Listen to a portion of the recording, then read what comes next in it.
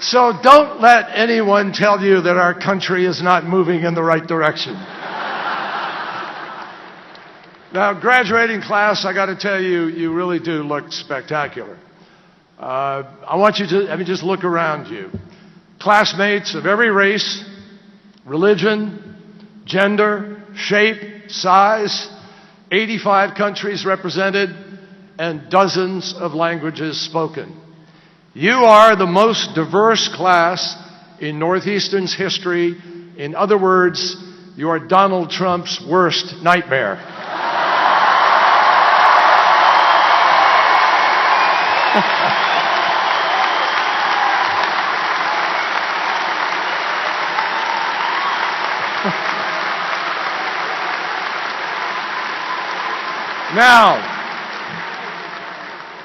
Now, you may not know it, but there is at least one thing that truly unites you. You're all going to be in really big trouble if you forget that Sunday is Mother's Day.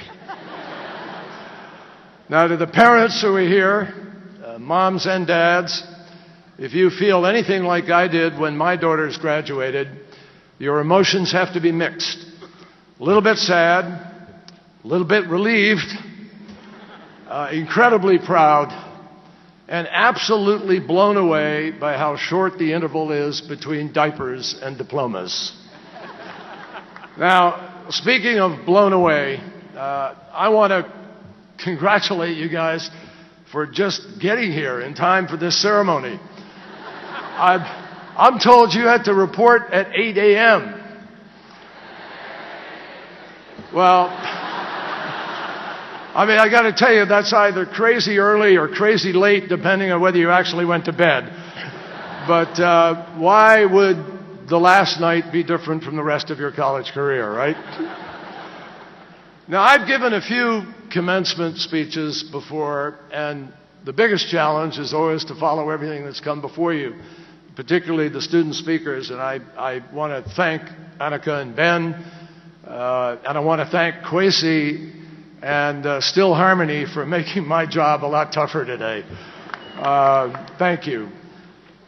I really want you to know that I accept this honor with great humility, and particularly because Northeastern was kind enough to bestow an honorary degree on my daughter Vanessa last year, who was involved in a global health program, which you recognized. I come here absolutely promising not to sugarcoat reality, because that is the last thing that you need. No one here needs to be told that life can be a struggle, whether it's over grades or affording tuition or something more complicated, friends, family, illness, or the death of a loved one. No words of mine can change those realities, and no lecture can lessen the loss. And as we were reminded earlier, you are still mourning the tragic loss of Victoria McGrath and Priscilla Perez Torres. Even before, on Patriots Day 2013, when Victoria was among those hurt by a terrorist bomb, this community felt the weight of a wounded world. So this morning, we grieve and we celebrate all at the same time. And in a way, there is no better shorthand description of life itself. And no better two-word summary of this gathering, I think, today than Northeastern strong, Huskies strong. Now, I have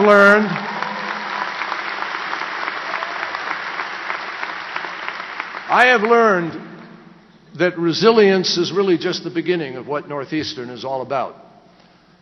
Service is at the heart of this institution. So it's no surprise that Northeastern's effort to keep faith with those who keep America safe is actually unparalleled. We can be proud that Northeastern graduates veterans at a rate 30% above the national average. And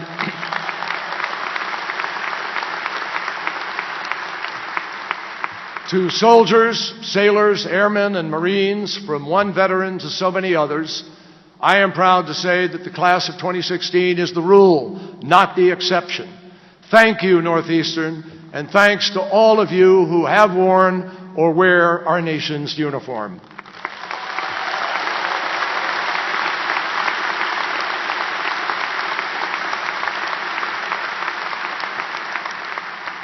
Now, I am honored this morning to address a university family that thankfully is unafraid, utterly unafraid, to look beyond our borders and into the future. And it's also almost cliche to say that you have global vision. But Northeastern really does, and it's different. President Naun tests the limits. Your bold commitment to experiential learning, your leadership on the environment, the opportunities for international study, a new campus in Silicon Valley, and cutting-edge research in things like high-rate nano-manufacturing. In class of 2016, believe me, if you are mastering a technology that your parents can't even pronounce, you are doing something right. And just think, after today, you're going to have a leg up on Facebook's Mark Zuckerberg. You'll actually have a college degree. In fact, Northeastern's example should speak to every one of us about the massive transformation that is taking place around the world. Northeastern's gone global. Our leading corporations are going global. Health and medicine and film are going global. And you don't have to be great at math to understand that our economy can't grow if we don't sell things to the 95% of the world's customers who live in other countries. You don't have to be a doctor to understand that we can't be healthy if we can't fight things like Ebola and Zika that may originate overseas but makes us just as sick as the people they first hurt far, far from our shores. And many of you were in elementary school when you learned the toughest lesson of all on 9/11. There are no walls big enough to stop people from anywhere, tens of thousands of miles away, who are determined to take their own lives while they target others, not in a clash of civilizations, but in an assault, a raw assault on civilization itself. So I think that everything that we've lived and learned tells us that we will never come out on top if we accept advice from soundbite salesmen and carnival barkers who pretend the most powerful country on earth can remain great by looking inward and hiding behind walls at a time that technology has made that impossible to do and unwise to even attempt. The future demands from us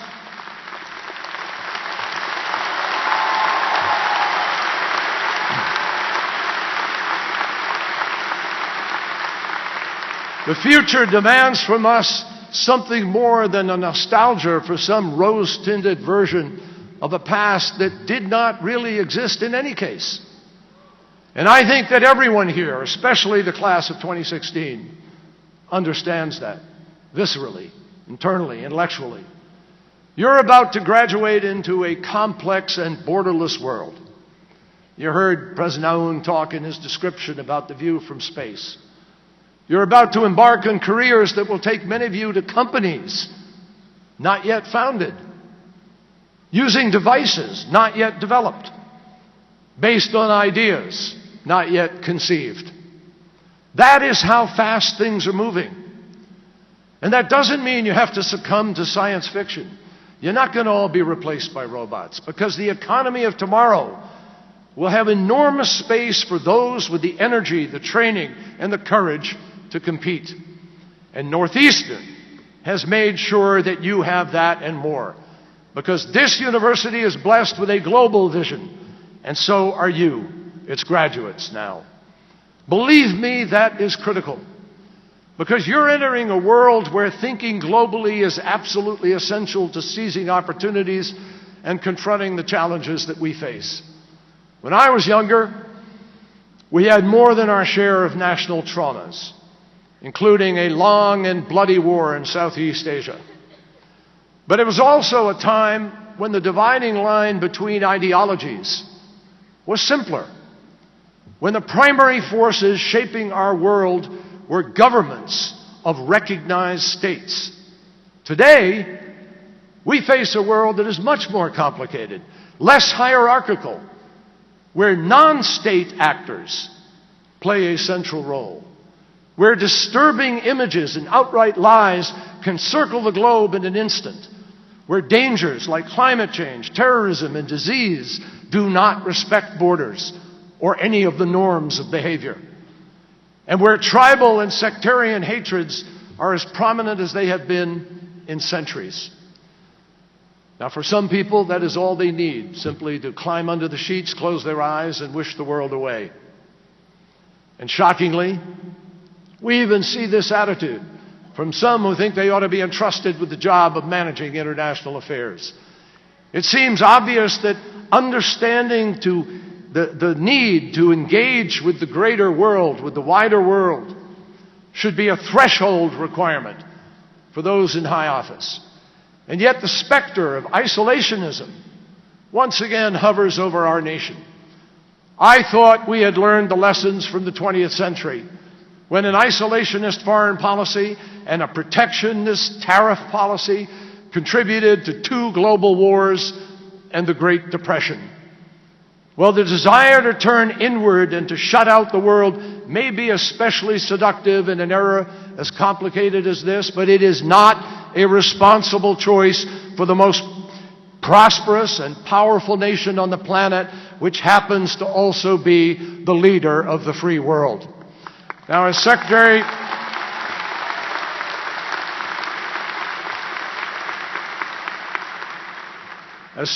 of State, let me assure you, when you consider the range of challenges that the world is struggling with, most countries don't lie awake at night worrying about America's presence. They worry about what would happen in our absence. So we cannot be seduced. For us, the lessons of history are clear.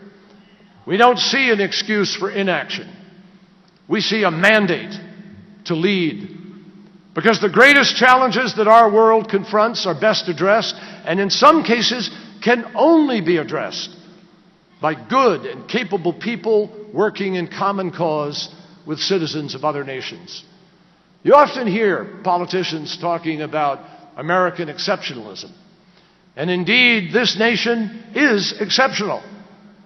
But remember, please, we're not exceptional because we say we are and keep repeating it. We're exceptional because we do exceptional things. In other words, greatness isn't about bragging, it's about doing. It's about never being satisfied.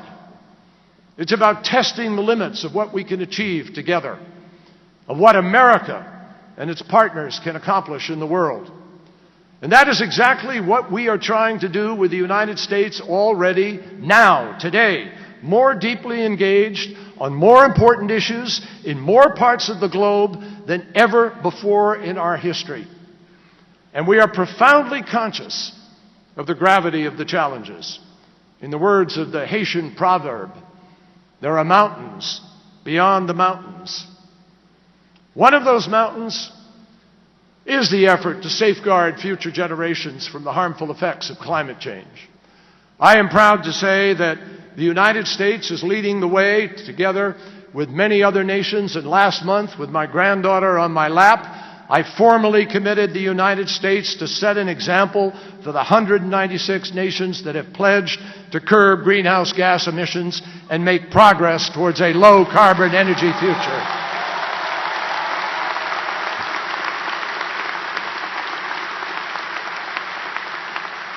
I want you to think about that, because with just a few exceptions, including, I am sad to say, an embarrassing coterie of naysayers and science deniers here in the United States, the whole world has now, in Paris and in New York, for the first time, accepted the need for a revolution in how we produce and use energy. Ladies and gentlemen, last March was the hottest March in recorded history. Last year, the hottest year in recorded history. The last 10 years, the hottest decade in recorded history. The one before that, the second hottest. The one before that, the third hottest. The facts are simply staggering. And yet, despite all the science, one of my former colleagues thought it would be persuasive to walk onto the floor of the Senate with a snowball in his hand and point to it as evidence that climate change is a hoax. Well, I hate to tell him, it proved something, that's for sure, but not what he intended.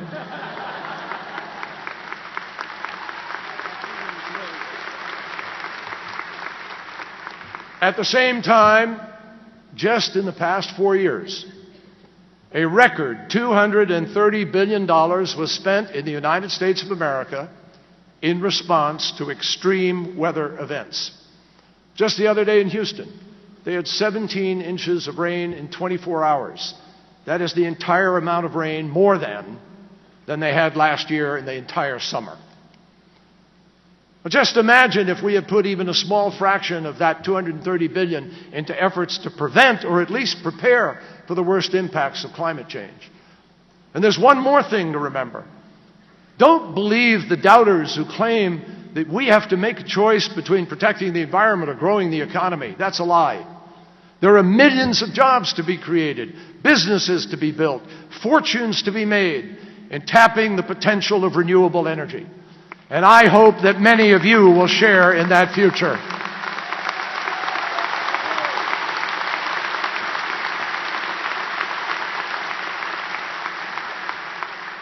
In Paris, last December, we took an unprecedented step with our first ever international agreement to combat climate change. It is literally, though, it isn't the solution in itself, because it's not going to guarantee we hold the worst temperature to a warming of 2 degrees centigrade. But what it does is it sends a massive signal to the marketplace for private entrepreneurs, for scientists, for creative minds to go to work to find the alternative, for the next Elon Musk, for the next Steve Jobs, whoever it is going to produce the battery storage or the ability for us to solve this problem. Paris is the beginning of what we have to do to meet this challenge. And in the years ahead, we will need an all-out global commitment to clean air, clean harbors, clean coasts, renewable energy, and the preservation of our endangered ocean and marine resources. And I say to you today with certainty, this is one of the great challenges of our time. And hand in hand with this challenge is another mountain to scale: the effort to eliminate poverty from the world. Now, your instant reaction may be to say, wow, that's just too big. That's not possible. But the truth is, it's not only possible. We're making enormous progress in trying to achieve it right now. Today, extreme poverty worldwide has fallen below 10% for the first time in history. The revolution that is taking place on a global basis has brought hundreds of millions of people in India, hundreds of millions of people in China into the middle class. And while that's welcome news, we're not satisfied, because 700 million people still have to survive on less than what it costs for us to grab a couple of Dunkin' Donuts a day. Because the gap that was referred to earlier between rich and poor remains far too wide.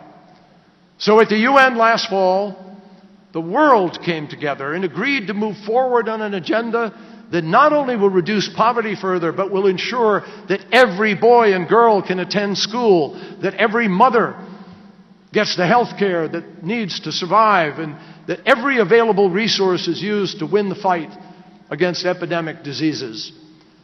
After all, my friends, we defied predictions by stopping Ebola. Remember, experts said that 1 million people would be dead by Christmas of 2014 without action. Well, we took action. President Obama had the foresight to send 3,000 troops to West Africa to build capacity, to provide care and aid, and to stem the spread of the epidemic. And now, thanks to unprecedented global response, not one country, not turning inwards and avoiding responsibility, but accepting responsibility, today the most affected countries are virtually Ebola-free. There is absolutely no reason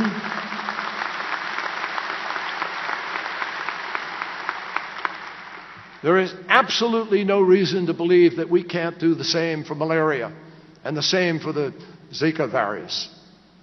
Right now, if we uphold and continue our commitments to critical global health programs in Africa, we can see the birth of the first AIDS-free generation, an extraordinary accomplishment. And yet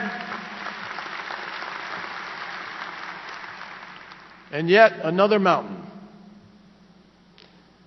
that we have to climb, which stands in the way of the calm that we want in our lives and the stability that we need to achieve many of the things we want to achieve, is the scourge of violent extremism that threatens communities around the world. And there can be no peace without eliminating this scourge. I mentioned Victoria McGrath earlier, was injured in the Boston Marathon attack.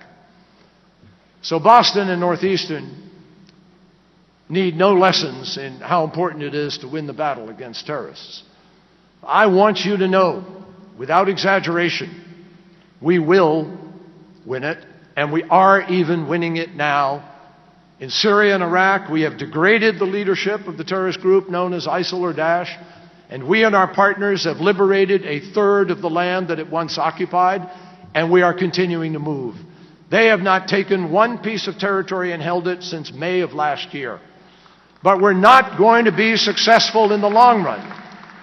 We're not going to be successful in the long run if the world continues to turn away from other kinds of problems and allows the production of terrorists at such an alarming rate.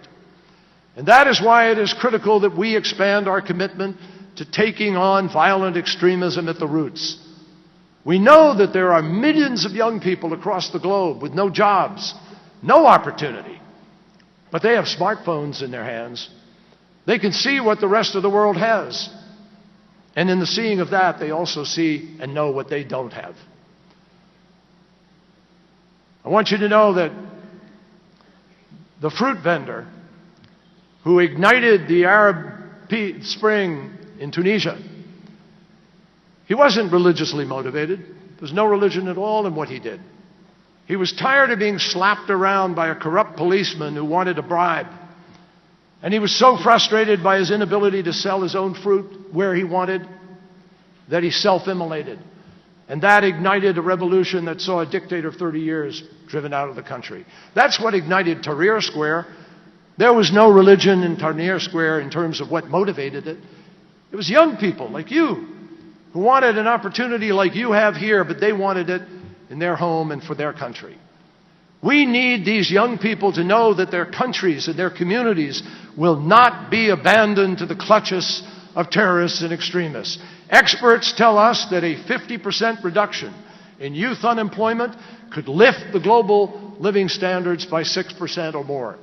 So our mission, your mission, is to create jobs not just in a few places, but in many places.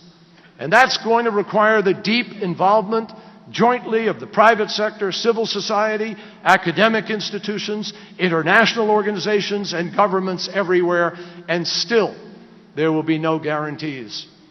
And let me make it clear. Doing this is not about charity.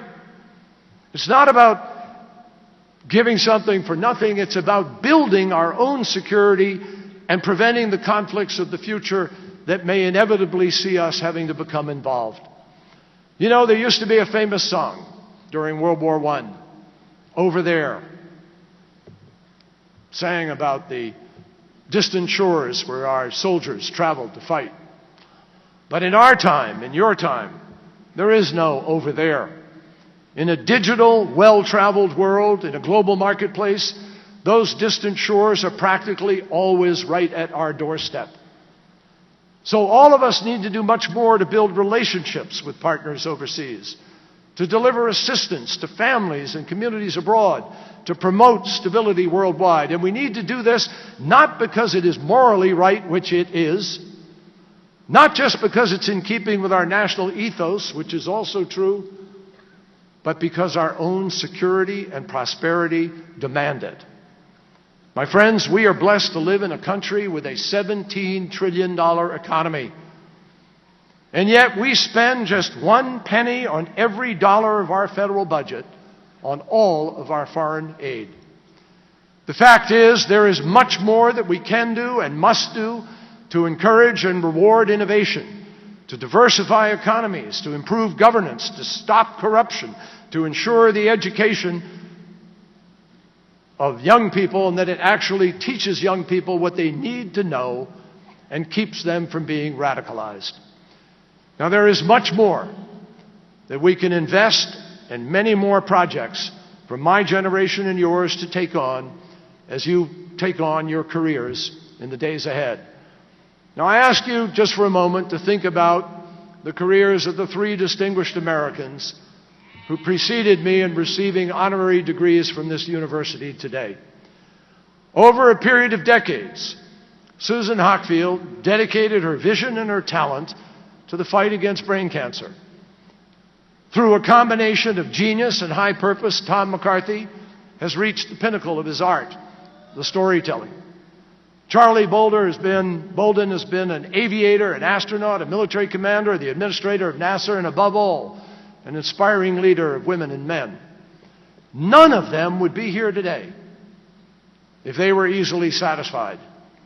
And the accomplishments which earned their degrees came about because they dared to always explore the outermost limits of what they could do. Thinking especially of Charlie and my own dad, who flew in the Army Air Corps in the year prior to Pearl Harbor, I want to tell you in closing about a group of people who were called on years ago to test themselves under the most extreme conditions. The setting was Asia, the time a few months after the start of World War II. Enemy planes dominated the traditional air routes. So to get supplies from India to friendly forces in China, American aviators had to fly hundreds of miles over some of the world's highest mountains, including the towering Himalayas. They called it flying the hump, and nothing similar had ever been attempted. The airplanes they flew came straight from the factory and were untested. The pilots were given no charts, so they drew their own. They were asked to fly higher than any aviator had flown, higher than they had been trained to fly, and they did so over the globe's most forbidding terrain. Amid clouds or in darkness, a hidden peak or a crag could appear at any moment and bring them down. And yet, each night, plane after plane flew off into the unknown because, had they not, Allied forces would have stood no chance. Eventually, the Pentagon sent an officer to observe and talk to the pilots, deciding in each case whether the strain had become too much and the aviator should be sent home. And the officer reported back that some of the flyers were mentally drained after the first trip. Others began to crack in a couple of weeks or months. Only a few were able to go on and on, much longer than their buddies. In 4 years, more than 1,000 pilots were lost. But together, these courageous airmen, none of them famous or with big reputations, they kept the supply lines open and they helped to win the war. Now, some of these pilots were better able than others to persevere, but here's the point. None failed. Because all went as far as their own capabilities allowed. Each pushed like a dedicated marathoner has to push to plumb those final reserves of strength and find the spark of greatness within them. That is the most that anyone could have asked of them. It's what history demands from the United States of America. It's what the future asks of you. You graduate today with an increasing reservoir of knowledge and skills. But how you use those gifts, how far you push yourselves, whether you give your own capabilities a full chance, that's not just about education. That's a question of character, and a question that only you can answer. When Robert Kennedy was running for president in 1968, he raised with students at the University of Kansas some basic questions about dignity and purpose.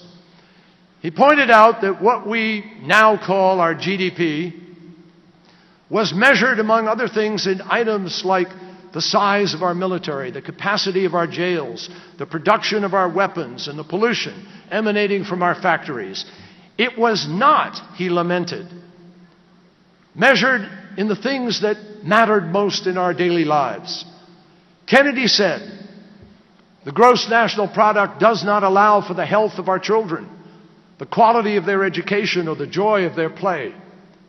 It does not include the beauty of our poetry, or the strength of our marriages, the intelligence of our public debate, or the integrity of our public officials. It measures neither our wit nor our courage, neither our wisdom or our learning, neither our compassion nor our devotion to country. It measures everything, in short, except that which makes life worthwhile." My friends, we are under no illusions about the gigantic challenges before us, but we should remember that compared to any earlier generation, we have tremendous advantages. A child today is more likely than ever before to be born healthy, more likely to be adequately fed, more likely to get the necessary vaccinations, more likely to attend school, more likely to live a long life. Individuals and companies around the world thrive on new technologies that have made possible incredible breakthroughs in communications, education, healthcare, economic growth. And the number of democracies has doubled, while the number of nuclear weapons has fallen by 2/3 in just the last 30 years. And all of this isn't because of any one country or because of what governments do alone. It's what happens when people have faith in their own values, in their own skills, when they respect the rights and dignity of each other, and when they believe in the possibility of progress, no matter how many setbacks may stand in their way. That is not a complicated formula. But it gives me a powerful sense of confidence in what together we can achieve now and in what you can achieve in the years and the decades ahead. Because meeting those challenges, pursuing arenas that excite your passions, completing the mission to teach and serve and heal and give back, that is what makes life worthwhile. And I encourage you to search for the greatness within while you push for the outermost horizons. And remember always as you do this, what Nelson Mandela said, all the hardest jobs seem impossible until they are done. Congratulations again to all of you, and thank you for letting me share this day with you.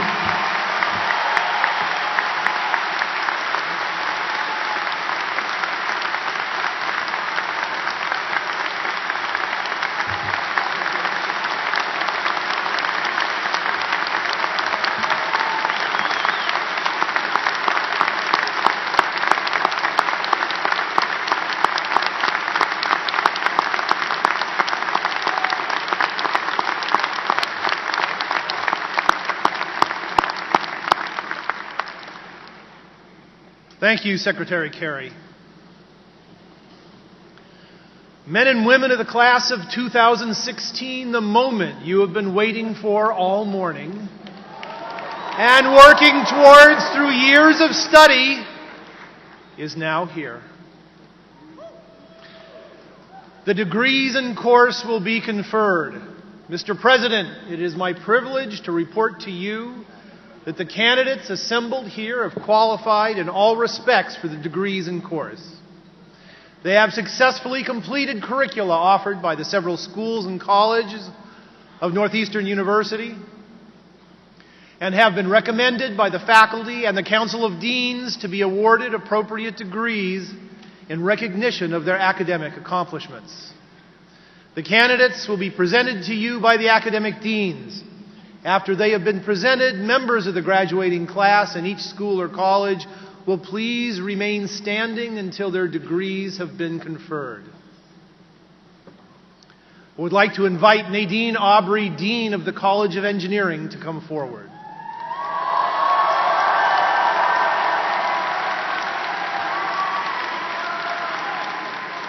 The candidates for the bachelor's degree in the College of Engineering, please rise.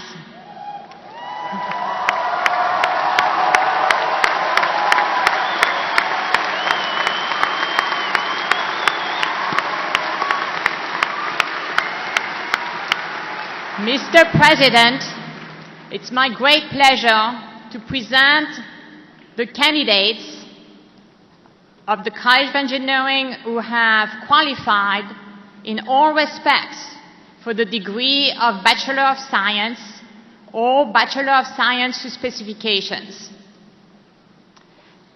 Graduates of class 2016 from the College of Engineering, you are greatly accomplished, have great promise.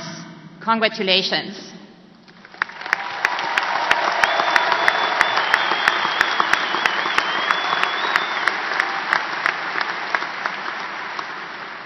I would like to invite Hugh Courtney, Dean of the Damore McKim School of Business, to come forward.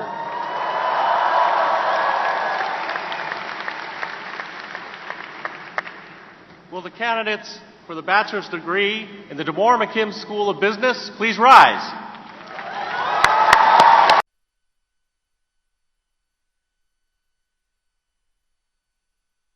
All right, everybody, welcome to the Fox 10 News Now stream, part of Fox10Phoenix.com. We're going to take you out to the White House where, in the briefing room, President Obama is expected to talk about the economy.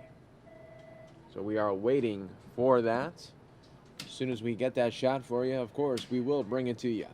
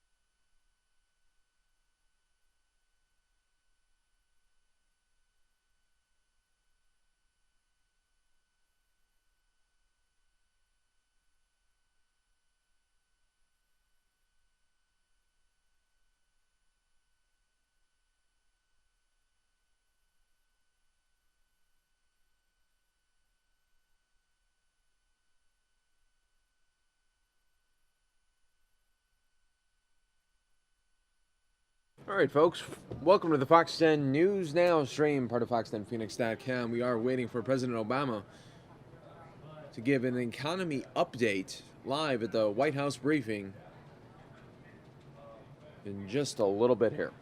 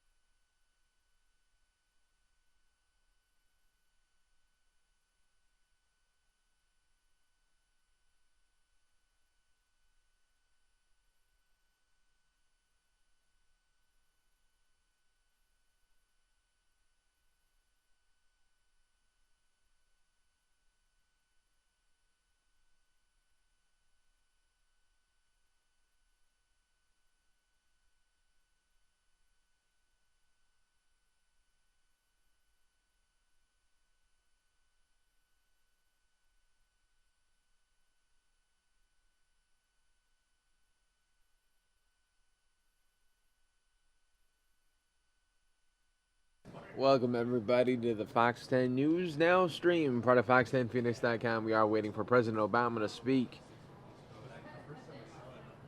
at the White House briefing room for an update on the economy.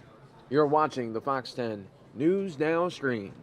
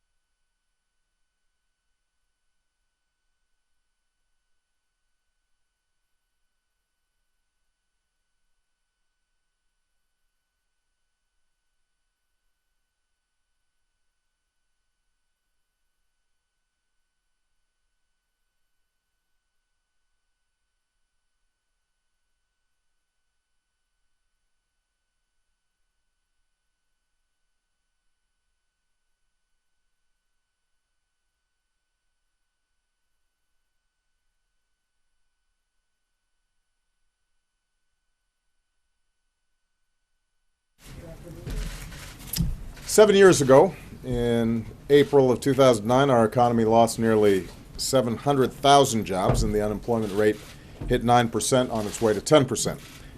7 years later, in April 2016, our economy added 160,000 new jobs. That makes April the 74th consecutive month of private sector job growth in America. Over that record streak of job growth, our businesses have created 14.6 million new jobs in all. Wages have been rising at an annual rate of more than 3% this year. So the unemployment rate has been growing, unemployment has been falling, and wages have been rising. But the global economy, as many people here are aware, is not growing as fast as it should be. You're still seeing lagging growth in places like Europe, Japan, and now China. Here in the United States, there are folks out there who are still hurting. And so we've got to do everything we can to strengthen the good trends and to guard against some dangerous trends in the global economy. And if the Republican Congress joined us to take some steps that are pretty common sense, then we could put some additional wind at the backs of working Americans. To create new jobs, they should invest in our infrastructure, our roads, our bridges, our schools, our water mains. Some of you joined me when I went to Flint this week. It was a great example of the kind of work that is out there to be done. And we could be putting people all across this country back to work with huge multiplier effects across the economy if we started investing in the infrastructure that will make us more productive. To reward some of the hardest working people in America, Congress should raise the minimum wage. This is something that would not only help those individuals who are getting a bigger paycheck, but it also means they're spending more, and that would be a boost to business. To level the playing field for American workers and crack down on unfair foreign competition, they should pass smart new trade agreements. And Congress should reform our tax code to promote growth and job creation, which includes closing wasteful loopholes and simplifying the tax code for everybody.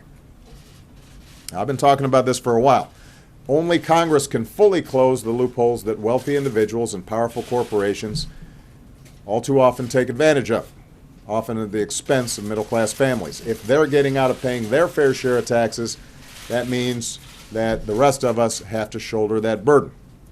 And I've put forward plans repeatedly to do exactly that.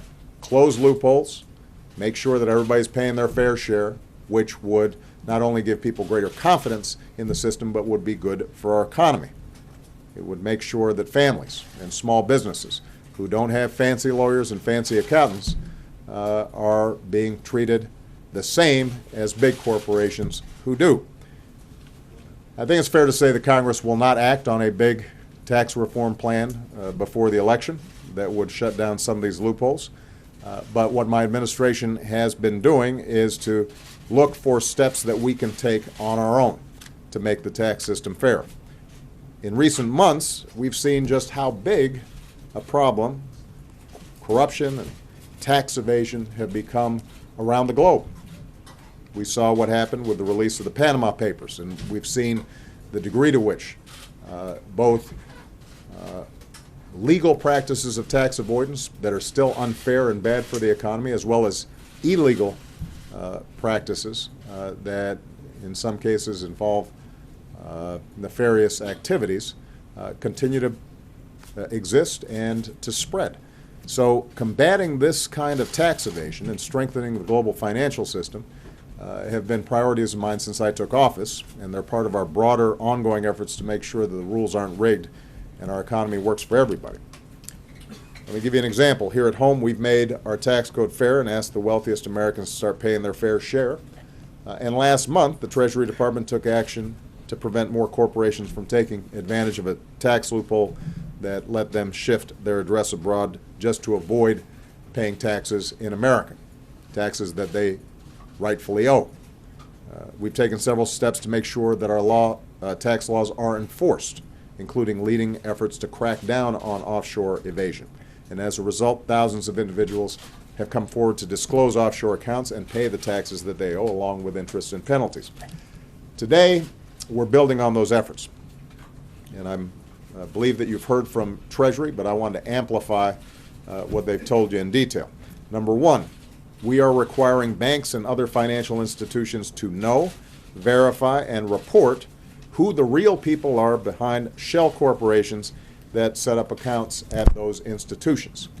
One of the main ways that companies avoid taxes, or wealthy individuals avoid taxes, is by setting up a bunch of shell corporations and making it harder to trace where monies are flowing and what taxes are owed. We're saying to those financial institutions, you got to step up and get that information. Second, we're plugging a gap in our tax rules that foreigners can exploit to hide their assets to evade taxes. The Treasury Department and the IRS are issuing a proposed rule to make sure foreigners cannot hide behind anonymous shell companies formed inside the United States. Now, these actions are going to make a difference. They will allow us to continue to do a better job of tracking financial flows and making sure that people are paying the taxes that they owe, rather than using shell corporations and offshore accounts to avoid doing the things that ordinary Americans, hard-working Americans are doing every day, and that's making sure that they're paying their fair share. Having said that, we're not going to be able to complete this job unless Congress acts as well. So I'm calling on Congress to pass new legislation that requires all companies formed inside the United States to report information about their real owners to the Treasury Department's Financial Crimes Enforcement Network. That's going to help law enforcement better investigate and prevent financial crimes. I'm calling on Congress to provide the Justice Department with additional tools to investigate corruption and money launderers. And I'm calling on the Senate, in particular Senator Rand Paul, who's been a little quirky on this issue, to stop blocking the implementation of tax treaties that have been pending for years. And these treaties actually improve law enforcement's ability to investigate and crack down on offshore tax evasion. And I'm assuming that's not something that he's in favor of. So we're going to need to cooperate internationally, because tax evasion, tax avoidance, money laundering, these things are all taking place in a global financial system, and if we can't cooperate with other countries, it makes it harder for us to crack down. If we can combine the actions that we're taking administratively with the new tools that I'm asking Congress to provide the Justice Department and Treasury, these actions will prevent tax evasion, they'll prevent money laundering, they'll prevent terrorist financing, and they'll, most importantly, uphold a fundamental principle of our economy. In America, no matter how wealthy or powerful, you should play by the same set of rules as everybody else. All right, thanks. I'm going to take a couple questions with that. Let's see. Go ahead, Jeff, since you're now the incoming president of the White House Correspondents' Dinner. Thank you, sir. Mr. President, what's your reaction to Donald Trump becoming the presumptive nominee of the Republican Party this week? And given the delegate math, do you think it's time for Bernie Sanders to step aside on the Democratic race? Well, with respect to the Republican process and Mr. Trump, there's going to be plenty of time to talk about his positions on various issues. He has a long record that needs to be examined. And I think it's important for us to take seriously the statements he's made in the past.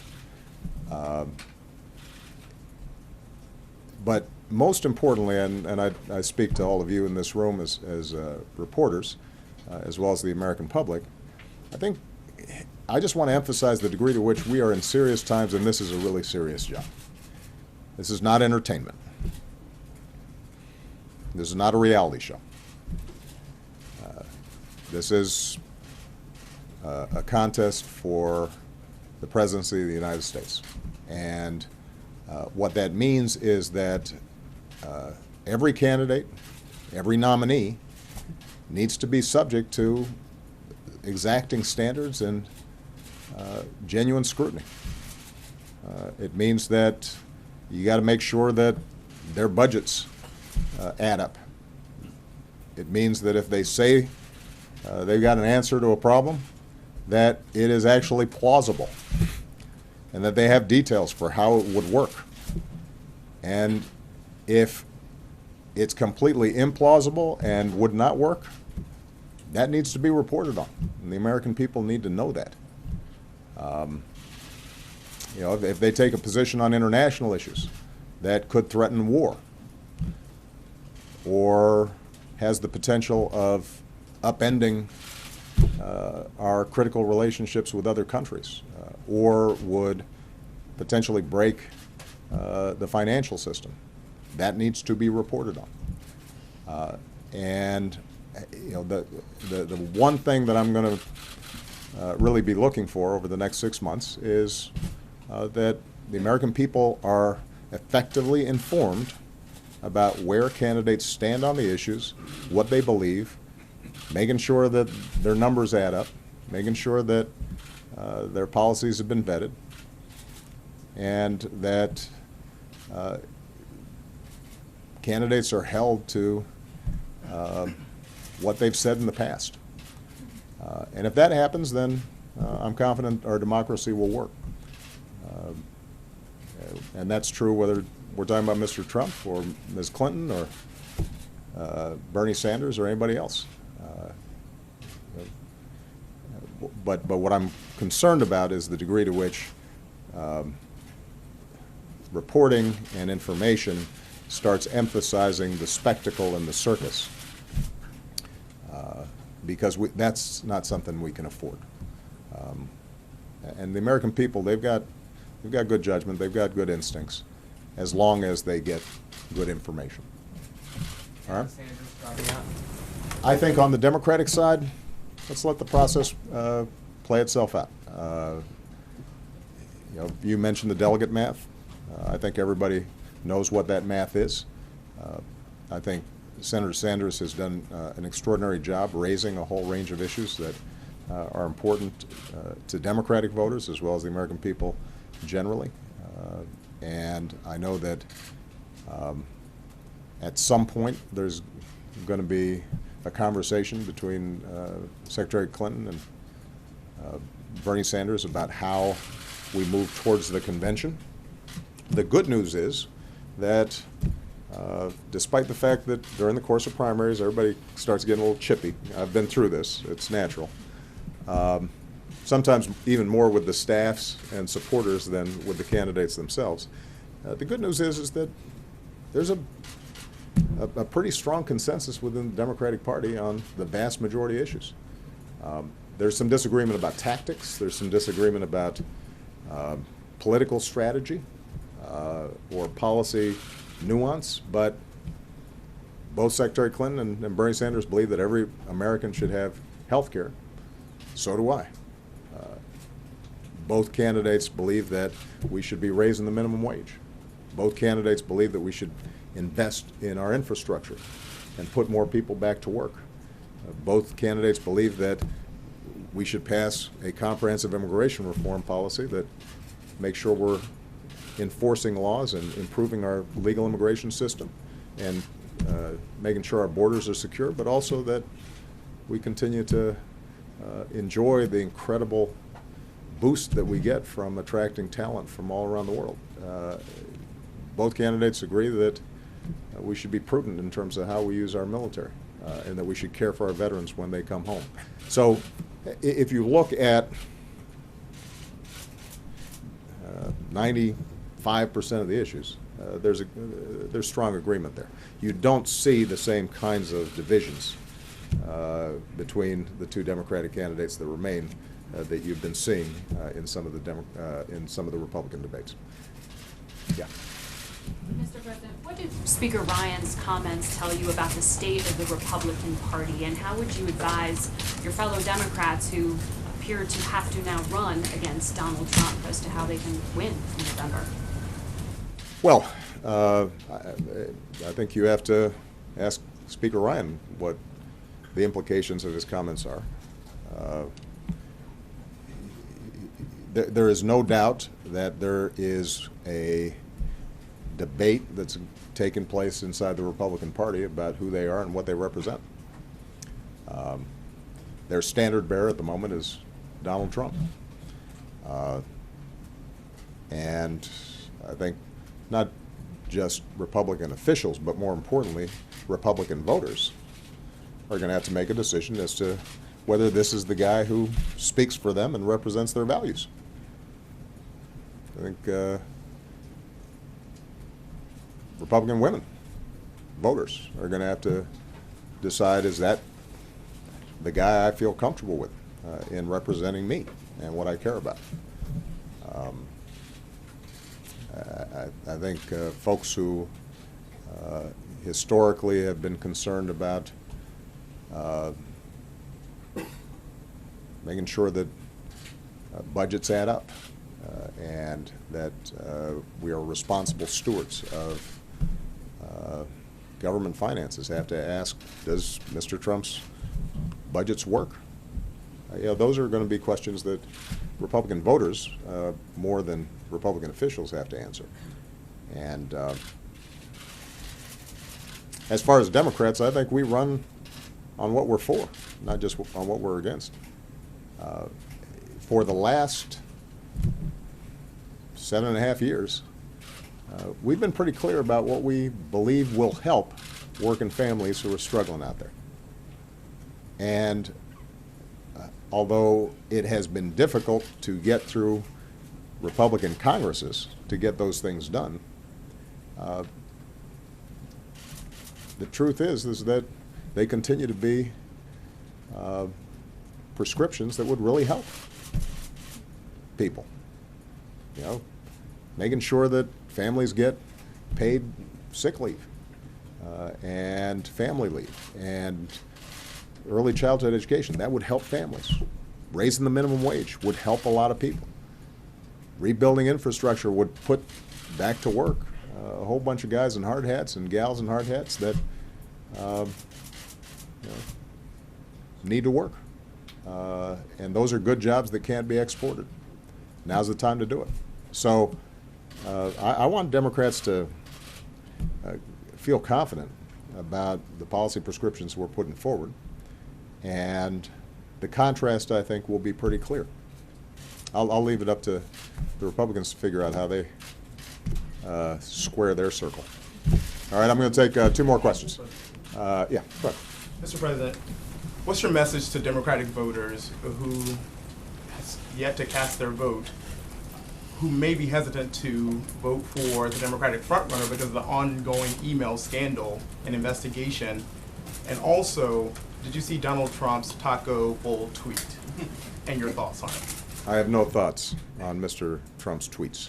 As a general rule, I don't pay attention to Mr. Trump's tweets.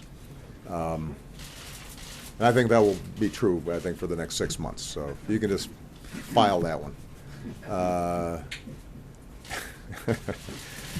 In terms of the Democratic vote coming up, I'm going to let the voters cast their ballots and not try to meddle in the few primaries that are remaining. Let the process play itself out. We'll know soon enough. It's not going to be that much longer. David? I just want to ask you one on infrastructure. Not long before your nuclear summit, where you had 50 world leaders here, the D.C. Metro was closed for over 24 hours. Right.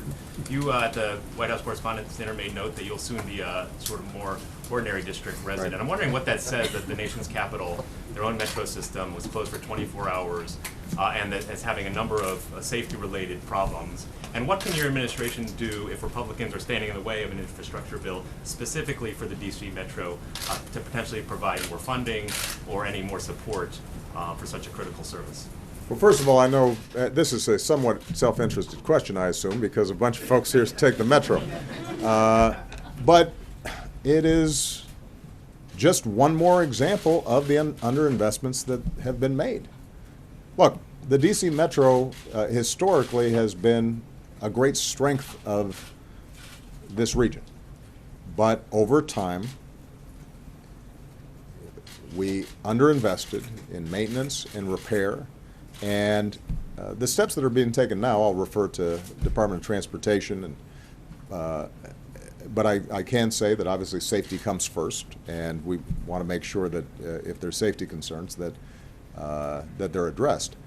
The broader issue, though, is we got bridges, we got roads, we have ports, we have airports, we have water mains and pipes, as we saw in Flint, that suffer from neglect. And in many parts of the country, we're still relying on systems that were built 30, 50, in some cases 100 years ago. And the reason we've been neglecting them is not because we don't know how to fix them. It's not because people haven't been aware of the need. We've known for years now that we're $1 trillion or $2 trillion short in terms of necessary infrastructure repair. I talked about this when I came into office and sought to do more in terms of investing in our nation's infrastructure. The problem we have is that the Republican Congress has been resistant to really taking on this problem in a serious way. And the reason is because of an ideology that says government spending is necessarily bad. And I addressed this when I was in Flint. That mindset, that ideology, has led to us not investing in those things that we have to do together. You know, as you point out, this metropolitan area, the nation's capital, economically is actually doing really well. But it doesn't matter how big your paycheck is if you've been taking the metro and suddenly it's shut down for a month. And now you're stuck in traffic trying to drive to work instead. You can't build your own metro system. You can't build your own highway. You can't build your own airport. And so we have a specific problem with underinvesting in infrastructure.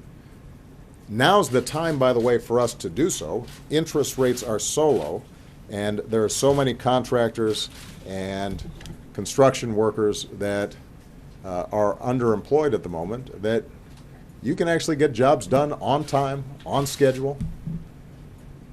It would give a boost to our overall economy because we know that when we spend $1 in infrastructure, then you actually get a bigger bang for the buck in terms of the economy overall. Surrounding businesses, suppliers, food trucks, everybody does better. And it gives a huge boost to the economy, and it lasts for a long time. Think about the investments we made in things like the Hoover Dam, or the Golden Gate Bridge, or Metro. It's a good thing to do, and it historically was not and should not be partisan. But if we have a mindset that says whatever government's doing must be bad, then these are going to be the results, and it's going to continue to get worse. It's already tough in poorer communities like Flint, but we're seeing these kinds of infrastructure problems spring up in communities all across the country, and it doesn't distinguish by race or by region. Everybody needs roads. Everybody needs airports.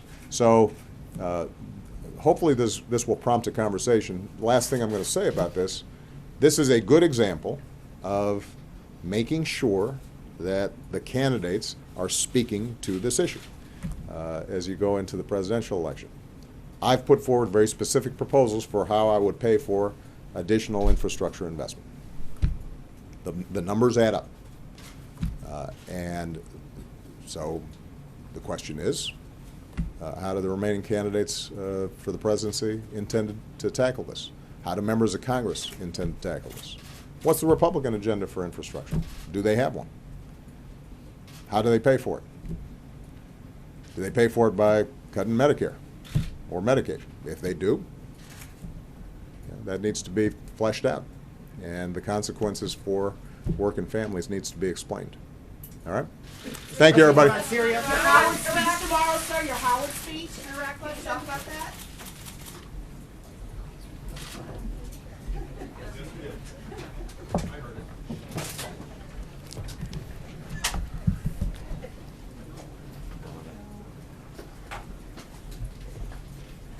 All right. Happy Friday, everybody. I don't have anything in addition to that at the top. I'm happy to take whatever questions remain.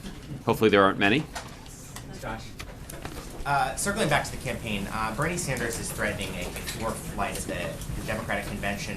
He wants these committees that pick platforms to be made up of proportional numbers based on the results of these primaries. As the head of the Democratic Party, does the president have a view about whether that's a fair model that should be pursued? Well, Josh, there are rules and regulations that sort of govern the conduct of the convention. And there's a whole apparatus at the Democratic National Committee that can follow the guidelines and ensure that our party hosts a convention that's consistent with the rules, but also reflects the preferences of those who participated in primaries and caucuses across the country. And the president's got a lot of confidence in his DNC chair, Debbie Wasserman Schultz, to navigate this process and ensure that it concludes fairly and reflects the interests of Democrats across the country. And on that strike that we talked about yesterday in Syria that killed at least 28 people, both Russia and Syria are saying their aircraft were not responsible for this. I know you said yesterday you weren't aware of any U.S. or coalition aircraft in the area. Do you have any more recent intelligence about where that strike came from, who was responsible? Josh, I can tell you that my colleagues both at the Department of Defense and in the intelligence community are continuing to look at this particular situation. As I noted yesterday, we're not in a position where we can draw clear conclusions about who exactly was responsible for this incident. What is true is that regardless of who was responsible, there is never any justification for carrying out a strike that targets innocent civilians, particularly innocent civilians that have already fled their homes to escape violence. And unfortunately, there is a long track record of the Assad regime doing precisely that. We're going to continue to take a look at this particular incident around Idlib, and it's obviously an incident that we take quite seriously. But we take quite seriously the other incidents that we know have been perpetrated by the Assad regime against innocent civilians. And the bloodshed that we have seen inside Syria is astonishing and tragic. And too much of that blood is the blood of innocent civilians, and it's on the hands of Bashar al-Assad and members of his government. And that is why we have made a strong case that Bashar al-Assad needs to leave power and make room for the kind of political transition inside of Syria that's long overdue, so that a political leader inside of Syria can assume power and unify that country and bring an end to the chaos and the violence. On that transition, the administration set this August deadline for a political transition in Syria. What exactly is the U.S. threatening to do if that deadline is not met? And does the White House feel that the president has credibility behind any kind of a threat, given his reluctance to strike a few years ago? Well, Josh, I'm not aware of any threats that have been issued. I think what Secretary Kerry and others have laid out is a framework for carrying out painstaking political talks. And those political talks have been undermined by the propensity of the Assad regime to carry out attacks against innocent civilians inside of Syria. Opposition leaders are understandably reluctant to come to the table with people who are, at the very same time, authorizing military assaults against their constituents. So we haven't seen as much progress in these political talks as we would like to see. But the fact that the UN is even able to identify parties to the talks and has, over the last several months, been able to organize proximity talks is an indication that we've made more progress than we have over the last 5 years, but we're still a long way from the kind of political agreement that we need to see. And President Erdogan is moving very quickly to try and consolidate power after the Prime Minister's resignation. I was curious, how the U.S. feels about whether you have any concerns about that much power amassing in the Turkish presidency in light of some of your concerns about press freedom and the Kurds and other issues. Mm-hmm. Well, Josh, obviously, as I mentioned yesterday, the United States and Turkey are NATO allies, and we have worked effectively with the Turks to expedite some elements of our counter-ISIL campaign. For example, Turkey has given the United States and other members of our coalition access to military facilities in Turkey that have made our military campaign even more effective against ISIL. We've also seen Turkey make some progress in securing their border with Syria that has blunted the flow of weapons and foreign fighters across the border into Syria. Both of those things have been beneficial in our efforts to degrade and ultimately destroy ISIL. That has not, however, prevented the United States and even the United States or even the President of the United States from raising concerns about situations in which the Turkish government does not seem sufficiently committed to protecting the basic universal human rights of their people that, by the way, are enshrined in the Turkish constitution. These are rights that the United States advocates for around the world, and we do not hesitate in raising concerns, even when those concerns involve the actions carried out by a government with whom the United States has an important alliance. And that will continue, even as Turkey works through some of this through this political dispute and through this political turmoil.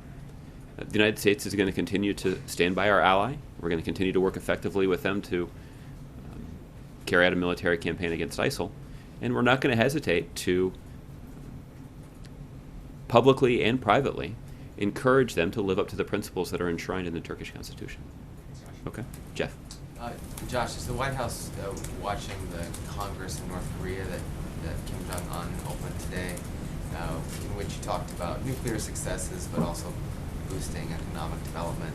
Do you take that seriously, and what's your reaction to that? Well, the administration is obviously aware of developments in North Korea, and we watch them closely to the extent that those kinds of developments occur in public. That makes this situation a little unusual. We obviously are aware of the risk that is posed by North Korea's effort to develop nuclear weapons and systems capable of delivering those nuclear weapons. The United States has worked effectively with the international community to counter those efforts, and as a result, North Korea has faced increasing isolation, which is saying something because they were pretty isolated at the end of last year, and that trajectory has only gotten worse for them. And we know that it's had a negative impact on what is already a rather weak economy. Our efforts have targeted those elements of the North Korean economy that we know benefit North Korea's weapons programs, and our concerns stem from the fact that those programs are inconsistent with their international obligations. And those aren't just concerns that the United States has raised, those are concerns that have also been raised by countries like China and Russia and South Korea and Japan. And the international community is serious about holding North Korea to account for their destabilizing and provocative behavior. And there is a path that North Korea can take to come out of the wilderness, to emerge from isolation. But it will require them renouncing nuclear weapons and demonstrating a clear commitment to ending their provocative actions and denuclearizing the Korean Peninsula. Okay. Let's move around a little bit. April. Josh, I did ask the president about Howard. He chose not to answer. I noticed. He's going to talk about it tomorrow, though. Well, wait a minute. That's the good news, I guess. You said you were going to give us information today. Are you going to not do it because the president didn't answer? No, I can try to help give you a sense of what he's thinking. Well, I'll try. I do think I looked this up before I came out here. This is actually the third time that the president's delivered a commencement address at an HBCU since entering the Oval Office. Back in 2010, the President gave the commencement address at Hampton University. And then in 2013, the President delivered the commencement address at Morehouse College in Atlanta. So the President, in delivering the commencement address at Howard, will be delivering the commencement address at the third HBCU since taking office. The President will address a couple of themes. The first, the President will acknowledge the unique opportunity that these graduates have had to attend one of the finest HBCUs in the country. This means that they've been exposed to passionate faculty members and a community of classmates that has nurtured their innate ability and empowered them with skills and experiences that can benefit our country. So this means that Howard students have been given a great gift, but they also are assuming an important responsibility. And I do expect that the President will touch on that. The President will also observe that Howard graduates will be entering an economy and a society that's undergoing a series of profound changes. These changes aren't new in the sense that the changes didn't just start, but this is actually the class of 2016 has had a view of these changes throughout their lives. And how they use the skills that they've gotten in the course of this high-quality college education to confront the tremendous demographic, economic, and technological changes that our country is experiencing right now is a question that each of those graduates will have to answer for themselves. The President is hopeful that they'll answer that question in a way that's good for the country and is consistent with the significant responsibility that they now have. Finally, I think the last thing I'd point out is, as somebody who has spent a decent portion of his professional career talking to young people and college graduates, the President enjoys the opportunity to give these kinds of speeches, but also to consider these issues that are on the minds of college graduates across the country.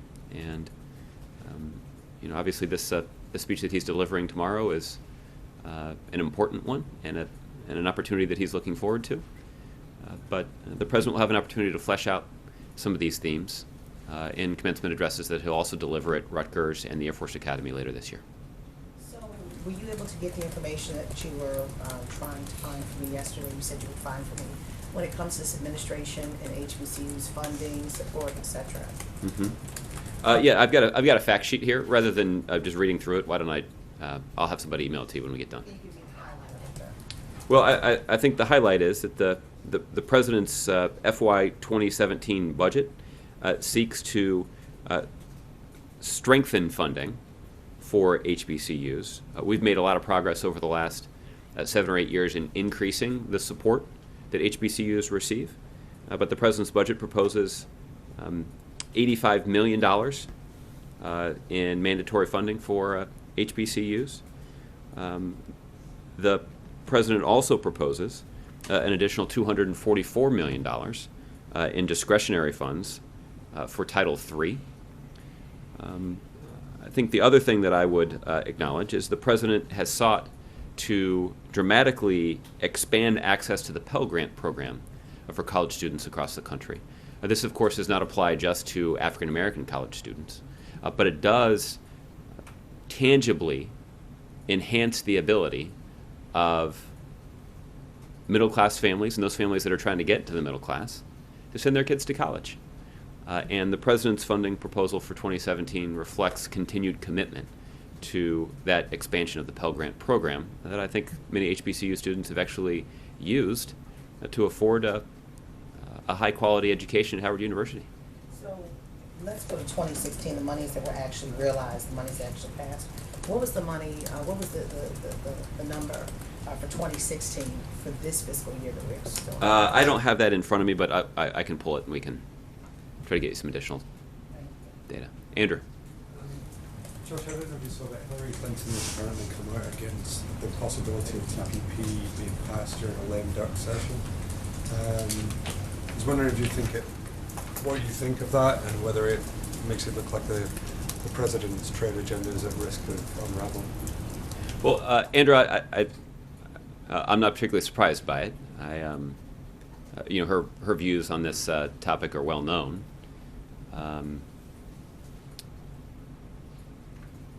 But it doesn't really change our strategy.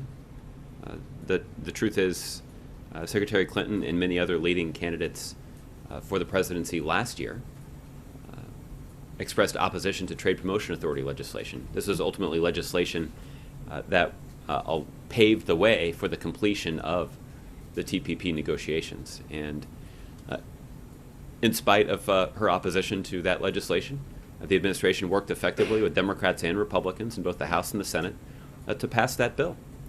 The truth is, passing TPA is a bigger challenge than getting Congress to ratify TPP for a couple of reasons. The first is a procedural one, which is that TPA had to overcome a filibuster effort in the United States Senate. TPP only requires 50 votes in the Senate to be ratified by the United States Senate. But the second thing, and in some ways this is more important, TPA was rooted in a philosophical argument about giving the President of the United States the authority to negotiate a trade agreement that's in the best interest of the U.S. economy. That required us essentially to make a strong case that the United States Congress should trust the President to get this done and actually give him the authority necessary to complete the negotiations. Now that we've completed the negotiations, the American people and members of the United States Congress can evaluate the terms of the agreement and judge for themselves about whether or not it's good for the economy. If they're willing to do that, we've got a very strong argument to make. For example, the TPP trade agreement would result in cutting 18,000 taxes that other countries impose on American products. The TPP agreement includes high and enforceable standards when it comes to protecting our environment, protecting human rights, and protecting labor rights. Those are the kinds of values-driven proposals that are included in the TPP agreement. But those don't just reflect our values, they also reflect a commitment on the part of this president to leveling the playing field and giving American businesses and American workers an even better opportunity to compete in a 21st century global economy. And the president's made a strong case as recently as this week in the Washington Post. He wrote an op-ed basically making clear that if the United States refuses to engage in Southeast Asia and produce a set of economic standards, then China will. And when China comes in to write the rules of the road and put in place those standards, they're not going to insist on high environmental standards. They're certainly not going to insist on lofty human rights or labor standards. And that will only further, if they succeed in doing that, that will only further disadvantage U.S. businesses and U.S. workers when they're competing for business in Southeast Asia. This is significant because Southeast Asia is home to some of the most dynamic economies in the world. So from a economic, strategic, and values perspective, we have a very strong argument to make about the wisdom of Congress moving to approve the TPP agreement that the president negotiated.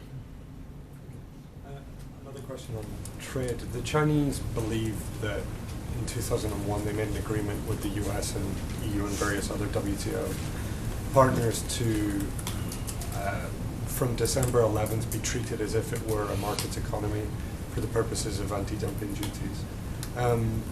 What would China have to do? Well, do you have the same assessment that China, after the 11th of December, must be treated as if it were a market economy? Are you ready to declare them a market economy? My understanding, Andrew, about this is rudimentary, but my understanding is that those kinds of assessments are actually reached by the Commerce Department. So I'd refer you to them for a sense of our current assessment of China's economy. I'd also refer to them to answer the question about whether or not they're considering changing that assessment. Okay, sorry, a final question was just to clear up something you said in response to Josh. Secretary Kerry actually said there would be consequences if Russia didn't meet the August deadline, which is enshrined in the Vienna process. But you seem to be saying that even if they keep on breaking a truce, even if there's no prospect of further talks, even if they keep bombing, IDP camps, there's still going to be more talks. That's the only way forward. Well, I think what Secretary Kerry is pointing out is that Russia and President Putin himself has publicly advocated for a political transition inside of Syria. President Putin himself has acknowledged that this is an important priority. And failing to meet that deadline will have negative consequences for everybody that's involved. We know that we know based on the degree to which Russia has invested in Syria, that they care deeply about the outcome. They have a lot riding on this. Russia maintains a military presence inside of Syria. Syria is the only country outside of the former Soviet bloc where Russia continues to have a military presence. So we know that they're quite protective of it and concerned about what's happening in that country so that they can protect the foothold they have in that country. Failing to succeed in negotiating a political transition is not going to be good for the Russians. It'll have negative consequences for them. I'm not saying the United States benefits from that. It has negative consequences for everybody that's involved there. It certainly has negative consequences for everybody who's concerned about the widespread violence that we've seen there. So I think the point is the international community is focused on meeting this goal. And that is a priority, and it is something that President Putin has demonstrated he's deeply invested in. Look, and to a large extent, he's put his own credibility on the line here. He's made clear that he's prepared to use his influence with the Assad regime to bring about this political transition that benefits Russia, that benefits the Syrian people, that benefits everybody who's involved. So it will be important for Russia to use their influence to try to advance these talks and bring them to a constructive conclusion on the time frame that's been laid out. The United States is certainly prepared to do our part, and it'll be important for Russia to make clear that they expect the Assad regime to do their part as well. Well, this week you put the onus on Russia on this, but at the end of the day, it's the Syrian regime. Would you rule out any measures against the Syrian regime if they were to stop, if they were to, breeze through this August deadline? Well, let me take on one part of the early part of your question, which is that when the president was meeting with the GCC countries, he certainly made clear to them that it's helpful for them to use their influence with the opposition groups and other relevant parties to try to bring about this political transition. So it's not just the Russian government that we have been pressing. We've been pressing all of the parties. We've been using our own influence with the opposition groups, but we certainly have encouraged our partners who also have influence with the opposition groups to push in the same direction here. So what was the last part of your question, though? Sorry. I was distracted by the first part there. Why not address the problem at its root? Why not take action directly against the Syrian regime?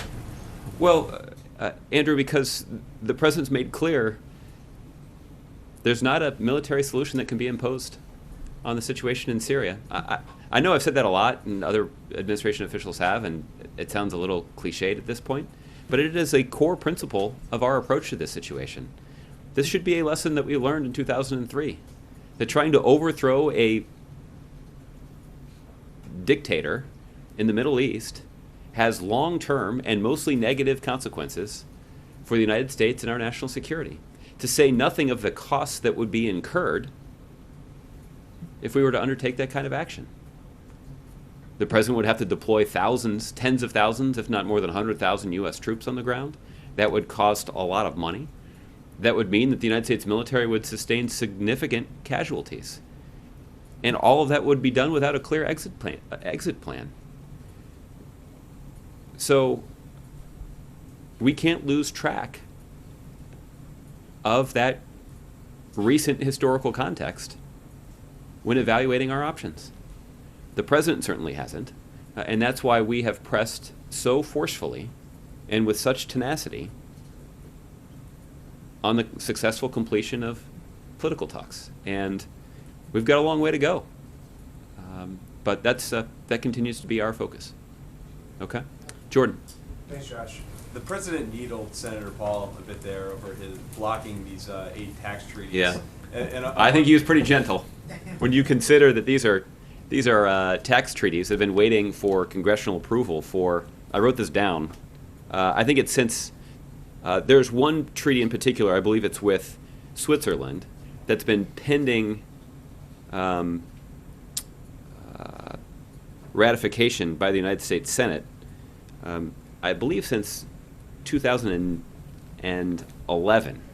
So this tax treaty that we have with Switzerland since January of 2011 has been awaiting congressional approval.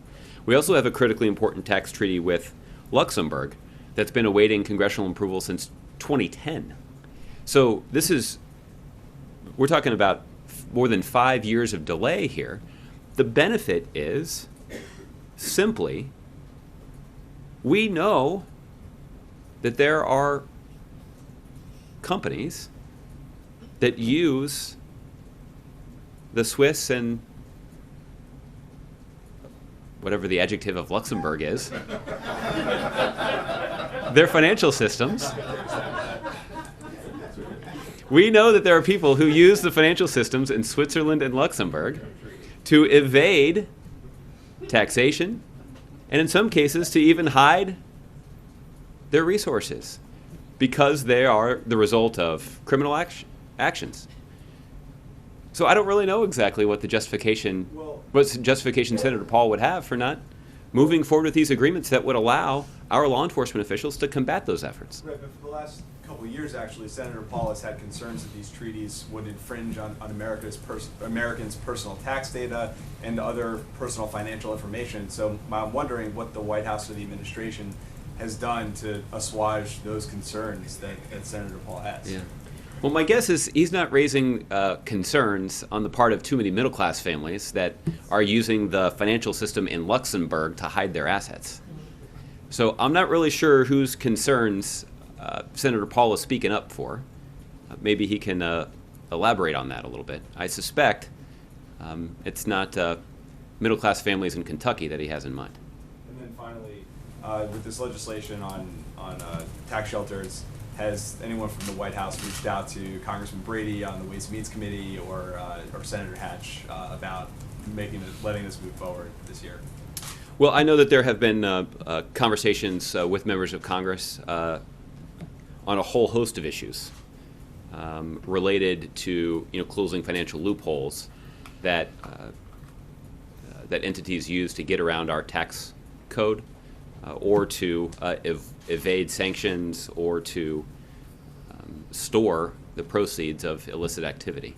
So this is a priority that the president has made here, and we've made a lot of important progress. And you see the administration announcing a couple of actions today that will be effective in bringing greater transparency to our financial system.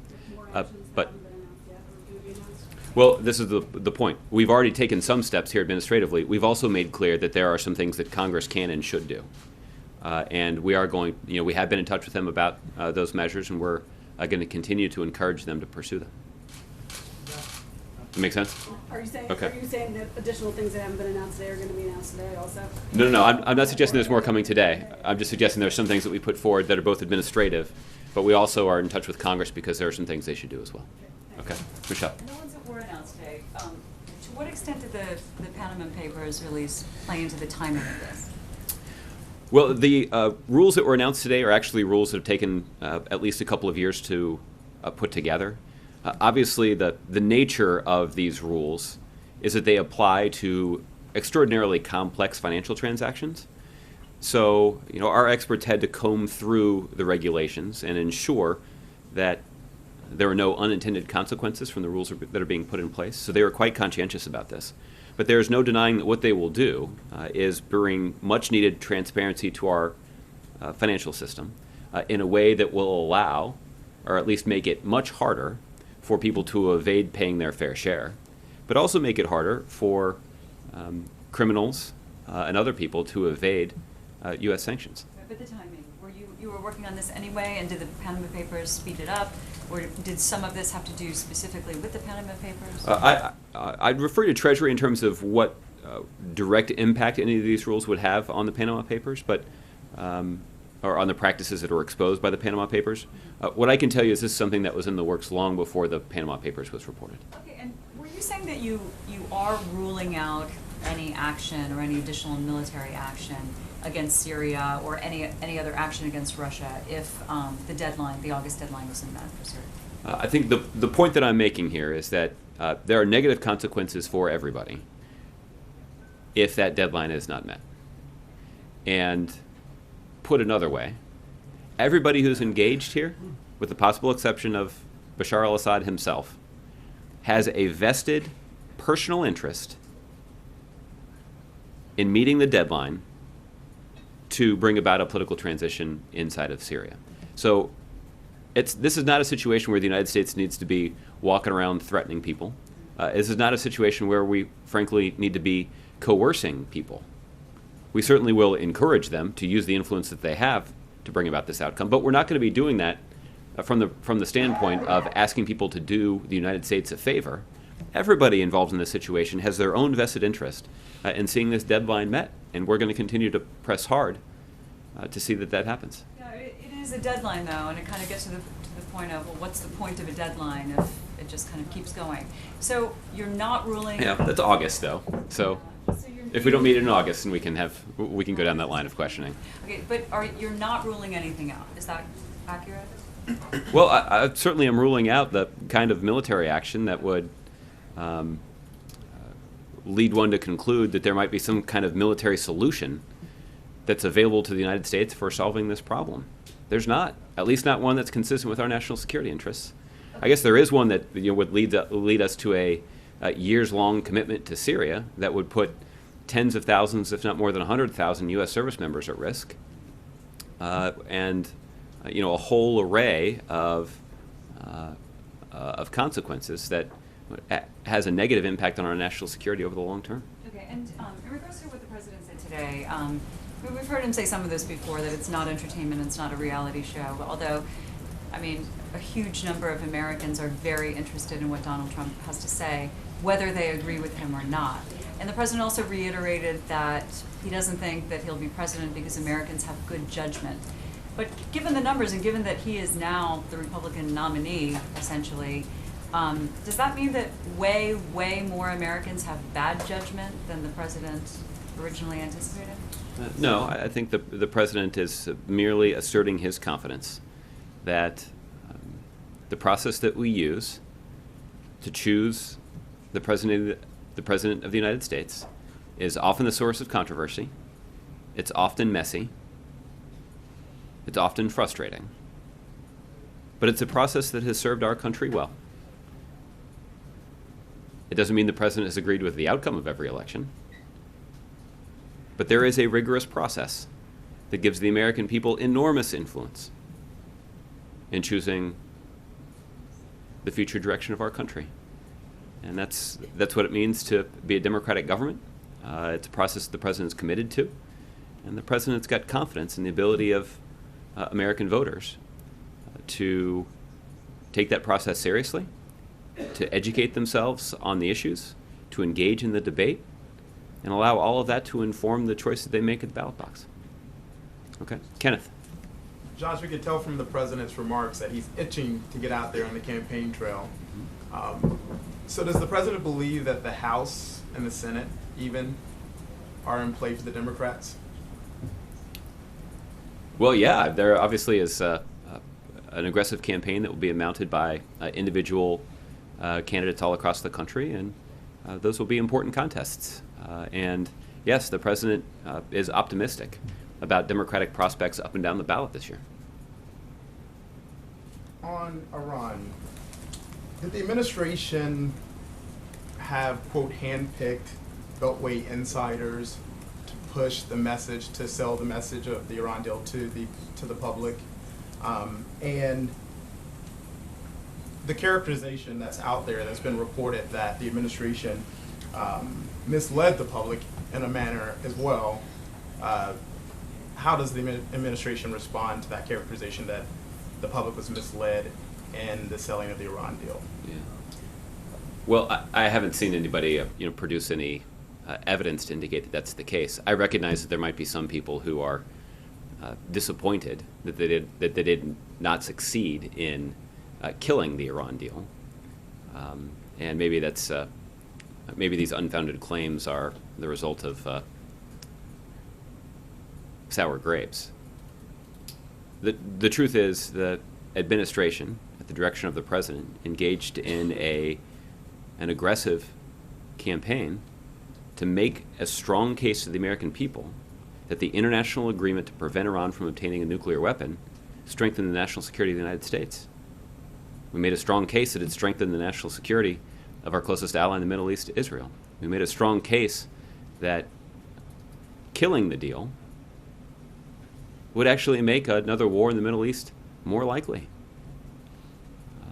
So the president made clear, he ran on this back in 2007 and 2008, that the most effective way for the United States to prevent Iran from obtaining a nuclear weapon was strong, principled diplomacy.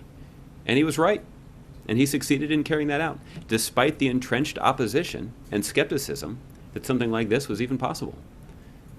So the president's quite proud of our success in completing that agreement because of the positive impact that has had on U.S. national security in the short term and the prospects that it enhances for an improved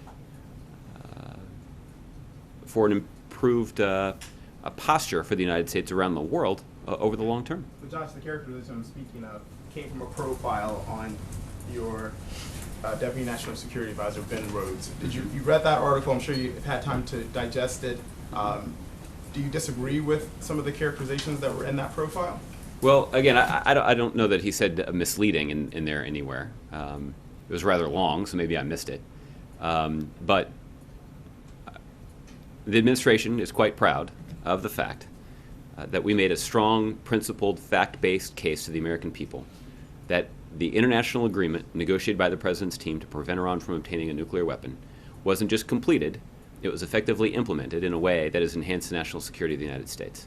Now, that's going to be an important part of this president's legacy, and it's a promise he made during the campaign, and it's a promise that he kept as president.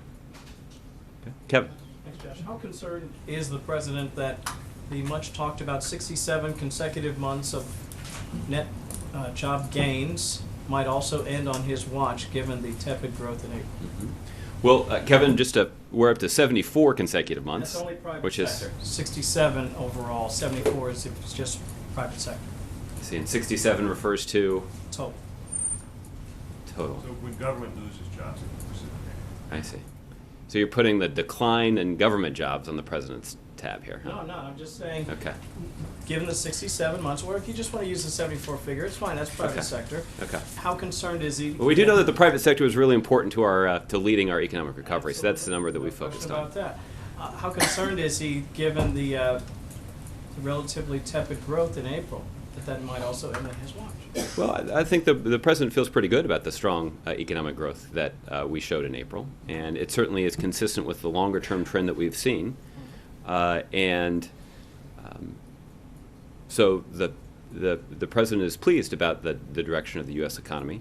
There surely is more that could be done that would ensure that more families across the country are enjoying the benefits of that recovery, and our economy would be even stronger and even more durable than it already is if Congress weren't blocking some common sense proposals that would strengthen our economy further. The president talked a lot about how investing in our infrastructure would be good for our economy both in the short term and the long term, in part because it would create jobs and generate the kind of economic multiplier that would ripple across the economy in a positive way.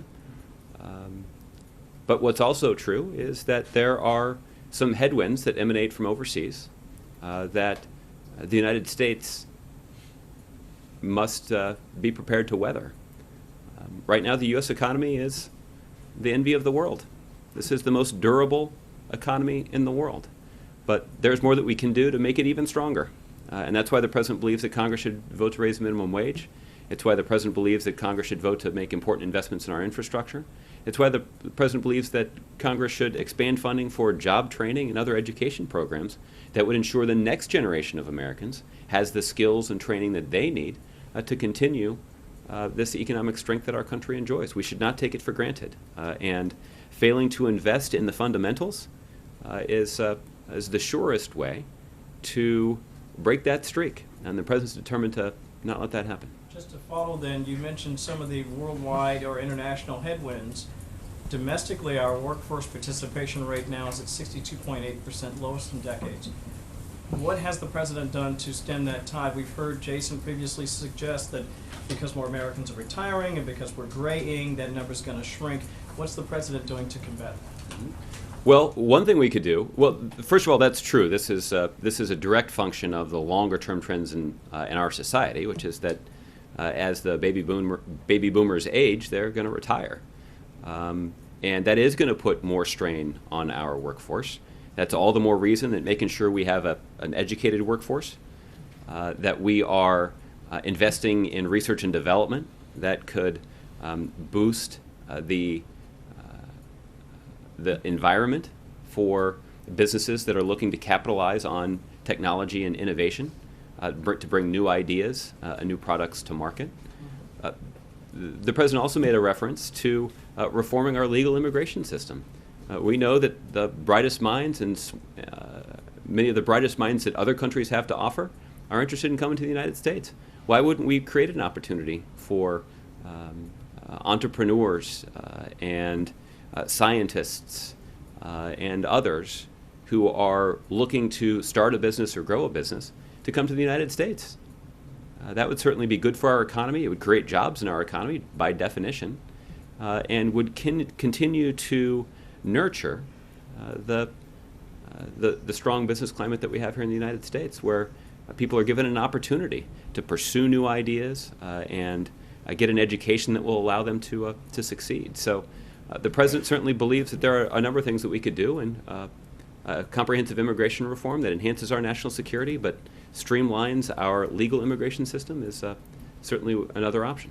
Lastly, to the best of your knowledge, has anyone on the current White House staff been interviewed in relation to the ongoing investigation into Secretary Clinton's emails, sir? Kevin, as we've discussed before, I'm not going to talk about ongoing investigations. It's apparent in the newspaper that that some people are willing to do that, but the fact is the people who are leading the investigation are professionals. They're committed to getting this right. They're committed to doing this by the book and making sure that they're not influenced by political considerations, even in a highly charged political environment in an election year. So I'm going to do my best to help them do what they're trying to do by giving them the space that they need to conduct this investigation and in the way that they see fit. That's consistent with where the facts lead them. And then once they have results they're prepared to discuss, we can take a look at it. Can you confirm that you've been interviewed? I'm not going to talk about the investigation, but there's no reason to think that I have been. Okay. Thanks, Josh. Carol. You seem to be downplaying the significance of the political shakeup in Turkey, but it's happening at the same time as the political crisis in Iraq and obviously both of these countries are critical to the president's strategy against Islamic State. So how can you not think this is such a big deal or not have a significant impact on the president's strategy, and what is he doing to try to mitigate that? Well, Carol, at this point, there has been no impact on our coordination and our ability to work with Turkey to advance our campaign against ISIL. We've received extensive cooperation from them in the last 6 or 9 months on a range of issues, and our campaign has benefited from that. Even as we have intensified our cooperation on a set of counter-ISIL issues, we've not refrained from raising our concerns about Turkey's fidelity to their constitution. And we're going to continue to make those concerns known, both in public and in private, when appropriate.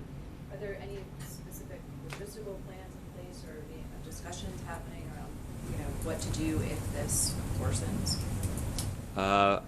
There's in Iraq and Turkey. Yeah, I mean, they're quite different situations. I mean, there are always people in the United States government who are engaged in contingency planning. So I'm confident that's taking place at some level.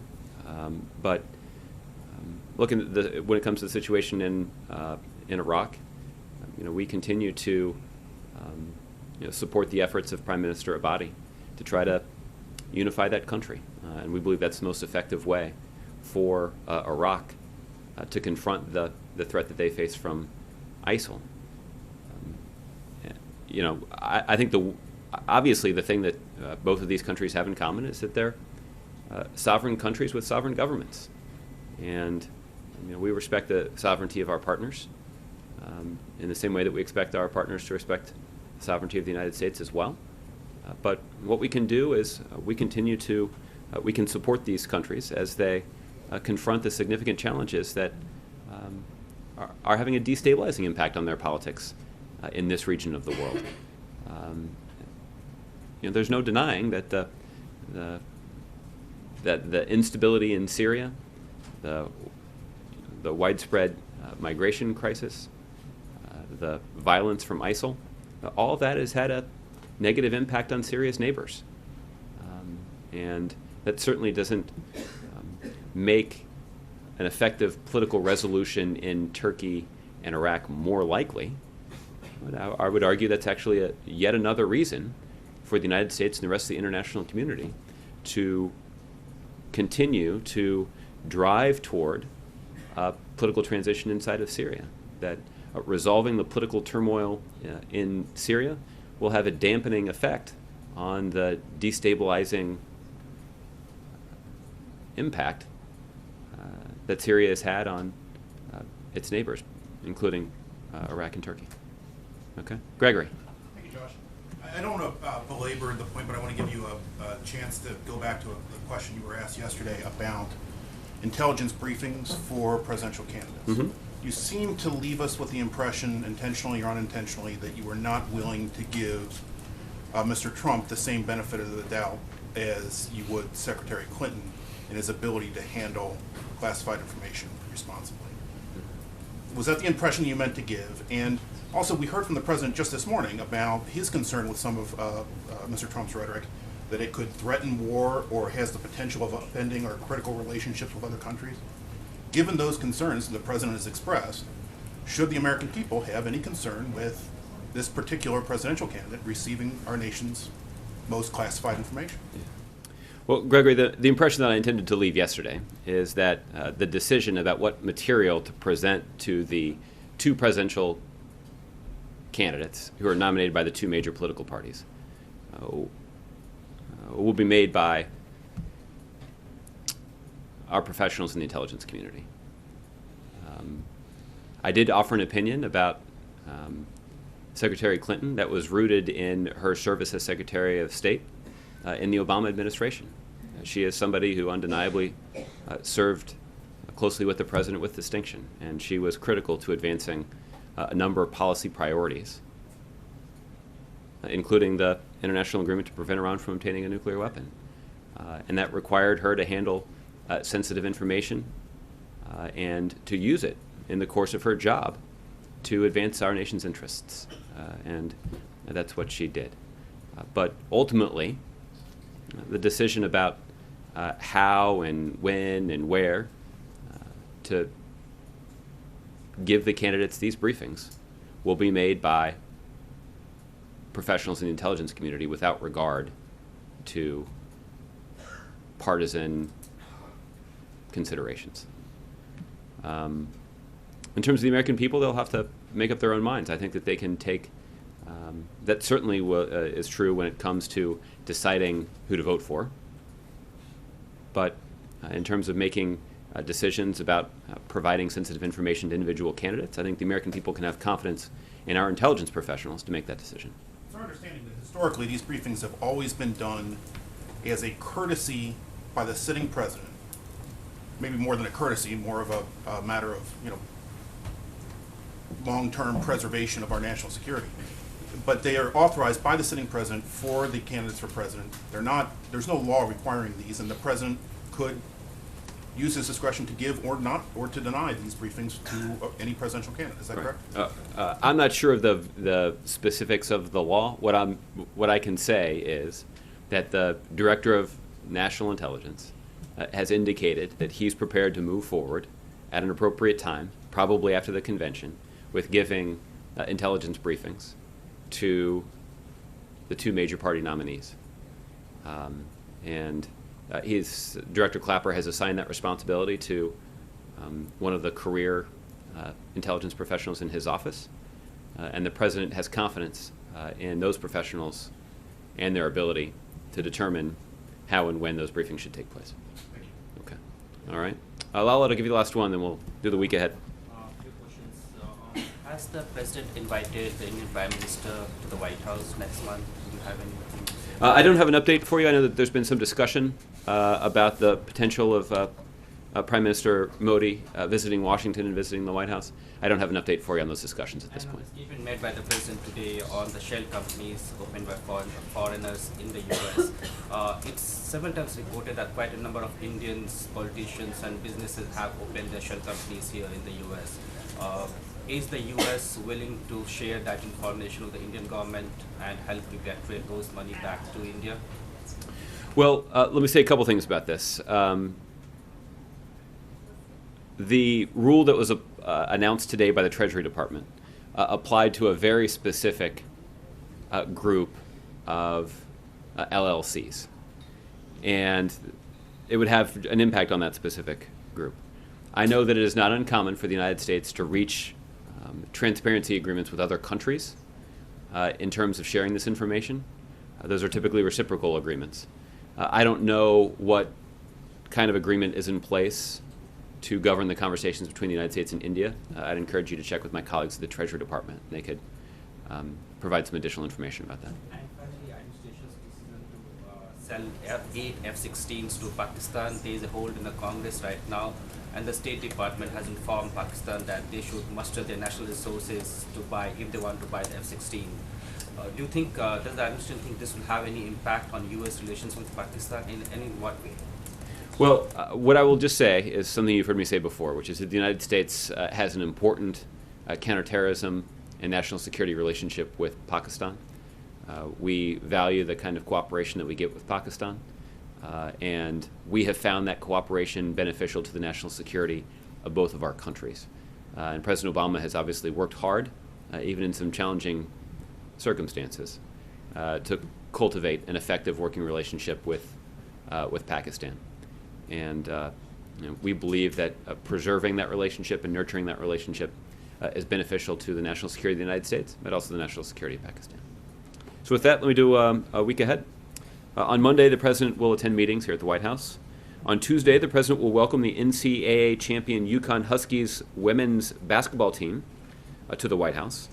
He will host an event that will honor the team and their 2016 NCAA championship. On Wednesday and Thursday, the President will attend meetings at the White House. On Friday, the President will host the President of Finland and the Prime Ministers of Norway, Sweden, Denmark, and Iceland at the White House for a U.S. Nordic Leaders Summit. This event follows the convening of Nordic leaders during the President's trip to Sweden in September 2013. This summit will deepen U.S. Nordic cooperation while highlighting America's continued commitment to European security, transatlantic trade, and the promotion of common democratic values. In the evening, Friday evening, the President and First Lady will host the Nordic leaders for a state dinner. On Sunday, not this coming Sunday, but next Sunday, the President will travel to Rutgers University's New Brunswick campus to address the 2016 graduates at Rutgers University's 250th anniversary commencement ceremony. Rutgers University is one of the oldest universities in the country with a long and distinguished history of advancing research and preparing students with the skills they need to succeed in the new economy. Additional details about the President's trip to New Jersey will be available next week. So with that, I hope you guys all have a great weekend. Thanks, Josh. And happy Mother's Day to all of your mothers. All right, everybody, that was a Josh Earnest White House briefing. Let's take you out now live to the State Department briefing happening right now. Still trying to assess what happened, and I don't have great, we don't have any more specific knowledge about what happened there, and so I think it's just too soon to say. Can we move on? Yes. To the Yes. Palestinian-Israeli issue? To the what? Palestinian-Israeli issue? Yes. Could I ask you? Saeed asks about other stuff. Madagascar. Well, I asked about other stuff. He does. You're not going to ask I about, can ask about but you're not going to North ask about Korea. Madagascar today, are you? Yeah. Because I really don't have anything on that right It's a now. big island. Anyway, I wanted to ask you for the third day straight, confrontations along the Gaza border. Are you concerned that? All right, everybody, we're going to take you out live to a shooting that happened in Maryland, Bethesda. To get you the latest here, but this is a live shot happening right now near the scene of the shooting.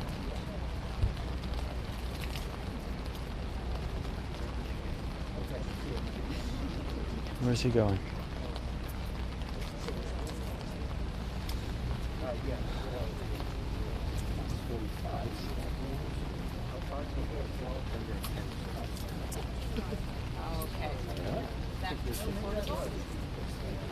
Can I report that?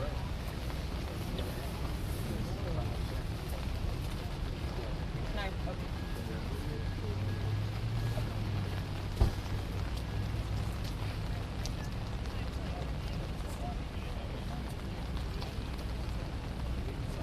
Here's the very latest, folks. Police in Maryland say a woman is dead and 3 people are injured in shootings at a mall and a shopping center in the Washington suburbs. Montgomery County Police Assistant Chief Daryl McSwain says 3 people were shot in the Westfield Montgomery Mall parking lot on Friday morning. He says 1 person was shot and 2 others may have been shot coming to that person's aid. He says there's no reason to believe the victims knew the shooter. 2 o'clock now? McSwain says a Oh. woman was shot at a grocery store about 5 miles away. Oh my God. Tweeted it out.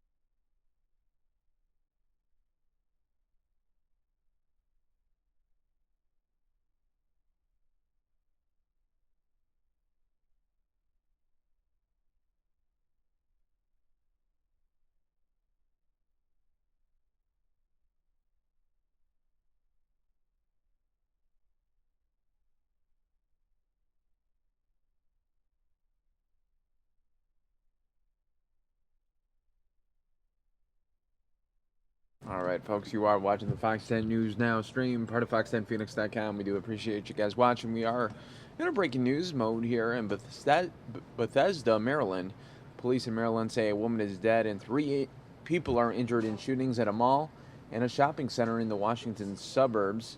This happened at the Westfield Montgomery Mall parking lot in Bethesda this morning. One person was shot and 2 others may have been shot coming to that person's aid.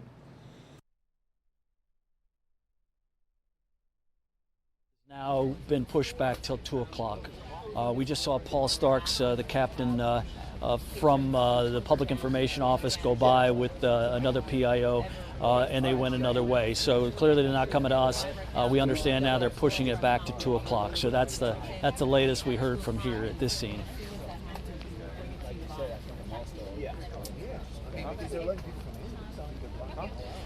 Well, from our vantage point, Stephen, let me have Mike kind of show what we can here. There's a mobile command post here, and there's tents set up now, and a lot of officials are standing underneath this tent, including, I see now, Paul Starks, who are conferring with each other as to exactly what they're going to come over and tell us. But from my vantage point now, we've been able to see the entrance to Macy's, and it appeared to be open to me, but there is not a lot of people that are standing around here at all. The people that are out here now are reporters and police officers and firefighters, and this area that's been cordoned off. Now I get a better look up in the front of the Macy's, and I see just a few people standing up there, but I really don't see. In fact, Mike's going to now pan over so you can see the front of the Macy's up there. Just a couple of people.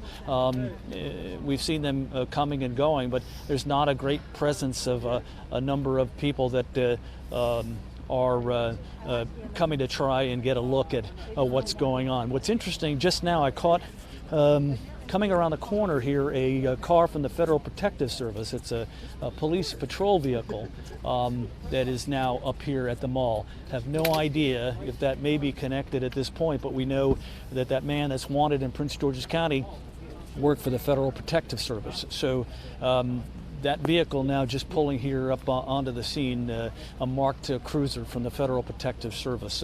Again, to recap, what we know is that the Prince George's County Police and Montgomery County Police are working together on this possible connection of all of these scenes. The one that Alex is in front of, the Giant up there in Aspen Hill, the scene here at Montgomery Mall outside the Macy's, and the possible connection with what happened yesterday at High Point High School. And to recap, what happened here is that around 11 o'clock this morning, police tell us that 3 people were shot, 2 men and a woman, and the assistant chief telling us that 2 of these people who were shot, in fact, this officer right here in front, is Mike, if you can pan around real quick, this officer appears to be from the Federal Protective Service, who's coming now up to confer with officials, and he's standing now underneath that tent from the Federal Protective Service. I have no idea if this is connected at this point to what is all going on here, but it is unusual to see those officers here at Montgomery Mall. What possible reason would they need to be here unless there may be some kind of a connection? So that's what we're looking at this point. We know that here at around 11 o'clock this morning, 2 men and a woman were shot, and that police told us earlier that as one person was being assaulted, 2 people were coming to that person's aid, and then they were also shot. And we have yet to be able to find any witnesses at this point who actually saw what happened here. Because when I first came up to the scene, it was absolutely pouring rain.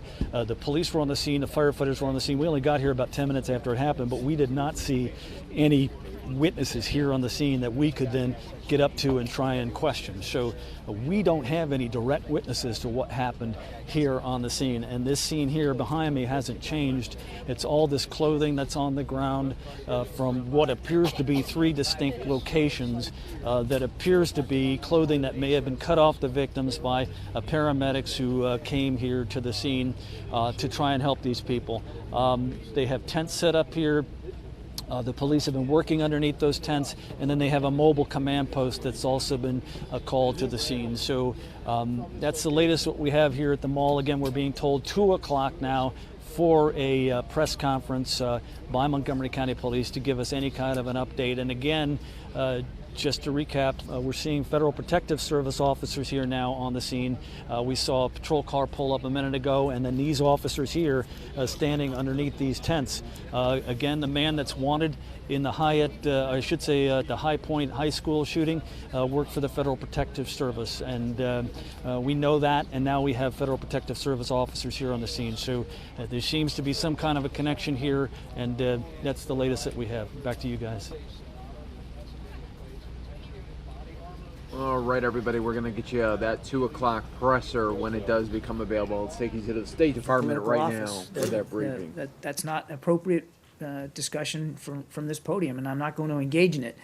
The Secretary has said himself he believes in a strong UK in Europe and in the European Union. The President Obama has spoken very clearly about our views in that regard, and I don't have anything more to add. Yeah, Jenny? John, thank you. Do you know that the UN Security Council press statement on North Korea, why they delayed it? I don't have an update for you on that, Jenny. I'm sorry. Can you take the question? I'll take a look. I'm not aware of a specific delay, so you're going to have to let me get back to you on that. Right, Yeah. thank you. Yeah. Today, several dozen armed men raided a mosque in Crimea and captured almost 100 Crimean Tatars. Later, the Tatars were freed, but they were told to come to police. Are you aware of that, and do you have any reaction of such kind of religious persecution in Crimea? I'm not aware of those reports. I think before I issue a comment here from the podium, you're going to have to let me go back and get some more information on that. So I think I'm just, if you don't mind, I'm going to just take your question and we'll get back to you on that. I'm going to refrain right now until we can get more information about what happened here. Guys, I'm going to have to get going, I'm afraid. Thank you very much.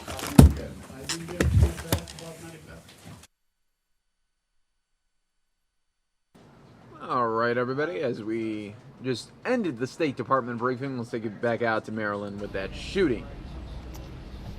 Expecting a press conference in about 10 minutes. Is everyone plugged in?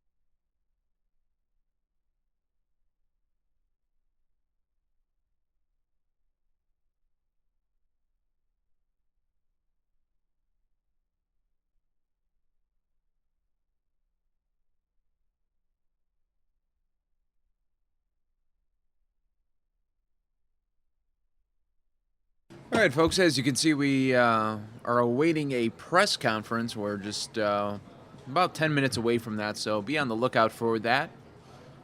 Maryland shooting at a mall. 1 dead, 3 injured in this shooting. You're watching the Fox 10 News Now stream.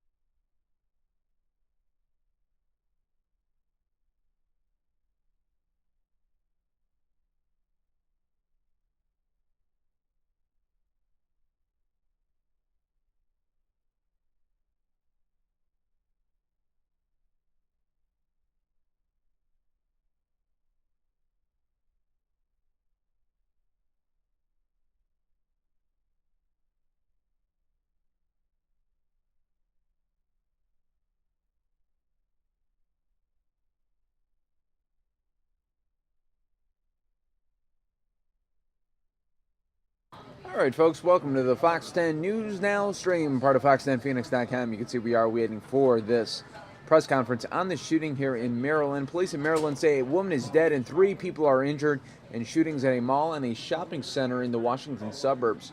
Montgomery County Police Assistant Chief Daryl McSwain says 3 people were shot in the Westfield Montgomery Mall parking lot in Bethesda on Friday morning. He says 1 person was shot and 2 others may have been shot coming to the person's aid. He says there's no reason to believe the victims knew the shooter. McSwain says a woman was shot at a grocery store about 5 miles away.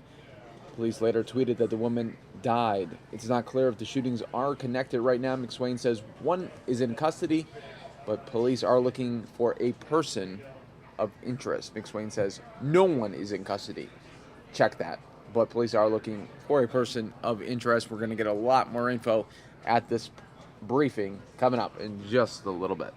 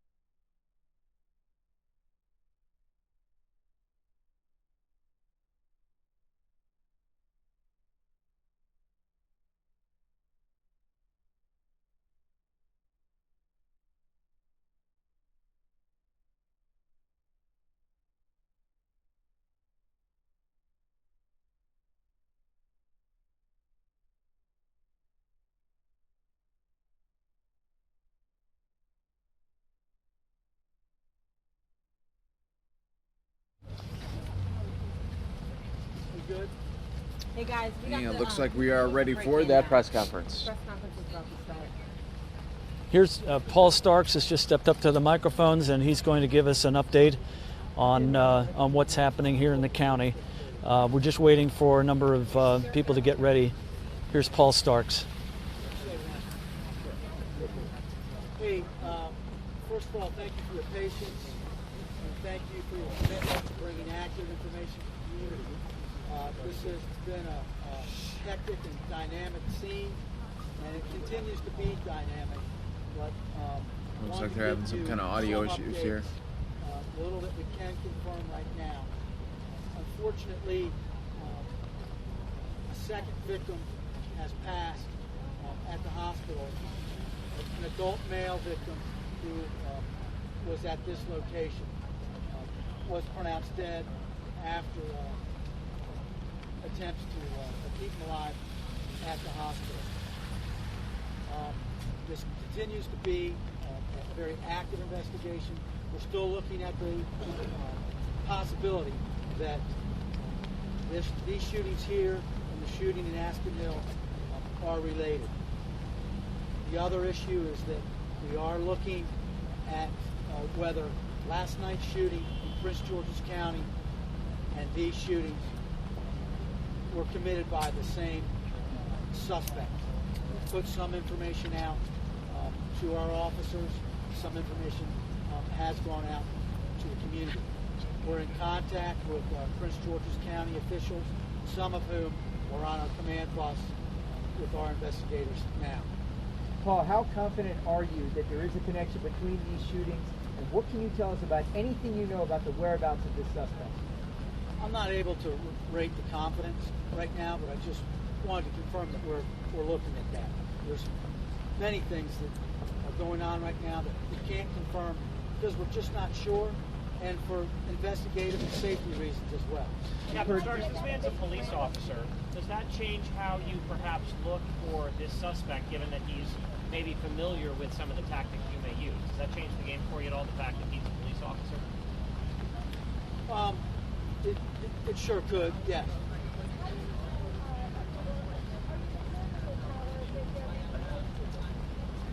Absolutely. We're working hard to track this person, but also keeping the possibility open that they may not be related as well. Paul, why are the schools on lockdown?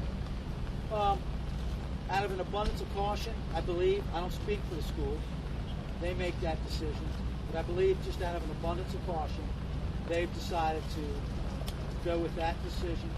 Again, as I stated earlier, it's raining, the children wouldn't be outside anyway, so we're continuing to communicate with them, and they are with us. So Paul, why was the mall not on lockdown? Relationship between the person of interest and the person who is still here. Do you have any information additionally that indicates any sort of suspect description, such as body armor, a Hyundai Sonata with Pennsylvania plate? Could you clear that up for us because of that? I can't right now. I'm not able to confirm that right now.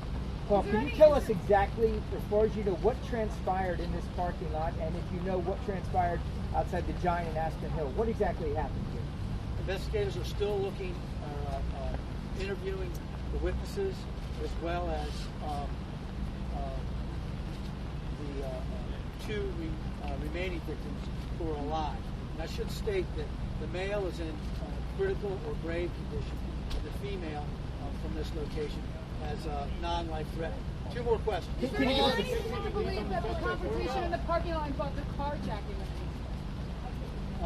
No. Are you currently taking the lead on the suspect's whereabouts right now? That is something that investigators would be doing.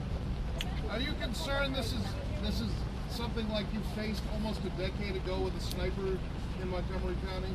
And someone's randomly going around doing this? That's certainly a possibility, but there are differences here that I can't get into. The next briefing will be in about an hour. I appreciate your patience, and I appreciate your due diligence in only getting out accurate information to the community. Thank you.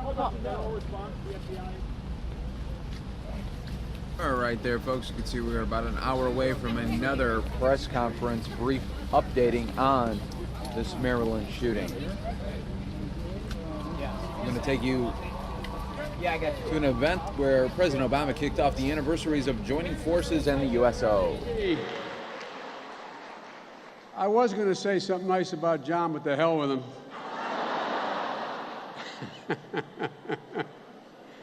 John, thank you for continuing to shine a spotlight on our incredible warriors, and also for all you did for the 9/11 first responders. John, had you not literally thrown your body in front of the train, they would have never gotten the coverage they got, and I want to thank you, man, because what John does comes from his heart. He means it. So thank you very much, John.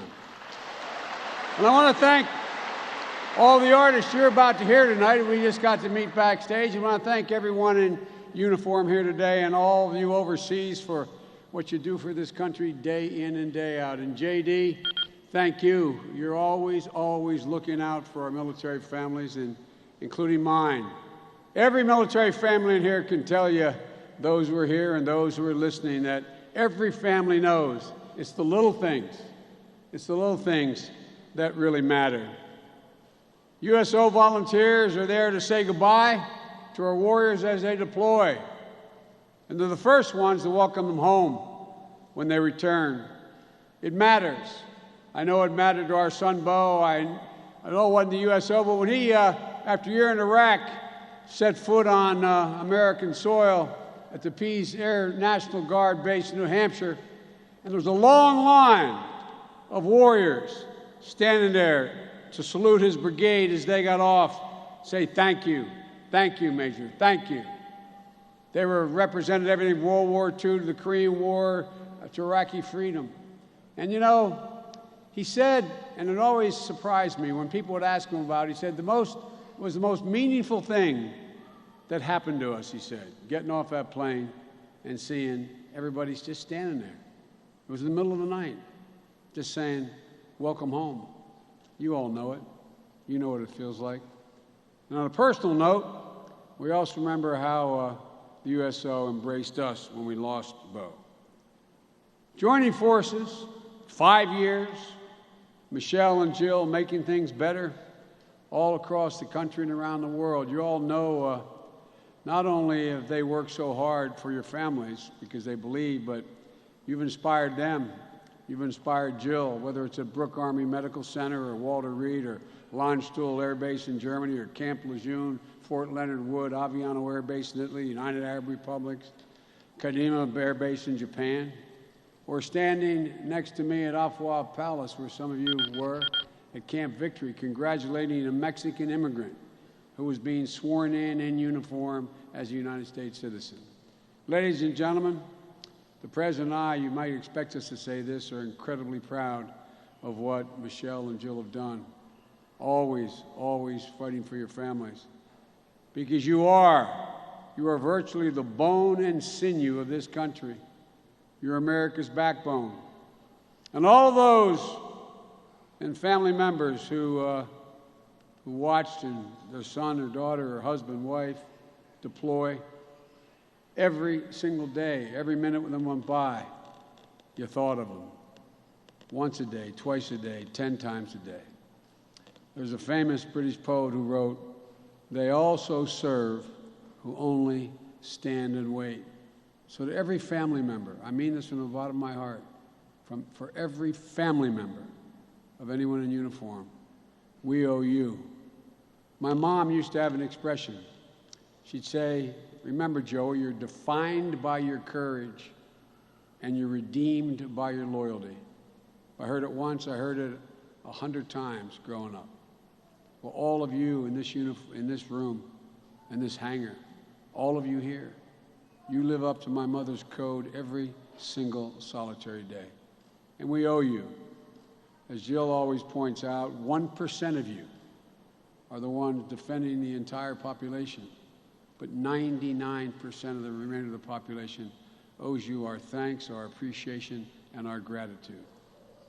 You here and all of those listening and so many more are all part of the greatest generation of warriors, and this is not hyperbole, the greatest generation of warriors the world has ever seen. More than 4.6 million of you signed up since 9/11, knowing with almost virtual certainty you'd be deployed into harm's way. 2.7 million of you have been deployed into harm's way. An unbroken chain of patriots. You've stood guard over this country in a way that is just, you have to see you in the field to really understand it. The President and I have seen you in Bosnia, Basra, Fallujah, Ramadi, Kabul, Kandahar, the Upper Kunar Valley. Great opportunity just being back last week in Baghdad and Erbil. You are literally the finest warriors in the history of the world. You're incredible. But I'm not the only one who understands this. The man I'm honored to stand with for the last 8 years, in quiet moments, in difficult moments and debates within the Oval Office and in the White House, or down in the Situation Room when he's been given bad news and sometimes good news. Every decision he makes, I can say this without fear of contradiction, every decision he makes with you and your families in mind. You're the beginning of every important decision that this man makes. So, ladies and gentlemen,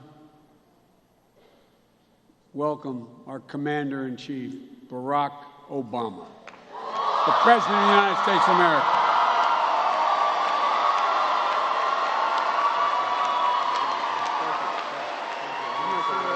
You can stand closer. Hello, everybody.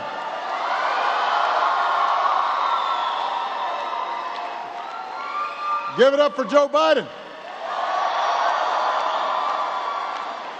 It is good to see all of you here today. Thank you so much, everybody. Please have a seat. I want to recognize all of our outstanding military leaders who are here, and I want to acknowledge our Secretary of the Air Force, Deborah Lee James, Chief Master Sergeant Mitchell Brush from the National Guard, Major General Darrell Brooke, Wing Commander Bradley Hoagland, and I want to thank the USO for the outstanding work that they have done for so many years, and it means so much to not only those who serve in uniform, but also their families. So please give it up for the USO. We are very proud of them. And let's hear it for the funny people who are here tonight, who are going to be, I think, telling a few jokes, I hope, including our host, the Bob Hope of this USO show, Jon Stewart, the one and only.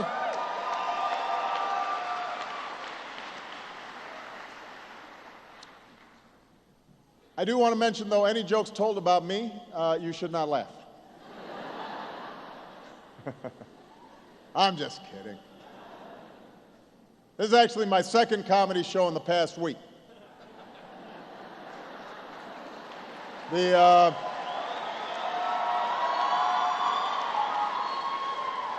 good news is there are no tuxedos. And, most importantly, I get to spend some time with you, the men and women who make up the greatest fighting force the world's ever seen.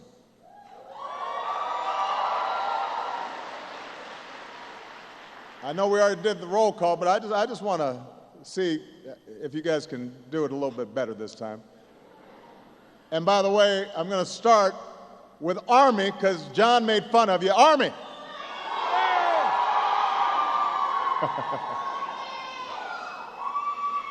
There you go. We got Navy here.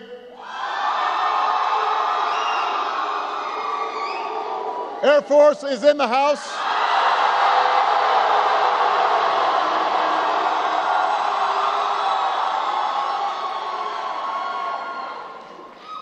This is an Air Force base. I'm just saying. You got a little home field advantage. Marines. And Coast Guard. Good job, Coast Guard. Military spouses and kids, let's hear you.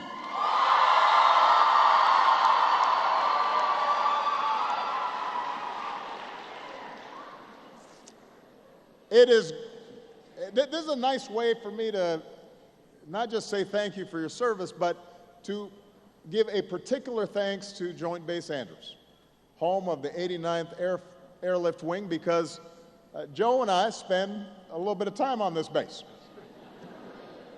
You guys are the ones who take care of our planes. You keep us on time most of the time.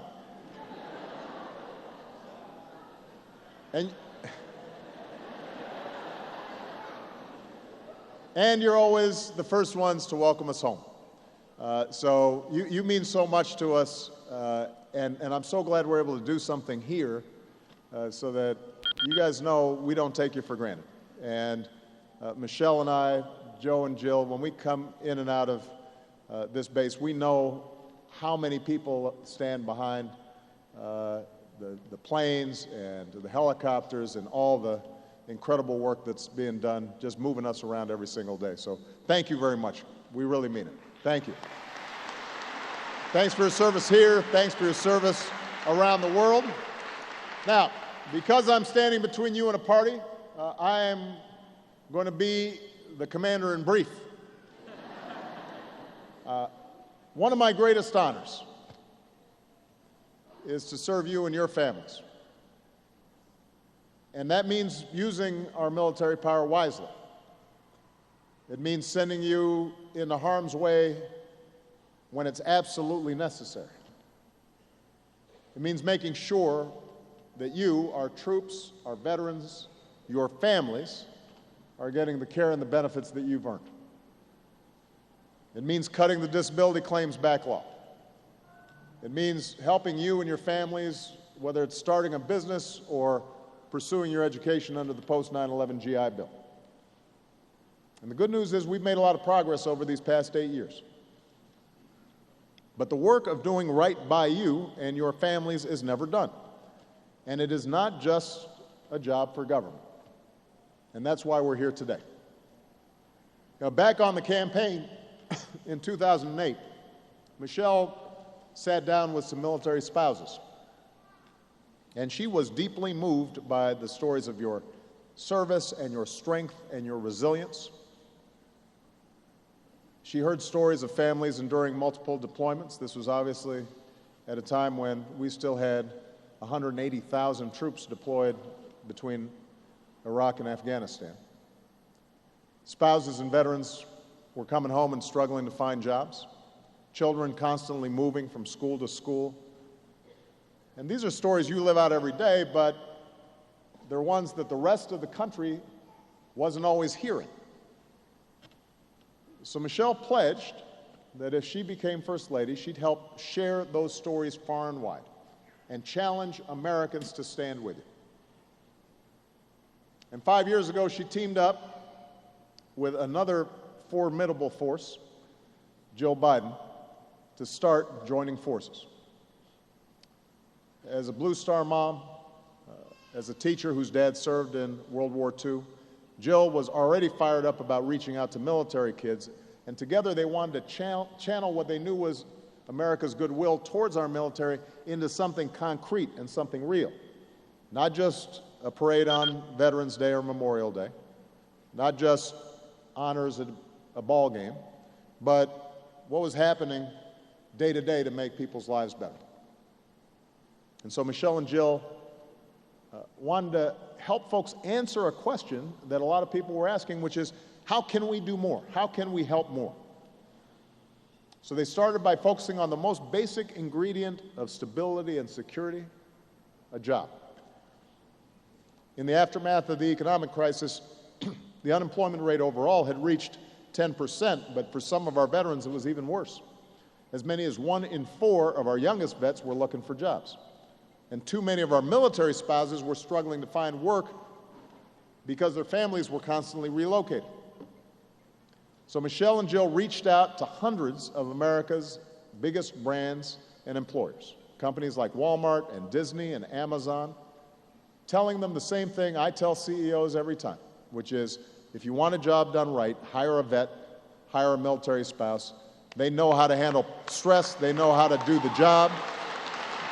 They know how to perform under pressure. They've proven themselves.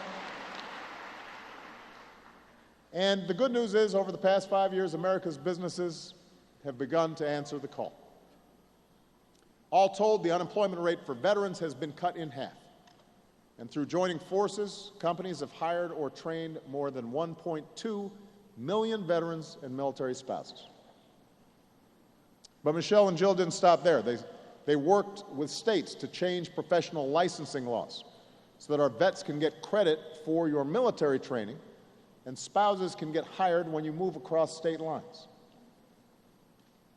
They're working to rally almost 900 mayors and local leaders to get our homeless veterans into housing and to get the support that they need. They help teachers and schools support military students from kindergarten through college. They've supported our caregivers and our wounded warriors, and they've worked to destigmatize mental health challenges. They've worked with Hollywood to share your stories with the American people in movies and television. And they've shined a special light on our women's service members and our veterans. And they've mobilized communities all across the country to honor and support our military families.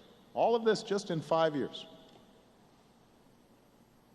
And here's the thing, this event is not the end point, it's not the finish line, this is just a marker on the race. It's a mile marker. Because every year, around 200,000 American heroes are transitioning back into civilian life.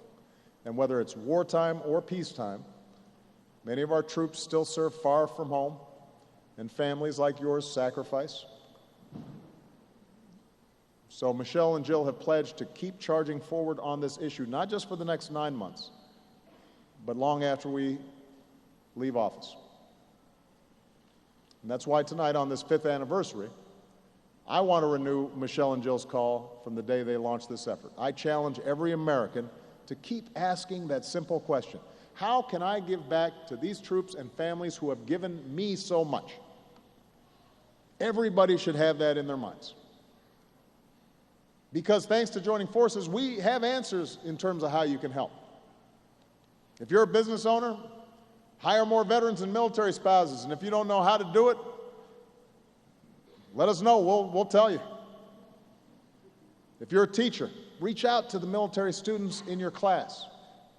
And if you need ideas for how to provide more support, joining forces will let you know. If you're a mayor or a coworker or a neighbor, go to joiningforces.gov to find out how you can make a difference for military families in your communities. That's how we can concretely show that we have your backs, that it's not just lip service, but we're actually doing something concrete. That's what today's about. I could not be prouder of everything the American people have done and will continue to do through joining forces.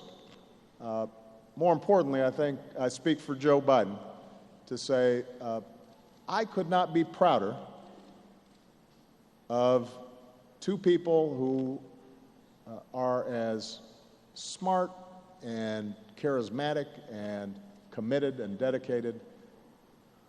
What they've been able to accomplish with almost no budget, but just through sheer force of will and personality and commitment to you is something that leaves me in awe. I am so proud of them.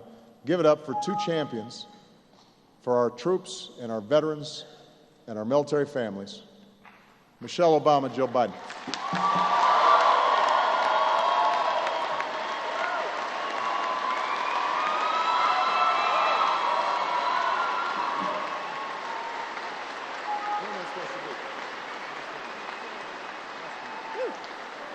Hi. Hello.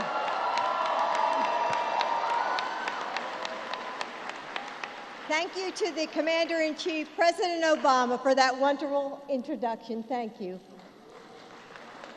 And of course, I want to say thank you to my husband, Joe, the Vice President, for, for always supporting and encouraging me to do as much as we can to show our military families how much we appreciate them. And tonight's celebration wouldn't have happened without the USO. Let's give the USO a big round of applause.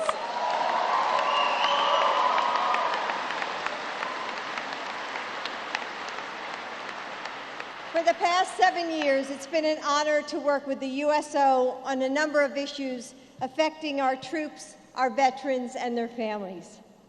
We've done everything together, from stuffing care packages on Capitol Hill for women soldiers, to hosting barbecues for wounded warriors at the Vice President's residence, to block parties with military families on bases in Hawaii, Germany, Japan, Italy, Singapore, and throughout the United States. Everywhere we go, the USO is there. I feel like I've seen your volunteers so often that they really become like family. Just as you've been there for so many military families over the years, you've been there for us every step of the way. You were there for my father during World War II. You were there for our son when he deployed to Iraq. And it was your work that inspired our work. Your mission is one of the reasons Michelle and I started joining forces in the first place, to give all Americans the opportunity to step up and show their support for our military and their families. You even helped Michelle and me launch our Joining Forces initiative with Sesame Street. So thank you for all the work that you continue to do, and congratulations on the 75 years of incredible work that you do every single day for our warriors and their families around the world. It's making a difference in more lives than you will ever know. To all of the military and their families here tonight, you are our heroes. Your selflessness and sacrifice on behalf of our country is so inspiring. We can never do enough to thank you for your service, and we hope you have a little fun tonight. So now it's my honor to introduce our country's great supporter of our military and their families, my friend and Joining Forces partner, the First Lady of the United States, Michelle Obama.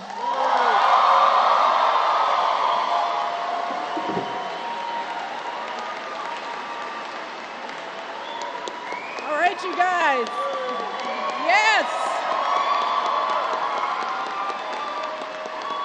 All right, we're going to get this party started. But before we begin, I have to thank my husband, Barack. Thanks to Joe and Jill. Thank you, JD and John, and most of all, thank all of you for joining us tonight. I hope you all are good. We're so excited. Let me just tell you, in order to get 4 of us on a stage, it's really hard. And we're doing it because of you. We have cleared our schedules. We made this happen because we all care. And you mean so much to us. We are so incredibly honored to be here with all of you to celebrate the 5th anniversary of Joining Forces. I can't believe it's been just 5 years. Make no mistake about it, Joining Forces is about one thing and one thing only. It's about you. It's about rallying this country to honor, support, and thank all of you, our extraordinary service members, our veterans, and of course, those military families who are so near and dear to my hearts. You just have to understand, we know what you do for our country every single day. Because over the past 5 years through Joining Forces, Jill and I, we've had the pleasure of traveling across America and around the world, as you've heard, to bases and schools, communities and hospitals. We've had the privilege of really getting to know so many of you, the spouses who've endured those long deployments, all those difficult moves, our military kids who bravely walk through the doors of yet another new school, the wounded warriors who tell us they would do it all again for the chance to serve their country, the heroes, that is all of you who make such extraordinary sacrifices to keep us safe.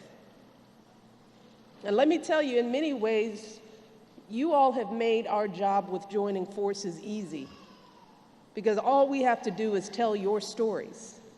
That's really it. Because when people hear about you, they want to step up. They want to express their gratitude. They want to serve you as well as you've served this country.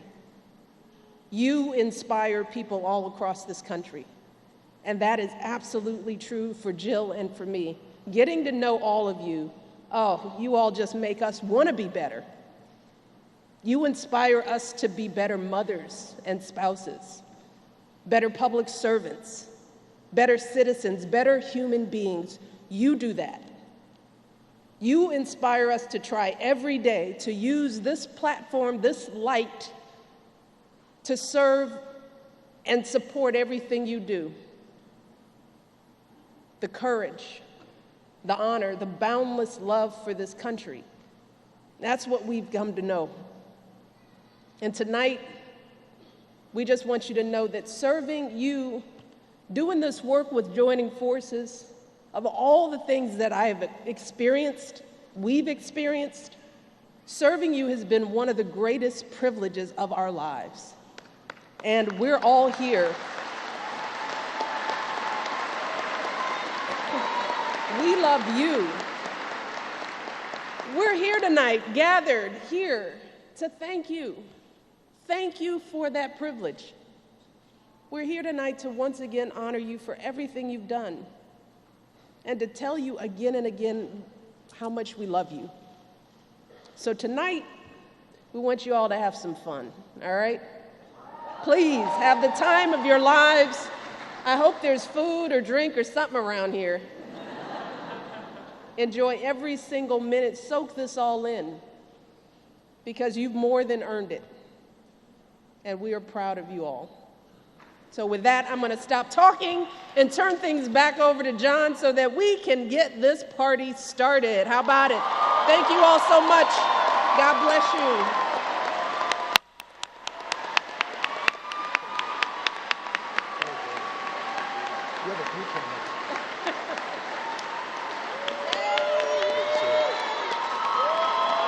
President of the United States, First Lady, Dr. Biden, and the Vice President. Now I'm going to show you something you did not know that the presidential podium could do, and I just learned it watching. What do you do? Oh, the little stand. Yeah. What's up? This is the point in a show, a USO show for an anniversary, where we would bring out a ceremonial cake, and Marilyn Monroe would come out and sing a song and cut it, but she's dead. So we are going to bring out, it's not Marilyn Monroe, but if you squint, and you'll see what I'm talking about, the gentleman who is going to come out here and cut the ceremonial cake is honestly, for comedians, he is our Johnny Carson, he is our touchstone, he is our Pope. We've missed his voice on the national stage. Ladies and gentlemen, please welcome Mr. David Letterman.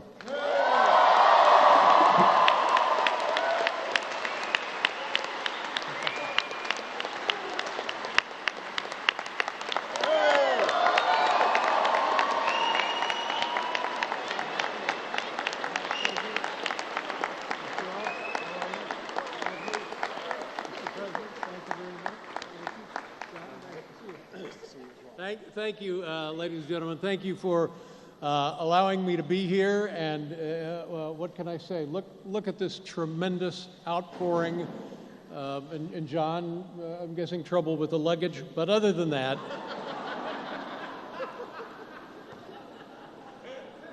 I don't know. Sometimes the mind plays tricks on a person, especially when you get to be my age. I was listening to the president speak. I was listening to the vice president speak, and for a split second, my mind said to me, oh, that's nice, they're running again.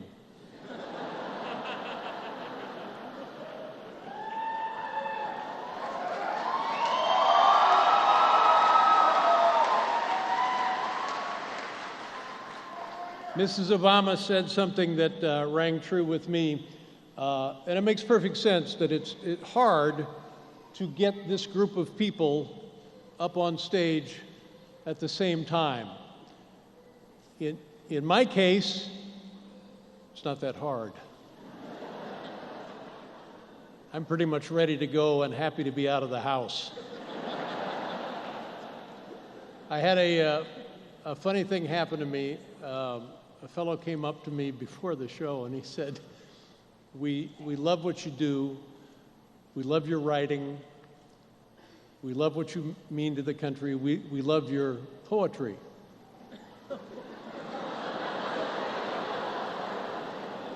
And I said, who do you think I am? And he said, Walt Whitman.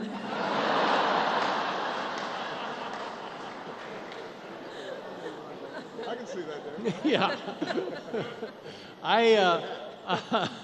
I get this is, by the way, I just want to say the USO in 2002 took me and my friend Paul Schaefer and Biff Henderson to Afghanistan. In 2003, they took us to Iraq. In 2004, they took us to Iraq. We did shows in Sib, we did shows in Kuwait, we did shows in Kandahar, and it was, as anyone can tell you, a life-changing experience, and I would like to thank them for that opportunity to experience what a wonderful evening.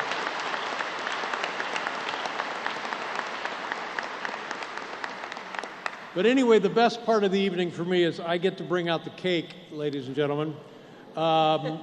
Do me a favor, this is celebrating, as you know, we all understand, the 75th anniversary of the USO. Chief Master Sergeant Kimberly Turner. Chief Master Sergeant Kimberly Turner. Airman Cody Charles. J.D. Crouch, CEO of the USO. Come on out, folks. Hey.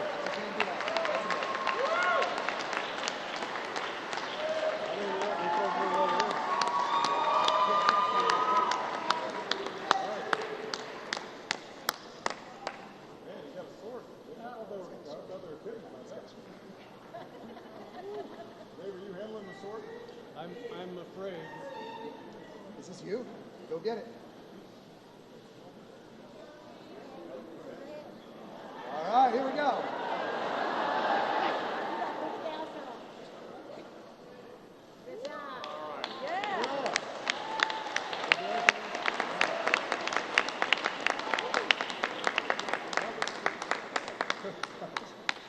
Master Sergeant's all right. Okay. Didn't want everybody getting hurt. Good job. Should we sing happy birthday to the USA? You want to sing it? Why not? Dave, can you start us off? Start us off. Happy birthday to you. This looks good. Happy birthday to you. Happy birthday, USO. Happy birthday to you.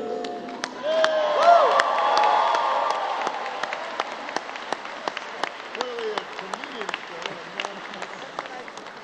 not singers here.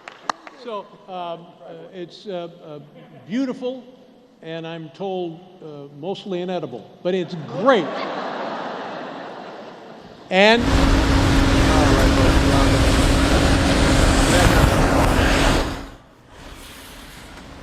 With this shooting investigation that happened at a mall in Bethesda. You are watching the Fox 10 News Now stream, or the fox10phoenix.com.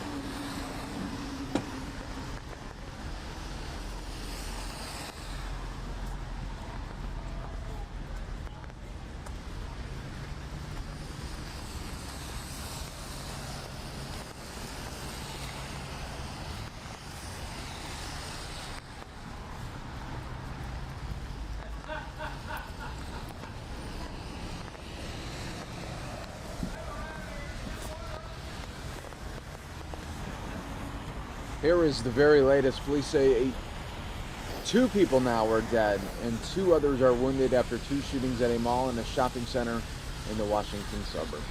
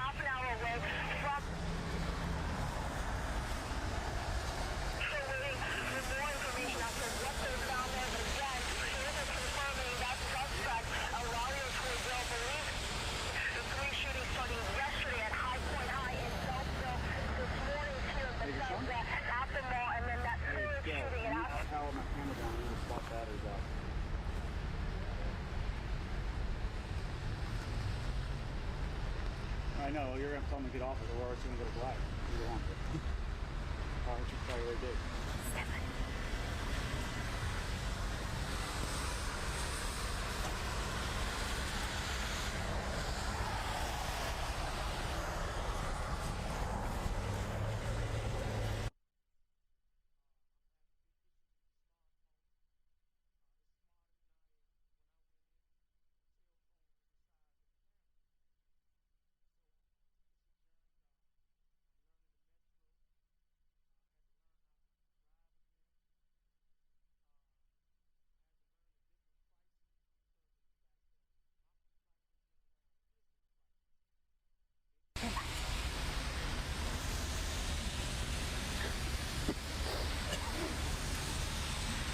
Montgomery County Police Assistant Chief Daryl McSwain says 3 people were shot in the Westfield Montgomery Mall parking lot in Bethesda on Friday morning. He says 1 person was shot and 2 others have been shot coming to the person's aid. He says there's no reason to believe the victims knew the shooter.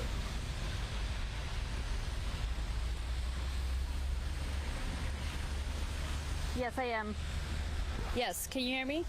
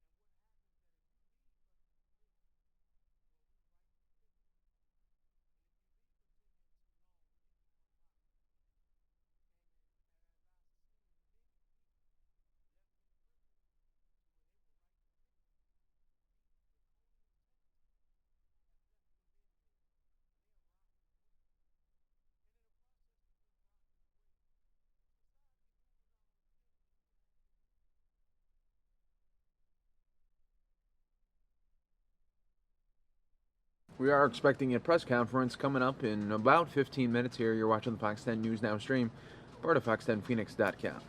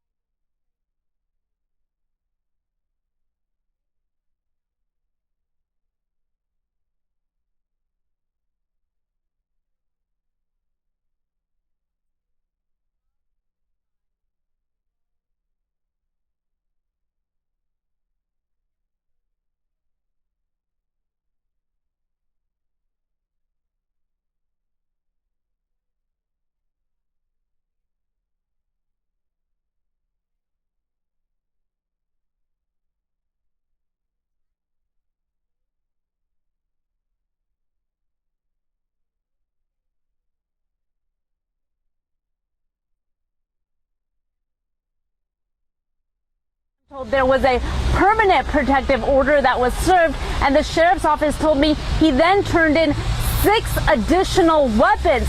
Now, at this point, sources with Montgomery County Police tell me clearly it appears that he may have additional weapons because, again, they do believe that they are at least investigating the possibility that may be the suspect involved in both of the shootings that happened today, a man that is may be heavily armed. We've also heard reports that he may have some sort of body armor, a man who knows police tactics and knows what he's doing when it comes to these shootings and trying to get away.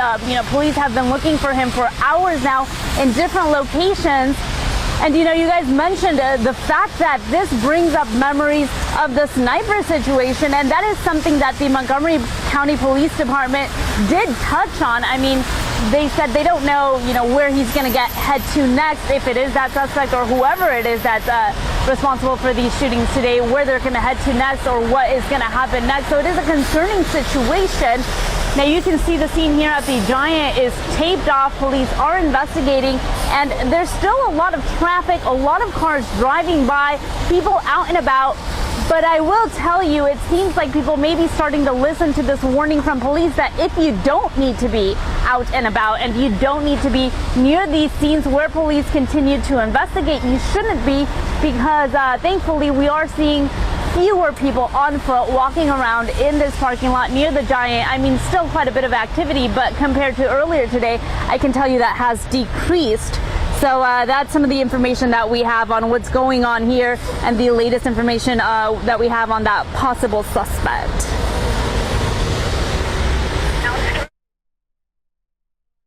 All right, folks, and here is the very latest. Manhunt is currently underway after authorities said they're looking into whether 3 fatal shootings in the Washington area were connected. The first shooting occurred yesterday at a high school. The second occurred in a mall parking lot Friday morning, and the third happened 30 minutes later at a nearby shopping center. Police identified the shooting suspect as 62-year-old Euleo Tordil, an employee of the Federal Protective Service, which provides security at federal properties. The suspect was put on administrative duties in March after a protective order was issued against him.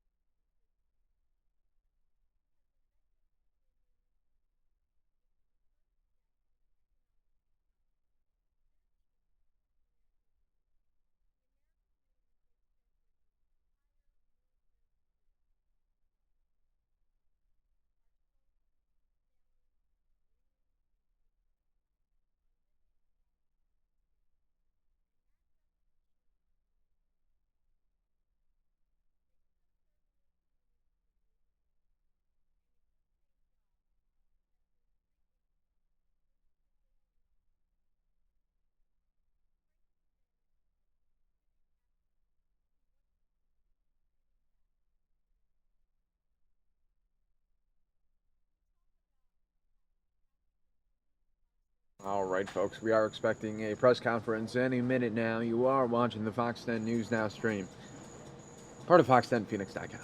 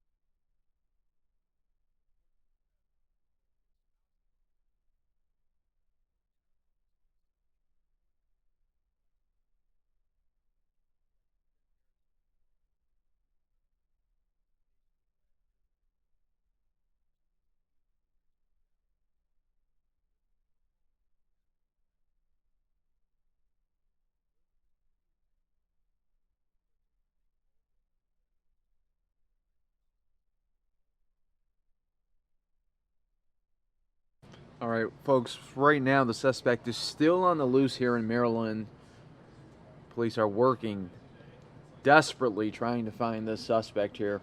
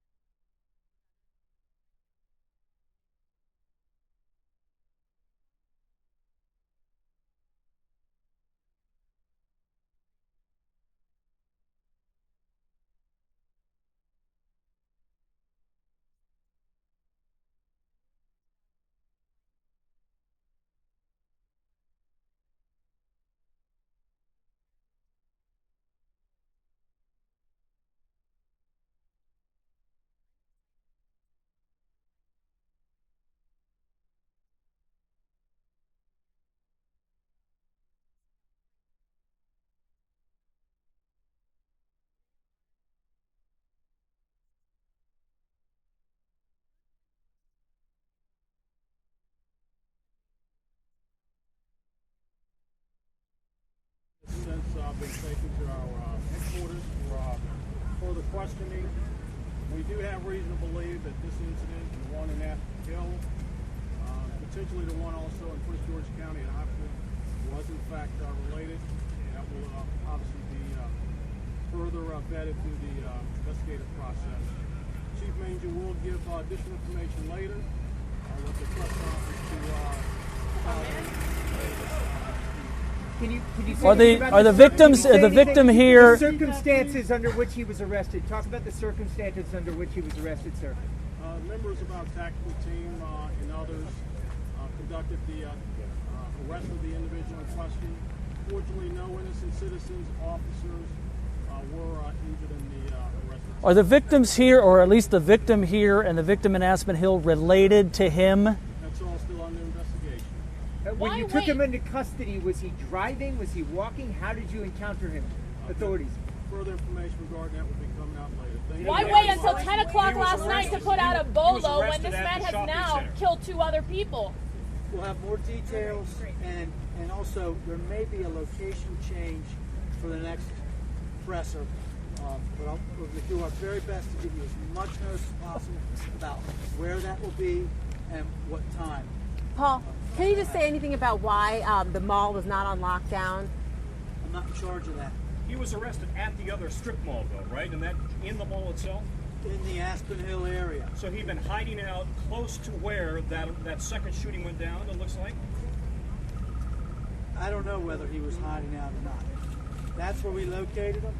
That's where he was arrested without incident. We'll have more later. Do you suspect he was planning any other shootings?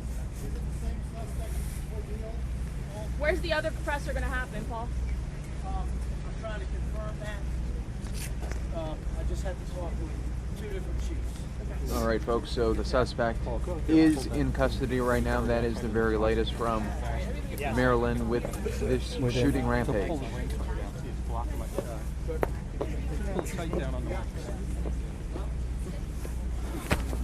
Yeah, I'm here. Let's do it.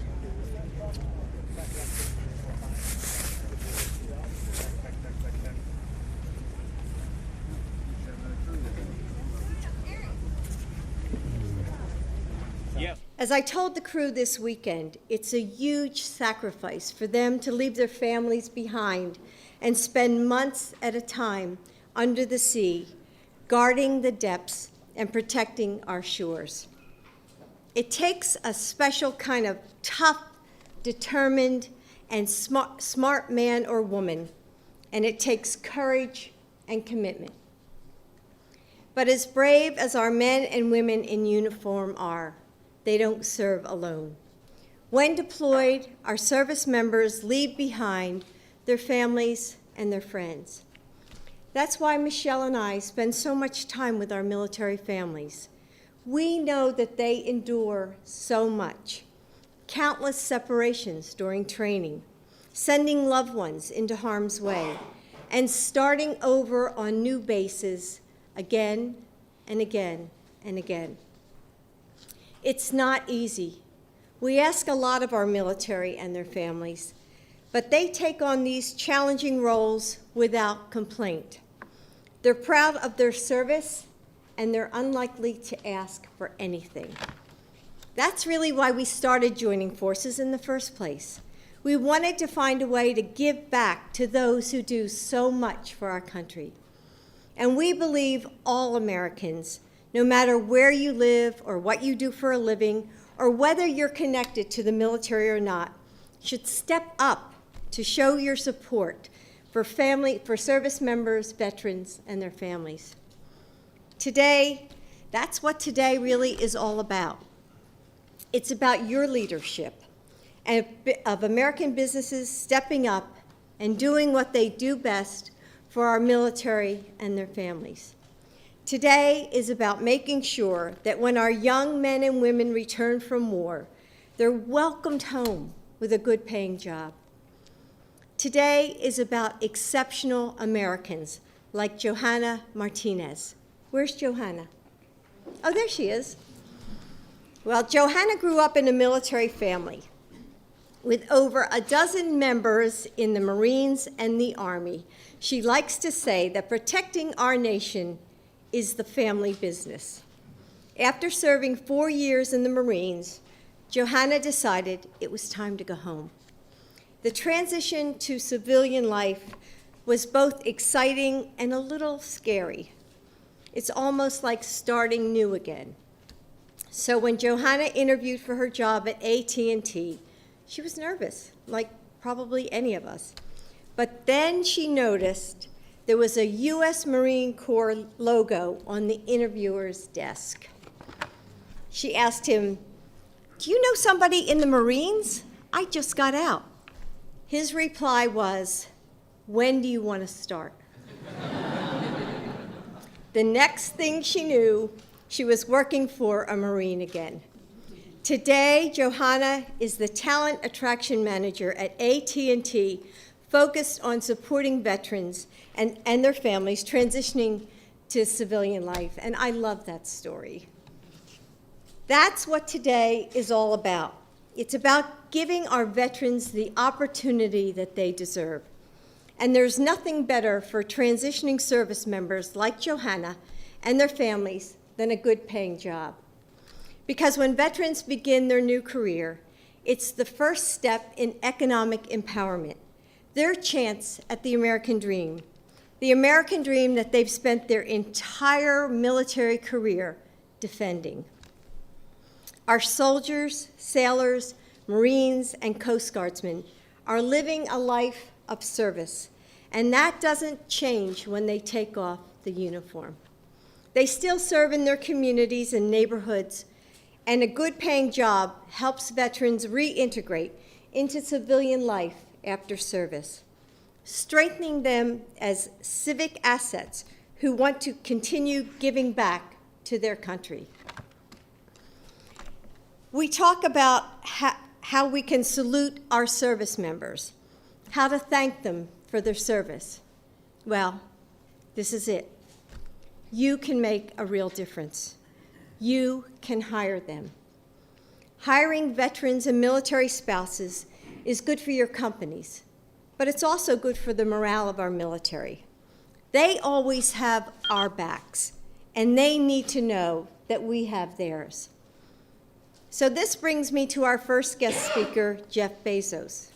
You may have heard of him before. He owns a little company based out of Seattle called Amazon. You know, Jeff gets it. His company has hired over 10,000 veterans and military spouses since 2011, and he's not stopping there. So please welcome the CEO of Amazon, Jeff Bezos.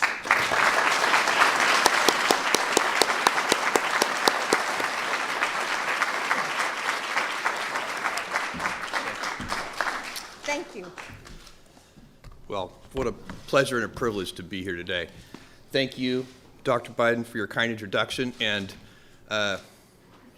you know, like I bet everyone here today, I appreciate the work that the First Lady and Dr. Biden are doing on behalf of veterans and military spouses through joining forces. Thank you, guys. Thank you for what you do. Thank you.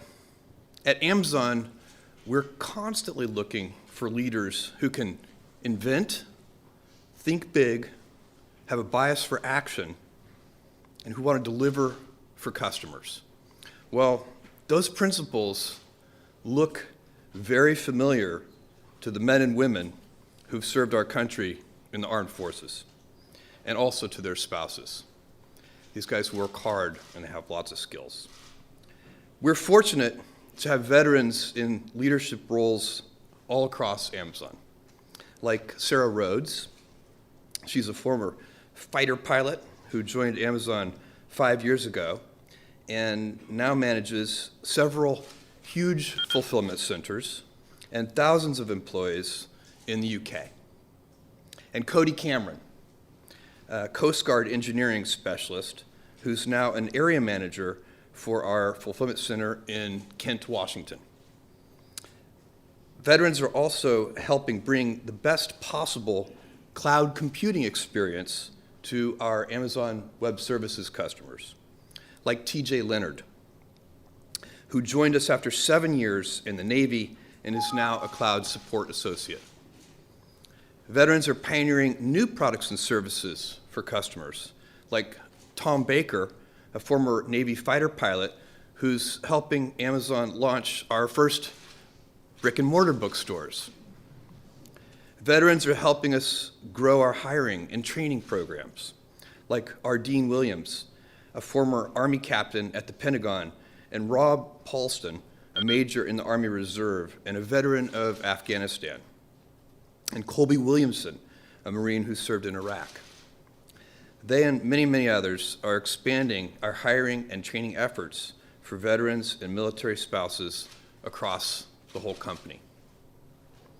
And because of their amazing work, we've more than doubled the number of veterans at Amazon since 2013. And we're fortunate to have military spouses on our team too, both in our offices and, importantly, in flexible locations. Like Jen Harrison Doss, whose husband is stationed at Dyess Air Force Base. She leads a team of recruiters in Seattle, and she can do it from her home in Abilene, Texas. Those are just a few examples. And of course, I want to thank all the veterans and military spouses all across Amazon. Today, as we celebrate the 5th anniversary of joining forces, I am extremely proud to announce that Amazon is pledging to hire 25,000 additional veterans and military spouses over the next 5 years.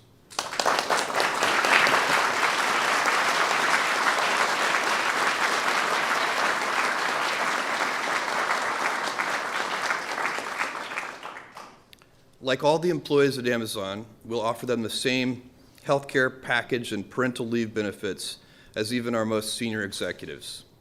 And employees in hourly roles can enroll in our Career Choice program, where we prepay 95% of tuition for any courses related to in-demand fields, regardless of whether the skills are relevant to a career at Amazon.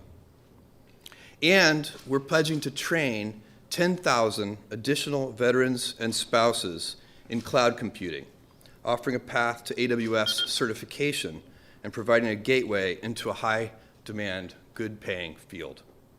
We believe this is the right thing to do for our veterans and spouses, and for Amazon, it's the right thing to do as well. And it's the right thing for our hundreds of millions of customers. And we're excited to keep hiring and training these incredible leaders. Now I want to introduce you to one of the many veterans here today, Kathleen Carroll. Kathleen joined Amazon in 2011 as a recruiter for our fulfillment network. Before that, she was a logistics officer in the Marine Corps for nearly 10 years. While on active duty, she led landing support operations during Operation Iraqi Freedom, and later took company command over an organization that provided personnel services to more than 40,000 active duty Marines. Today, Kathleen leads a 75-person team that recruits for our operations network in North America. Kathleen and her husband, who served as an infantry officer in the Marines and did 3 tours of duty in Iraq, have 3 kids and a home in Seattle.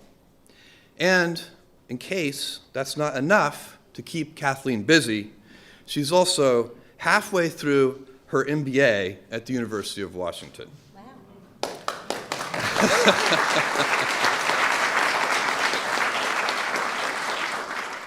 Please join me in welcoming the incredible Kathleen Carroll, a veteran, a military spouse, and an Amazonian.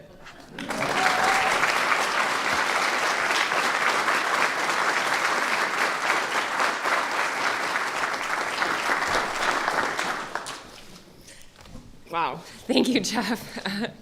You inspire me because you've created a company of pioneers who are empowered to think big and make history. It is truly an honor to be here today. As Jeff noted, I'm a veteran and a military spouse. And thanks to Amazon's commitment to the veteran community, I've created a meaningful second career since leaving the Marine Corps. I'm thrilled that 25,000 more veterans and military spouses will soon join me at Amazon. I joined the Marine Corps in my early 20s, inspired by the opportunity to make a difference. In the summer of 2001, I graduated from Officer Candidate School and reported for duty at the Pentagon right after 9/11. I was devastated for our country, but I felt even more committed to serving at that pivotal time in history. I had life-changing experiences. In the military, I met remarkable people, to include my husband, Chris, who's also a Marine. In our first 2 years of marriage, Chris and I spent 54 days together. The dual military life that we carved out wasn't always easy, but we made it ours.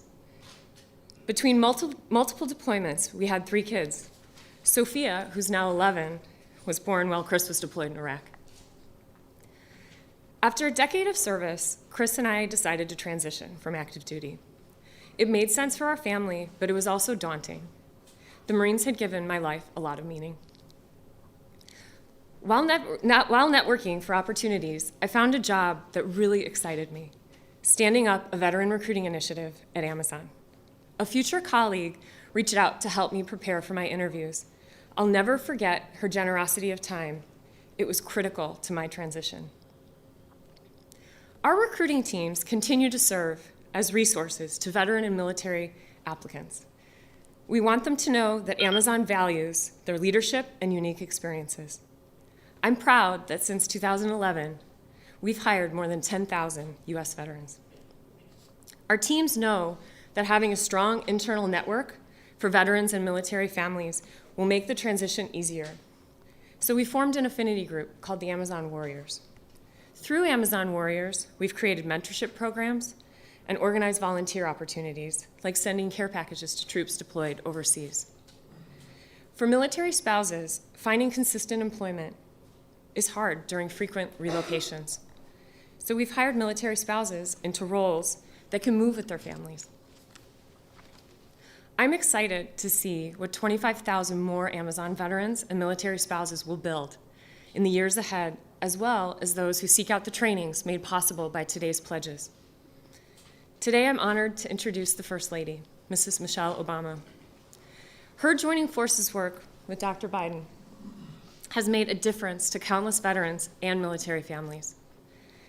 My daughter, Sophia, who's in 5th grade, recently wrote an essay about someone who inspires her to be great. She chose Mrs. Obama.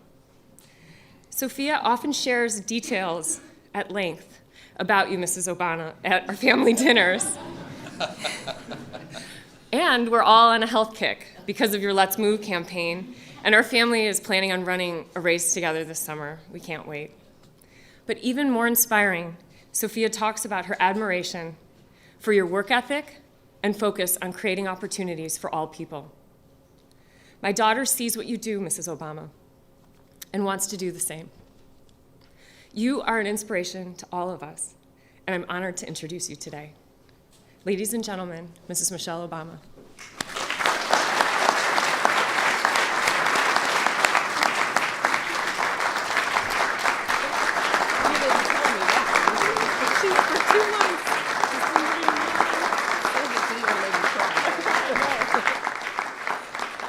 Thank you all.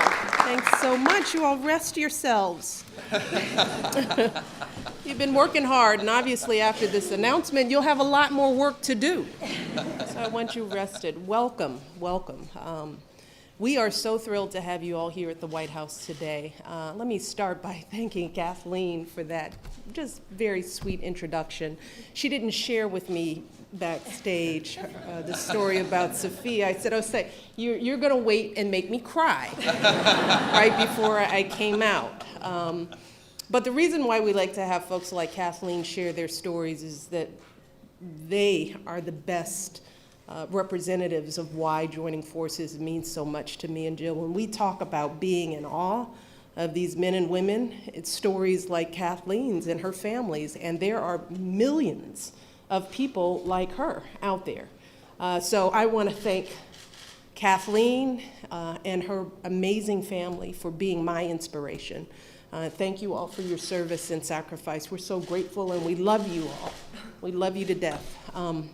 I also, of course, want to thank Jill, my dear, dear friend, who's been an amazing partner in this joining forces endeavor. But more importantly, she's been a terrific friend to have over this interesting journey that we've had together. So we made it to 5 years on joining forces. Looking back, we started talking about this backstage when Barack chose Joe to be his vice presidential candidate. And we both talked about the passion we had developed for our military, her as a Blue Star mom and me as a regular civilian who didn't have that connection. So to be able to celebrate this milestone together with you today means the world. So thank you, Jill. Thank you so much.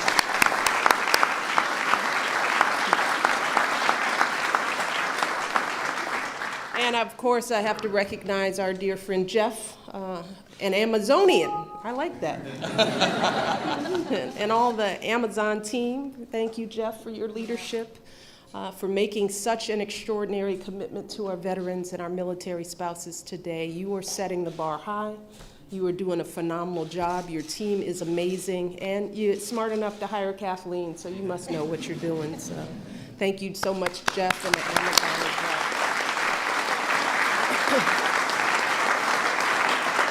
Now I'm going to take just a moment on this 5th anniversary to embarrass a couple of people.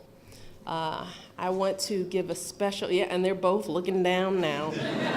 They're like, oh no, oh no. First, I want to thank Andy Anderson. Andy, please stand up. I'm sorry, you guys stand up.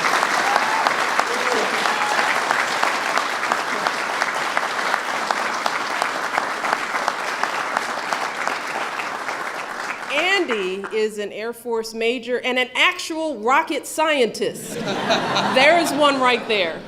We always touch them and go, God, and we didn't know they were that cute too, rocket scientists. But he has been serving on our team as a White House fellow. And Andy has done such outstanding work on not just this event, but on so many others. I don't think people realize that all the work out of joining forces comes from a handful of people, on Jill and my staff, and Andy is one of those folks, and it's just been a pleasure to have you and your family on our team. The second person I'm going to embarrass is sitting right next to him. Our Joining Forces Executive Director, Colonel Nicole Malachowski, whose last day with us is tomorrow. So, Nicole was the first female Thunderbird pilot. She has flown 200 combat hours and received every award and recognition you can imagine. And she is as humble. She's the total opposite of all that. I have to pull her up and get her to talk, and she's a great mom, and I just have loved having you on our team, and our executive directors come and go. We only get them for a year, and Nicole is leaving us, but I love you. You have done a phenomenal job, and I wish you all the best on the next phase of your journey.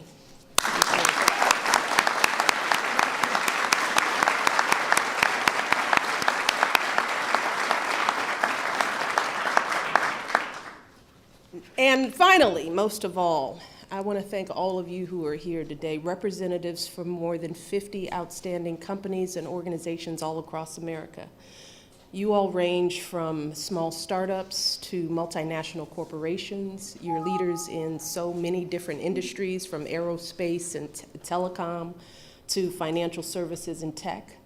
But all of you are here today for one simple reason, because you know that our veterans and military spouses are some of the most dedicated, skilled, talented people in this country.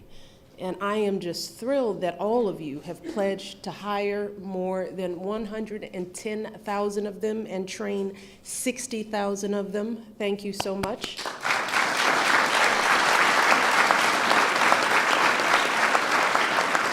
You're preparing them for high-tech jobs in some of our fastest-growing industries. And this is key. These jobs offer high salaries, opportunities for advancement, and as you've heard, the flexibility to accommodate the demands of military life. So these jobs are, they mean more than just the number, because this is real opportunity. These are precisely the kind of jobs we want for our veterans and our spouses, and that's why, since we launched Joining Forces back in 2011, we've been reaching out to business leaders like all of you and urging them to look to our military. All right, guys, we're going to show you once again the shot in Maryland.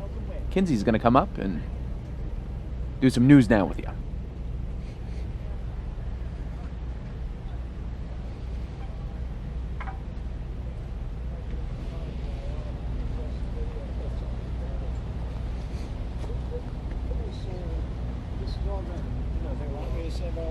I'm listening to coverage. It's all shit. I got it. Just give me all this extra space we got. The into's very short. Should I get Oh, yeah, they get Oh, yeah. Get the flag on there? One hook up to the phone, but beating up is not fun. Hi, all, Kinsey here. I'll see you in just a second.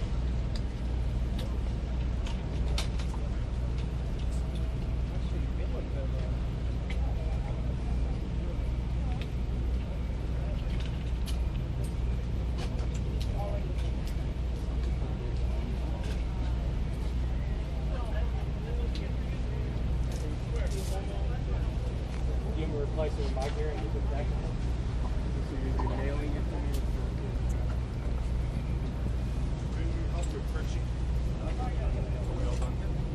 Well, that's NEBRASKA.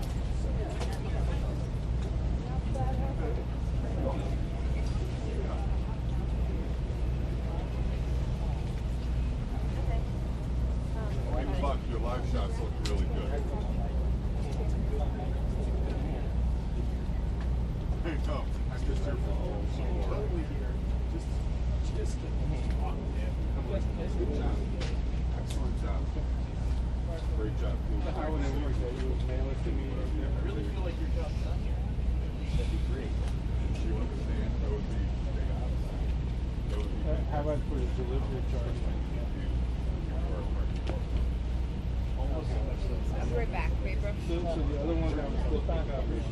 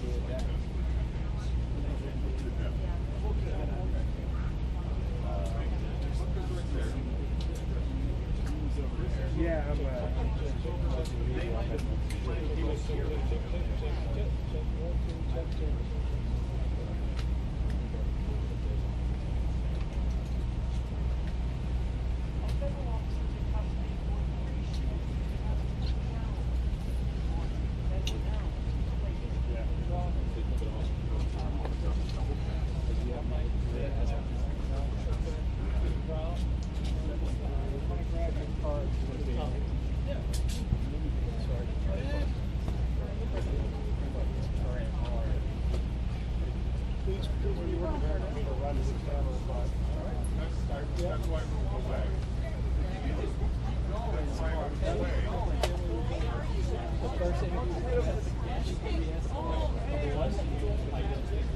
That's the first one. It's like the second interview. These are both ours. Second interview is just more. Yeah. Second person is that's it. That's all things on the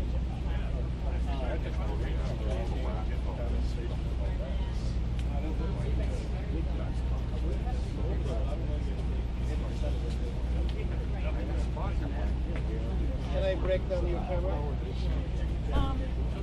Put this over. It wasn't like shooting sports. You stand out the ring. Is that your umbrella or my umbrella? This is your umbrella. I can switch. Yeah. Oh yeah, yeah. I'm gonna pull it out. PL, you can right now for Yes, ma'am. Thank you. What? Cool. Thanks, dude.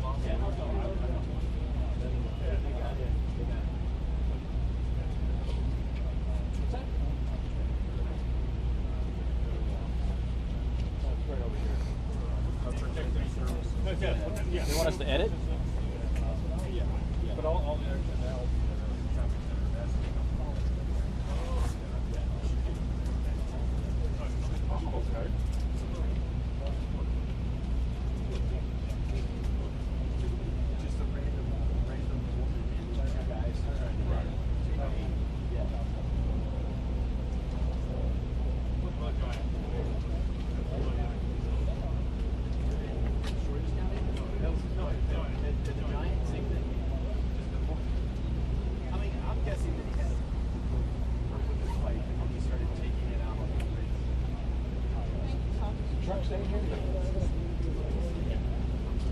They're gonna be live as well.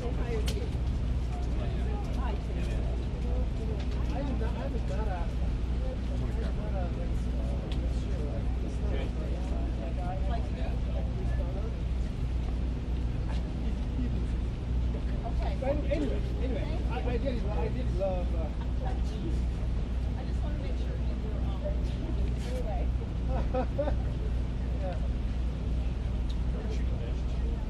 All right, guys, Kinsey here. So we are looking at a live shot out of Maryland where we have had a ton of breaking news this morning. The suspect has been caught. There are two. They believe this individual shot his wife last night and shot two people, one in a mall and one at a grocery store today.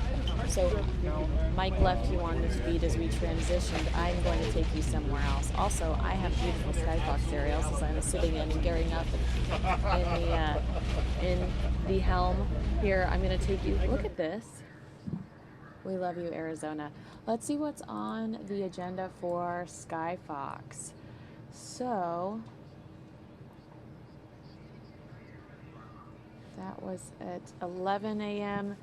The Skyfox flew over a shooting at 1801 North 83rd Avenue. So that happened at around 11:30-ish.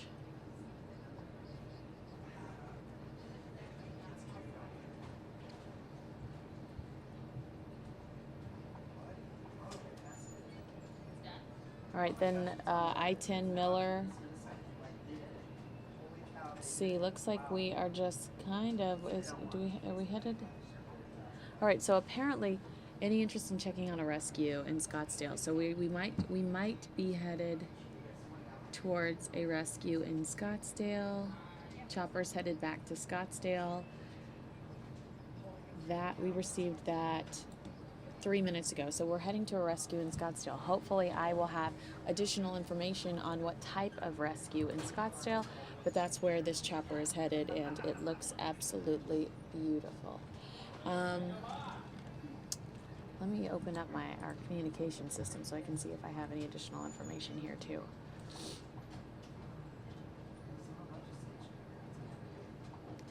Well, just checking in with what I missed this morning. Fox DC tweeted 2 mall shooting victims may have been trying to help other victims when they were hit. That's very upsetting. That was a tweet sent earlier this morning by producer Kim. I have a McCain event too here in my system. Let's see what John McCain was doing earlier today. I don't recognize any of the other faces with him.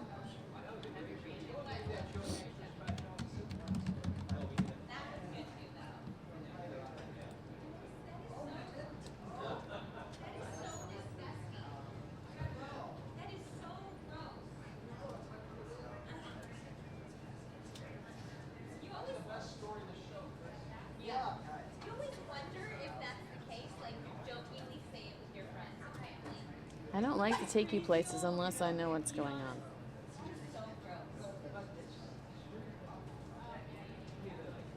And I'm not really seeing people talk about it. I hear troublemakers. Well, that's Rick, not me. Celeste, you're a troublemaker too. Hi, Rick D'Amico. Hi, Celeste. What's going on, girl? Are you on? Wait, I can be. Hold on. Wait, don't move. On what? The internet. Are you on right now? Yeah. Hey, see someone they put this there. It's our cushion. Which camera are you on? Which one do you want to be on? Isn't it confusing? Hey. Hi, everyone. You know, Happy Mother's Day to all the mothers out there. I'm a mother, I'm a dog mom. Yeah, dog mom. It's cute. Thank you for your contribution, Rick. You're very welcome. They just came off this set. They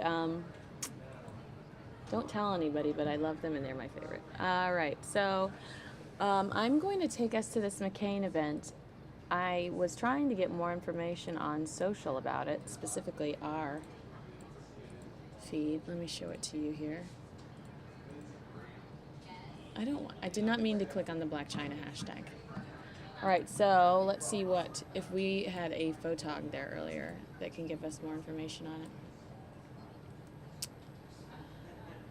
Just in, Timpytown Lake is officially back open. Beautiful photo. Oh, here's my Hooner.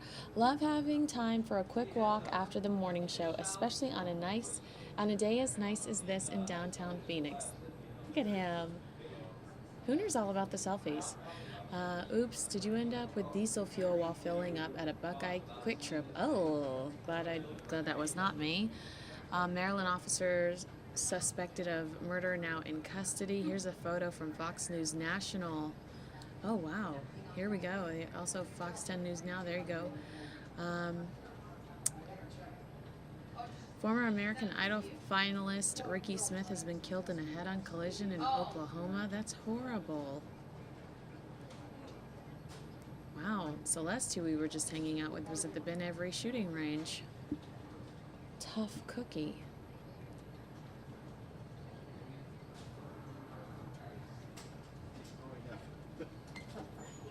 I am not seeing where the McCain event took place today, but the body of the U.S. Navy SEAL Charles Keating will arrive in the U.S. today. So he was so handsome.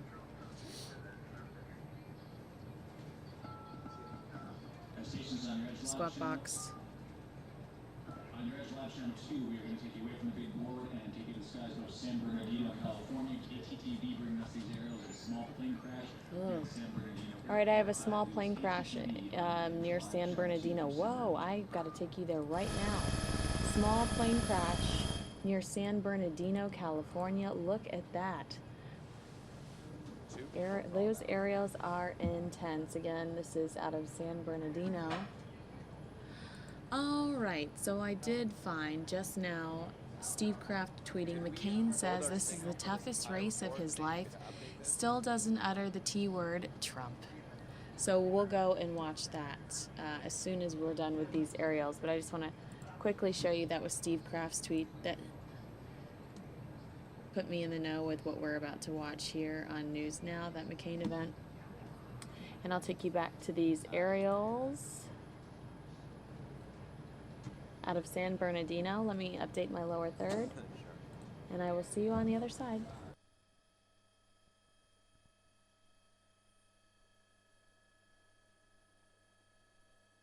I said they were mass-produced from 47 to 2001.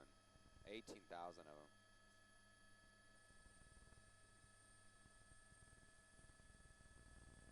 Okay, Greg, here's the deal. If they do, I need like a minute heads up before, and then I really need someone clearly to indicate on the radio that I'm hot.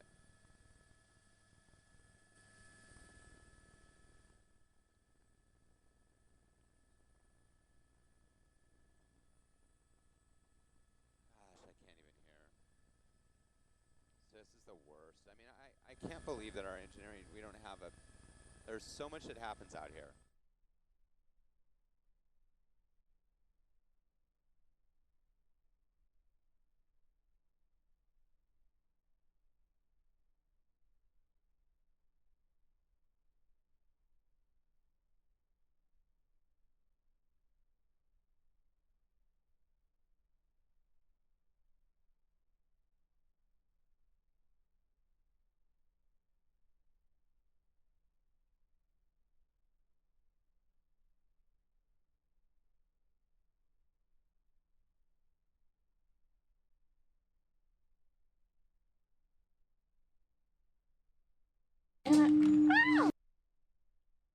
And as I'm sure you noticed, I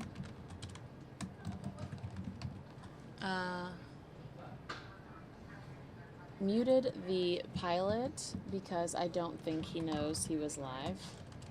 He had some choice words for some staff, I think, so I just went ahead and muted him. So it's not you, it's me. It's on my end.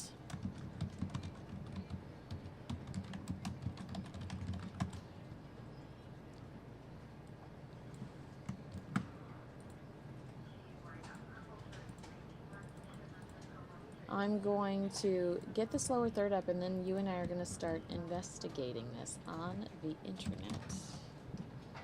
We'll see if we can get some additional details.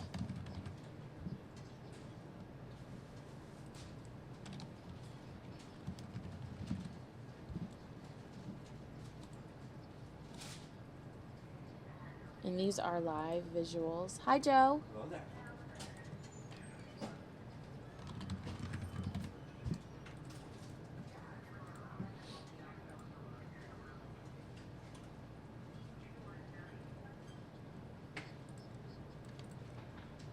Okay, now we're going to head to Twitter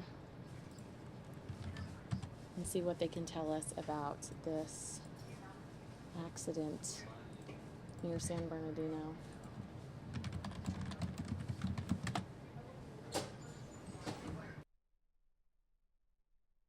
All right, so I see here small plane crash landed on a field near 9th and Lancashire near San Bernardino. No report of injuries, but power lines are down. Avoid the area. And again, another news source, power lines down after plane crash near 9th Street and Lancashire Avenue in Highland. No, how old is this one?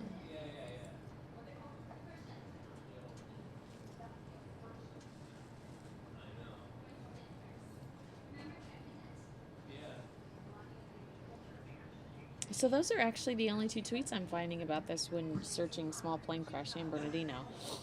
We know that no injuries have been reported, and this is near 9th Street and Lancashire Avenue in Highland. That's near San Bernardino, California. And we will stay on these visuals while we have them, but I don't know what caused it. I don't know how many people were in the plane. I don't even know at this point if we have anyone injured. I can tell you that power is out near the area, and again, that 7th Street and Lancashire Avenue in Highland, that's near San Bernardino, California, and it's the sweet little small yellow plane that's down. Hopefully no one is hurt, and as I get additional information, I am going to share that with you, but these are live visuals out of California. And that lower third is bothering me. I need to space it. I want the end to be a little further centered. Excuse me, must update. Hi, I love you. You're the best. Have a good weekend.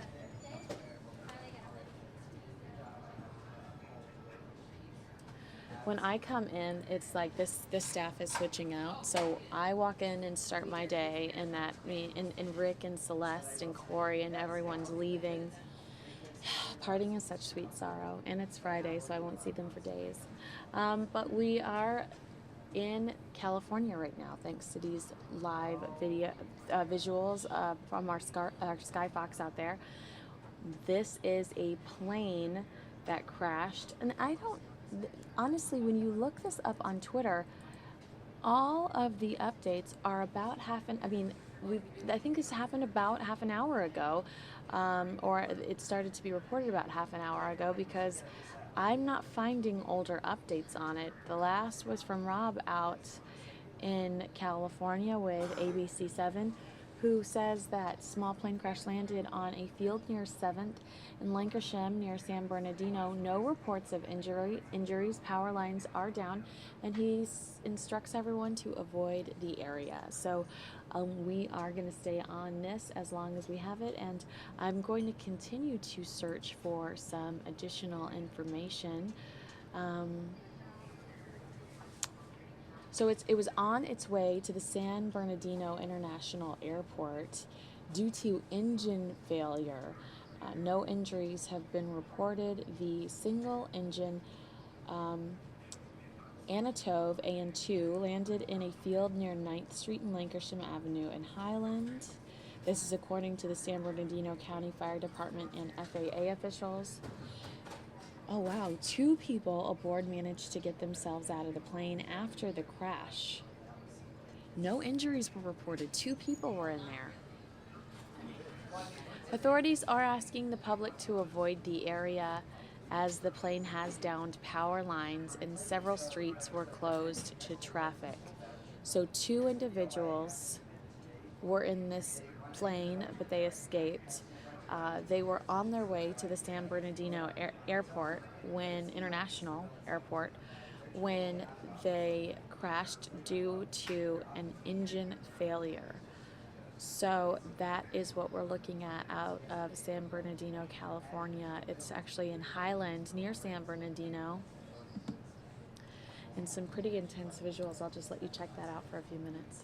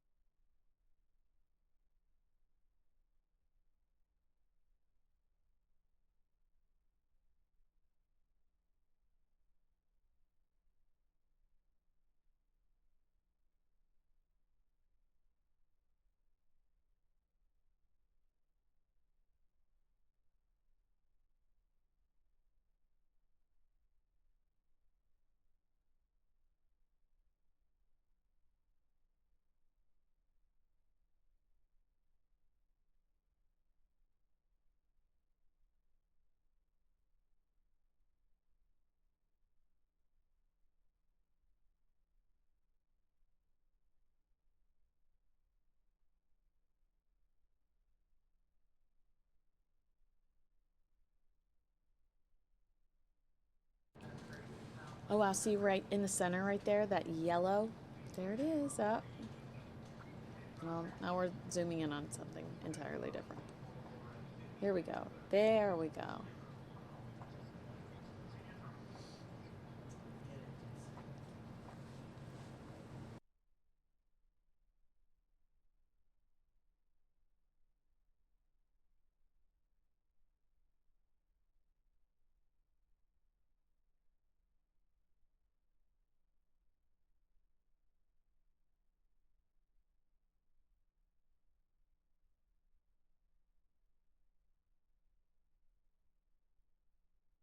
I have some viewer feedback so far. Thanks so much to Rachel and Bina and Ale for watching. Bina says, thank you for your contribution, Rick, with a fun little emoji. And she says, happy early Mother's Day to everyone. Bina, thanks so much for watching. We appreciate you. And I do have an update. We're heading back to Maryland at the top of the hour for another update from officials. I can already see the podium on my satellite. So when we're done here with this small plane crash near San Bernardino, California, we're going to head back to Maryland where officials are going to give us an update at the top of the hour. And I already do see that podium, so that will be a quick transition there.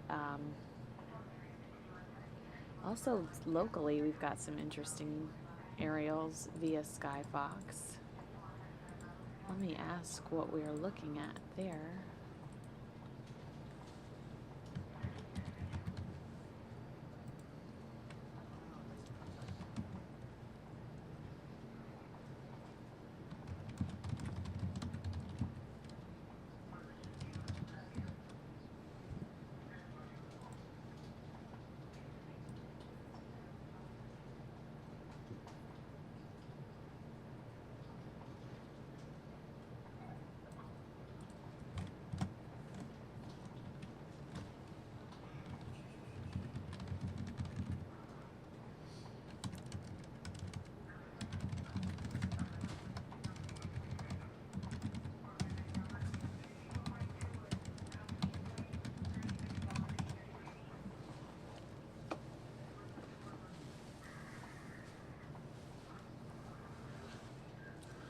All right, so quickly I'm going to show you what I'm looking at.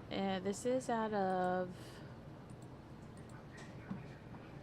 Scottsdale. I just asked the desk what type of rescue we're looking at, but obviously, I mean, this is going on a roof.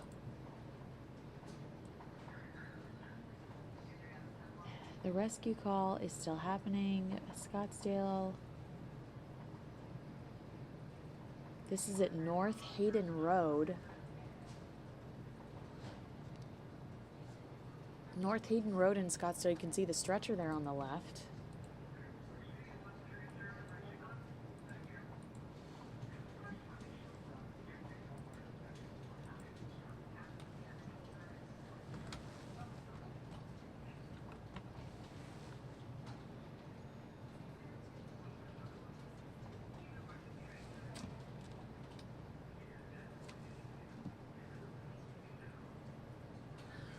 Hi Taylor, it's Kinsey.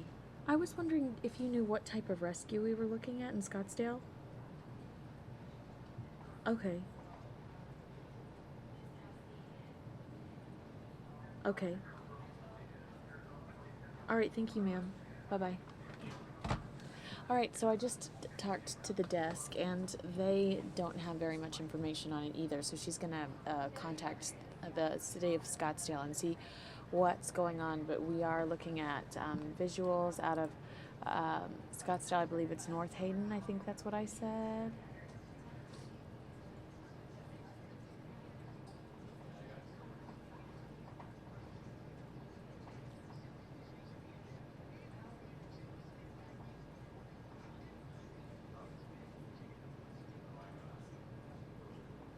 North Hayden Road in Scottsdale. That's pretty scary. We're on a rooftop. North Hayden Road in Scottsdale.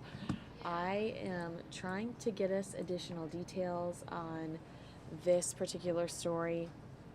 Unfortunately, I'm very limited at this time, but we're working on it here in the newsroom. I'm going to take us back to San Bernardino, where people are gathering, looking at this plane that crashed. Engine failure. It was headed to San Bernardino International Airport, and here we go. And well,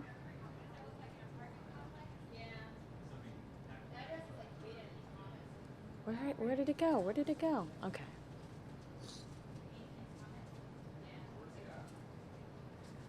I don't know. All right. Okay. So now I will take you to Maryland as well. Well,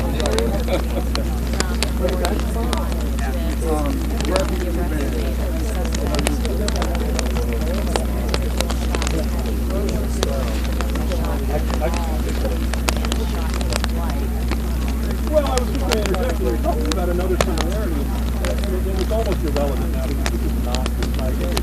That's another similarity. I just want all that beer. Not out of we're right down the street from there at the Outback Steakhouse. To rescue this man here, this is Hayden in Scottsdale. They're going to use a ladder to try to get this man down and put him on this stretcher. And so again, Hayden, Scottsdale, we are not sure what specifically happened here, but it's on a roof of what appears to be an apartment complex. And let's watch them get the patient down. Then I'll take you back to Maryland, and we will watch that press conference about the arrest made earlier today in multiple shootings in Maryland.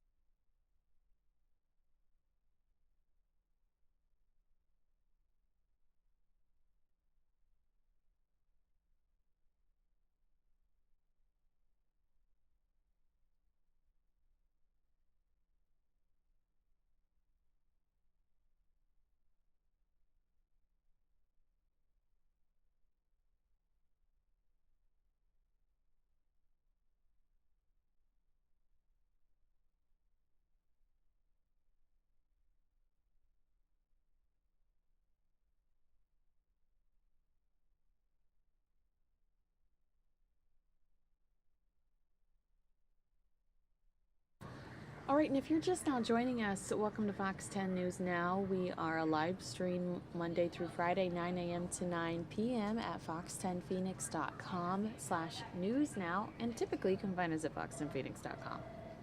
Maybe you forget the news now. That's all right, too. We are looking at a rescue on Hayden in Scottsdale. This is something that has been going on. Let's see. We have been aware of it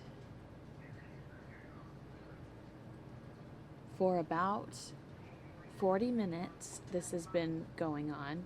This is at North Hayden Road in Scottsdale, and there is an individual, a male it appears, on his back on a roof of an apartment complex. It looks like they're giving him oxygen. They're utilizing well, right here you can see they're utilizing the fire truck's ladder to try to get the patient down, it appears, and onto the stretcher. I do not have specifics on this, however, I have requested them, so hopefully I'll be able to bring you more information soon. But this is a developing story that we are watching with you right here on Fox 10 News Now locally. This is at Hayden in Scottsdale. So let's continue to watch how it unfolds. I'm going to try to get you more information on the patient, see what type of rescue call it was. So far, we've just heard it described as a rescue call, but you can see the patient right there on the right side of your screen. They're going to try to get him onto that stretcher and peacefully get him down. This has got to be such an intense and stressful, I mean, I don't know what's happened with this man, but to then have to go down to get off the roof in this fashion has got to be additional stress for this individual. So again, this is a live shot via Skyfox out of Scottsdale. We're at North Hayden Road, 2700 North Hayden Road in Scottsdale, where you can see this man is having issues on a rooftop. We're going to watch them try to lower him now. And then after that, it looks like I've got a podium shot in Maryland where they're going to give us an update on some of that breaking news from earlier today. 2 individuals shot today, one believed to have been shot and killed last night, and the 62-year-old suspect that was arrested earlier today. We're going to have an update for you there as well. But we're going to stay on top of this local story here, a rescue in Scottsdale. Watch these individuals try to get the patient down off the roof of this apartment complex. Thanks so much for watching, and I'll hopefully have more information for you soon.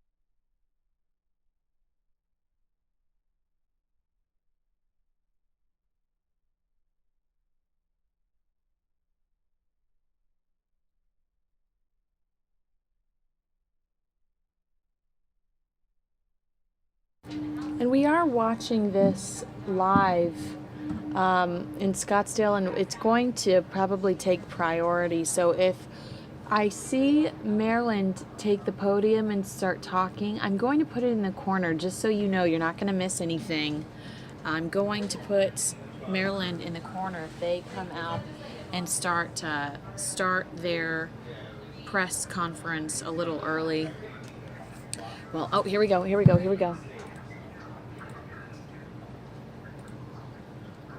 Pete, let's each grab a pole, just move it back 6 inches.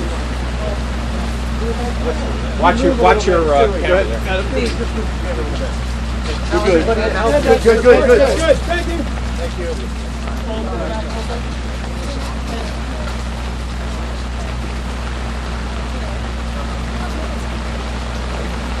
All right, good afternoon. My name is Tom Manger. I'm the Chief of Police in Montgomery County. At 11:15 today, one of my patrol officers was patrolling the area of Montgomery Mall and came upon a shooting scene where 3 individuals had been shot, two male victims, 1 female victim. One of the male victims is deceased. The other male victim is in grave condition. The female victim is being treated at a local hospital. While we were at that scene, we got the report, a 911 call, report of another shooting at the Giant Food parking lot on Connecticut Avenue in Aspen Hill. A woman was sitting in her car and had been shot. She is deceased. While plainclothes officers had responded to the scene of the shooting in Aspen Hill, they were circulating in the area looking for any information or witnesses or any lookouts. One of the plainclothes officers observed a vehicle, a silver vehicle, that matched the description of a homicide that occurred in Prince George's County last night. The tag number also matched to that vehicle lookout. We had a description of the suspect from the homicide last night that was in that vehicle, and the plainclothes officer spotted that individual at the Dunkin' Donuts in the Northgate Shopping Center in Aspen Hill. They had this individual under surveillance, and when the individual walked back to his car, the plainclothes officers were able to take him into custody without incident. The suspect's name is Eulalo Tortle. He is in custody now with the Montgomery County Police Department. With me is Chief Hank Stawinski from the Prince George's County Police Department.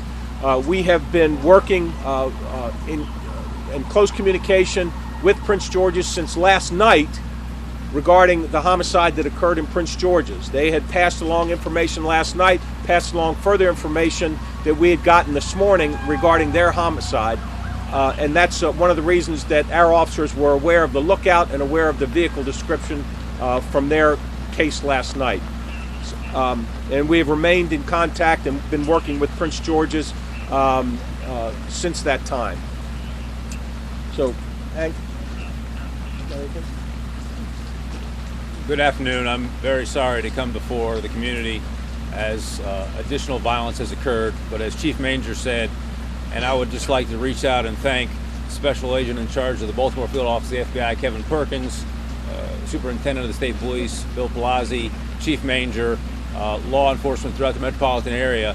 Since last night, our investigators and our undercover apprehension team have been working diligently to make apprehension on this individual using a number of different methods. It's tragic that we were not able to intervene prior to additional victims being harmed, but I am pleased with the fact that this individual has been apprehended and now we can restore some degree of peace. I'll be available to answer questions about the Prince George's County incidents and about the overnight, but I do want to take the opportunity now to turn it back to Chief Manger because I believe Mr. McCarthy wants to say a few things as well. Good afternoon. I'm County Executive Ike Leggett here in Montgomery County. It's always sad to come before the media when we have deaths that have occurred in our community. But I want to acknowledge and thank overall the community, apologize for the inconvenience for our school kids, but more importantly to thank our law enforcement officers, especially those here in Montgomery County who, in cooperation with those from Prince George's County and the FBI, I think have done an excellent job. A job that we can be proud of, but a job nonetheless that we hope we would not have to come before you to explain the details, the fact that we've had death and the fact that we've had disruption within our community. But it pays for all of us to pay attention to the concerns, the challenges that we face, but also to recognize the great work that our law enforcement officers do each and every day. And I believe that we are going to go forward with this investigation now. And I'd like to turn it over now to our state's attorney, John McCarthy. John? I wanted to begin by just echoing comments of Mr. Leggett just a moment ago about the extraordinary work of the Montgomery County Police Department. And obviously we would not be here today if it had not been for the coordination between both Prince George's County and Montgomery County that gave information and allowed us to identify this vehicle in this parking lot earlier today. But because of the events that had preceded the apprehension of the suspect in this case, to do this without incident, without additional loss of life, is really an extraordinary effort. And again, the people of Montgomery County should be very, very proud of the police department. In terms of the charges, I will tell you the suspect in this matter, the events today unfolded very, very rapidly. He is in custody at police headquarters here in Montgomery County. We would anticipate that the formal charges against the suspect will be lodged within several hours. The precise nature of those charges will obviously be related to the homicides that have been spoken about here today and other possible charges. By Maryland law, the suspect will have to be brought before a Maryland commissioner today on these charges once those charges are lodged. He will not be released from custody. He will be held in custody. The first formal time that he will be arraigned in open court will be Monday at 1 o'clock in the afternoon in the Rockville District Court. I'm going to turn this back over to the chief. I know you have a question, but I'm going to let Tom open it up for question. I'll be happy to answer any of the questions anybody has. Chief, how long was he under surveillance at the Dunkin' Donuts? A little over an hour. Chief, what was the relationship between what do you believe the relationship to be between the suspect and the victims today? The victims today, the relationship between the suspect and the victims today, we don't know. I mean, at this point, we don't know of any connection, but that's still very early on in the investigation. That's certainly something that we're looking at. Chief, minor point, we've had a number of witnesses tell us that he sat in Boston Market and ate lunch for an hour. Yes. He did do that. The suspect was actually in several of the businesses here, knowing that the suspect was armed, knowing that the suspect had made statements about what he intended to do. We needed to make sure that the public was safe when we took him into custody. Our fear was that he was armed, and since he had already shot 4 people today, we certainly did not want to have any other bloodshed here, and so the plainclothes officers waited until it was safe to take him into custody, and that's what they did. Dunkin' Donuts? I'm sorry.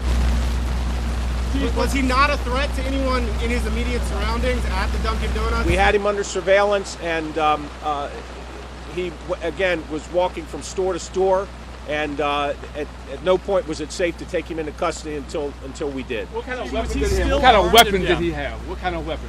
The vehicle had the weapon was in the vehicle when we took him in custody at his vehicle, and I don't know the type of weapon. Reaction to him having lunch, sitting down, walking around after having allegedly just killed a woman and shot 3 other people this morning. I'm sorry, I don't understand your question. To his behavior after all of this, walking around, eating, having coffee, talking.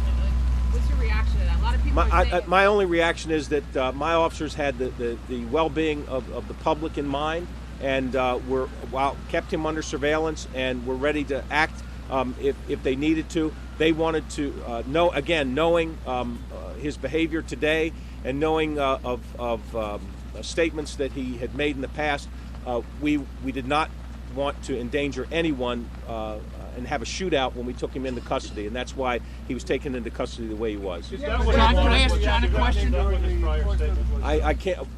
I can tell you that there was some thought that he that may have been what he wanted. John, can I ask you a question? Chief, can I ask John a question? Say again? Did he act threatening to any of the patrons today? No. Did he have a weapon on his person or just in his vehicle? At the time we took him into custody, it was in his vehicle. I don't know if it was on his person. While he may have taken it off his person when he got in his vehicle. I don't know. Chief, a question for both chiefs. After the shooting last night, was there concern that he might have specific other targets, that he might still be violent, still be looking for specific other people today? So last night in the overnight hours stemming from the Prince George's County incident, our undercover apprehension team had been working all of the addresses we could associate with this individual, as well as using phone tracking and LPR technology to track the movements. And unfortunately, we were not able to apprehend him prior to him getting to Montgomery County this morning. But again, I want to thank Chief Manger and his team. We immediately had deputies from Prince George's County, deputy chiefs up here coordinating with theirs. And as sad as the events of this morning are, it is resolved and there is a degree of safety restored. John, Chief, to follow up, I know you're just starting to talk to him. Question, though. John, I know you're just starting to talk to him, but do you get a sense that it's anything more than a coincidence that this spree ended here, where the sniper spree began 14 years ago? You know, when I came here this morning, and many of you probably were here years ago when the snipers came here, the command bus, the night that the sniper attacks occurred that morning, was virtually in the same location. And if any of you actually remember, when Lee Boyd Malvo and John Muhammad committed those murders here in Aspen Hill, they actually went and did not leave the area, and they ate in the same restaurant where we were having the surveillance here today, which was an irony that was not lost on me. But the same restaurant as in the Boston market. Same Boston market, and we were in the same parking lot during the sniper shootings. The first shooting was right here at the Michaels. So you don't know if it's more than a coincidence? I think it's a coincidence. I will tell you there's some information that the suspect that is in custody did live in this neighborhood at some point in time, so he came back to a neighborhood I believe that he was familiar with. Chief, you didn't really answer Garrett's question when he was saying, were there other people you were concerned he might be going after? I mean, clearly. Well, again, my response to that was that we associated him with several addresses. We went to those addresses not only out of concern that he may arrive there to harm other people, but that he may attempt to secret himself there. So all of those, as well as other areas, were being looked at actively. Prince George's County police officers, myself, we have not slept since last night in an effort to apprehend this individual. One more question. Is there a belief that the people today could have been related to some of those addresses? It's just too early to tell? It's too early to tell. There was no immediate connection, but we have been able to talk to two of the individuals who have been shot, and there's certainly at this point has been no immediate connection in terms of a relationship with the shooter. But again, that's still up under investigation. Thank you very much. We'll have more information in the release as that information can be confirmed and then put out to the media and the public. Thank you.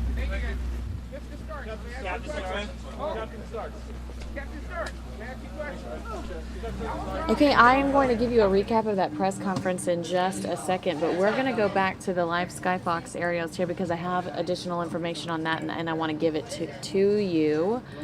Here we go.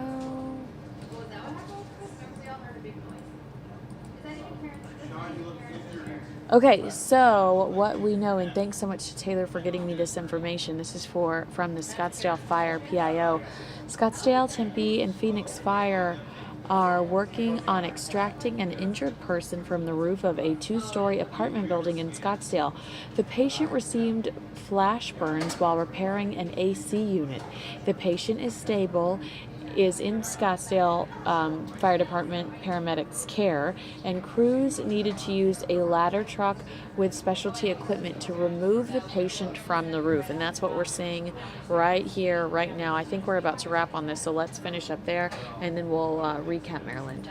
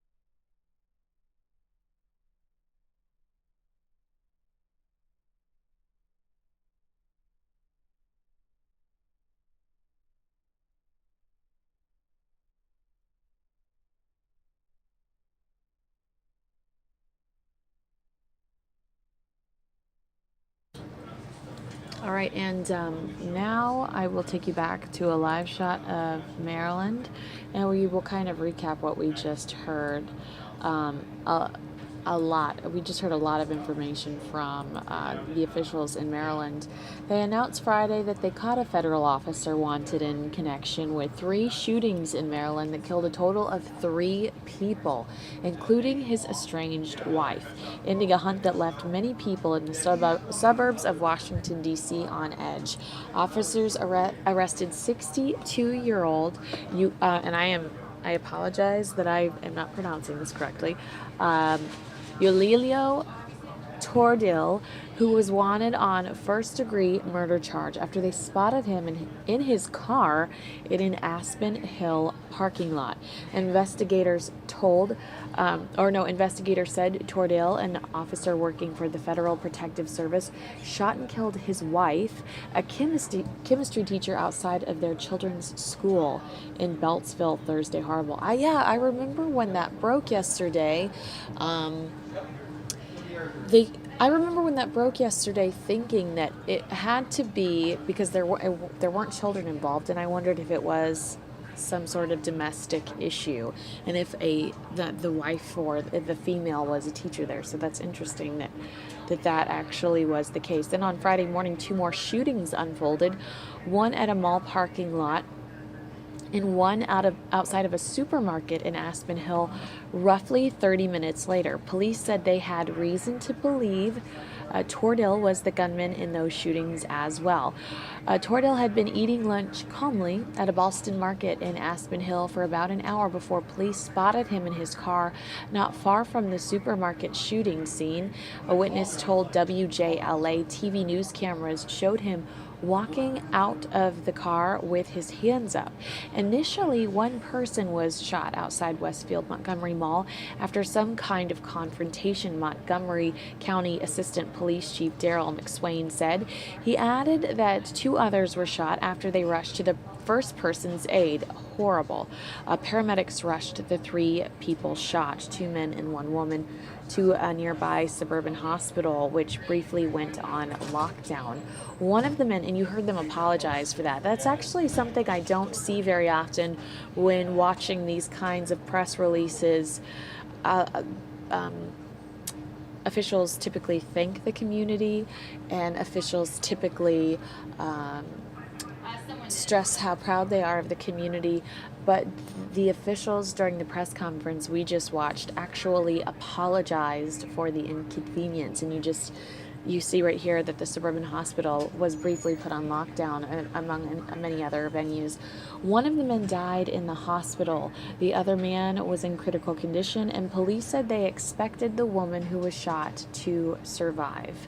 The shooting near the Giant Food supermarket in Aspen Hill left 1 woman dead. Investigators said it was unclear whether the suspect knew any of the people shot on Friday. It's tragic. We were not able to intervene before other individuals were harmed, Prince George County's Police Chief Hank Stawinski said. Police said that Tordil followed his wife, 44-year-old Gladys Tordil, to High Point High School and shot her Thursday. Also wounded a man who tried to intervene. Officials said the bystander had injuries that were not life-threatening. Gladys Tordil had filed a protective order against her husband in March. She was claiming he abused one of her children and forced others to endure intense military-like discipline, including detention in a dark closet, the Washington Post reported. The wife also reportedly accused her husband of slapping her so hard that her glasses broke on her face, saying he kept as many as 5 guns at home. The Federal Protective Service said it put the officer on administrative duties after a civil court issued that protective order. His duty weapon, badge, and credentials were then taken. He was subsequently placed on administrative leave. The Federal Protective Service provides security at federal properties. A witness at a mall, Jose Gomez, told the Post he heard 6 to 8 shots. He said an officer rushed to the woman who was wounded. That's when blood shot out of a hole in her shoulder, and he set her back down. Police closed off parts of the mall's parking lot with clothes and other debris strewn on the ground outside of the Macy's there. And we had a shot outside of that Macy's, but I don't think we're there anymore. All Montgomery County schools and recreational centers went on lockdown for part of the day. Fox 5 reported, however, some parts of the mall remained open. The grocery store in Aspen Hill is a few hundred feet from Michael's Craft Store that was the first target by DC sniper John Allen Muhammad in 2002. Muhammad shot into the store, did not hit anyone, but he killed a man about a mile away less than an hour later, kicking off a 3-week killing spree that left 10 dead. And that is care of Jake Gibson, Fox News' Jake Gibson. Thanks so much for providing all of that information. And that was kind of a recap of what we just heard outside of one of the venues in Maryland. We just heard from several different officials giving us an update, but I'm sure a lot of people right now in that little suburb of Washington, D.C. feeling a lot better knowing that the suspect is no longer on the run. At 62 years old, you know, this has got to, and obviously they have children because his wife had allegedly, or had accused the suspect of abusing a child. So you've got to feel horrible. Your heart has to be a little heavy right now for their children. So I'm going to take a moment right now to gear up that John McCain video. Steve Kraft, thanks to Twitter, letting us know that McCain is in campaign mode. So we're going to transition from Maryland to, and these are not Skyfox aerials, we're going to transition from Maryland to John McCain's event. And from there, I'm going to let Mike take back over. You've been with him all morning. But we are going to head over to John McCain's campaign event next. Yeah, it's been a busy afternoon for us so far. We've seen a plane crash in San Bernardino.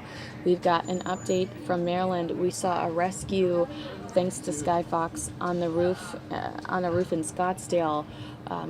An individual trying to fix an AC unit at an apartment complex.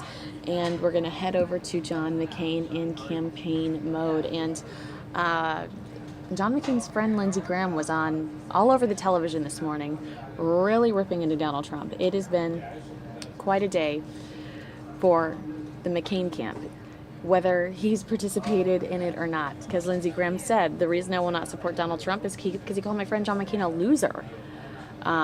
He specifically said that, and then he kept going after Trump's comments about Ted Cruz's father being associated with the JFK assassination. So McCain's in the news, and we're going to play a little bit of him in campaign mode next. I will see you on the other side.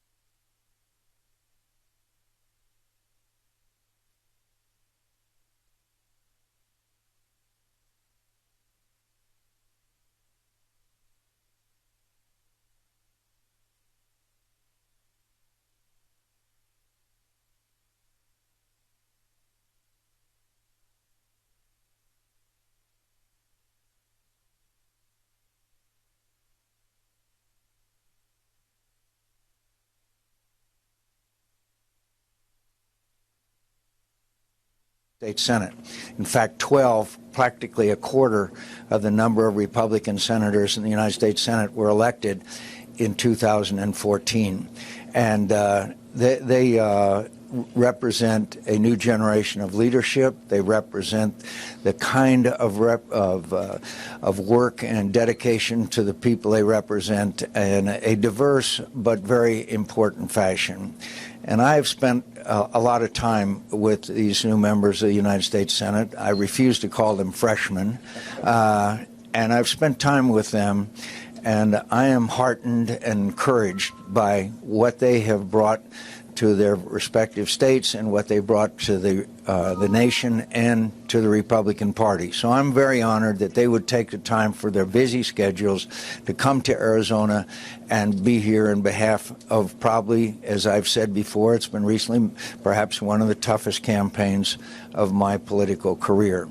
So with that, I would like to mention about each one of them and then ask them to say a few words, although they've been in the Senate now long enough to be incapable of a few words. So, so could I introduce, first of all, Joni Ernst. Joni Ernst is from the great state of Iowa, and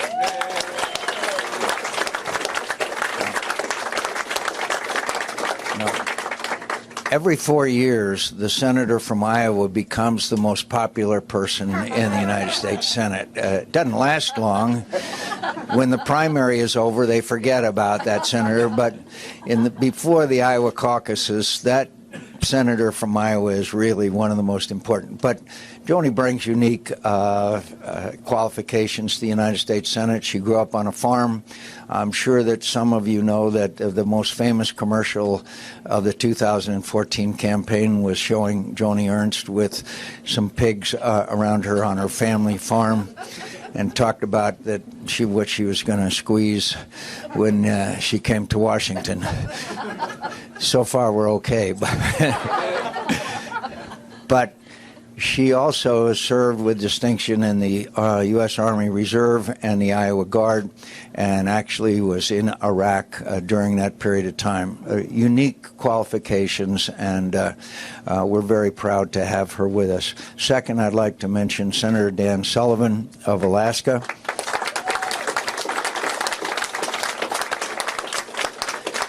He has a great deal of military experience. He has been a leader in the United States Senate on Asia-Pacific, Armed Services Committee on Asia-Pacific issues, all of that. He's really a great guy, but unfortunately he was in the Marine Corps. So,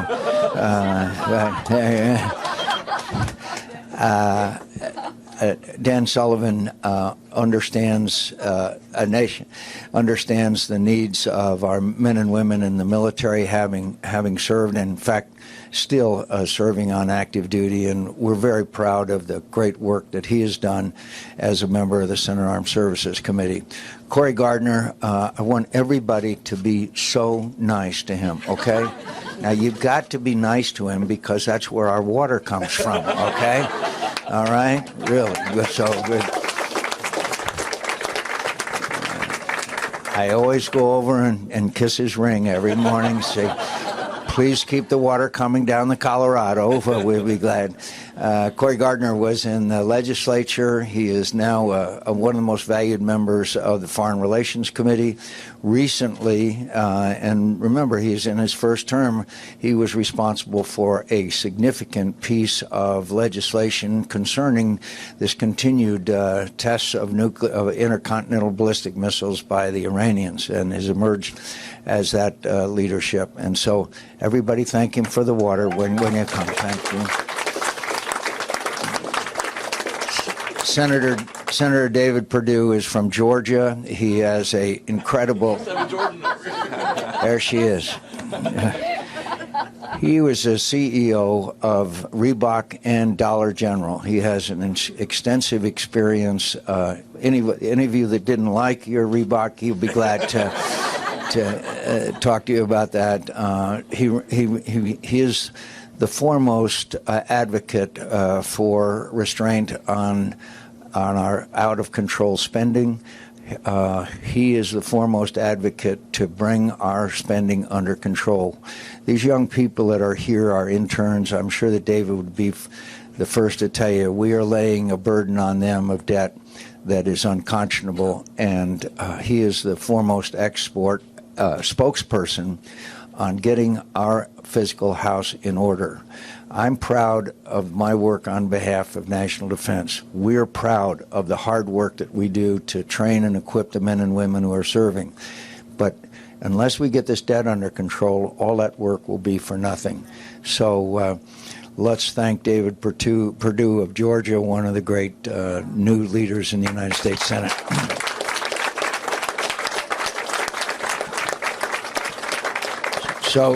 So with that, I would like to hand it over to Joni Ernst, who will tell you that one of the great events in the world is the Iowa State Fair, where if you're really smart, you can get a deep-fried Twinkie.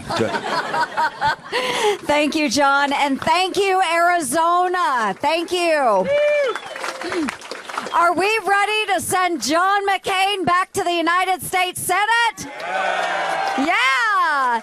Thank you. And so from the bottom of my heart, I want to thank all of you for volunteering and being part of the re-elect John McCain team. This is so important.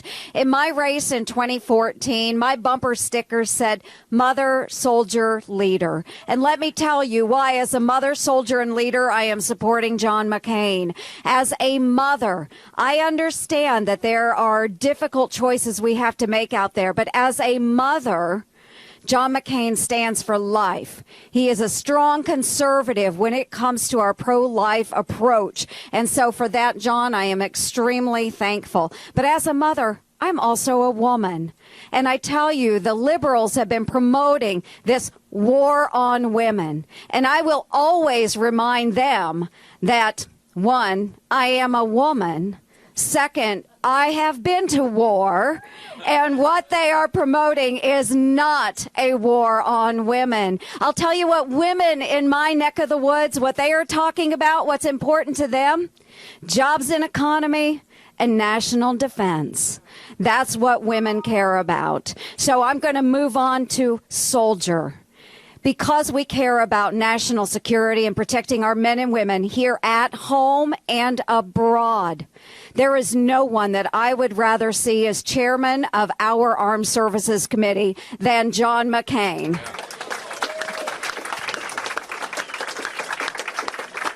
John McCain gets it. He gets it. And in a world that is hungering for leadership, the world is not turning to this administration.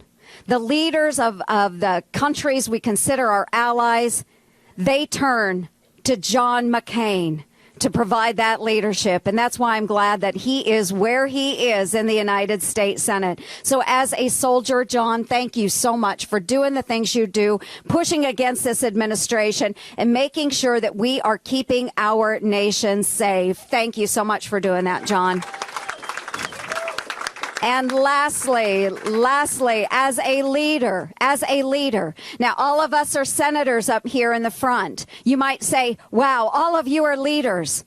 But I'm going to push back on that and say that that's not necessarily true just because we hold the title of senator. That makes us people in authority. It doesn't necessarily make us leaders. What makes us leaders is when we are reaching out to others and we are inspiring them to come together and achieve a common goal or objective for the betterment of everyone. That, my friends, is Senator John McCain. He is a true leader. Thank you for inspiring us. Thanks all of you for supporting such a phenomenal leader. God bless you all and for everything you do. Let's make sure John McCain stays with us. All right.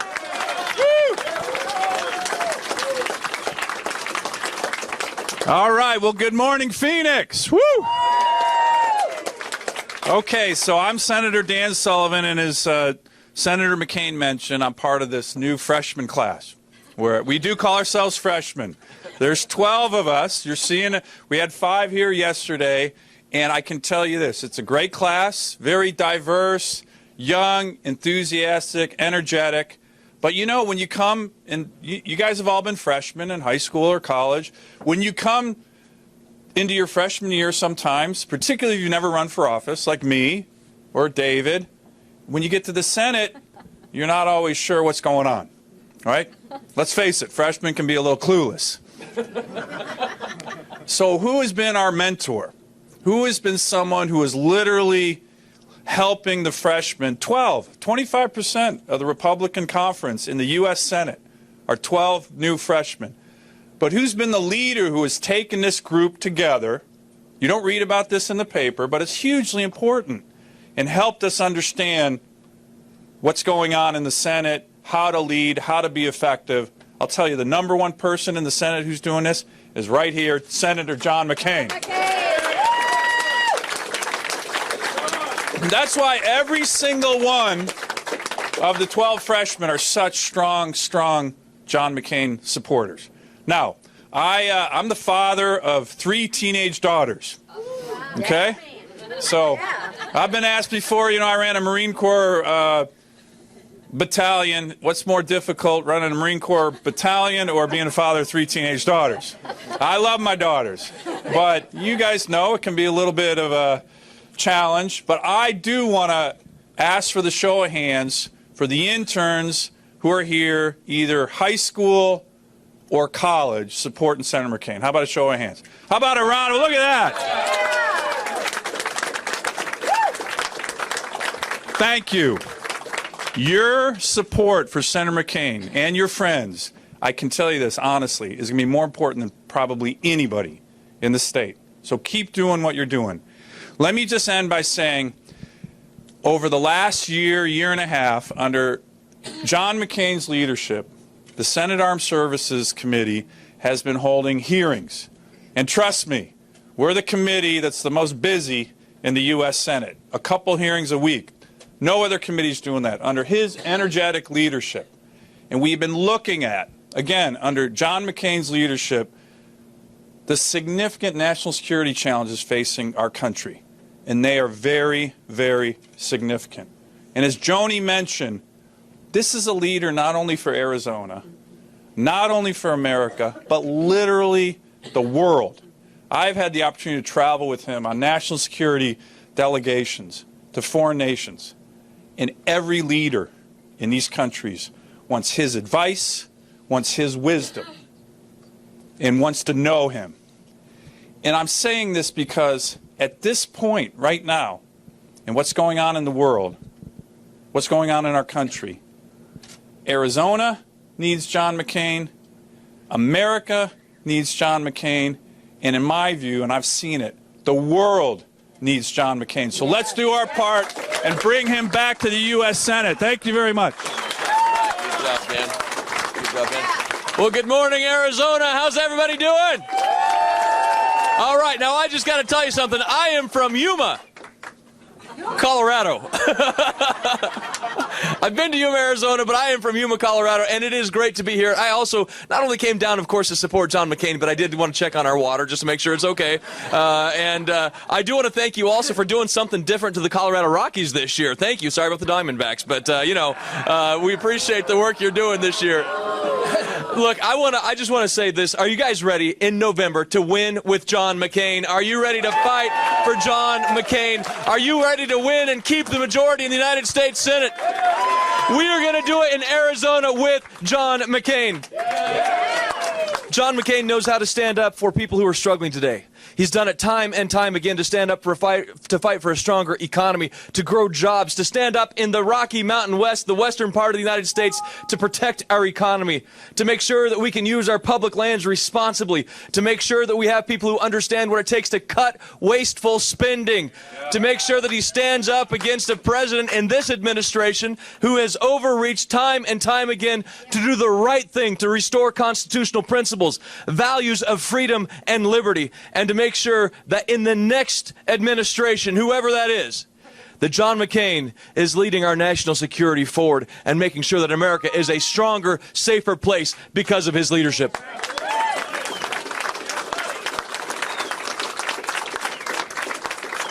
Now, I just want to say a story that I shared yesterday with some of you in the room already.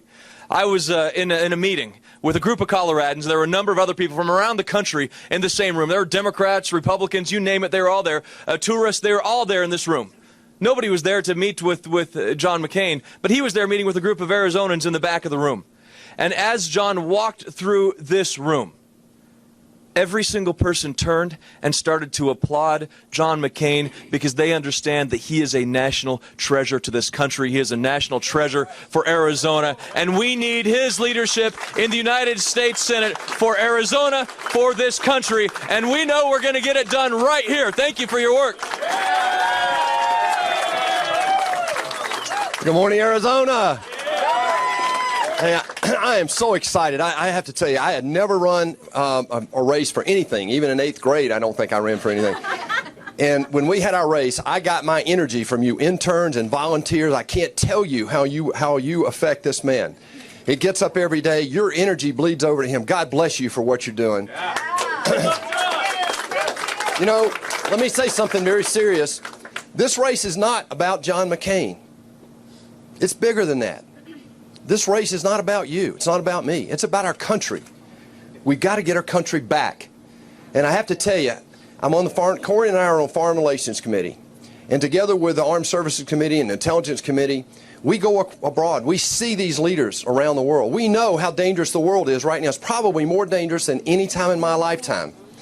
And on top of that, we have our own debt crisis that keeps us from funding our military in order to protect the national defense. We've got to change that. John McCain knows how to do that. I've just returned this spring from a trip to Europe with John McCain.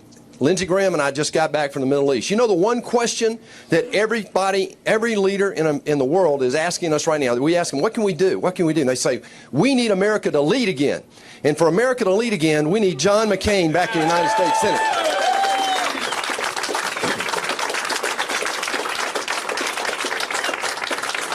I told this story last night, but I think for you interns who 30 years, 40 years from now, you'll be telling the story of how you worked on a John McCain campaign and how it turned America back to its founding principles: economic opportunity, fiscal responsibility, limited government, individual liberty.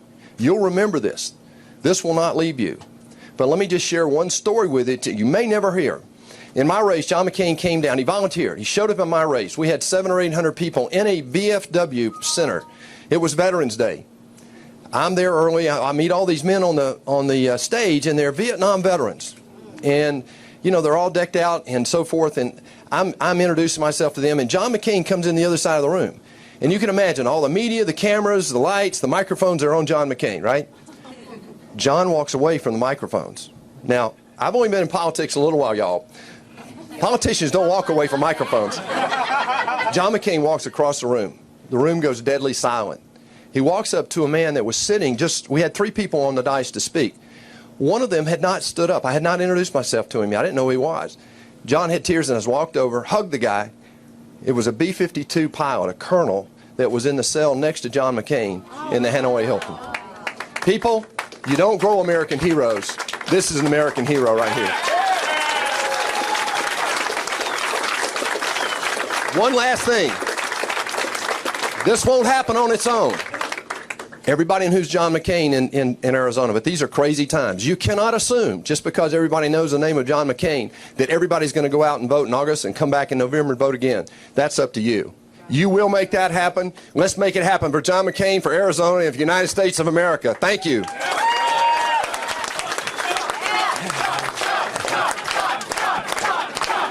Thank you. Thank you. Thank you. I'm very humbled and flattered, and I can't tell you how grateful I am to see this kind of support and eloquence. Don't you think that this is a wonderful group of senators to help America and Arizona for the rest? And I'm proud and humbled to be in their company. I want to thank our interns again, but I'd also like to say that there's a group of other Americans that I've been very pleased to have their support and really deep involvement, and that's the Vietnamese community here in Arizona. I'm very pleased and proud that they have They have been so active. Could our Vietnamese friends raise their hands really for us? Just thank you. And by the way, there's a couple of these gentlemen who I've gotten to know over the years who spent years in re-education camps, and we're here to how many years? 5.5 years. 5.5 years in a re-education camp. We're very happy that you are here with us in the United States. Vietnamese community has contributed an enormous amount. It's just there's so many other groups, our Hispanic Americans, all over there, but also there's a special group also that have been very active, and that's our Iranian American community who have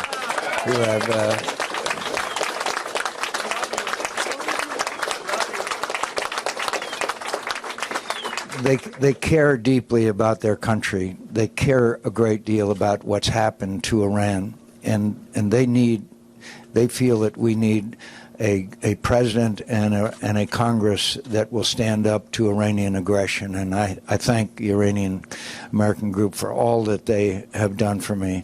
And we are assembling a coalition of different ethnic groups. Even we've got a special, very special group. You know, our daughter Bridget was born in Bangladesh, so we're motivating the Bangladesh community. There it is, right there. Thank you. Get that vote out. It could tip the scales. So I just want to thank all of you again for this expression of support. And I just want to repeat what has been said, maybe not totally accurately, but fairly accurately, that I was quoted as saying that this could be the toughest race of my political career. Anybody who sees the turbulence in the political environment today could not conclude anything else. I am confident of victory, but I believe that we have to ask people to work for us harder than perhaps they have before. And I'm very grateful at this turnout. I'm grateful. As usual, this is going to come down to what usually determines elections, and that's voter turnout. And that is, generally speaking, the way that elections are decided, obviously, in democracies, and will this fall. As you know, we have a late primary, the end of August, so we got to get through that, and of course the general election. So your participation day today means a lot to me. My colleagues means a lot to me. We can't slack off. We're going to have to work very, very hard. And I know that I can succeed, and I know that I can have the great honor of continuing to serve the people of Arizona in the United States Senate with your help and support. Thank you, and God bless. Yeah.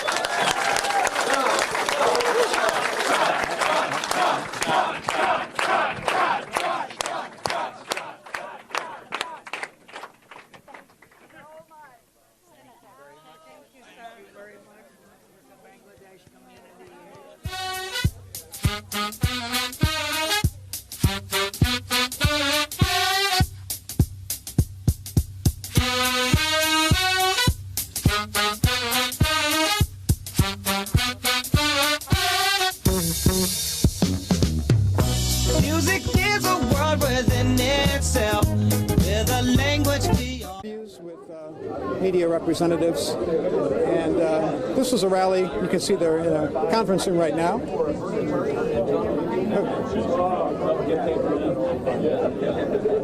All this is unfolding in real time, so it's going to be a little bit rough, but that's how it goes.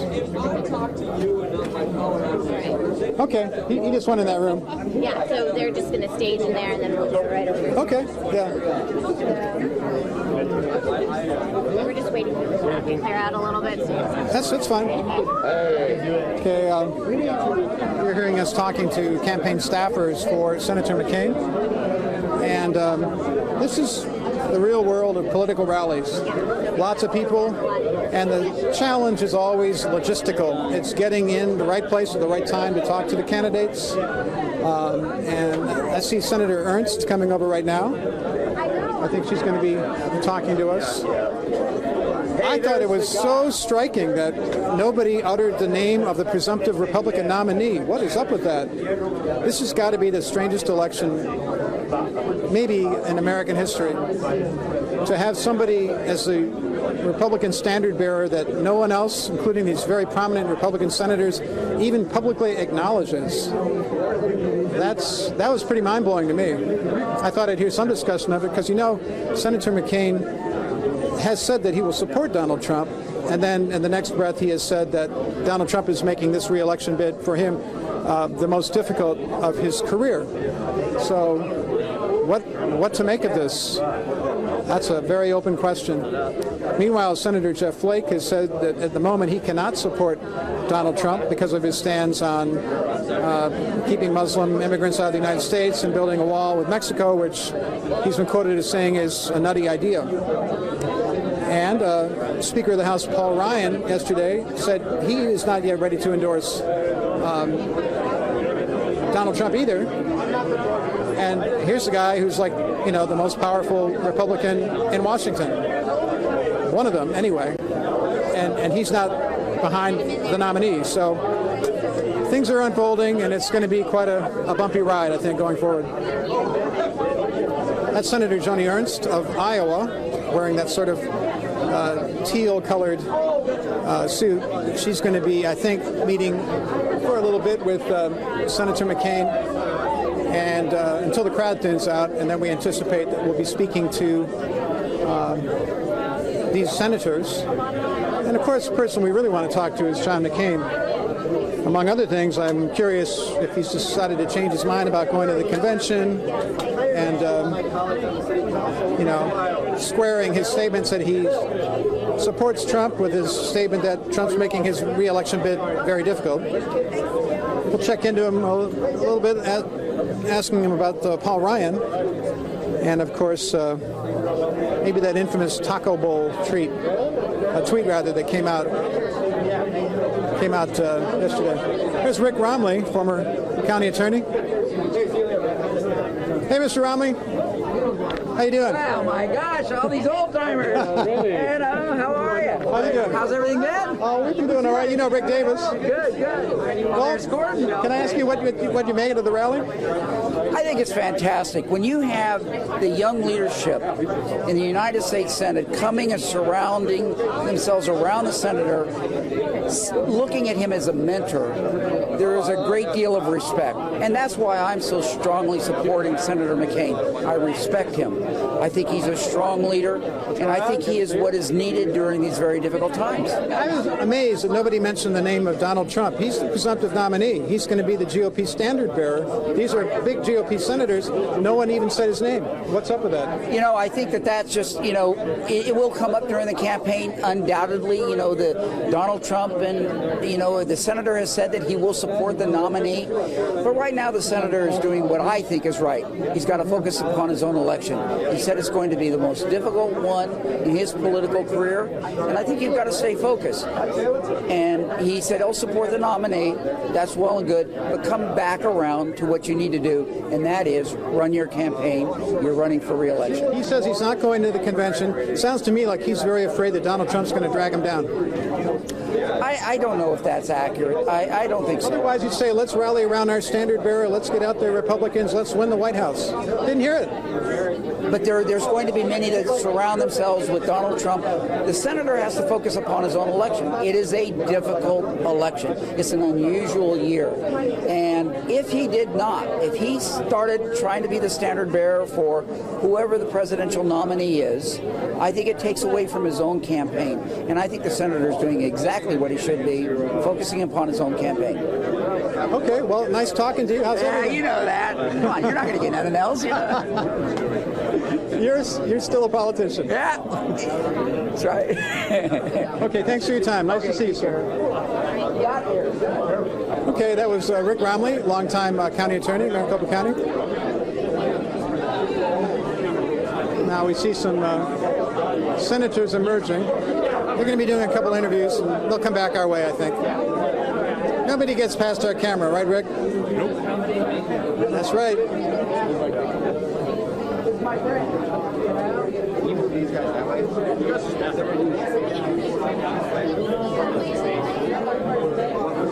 Because if they don't talk to us, that would be really dumb. All right, I am going I have to leave you hanging here. I'm sorry, I have to leave you hanging. But you know what? That gives you no more of a reason to watch our 5:30 broadcast tonight. Well, obviously we want you to watch 5, 5:30, 6, 9, 9:30, 10. We want you to watch it all. We want you to watch Fox 10. But I'm going to cut off this video because I'm transitioning back to Mike. I will be back at 4. I'm on 4 to 9 tonight, so I'm going to go ahead and transition over to him. I'm going to give you a look at Maryland because that's a live shot I have right now. So I'm going to give you a look at Maryland. I'm going to be back a little bit later, and I will have Steve's package on his McCain experience today at around probably around 7 p.m. So I'll have that for you here pretty soon. But right now I'm going to take you back to Maryland as I switch out with Mike. Nice job. Good hustle, man. I sounded freaked out because we watched the live shot. They tweeted out a link to it, but I wasn't freaked out. I was like out of breath because I was running. You know, they were like, get down, run, move out of it. And we were on the street, we were like running downstairs. So I was like kind of winded. And they were like, oh my God, were you so scared? And I was like, no, I must be missing that thing that people have where you get scared because No, you were just in the zone. So, do you have my card in, Justin? It is now.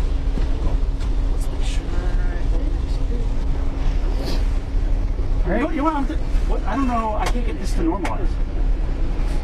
I don't know why I have.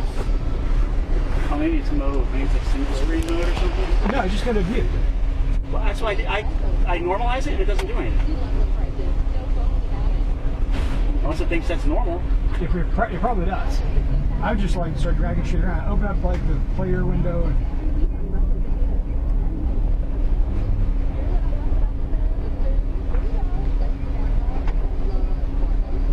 All right, guys. I'm out the desk notes that you got the IFBs and stuff, and I'll lie to you. I'm gonna go grab something to eat and go home. Nice. And drive to Virginia Beach. So, see y'all. All right.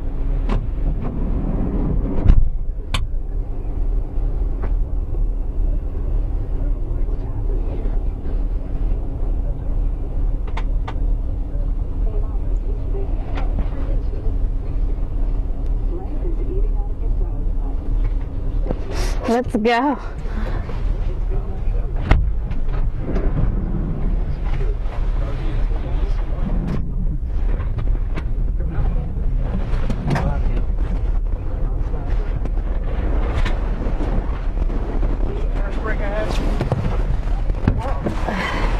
My friends are all texting me. I can't even respond right now. Like, I'm watching you on TV. Holy shit, are you okay? I'm like, yeah, dude, I'm fine. It wasn't that big. I wasn't freaked. Yes, I hear you. We're walking out in front of the camera right now. Well, yes, I hear you. Do you hear me? Here's the other thing I didn't think I told you.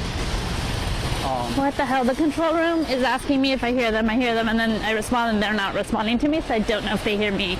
It's a camera. I'll do that whole thing, like, here's the Giant, here's the Dunkin' Donuts, blah, blah, blah, blah, blah, walk over there, and then I'll say, look at the video. You know what? The officer must have told me, we freaked out on us. We were in the crossfire. Oh, yeah.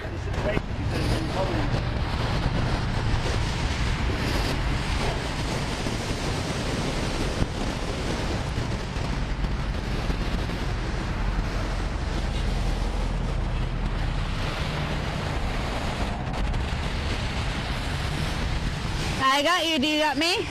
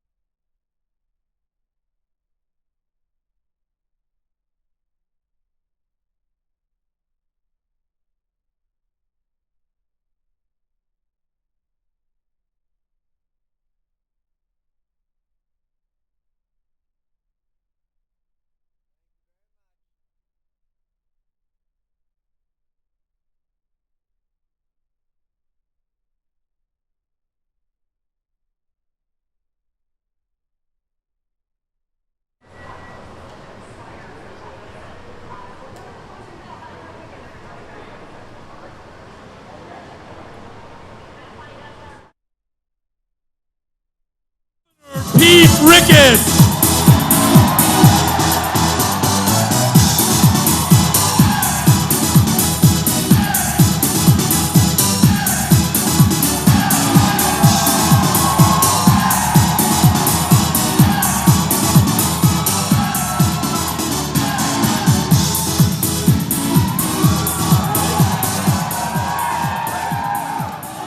Hello, Nebraska. Thank you all for being out here this afternoon. Your excitement and your enthusiasm is important.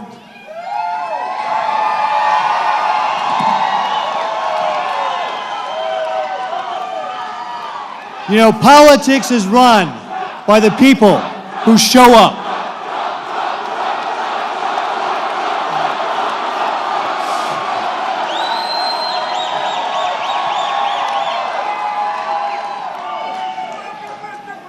And by showing up here today, you have demonstrated that you want to chart a new course for our country.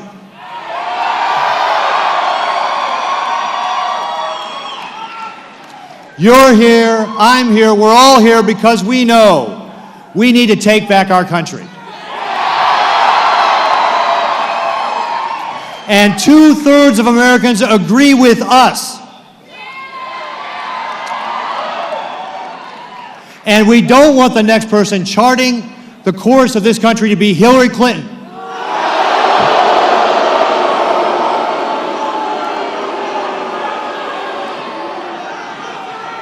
Will Hillary Clinton protect the Second Amendment? Will Hillary Clinton repeal Obamacare? Will Hillary Clinton secure the border? And then think about this, the U.S. Supreme Court.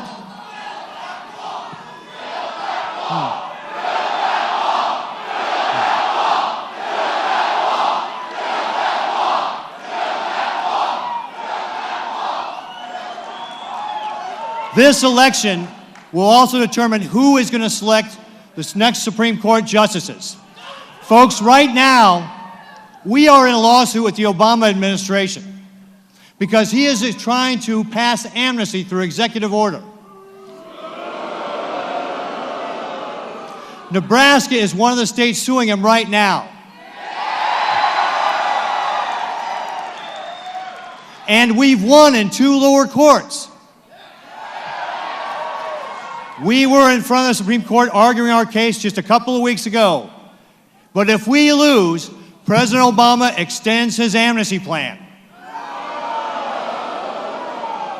And that's why it is so important that the next president of the United States is a Republican.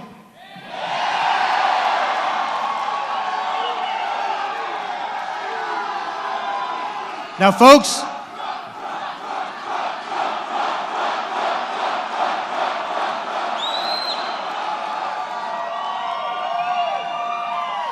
I went through a contested primary.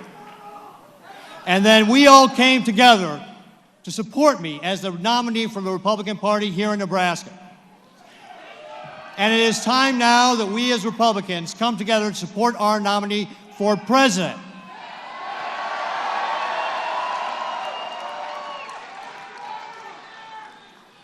And while the nomination is now secure, we still have an important election on Tuesday.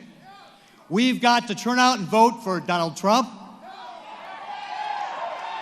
But all of our candidates up and down the line, we're trying to get in good candidates like Don Bacon for U.S. Congress. So we need you to show up again on Tuesday. You will, all right. Now, folks, I know you didn't come to listen to me. I know. So now that we've established it's important to get behind our nominee and how special it is here in Nebraska to have a Republican nominee or any nominee for president before they actually are president, let me introduce to you the man who needs no introduction.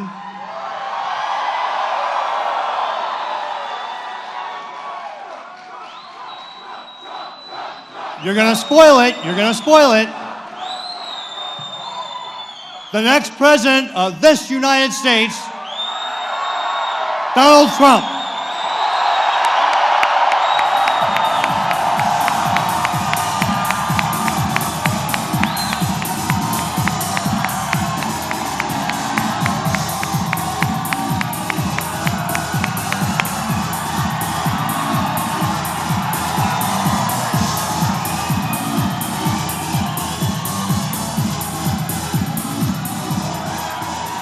What a great guy he is.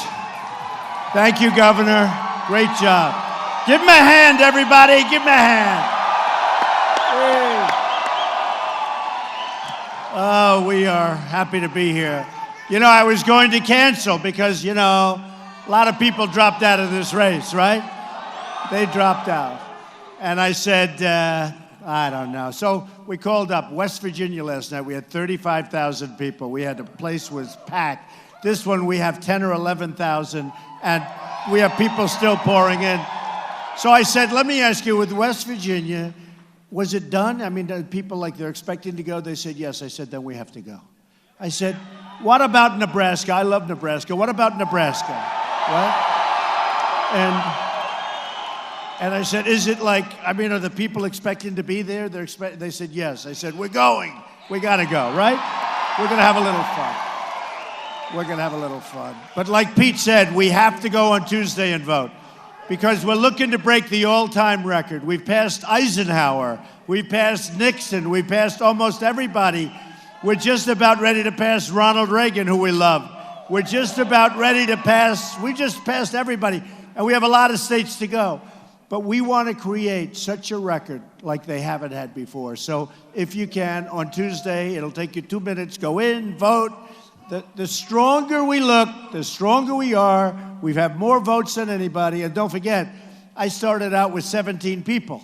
And one by one, it was a beautiful thing to watch. Beautiful. So we had a good time. I mean, it's been an amazing experience for me. You know, I've never done this before. I've been a politician for 10 months. And these guys have been politicians for 30 years in some cases, right?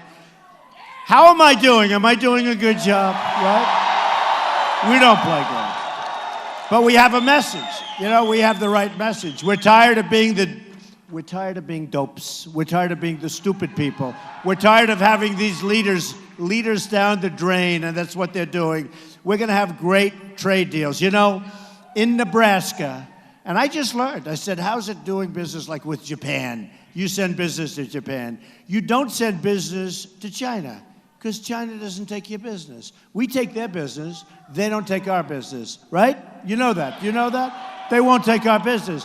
So we take all of their stuff. We don't tax them. They send everything in. Everything's beautiful. But when Nebraska wants to send their product, and they have great product, great agricultural product, which is important. But when you want to send your product to China, they don't take it. No, we don't want it, right? Now, when you send it to Japan, where they send the cars in, no tax, very little tax, practically nothing. They send the cars in. When you send your beautiful agriculture, the best in the world, you send your agricultural product in, what happens? 38% tax, right? 38% tax into Japan. No, think of it. They call it a tariff, you know, a tariff. It sounds a little bit better, tariff. But the whole thing, we're not going to do this stuff anymore, folks. We're not going to play the games anymore. We're going to level it out. And you want to see a trade imbalance? You want to see a trade? Just take a look at Japan. Millions of cars come pouring in. You go to Los Angeles, the biggest ships you've ever seen, loaded up with cars, right? And you look at what we have. We send beef. Beef is very important, but it's not quite as big a product. Do we agree? Okay? Do we agree? Sometimes they send it back because they don't want it, because their farmers don't want it. They send it back. And then we send it back. It goes back and forth, and then they charge you much more. They call it Kobe beef. It's old. It's old. It's old. Who the hell wants it? And they charge you much more money. But here's the thing. Look, there's a 38% tariff when you send your product. There's practically no tariff or tax when they send theirs. Tell me, folks, Who's making these deals? I can tell you Pete wouldn't be making that deal. On a federal level, it's ridiculous. We're being outdealt, we're being outplayed, and we can't have it anymore. Now, you've been watching all of the elections that have been taking place, and I really have. I've gotten to know this country so well. And, you know, it started with New Hampshire, where my first victory. I'll always forget that. I mean, there's nothing like it. These beautiful valleys, these beautiful streams. And what's their big problem? Heroin. I said, what do you mean heroin? What are you talking about? Heroin. It pours in from the southern border. And I said, you know what? If I win, we'll build the wall. Build the wall. Build the wall. You have the same problem. We'll build the wall. It pours in.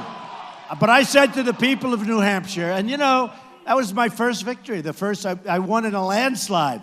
I've won them all in a landslide. You want to know the truth. I will not criticize my competition anymore. Although I could. When somebody says bad about me, even as recently as yesterday, I'm allowed to hit them, right? So, because who cares? You know. No, but I won't talk about Jeb Bush. I will not say he's low energy. I will not say it. I will not say it. And I won't talk about Lindsey Graham, who had like 1.1. You ever see this guy on television? He is nasty. He gets outdealt at all levels of the campaign. He leaves a disgrace. He can't represent the people of South Carolina well. He goes on television. I've never seen a guy on television knocking me all the time. It's hard to believe I win everything in a landslide. This guy goes on television. Then he talks about, I know more about the military than Trump. I've been dealing with it for years. Yeah, for years. And that's why we can't beat ISIS. For years. They deal for years. We need new thinking. So he fails with his campaign horribly. He then endorses somebody else, and then he endorses Bush, and he endorses everybody. He's like bad luck. As soon as he endorses the people, they drop out. And then I see him on television knocking me. You know, you're supposed to be coming together. Paul Ryan, I don't know what happened. I don't know. He called me 2-3 weeks ago. It was a very nice conversation. He was congratulating me. This was before we had the ultimate victory, but he was congratulating me on doing so well. I figured routinely he'd be behind it. And he, the other day, just did a big surprise because I have had so many endorsements. I mean, today, a lot of them. Bob Dole came in. Dick Cheney came in.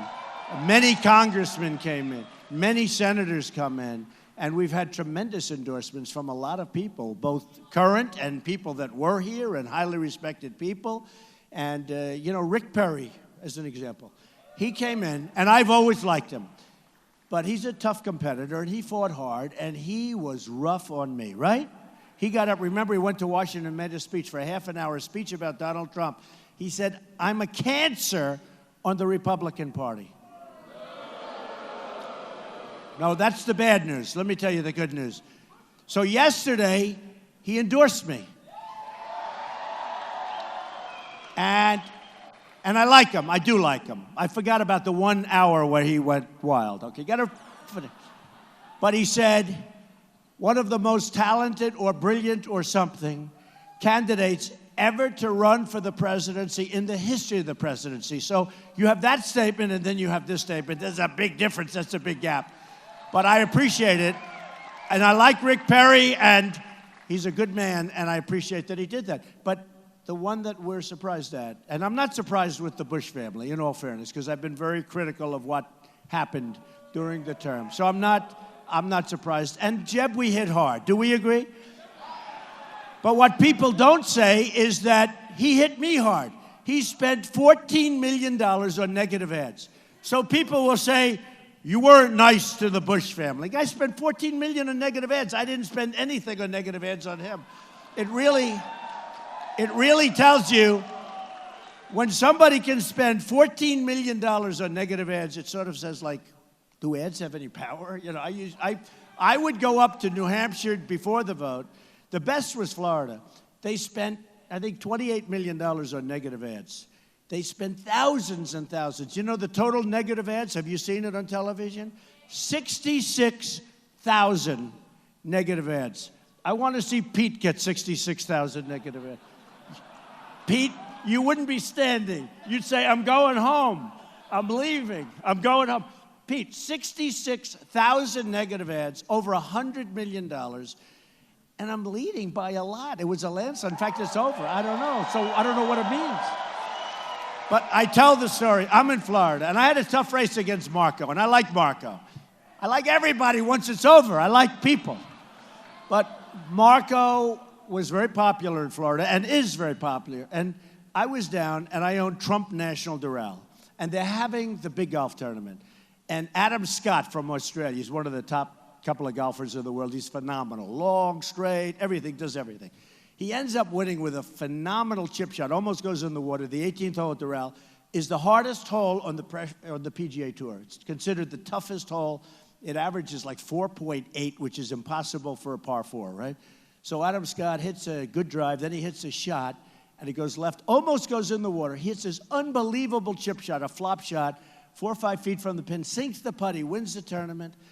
And all week long, I'm watching these horrible negative ads about myself. And we have hundreds of televisions all around the green. We have all these televisions where it's called the Cadillac World Championship. It's a big, big tournament. And thousands and thousands, tens of thousands of people. And I said to myself, oh, wait a minute, I forgot about this. I'm supposed to go out on the green, hand the trophy to Adam and all the people there, Tim Fincham, the PGA Tour. And I say, wait a minute, what happens if they have negative ads? They're going, because they said, and now Adam Scott, but before we get to Adam, we'll have a few commercials. Thank you very much. I said, oh, this is terrible. I said, turn the television. I told my people, get the televisions turned off. Turn them off. But there were hundreds. They were all over the place. And lo and behold, ad after ad after ad. And the election was like the next day. And I got hit 4 times. And by the way, the ads are wrong. Yeah, for the most part, right? Couple. But the ads are wrong. They're lies. They're lies. I mean, there's one guy, one company, Club for Growth, crooked as hell. They go out. They asked me for money. I said, how much? $1 million. I said, I don't even know who you guys are. I did it as a favor to a friend of mine. Would you see the Club for Growth? Give me a break. How about that name? So they leave. They write me a letter asking for $1 million. I tell them no, and they advertise all over the place what a bad person I am. I should have paid the $1 million. It would have been easier. Do you agree? But so what happens in Florida is they have these ads all over, and we have the election, and I win by a massive landslide. And I actually told my people that there's no way we can win, because I have been here for 4 days, and they didn't even, I mean, I want to see like a Tide ad or Palmolive soap, okay? Or Coca-Cola or Pepsi-Cola. I want to see any ad. I was dying to see like a normal ad. There were none. It was all political, and it was all about me, and it was horrible. And so I said to my people, there's no way I can win.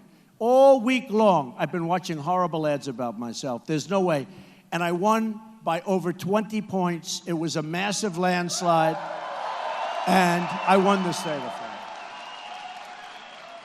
And just to show you how tough politics is, you know, Jeb Bush was the governor, and you have Marco Rubio, who's a very popular senator. So when they set up this delegate deal, they said, you know, we want one of those 2 guys to pick up all the votes. You have 99. It's like the second largest after California, New York.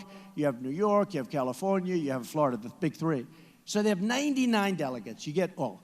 And it was supposed to be like, you know, you get a percentage. But they said, well, look, Trump, he won't do well. So what we'll do is we'll set it up, winner take all. So our governor or our senator will get it. Winner take all. And then a poll comes out, and I'm leading everybody by like 30 points. And now they say, this is a bad thing. It must be a wrong poll. And they go back. And another one comes out. I'm leading by 32 points. So what happened is they tried, well, maybe we can go back to the way we used to have it. This is terrible. And I ended up winning the state by a massive, we pick up 99,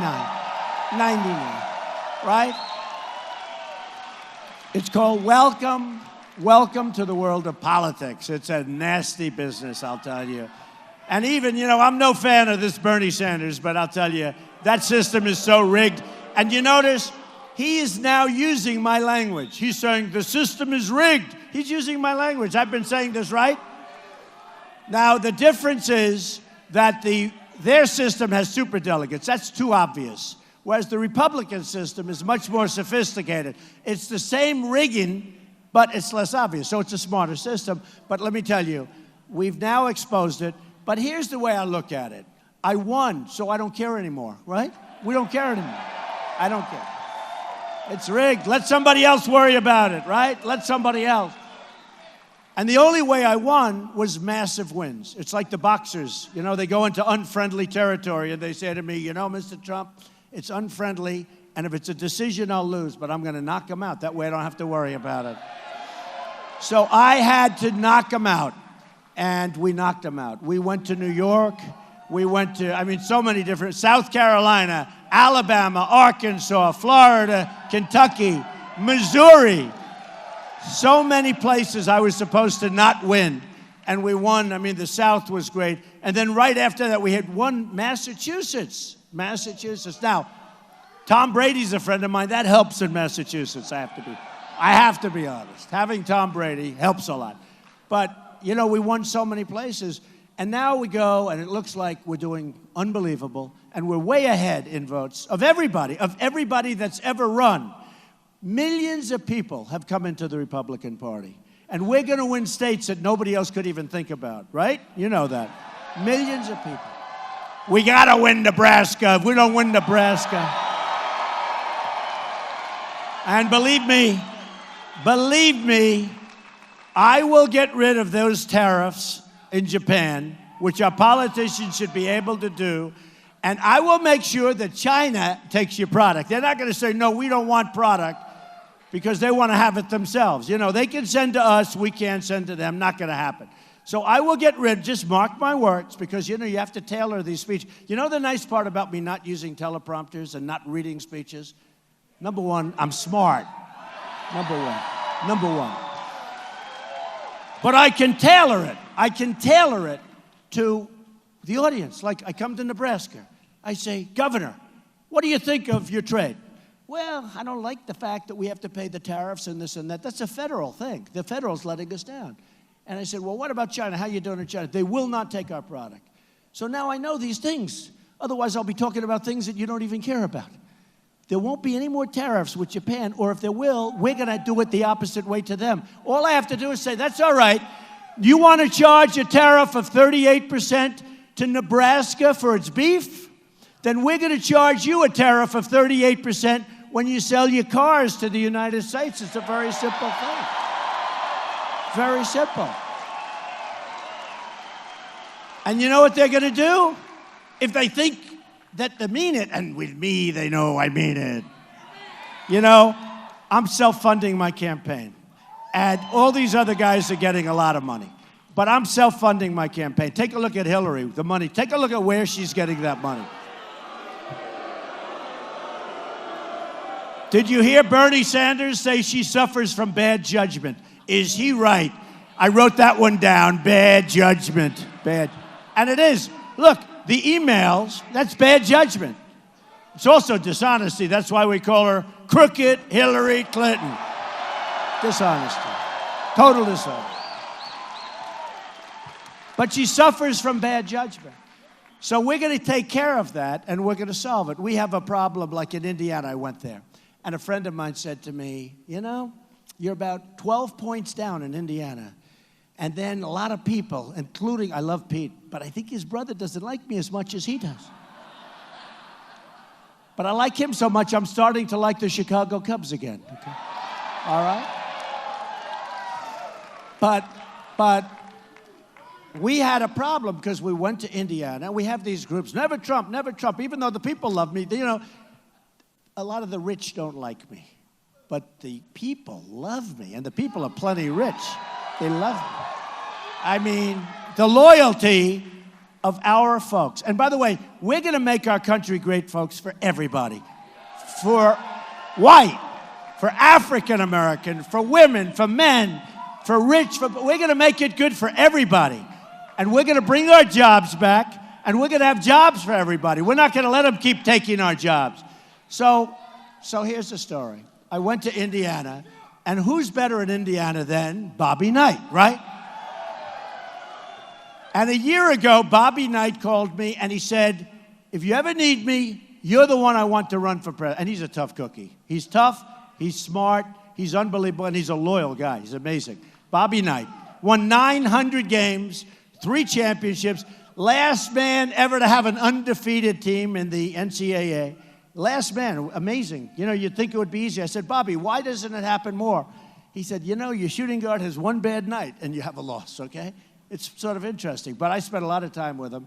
And they all said, if you could get Bobby Knight. But Bobby Knight called me a year before I ran. And he said, you know, you should run. And if you do run, I'll be there for you. So a friend of mine says, Bobby Knight. And Indiana was a big state for me because everything was going good. We had just won New York in a landslide. We won Pennsylvania, all landslide. Maryland, Connecticut, Delaware, Rhode Island, we won them all. And then the last stand for Pete's family, but not Pete, and everybody else. Everybody else. Now, he likes me now because he wants to get rid of that tariff, right? He likes me. Well, he knows I'll do it for him, too. He's great. But the last stand is going to be Indiana. So I had to win it because they're all coming in tens of millions of dollars. Is pouring all these different groups. They want to stop Trump. They call him, why do you want to stop him? They don't even know. It's true.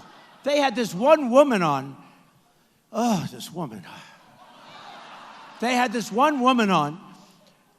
You know, I'm not even allowed, I think, to say she has blonde hair because they'll say it's sexist. You know, Hillary Clinton, he spoke harshly to a woman today.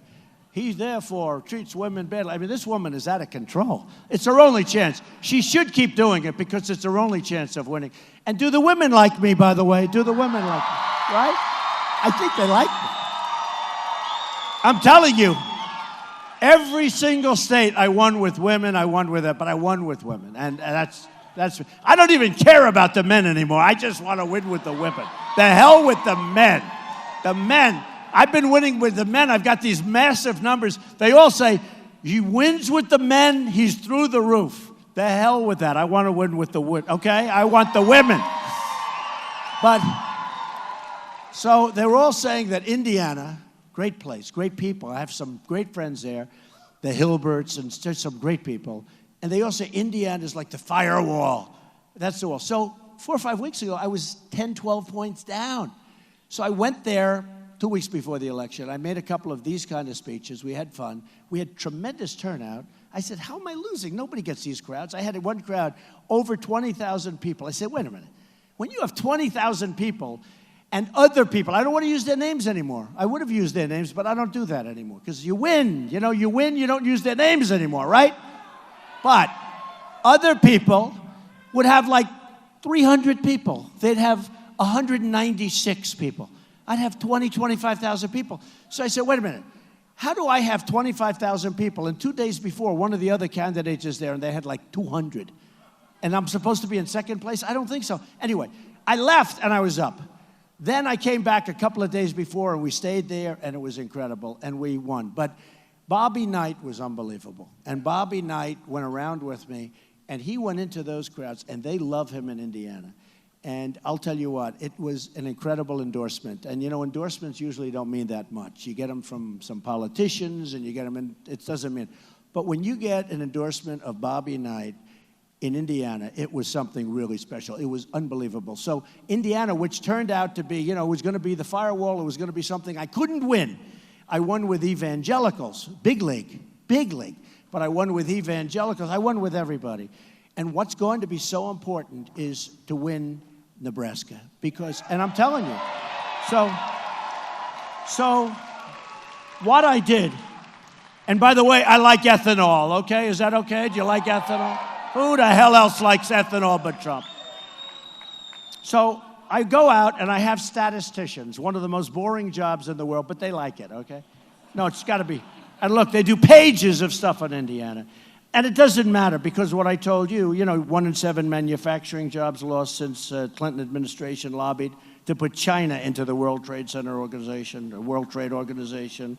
Nebraska is doing lots of things. You had a horrible killing here, as you know, in Omaha, and we don't have to go into it, but illegal immigration, and I'm going to have strong borders. We're going to end. But you had in Omaha, they talk about it. You had a terrible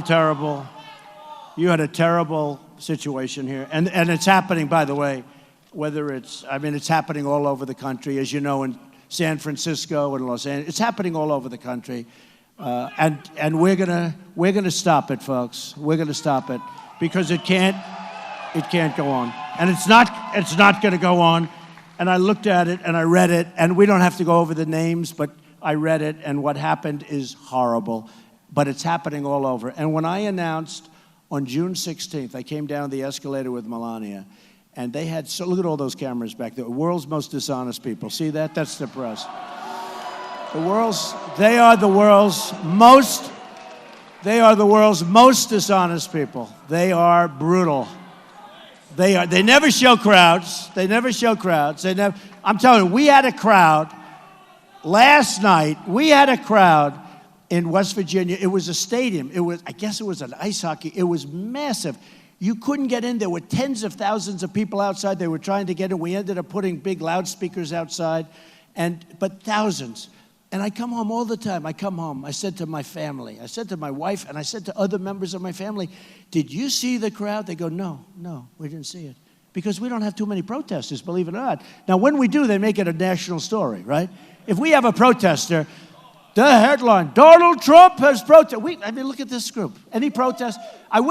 Actually, I like protesters because do we have any protesters, please, so the cameras? You see, camera, there's a protester over there. Look into the corner. Cameras, look into the back corner of the room right there. There's a horrible protester. Horrible. No, the only time they show. So I come home, we have this massive arena.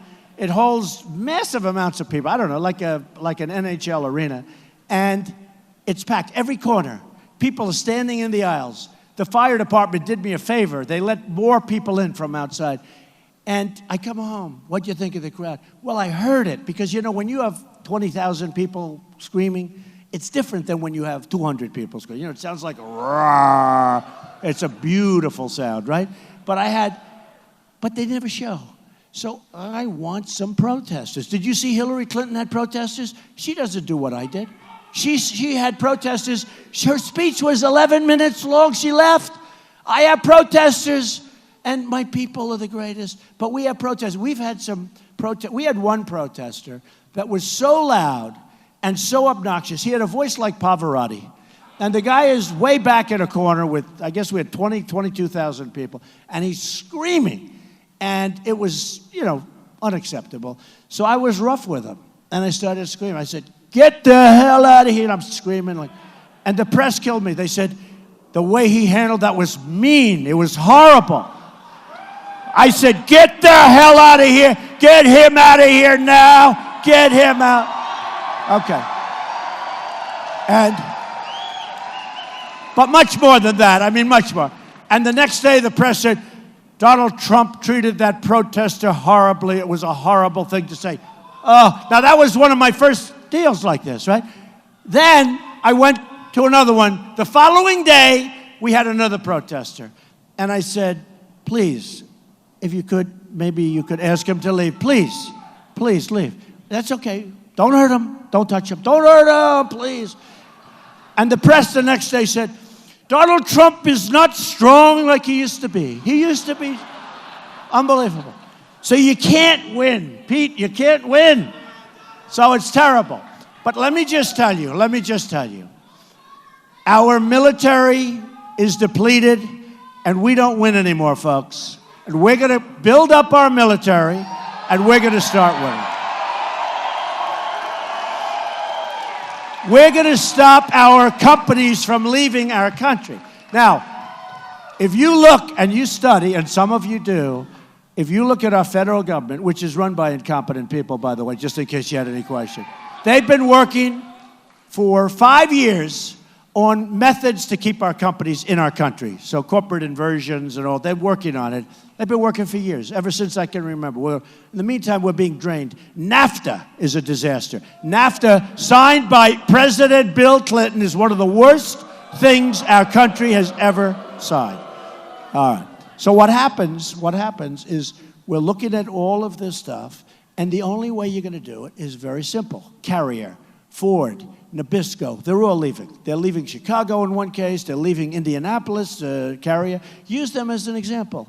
You tell them, listen, if you leave, they think they're going to move to Mexico, make air conditioners, sell them to the United States, no tax. Not a 38% tariff. By the way, see, I'm being nice.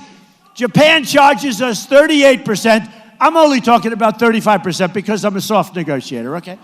So what happens is they're leaving. So they announced, you saw it 4 months ago, they announced on television, somebody had the cell phone up, the camera, took it, and this mid-level management guy saying, we're closing up shop, we're leaving, we're moving to Mexico. You're all fired. Okay, 1,400 people, good people, fired. So here's the story, folks. They're going to move to Mexico. So I would stop the move, and you know, I always say, I know it's not presidential, but I love doing this stuff. I want to make the call myself. I have so many people that have endorsed me, the greatest business people in the world, Carl Icahn, all of these guys, they're endorsed me, and they want to help, and they want to negotiate. But I like doing it myself, except it's so damn unpresidential. The President of the United States is not supposed to be calling up a damn air conditioning company. But I'll do it anyway because it's fun. It's fun, okay? It's fun. So I'll call them up. I'll say, now I'd like to call them soon, before they move. They haven't moved yet. They're going to move very soon. Say, just so you understand, if you move,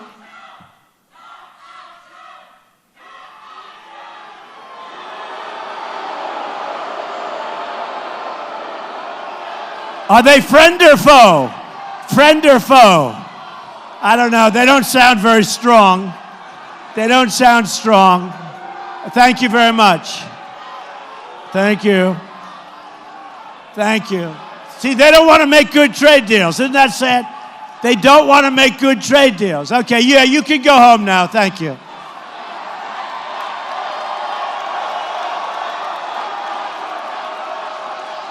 Yeah, get out of here. Get them out. Get them out of here. Get them out. Go home to Mom. Say hello to Mom. All right, thank you. Hey, do we love the police in this country? Do we love our police? Okay. They get treated so badly. They get treated so badly, and they're so good, and they do such a great job.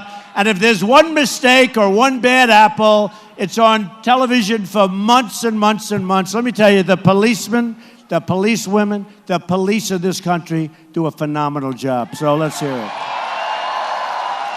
So I'd say to them, listen, you're not going to fire these people. Move to Mexico, get some cheaper stuff, build a little factory, and you're going to send your... Here's what you're going to do. You're going to pay a 35% tax every time you send an air conditioning unit across the border. It's 35%. And you know what's going to happen? They're not going to move. It's very simple. It's so simple. You know, they want to give them low-interest loans. How about the companies that take the low-interest loans and then they move anyway? Our government is genius, you know. They give them low-interest loans, but they forget to restrict them from moving. So they give them a low-interest loan not to move, and then they move. They say, these guys are really bad. Okay, too complicated. Here's the story.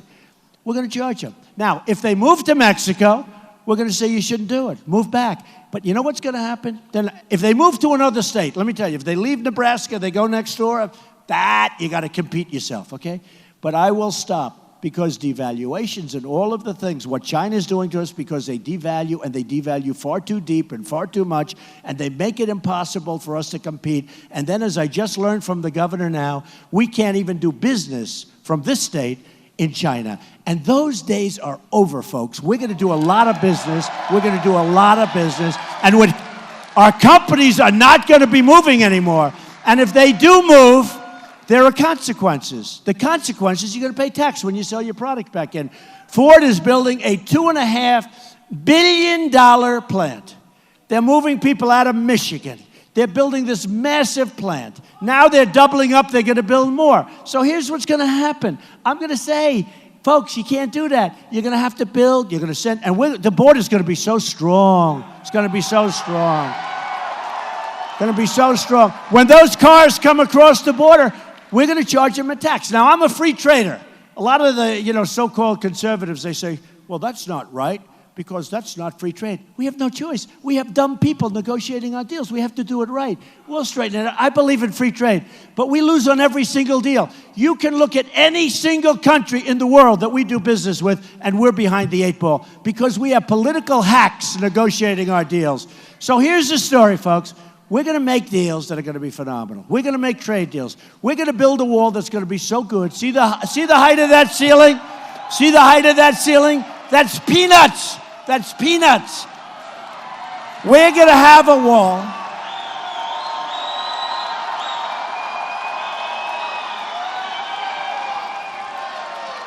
We're going to have a wall that if they ever get up there, they're not going to want to come down so fast. Believe me, they're going to say, whoa.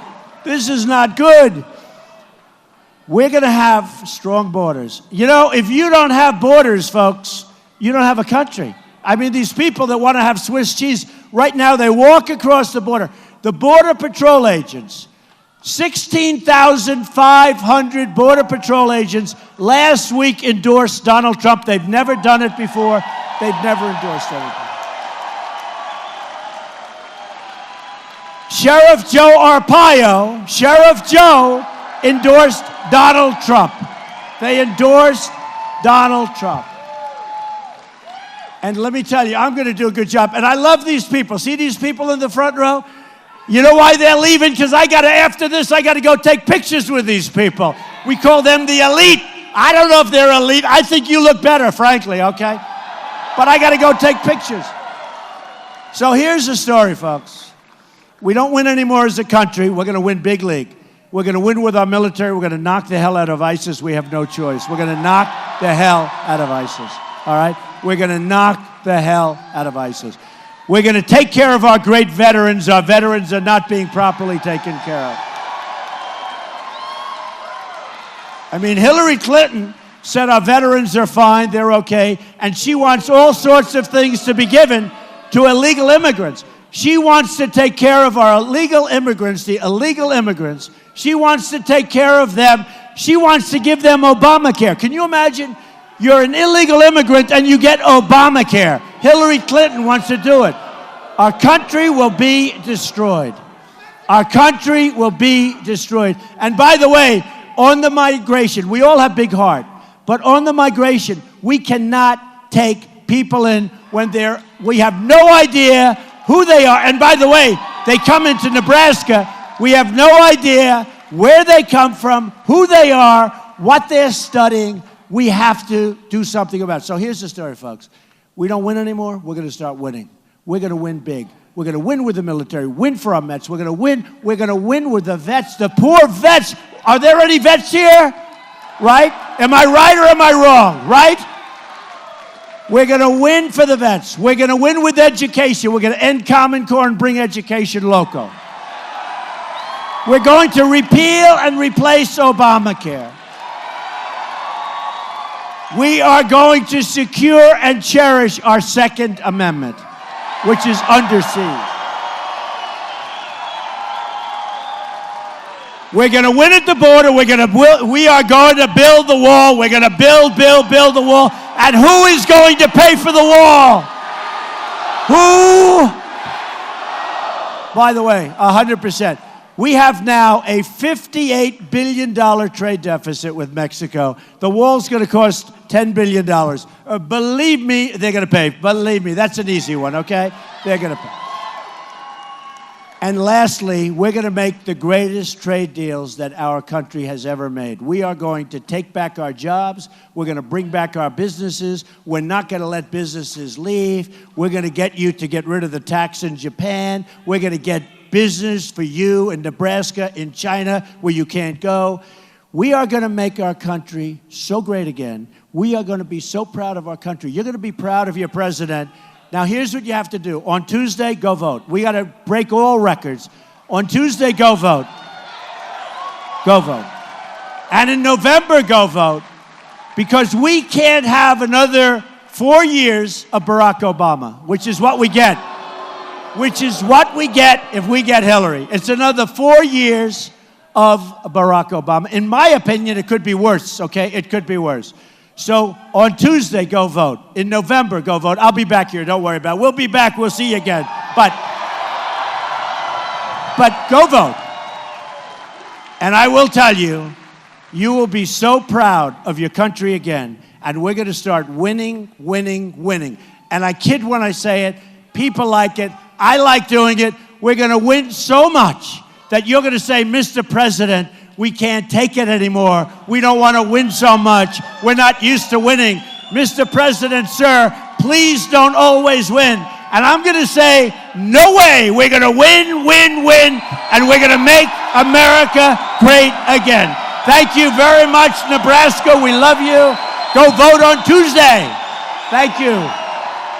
Thank you very much. Thank you. Thank you, Governor.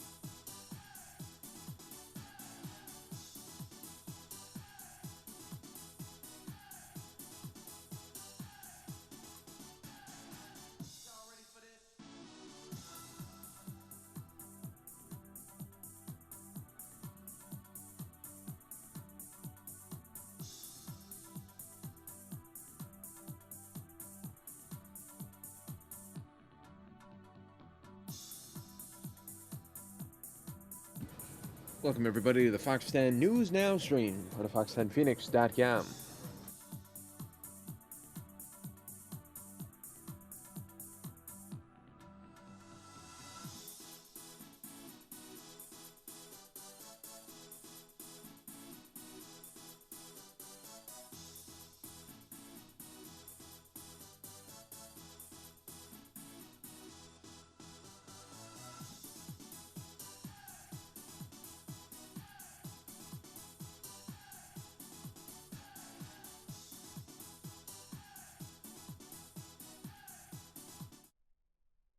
All right, folks, we are going to take you now to breaking news here in Arizona. Crews working a first alarm house fire. Unfortunately, one victim was found deceased inside the home here.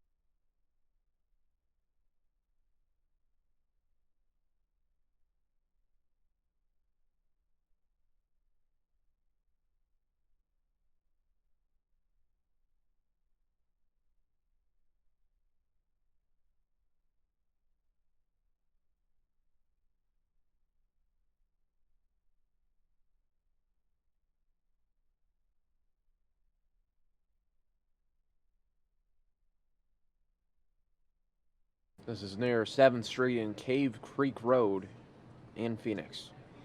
Chopper is now leaving. It's going to go on some weather chasing right now, so let's follow along here. Fox 10 News Now, part of fox10phoenix.com. You can see some rain in the distance there.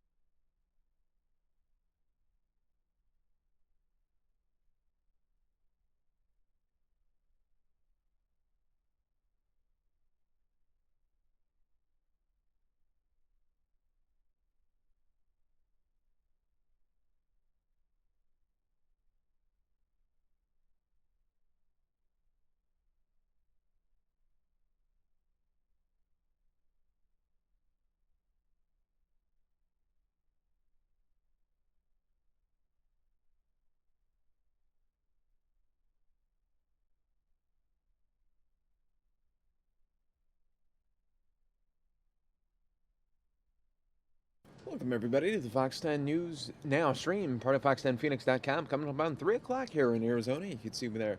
We're getting some weather right now.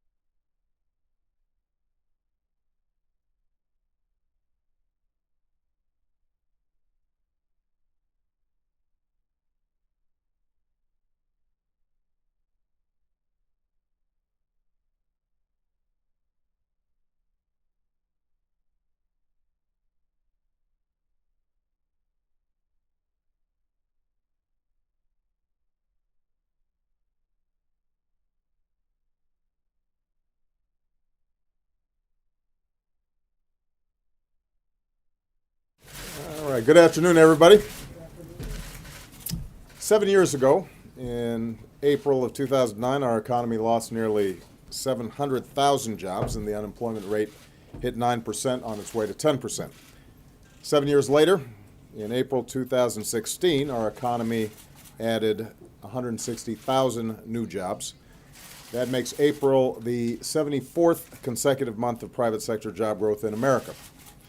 Over that record streak of job growth, our businesses have created 14.6 million new jobs in all.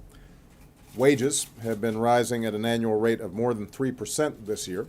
So the unemployment rate has been growing, unemployment has been falling, and wages have been rising. But the global economy, as many people here are aware, is not growing as fast as it should be. You're still seeing lagging growth in places like Europe, Japan, and now China. Here in the United States, there are folks out there who are still hurting. And so we've got to do everything we can to strengthen the good trends and to guard against some dangerous trends in the global economy. And if the Republican Congress joined us to take some steps that are pretty common sense, then we could put some additional wind at the backs of working Americans. To create new jobs, they should invest in our infrastructure, our roads, our bridges, our schools, our water mains. Some of you joined me when I went to Flint this week. It was a great example of the kind of work that is out there to be done. And we could be putting people all across this country back to work with huge multiplier effects across the economy if we started investing in the infrastructure that will make us more productive. To reward some of the hardest working people in America, Congress should raise the minimum wage. This is something that would not only help those individuals who are getting a bigger paycheck, but it also means they're spending more, and that would be a boost to business. To level the playing field for American workers and crack down on unfair foreign competition, they should pass smart new trade agreements. And Congress should reform our tax code to promote growth and job creation, which includes closing wasteful loopholes and simplifying the tax code for everybody. I've been talking about this for a while. Only Congress can fully close the loopholes that wealthy individuals and powerful corporations all too often take advantage of, often at the expense of middle-class families. If they're getting out of paying their fair share of taxes, that means that the rest of us have to shoulder that burden. And I've put forward plans repeatedly to do exactly that.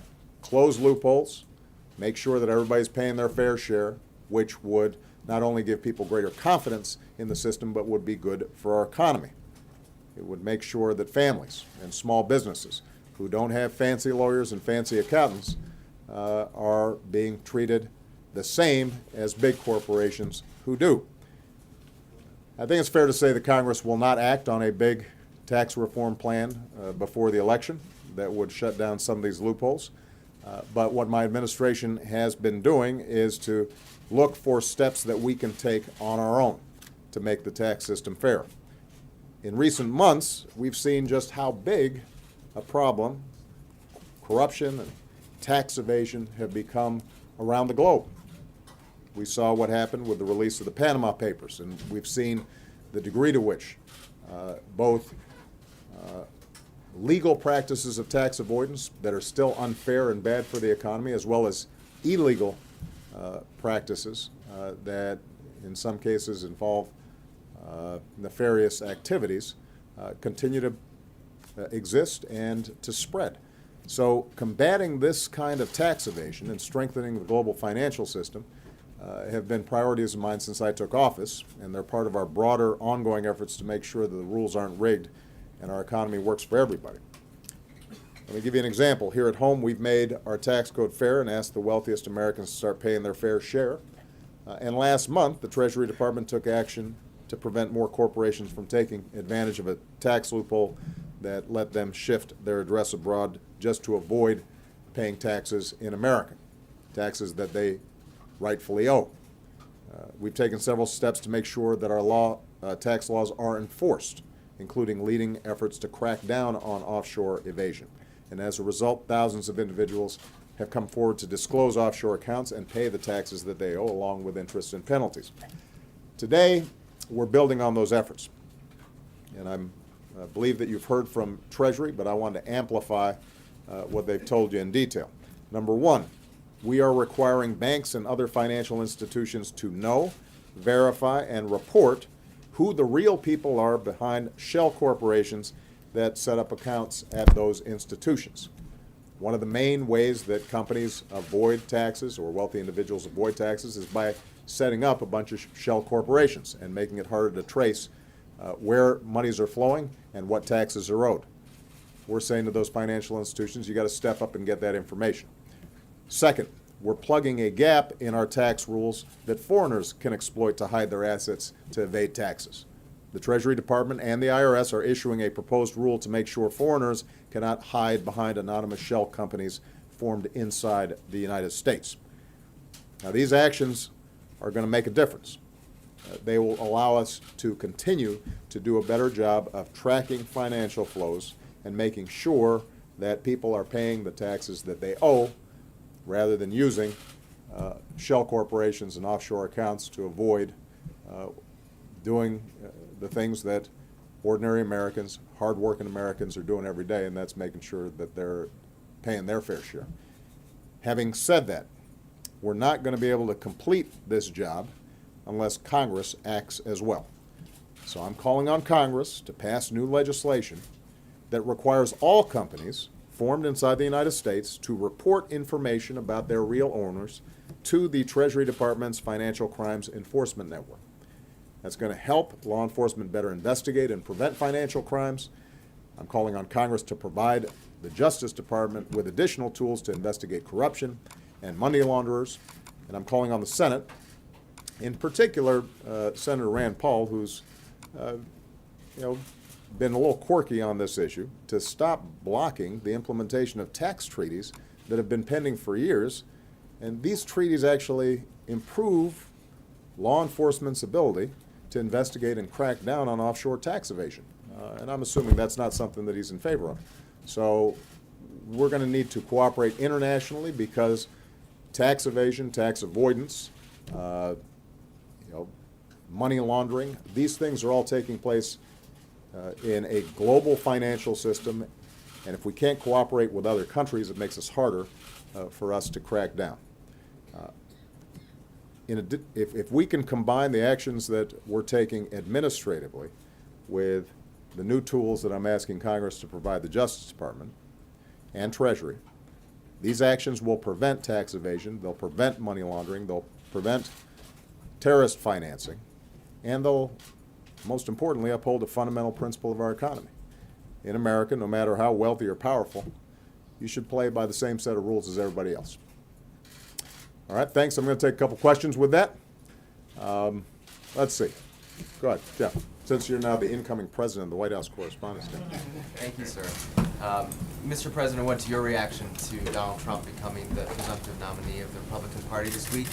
And given the delegate math, do you think it's time for Bernie Sanders to step aside on the Democratic race? Well, with respect to the Republican process and Mr. Trump,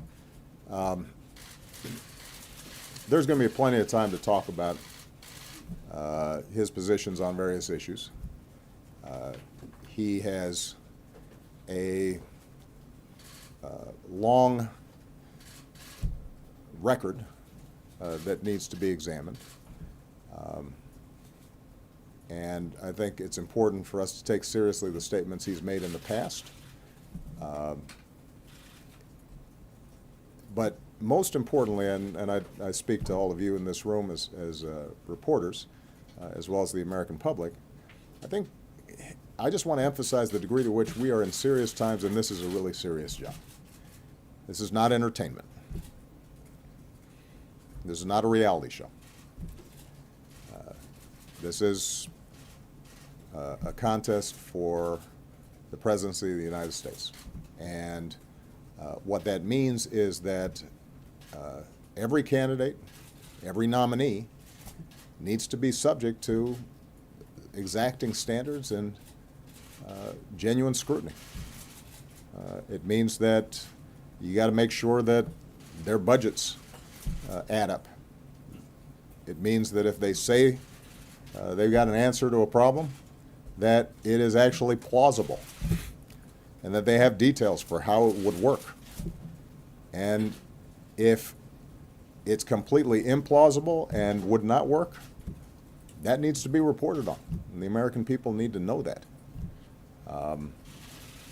You know, if they take a position on international issues that could threaten war or has the potential of upending our critical relationships with other countries or would potentially break the financial system, that needs to be reported on. And you know, the one thing that I'm going to really be looking for over the next 6 months is that the American people are effectively informed about where candidates stand on the issues, what they believe, making sure that their numbers add up, making sure that their policies have been vetted, and that candidates are held to what they've said in the past. And if that happens, then I'm confident our democracy will work. And that's true whether we're talking about Mr. Trump or Ms. Clinton or Bernie Sanders or anybody else. But what I'm concerned about is the degree to which reporting and information starts emphasizing the spectacle and the circus, because that's not something we can afford. And the American people, they've got good judgment, they've got good instincts, as long as they get good information. All right? I think on the Democratic side, let's let the process play itself out. You know, you mentioned the delegate math. I think everybody knows what that math is. I think Senator Sanders has done an extraordinary job raising a whole range of issues that are important to Democratic voters as well as the American people generally. And I know that at some point there's going to be a conversation between Secretary Clinton and Bernie Sanders about how we move towards the convention. The good news is that despite the fact that during the course of primaries everybody starts getting a little chippy, I've been through this, it's natural, sometimes even more with the staffs and supporters than with the candidates themselves. The good news is that there's a pretty strong consensus within the Democratic Party on the vast majority of issues. There's some disagreement about tactics, there's some disagreement about political strategy or policy nuance, but both Secretary Clinton and Bernie Sanders believe that every American should have health care, So do I. Both candidates believe that we should be raising the minimum wage. Both candidates believe that we should invest in our infrastructure and put more people back to work. Both candidates believe that we should pass a comprehensive immigration reform policy that makes sure we're enforcing laws and improving our legal immigration system and making sure our borders are secure, but also that we continue to enjoy the incredible boost that we get from attracting talent from all around the world. Both candidates agree that we should be prudent in terms of how we use our military and that we should care for our veterans when they come home. So if you look at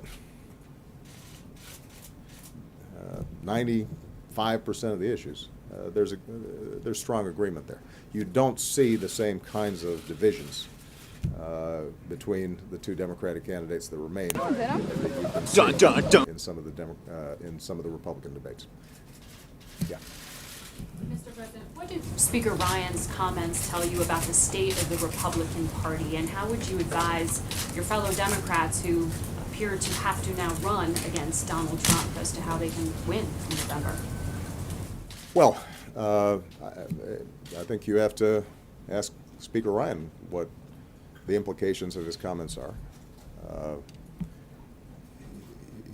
There is no doubt that there is a debate that's taken place inside the Republican Party about who they are and what they represent. Their standard bearer at the moment is Donald Trump. And I think not just Republican officials, but more importantly, Republican voters are going to have to make a decision as to whether this is the guy who speaks for them and represents their values. I think Republican women, voters, are going to have to decide, is that the guy I feel comfortable with in representing me and what I care about. I think folks who historically have been concerned about making sure that budgets add up and that we are responsible stewards of government finances have to ask, does Mr. Trump's budgets work? Those are going to be questions that Republican voters, more than Republican officials, have to answer. And as far as Democrats, I think we run on what we're for, not just on what we're against. For the last 7.5 years, we've been pretty clear about what we believe will help working families who are struggling out there. And although it has been difficult to get through Republican Congresses to get those things done, the truth is that they continue to be prescriptions that would really help people. Making sure that families get paid sick leave and family leave and early childhood education. That would help families. Raising the minimum wage would help a lot of people. Rebuilding infrastructure would put back to work a whole bunch of guys in hard hats and gals in hard hats that need to work. And those are good jobs that can't be exported. Now's the time to do it. So I want Democrats to feel confident about the policy prescriptions we're putting forward. And the contrast, I think, will be pretty clear. I'll leave it up to the Republicans to figure out how they square their circle. All right, I'm going to take 2 more questions. Yeah, go ahead. Mr. President, what's your message to Democratic voters who has yet to cast their vote, who may be hesitant to vote for the Democratic frontrunner because of the ongoing email scandal and investigation?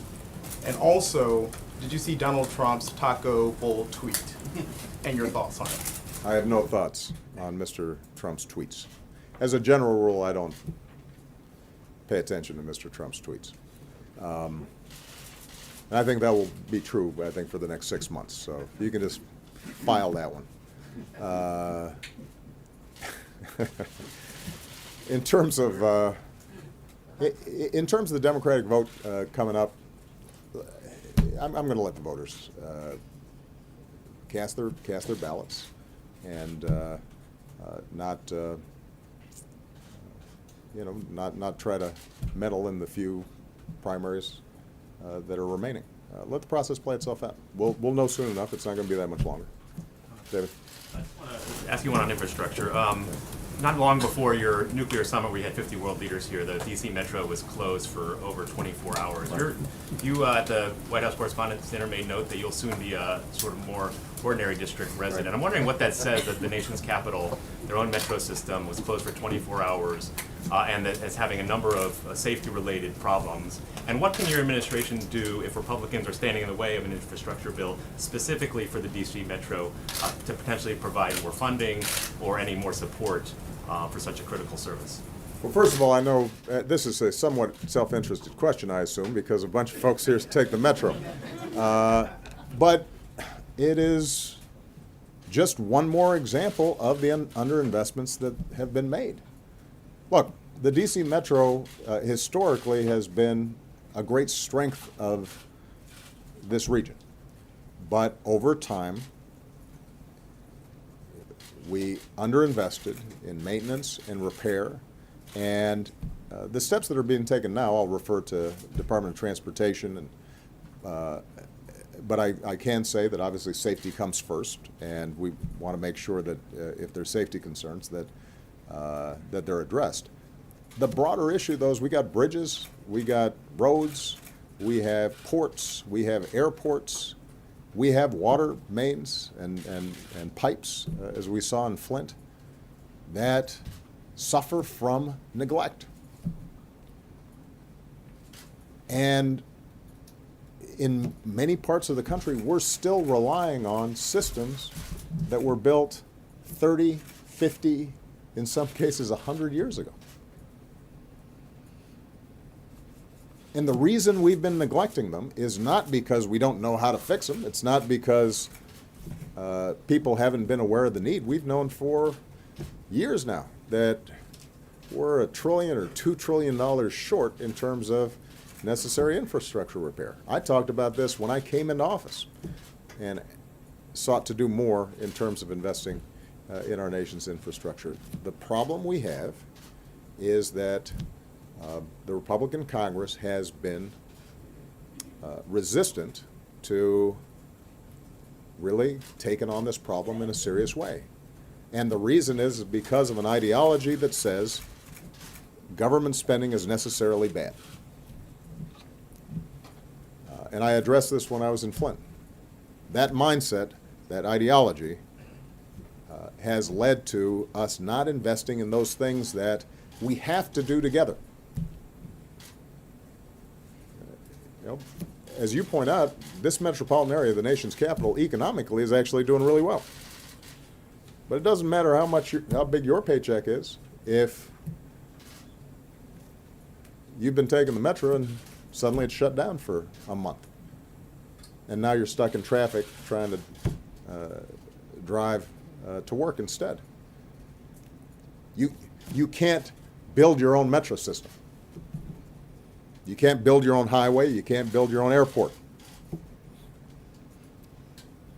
And so we have a specific problem with underinvesting in infrastructure.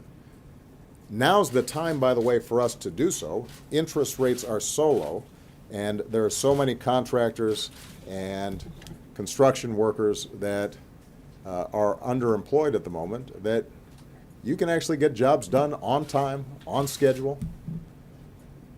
It would give a boost to our overall economy because we know that when we spend $1 in infrastructure, then you actually get a bigger bang for the buck in terms of the economy overall. Surrounding businesses, suppliers, food trucks, everybody does better. And it gives a huge boost to the economy, and it lasts for a long time. Think about the investments we made in things like the Hoover Dam, or the Golden Gate Bridge, or Metro. it's a good thing to do. And it historically was not and should not be partisan. But if we have a mindset that says whatever government's doing must be bad, then these are going to be the results. And it's going to continue to get worse. It's already tough in poorer communities like Flint, but we're seeing these kinds of infrastructure problems spring up in communities all across the country, and it doesn't distinguish by race or by region. Everybody needs roads. Everybody needs airports. So hopefully this will prompt a conversation. Last thing I'm going to say about this is a good example of making sure that the candidates are speaking to this issue as you go into the presidential election. I've put forward very specific proposals for how I would pay for additional infrastructure investment. The numbers add up. And so the question is, how do the remaining candidates for the presidency intend to tackle this? How do members of Congress intend to tackle this? What's the Republican agenda for infrastructure? Do they have one? How do they pay for it? Do they pay for it by cutting Medicare or Medicaid? If they do, that needs to be fleshed out. And the consequences for working families needs to be explained. All right? Thank you, everybody. Your Howard speech tomorrow, sir. Your Howard speech in Iraq. Let's talk about that.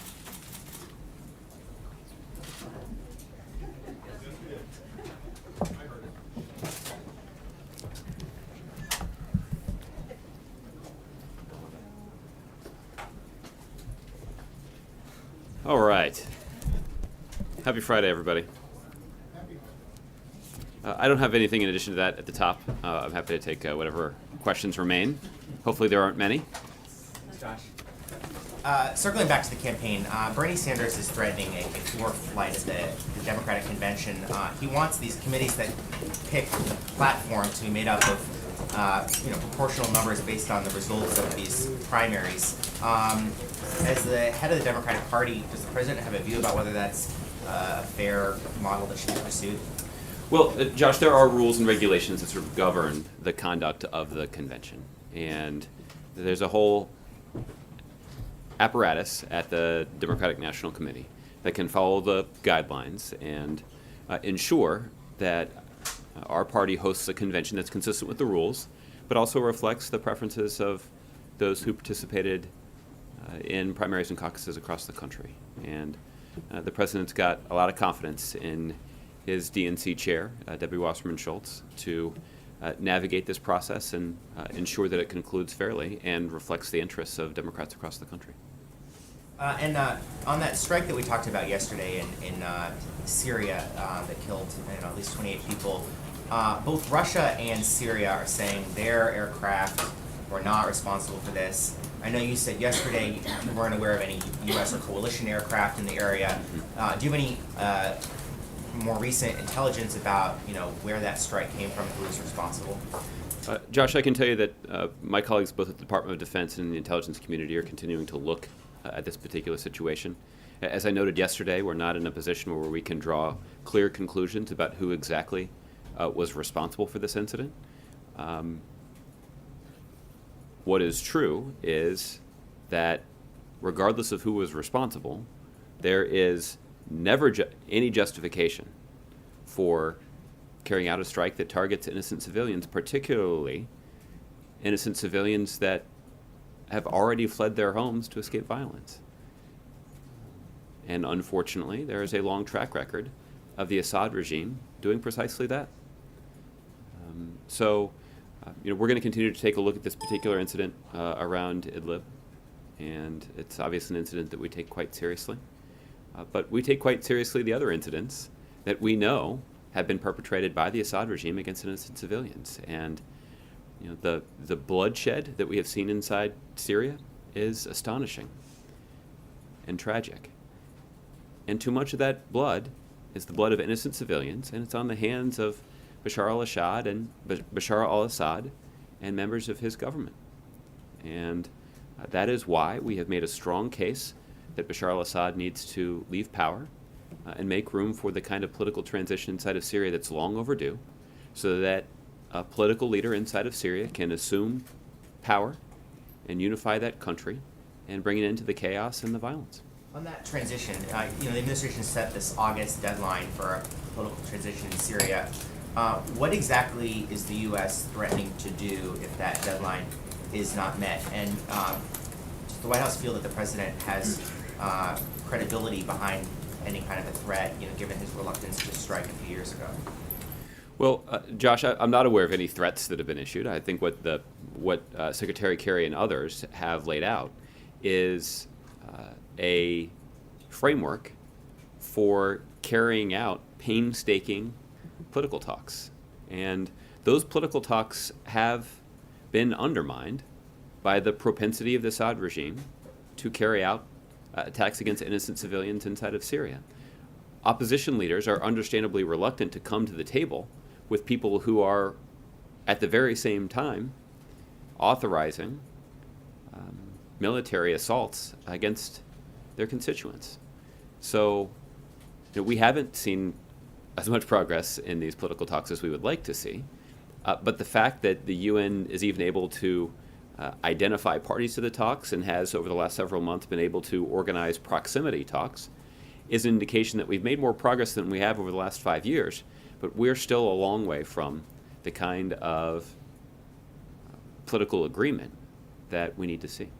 And President Erdogan is moving very quickly to try and consolidate power after the Prime Minister's resignation. I was curious how the U.S. feels about, whether you have any concerns about that much power amassing in the Turkish presidency in light of some of your concerns about press freedom and the Kurds and other issues. Mm-hmm. Well, Josh, obviously, as I mentioned yesterday, the United States and Turkey are NATO allies, and we have worked effectively with the Turks to expedite some elements of our counter-ISIL campaign. For example, Turkey has given the United States and other members of our coalition access to military facilities in Turkey that have made our military campaign even more effective against ISIL. But we've also seen Turkey make some progress in securing their border with Syria that has blunted the flow of weapons and foreign fighters across the border into Syria. Both of those things have been beneficial in our efforts to degrade and ultimately destroy ISIL. That has not, however, prevented the United States and even the United States or even the President of the United States from raising concerns about situations in which the Turkish government does not seem sufficiently committed to protecting the basic universal human rights of their people that, by the way, are enshrined in the Turkish constitution. These are rights that the United States advocates for around the world, and we do not hesitate in raising concerns, even when those concerns involve the actions carried out by a government with whom the United States has an important alliance. And that will continue, even as Turkey works through some of this through this political dispute and through this political turmoil. The United States is going to continue to stand by our ally. We're going to continue to work effectively with them to carry out a military campaign against ISIL, and we're not going to hesitate to publicly and privately encourage them to live up to the principles that are enshrined in the Turkish constitution. Okay, Jeff. Josh, is the White House watching the Congress in North Korea that Kim Jong-un opened today, in which you talked about nuclear successes but also boosting economic development? Do you take that seriously, and what's your reaction? Well, the administration is obviously aware of developments in North Korea, and we watch them closely to the extent that those kinds of developments occur in public. That makes this situation a little unusual. We obviously are aware of the risk that is posed by North Korea's effort to develop nuclear weapons and systems capable of delivering those nuclear weapons. The United States has worked effectively with the international community to counter those efforts, And as a result, North Korea has faced increasing isolation, which is saying something because they were pretty isolated at the end of last year, and that trajectory has only gotten worse for them. And we know that it's had a negative impact on what is already a rather weak economy. Our efforts have targeted those elements of the North Korean economy that we know benefit North Korea's weapons programs, and our concerns stem from the fact that those programs are inconsistent with their international obligations. And those aren't just concerns that the United States has raised, those are concerns that have also been raised by countries like China and Russia and South Korea and Japan.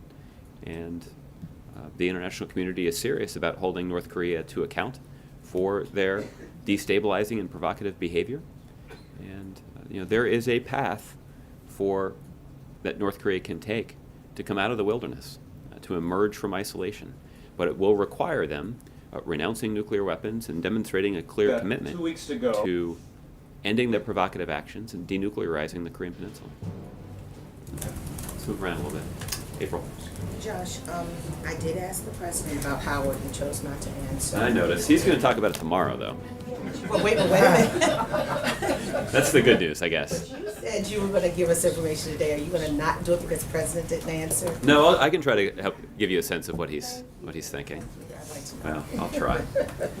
I do think I looked this up before I came out here. This is actually the third time that the president's delivered a commencement address at an HBCU since entering the Oval Office. Back in 2010, the president gave the commencement address at Hampton University. And then in 2013, the president delivered the commencement address at Morehouse College in Atlanta. So the president, in delivering the commencement address at Howard, will be delivering the commencement address at the third HBCU since taking office. The president will address a couple of themes. The first, the president will acknowledge the unique opportunity that these graduates have had to attend one of the finest HBCUs in the country. This means that they've been exposed to passionate faculty members and a community of classmates that has nurtured their innate ability and empowered them with skills and experiences that can benefit our country. So this means that Howard students have been given a great gift, but they also are assuming an important responsibility. And I do expect that the president will touch on that. The president will also observe that Howard graduates will be entering an economy and a society that's undergoing a series of profound changes. These changes aren't new in the sense that the changes didn't just start, but this is actually the class of 2016 has had a view of these changes throughout their lives. And how they use the skills that they've gotten in the course of this high-quality college education to confront the tremendous demographic, economic, and technological changes that our country is experiencing right now is a question that each of those graduates will have to answer for themselves. The president is hopeful that they'll answer that question in a way that's good for the country and is consistent with the significant responsibility that they now have. Finally, I think the last thing I'd point out is, as somebody who has spent a decent portion of his professional career talking to young people and college graduates, the president enjoys the opportunity to give these kinds of speeches, but also to consider these issues that are on the minds of college graduates across the country. And obviously, the speech that he's delivering tomorrow is an important one and an opportunity that he's looking forward to. But the president will have an opportunity to flesh out some of these themes in commencement addresses that he'll also deliver at Rutgers and the Air Force Academy later this year.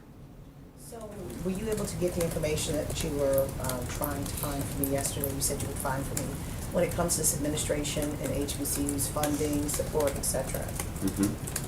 Yeah, I've got a fact sheet here. Rather than just reading through it, why don't I? I'll have somebody email it to you when we get done. Well, I think the highlight is that the president's FY 2017 budget seeks to strengthen funding for HBCUs. We've made a lot of progress over the last 7 or 8 years in increasing the support that HBCUs receive, but the president's budget proposes $85 million in mandatory funding for HBCUs. The president also proposes an additional $244 million in discretionary funds for Title III. I think the other thing that I would acknowledge is the president has sought to dramatically expand access to the Pell Grant program for college students across the country. This, of course, does not apply just to African American college students, but it does tangibly enhance the ability of middle-class families and those families that are trying to get to the middle class to send their kids to college. And the president's funding proposal for 2017 reflects continued commitment to that expansion of the Pell Grant program that I think many HBCU students have actually used to afford a high-quality education at Howard University. So let's go to 2016, the monies that were actually realized, the monies that actually passed.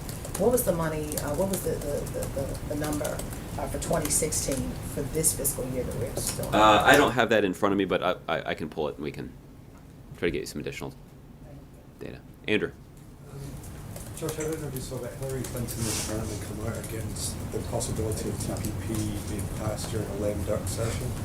I was wondering if you think what you think of that and whether it makes it look like the president's trade agenda is at risk of unraveling. Well, Andrew, I'm not particularly surprised by it. Her views on this topic are well known.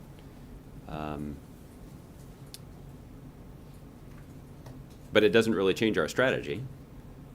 The truth is, Secretary Clinton and many other leading candidates for the presidency last year expressed opposition to Trade Promotion Authority legislation. This is ultimately legislation that paved the way for the completion of the TPP negotiations. And in spite of her opposition to that legislation, the administration worked effectively with Democrats and Republicans in both the House and the Senate to pass that bill.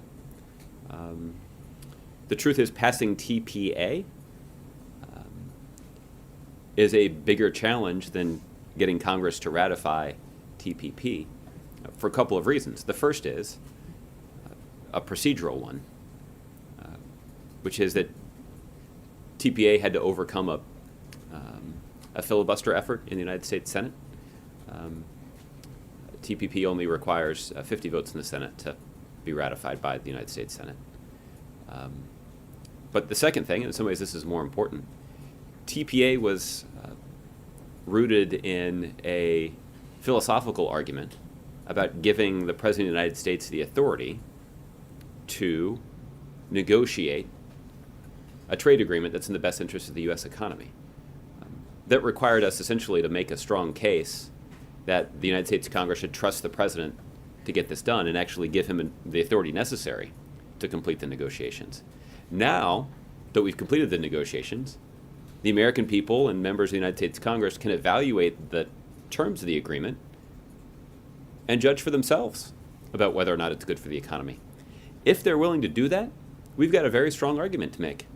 For example, the TPP trade agreement would result in cutting 18,000 taxes that other countries impose on American products. The TPP agreement includes high and enforceable standards when it comes to protecting our environment, protecting human rights, and protecting labor rights. Those are the kinds of values-driven proposals that are included in the TPP agreement. But those don't just reflect our values, they also reflect a commitment on the part of this president to leveling the playing field and giving American businesses and American workers an even better opportunity to compete in a 21st century global economy. And the president's made a strong case as recently as this week in the Washington Post. He wrote an op-ed basically making clear that if the United States refuses to engage in Southeast Asia and produce a set of economic standards, then China will. And when China comes in to write the rules of the road and put in place those standards, they're not going to insist on high environmental standards. They're certainly not going to insist on lofty human rights or labor standards. And that will only further, if they succeed in doing that, that will only further disadvantage U.S. businesses and U.S. workers when they're competing for business in Southeast Asia. This is significant because Southeast Asia is home to some of the most dynamic economies in the world. So from a economic, strategic, and values perspective, we have a very strong argument to make about the wisdom of Congress moving to approve the TPP agreement that the president negotiated.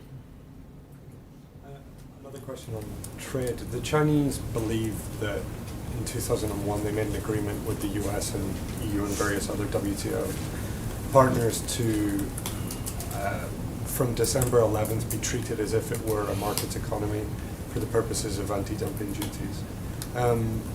What would China have to do? Well, do you have the same assessment that China, after the 11th of December, must be treated as if it were a market economy? Are you ready to declare them a market economy? My understanding, Andrew, about this is rudimentary, but my understanding is that those kinds of assessments are actually reached by the Commerce Department. So I'd refer you to them for a sense of our current assessment of China's economy. I'd also refer to them to answer the question about whether or not they're considering changing that assessment. Okay, sorry, a final question was just to clear up something you said in response to Josh. Secretary Kerry actually said there would be consequences if Russia didn't meet the August deadline, which is enshrined in the Vienna process. But you seem to be saying that even if they keep on breaking the truce, even if there's no prospect of further talks, even if they keep bombing, IDP camps, there's still going to be more talks. That's the only way forward. Well, I think what Secretary Kerry is pointing out is that Russia and President Putin himself has publicly advocated for a political transition inside of Syria. President Putin himself has acknowledged that this is an important priority. And failing to meet that deadline will have negative consequences for everybody that's involved. We know that we know based on the degree to which Russia has invested in Syria, that they care deeply about the outcome. They have a lot riding on this. Russia maintains a military presence inside of Syria. Syria is the only country outside of the former Soviet bloc where Russia continues to have a military presence. So we know that they're quite protective of it and concerned about what's happening in that country so that they can protect the foothold they have in that country. Failing to succeed in negotiating a political transition is not going to be good for the Russians. It'll have negative consequences for them. I'm not saying the United States benefits from that. It has negative consequences for everybody that's involved there. It certainly has negative consequences for everybody who's concerned about the widespread violence that we've seen there. So I think the point is the international community is focused on meeting this goal. And that is a priority, and it is something that President Putin has demonstrated he's deeply invested in. Look, and to a large extent, he's put his own credibility on the line here. He's made clear that he's prepared to use his influence with the Assad regime to bring about this political transition that benefits Russia, that benefits the Syrian people, that benefits everybody who's involved. So it will be important for Russia to use their influence to try to advance these talks and bring them to a constructive conclusion on the time frame that's been laid out. The United States is certainly prepared to do our part, and it'll be important for Russia to make clear that they expect the Assad regime to do their part as well. Well, this week you put the onus on Russia on this, but at the end of the day, it's the Syrian regime. Would you rule out any measures against the Syrian regime if they were to breeze through this August deadline? Well, let me take on one part of the early part of your question, which is that when the president was meeting with the GCC countries, he certainly made clear to them that it's helpful for them to use their influence with the opposition groups and other relevant parties to try to bring about this political transition. So it's not just the Russian government that we have been pressing. We've been pressing all of the parties. We've been using our own influence with the opposition groups, but we certainly have encouraged our partners who also have influence with the opposition groups to push in the same direction here. So what was the last part of your question, though? Sorry. I was distracted by the first part there. Why not address the problem at its root? Why not take action directly against the Syrian regime? Well, Andrew, because the president's made clear there's not a military solution that can be imposed on the situation in Syria. I know I've said that a lot, and other administration officials have, and it sounds a little cliched at this point, but it is a core principle of our approach to this situation. This should be a lesson that we learned in 2003, that trying to overthrow a dictator in the Middle East has long-term and mostly negative consequences for the United States and our national security, to say nothing of the costs that would be incurred if we were to undertake that kind of action. The president would have to deploy thousands, tens of thousands, if not more than 100,000 U.S. troops on the ground. That would cost a lot of money. That would mean that the United States military would sustain significant casualties. And all of that would be done without a clear exit plan. So we can't lose track of that recent historical context when evaluating our options. The president certainly hasn't, and that's why we have pressed so forcefully and with such tenacity on the successful completion of political talks. And we've got a long way to go, but that continues to be our focus. Okay? Jordan. Thanks, Josh. The president needled Senator Paul a bit there over his blocking these 8 tax treaties. Yeah. And I think he was pretty gentle when you consider that these are tax treaties that have been waiting for congressional approval for, I wrote this down, I think it's since, there's one treaty in particular, I believe it's with Switzerland, that's been pending ratification by the United States Senate, I believe since 2011. So this tax treaty that we have with Switzerland since January of 2011 has been awaiting congressional approval. We also have a critically important tax treaty with Luxembourg that's been awaiting congressional approval since 2010. So we're talking about more than 5 years of delay here. The benefit is simply, we know that there are companies that use the Swiss and whatever the adjective of Luxembourg is, their financial systems. We know that there are people who use the financial systems in Switzerland and Luxembourg to evade taxation, and in some cases to even hide their resources because they are the result of criminal actions. So I don't really know exactly what justification Senator Paul would have for not moving forward with these agreements that would allow our law enforcement officials to combat those efforts. Right, but for the last couple of years, actually, Senator Paul has had concerns that these treaties would infringe on Americans' personal tax data and other personal financial information. So I'm wondering what the White House or the administration has done to assuage those concerns that Senator Paul has. Yeah. Well, my guess is he's not raising concerns on the part of too many middle-class families that are using the financial system in Luxembourg to hide their assets. So I'm not really sure whose concerns Senator Paul is speaking up for. Maybe he can elaborate on that a little bit. I suspect it's not middle-class families in Kentucky that he has in mind.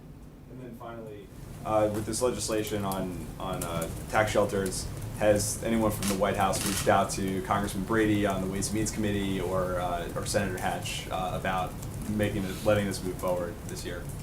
Well, I know that there have been conversations with members of Congress on a whole host of issues related to closing financial loopholes that that entities use to get around our tax code or to evade sanctions or to store the proceeds of illicit activity. So this is a priority that the President has made here, and we've made a lot of important progress. And you see the administration announcing a couple of actions today that will be effective in bringing greater transparency to our financial system. Well, this is the point. We've already taken some steps here administratively. We've also made clear that there are some things that Congress can and should do. And we are going, we have been in touch with them about those measures, and we're going to continue to encourage them to pursue them. Make sense? Are you saying, Okay. are you saying that additional things that haven't been announced today are going to be announced today also? No, I'm not suggesting there's more coming today. I'm just suggesting there's some things that we put forward that are both administrative, but we also are in touch with Congress because there are some things they should do as well. Okay, Michelle. The ones that were announced today, to what extent did the Panama Papers release play into the timing of this? Well, the rules that were announced today are actually rules that have taken at least a couple of years to put together. Obviously, the nature of these rules is that they apply to extraordinarily complex financial transactions. So, our experts had to comb through the regulations and ensure that there are no unintended consequences from the rules that are being put in place. So they were quite conscientious about this. But there is no denying that what they will do is bring much-needed transparency to our financial system in a way that will allow, or at least make it much harder, for people to evade paying their fair share, but also make it harder for criminals and other people to evade U.S. sanctions. But the timing, you were working on this anyway, and did the Panama Papers speed it up, or did some of this have to do specifically with the Panama Papers? I'd refer to Treasury in terms of what direct impact any of these rules would have on the Panama Papers, but or on the practices that were exposed by the Panama Papers. What I can tell you is this is something that was in the works long before the Panama Papers was reported. Okay, and were you saying that you are ruling out any action or any additional military action against Syria or any other action against Russia if the August deadline wasn't met for Syria? I think the point that I'm making here is that there are negative consequences for everybody if that deadline is not met. And put another way, everybody who's engaged here, with the possible exception of Bashar al-Assad himself, has a vested personal interest in meeting the deadline to bring about a political transition inside of Syria. So this is not a situation where the United States needs to be walking around threatening people. This is not a situation where we, frankly, need to be coercing people.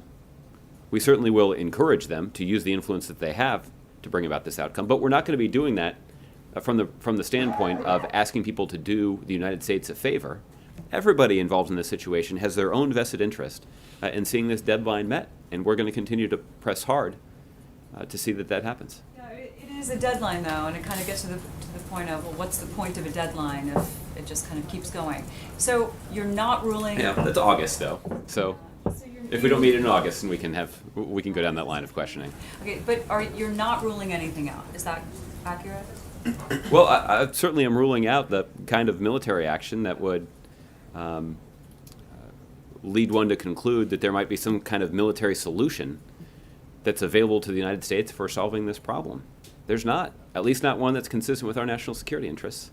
I guess there is one that would lead us to a years-long commitment to Syria that would put tens of thousands, if not more than 100,000 U.S. service members at risk, and a whole array of consequences that has a negative impact on our national security over the long term. Okay, and in regards to what the president said today, we've heard him say some of this before, that it's not entertainment, it's not a reality show, although, I mean, a huge number of Americans are very interested in what Donald Trump has to say, whether they agree with him or not. And the president also reiterated that he doesn't think that he'll be president because Americans have good judgment. But given the numbers and given that he is now the Republican nominee, essentially, does that mean that way, way more Americans have bad judgment than the president originally anticipated? No, I think the president is merely asserting his confidence that the process that we use to choose the president of the United States is often the source of controversy. It's often messy. It's often frustrating. All right, folks, we are going to show you some weather shots here of Sky Fox. It's chasing weather right now.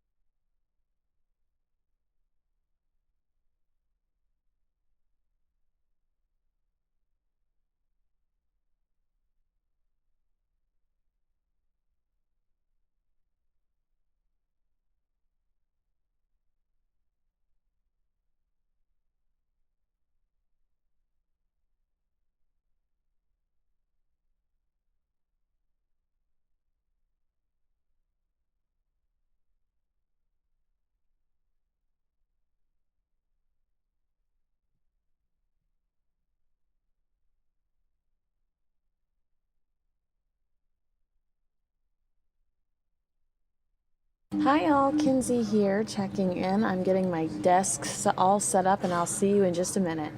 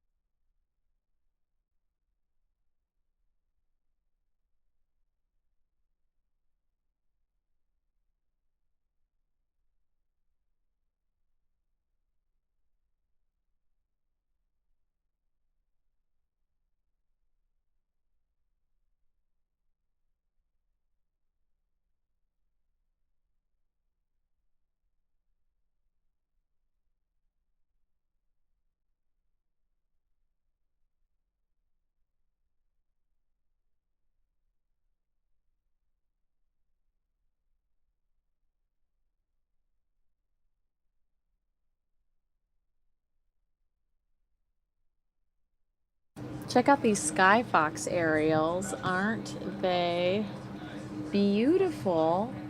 You can see some rain that just slid across the screen. I am looking for my Dave Muncie. I'm going to see if Dave Muncie can come spend a few minutes with me before his 5 o'clock broadcast, and let's talk about the weather.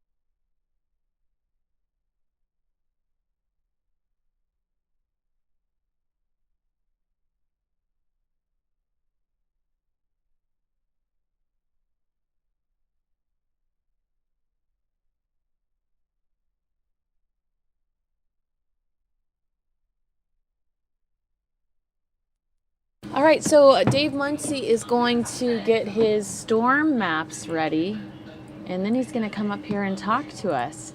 We're going to talk about the weather. We're going to talk about what it typically looks like in the valley around this time of the year and how we match. I'm going to get his seat ready, and I'm going to get the lower third. I'm going to give it a little clean. This is where Dave Muncie is going to sit here in a few minutes and talk to me about some of these showers. And actually, I've got to make sure I can still see my graphics here.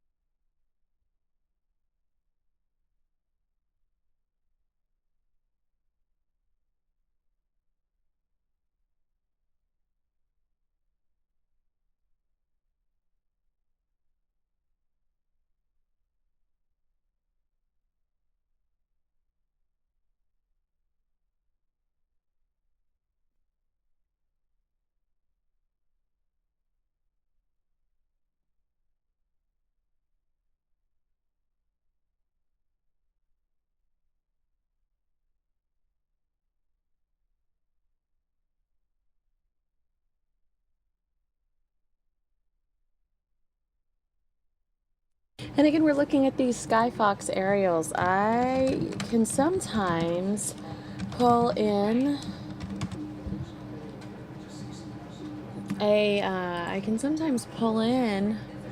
our graphics that Dave uses for the weather. And so there have been changes made to my system, and I'm having a hard time doing that. So hopefully I can fix it. He's on his way over here to sit down with me and talk about this beautiful weather we're having specifically today. We had some tougher days earlier in the week. Thankfully, we are seeing some showers today and much cooler temperatures.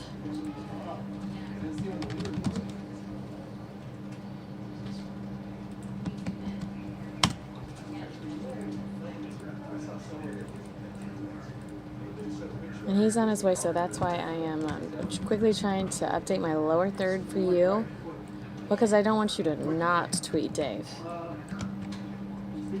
Send him pictures of your yard, send him pictures of your pool, send him pictures of your pooch. Dave Muncie loves dogs. He has a dog named Mia, I believe.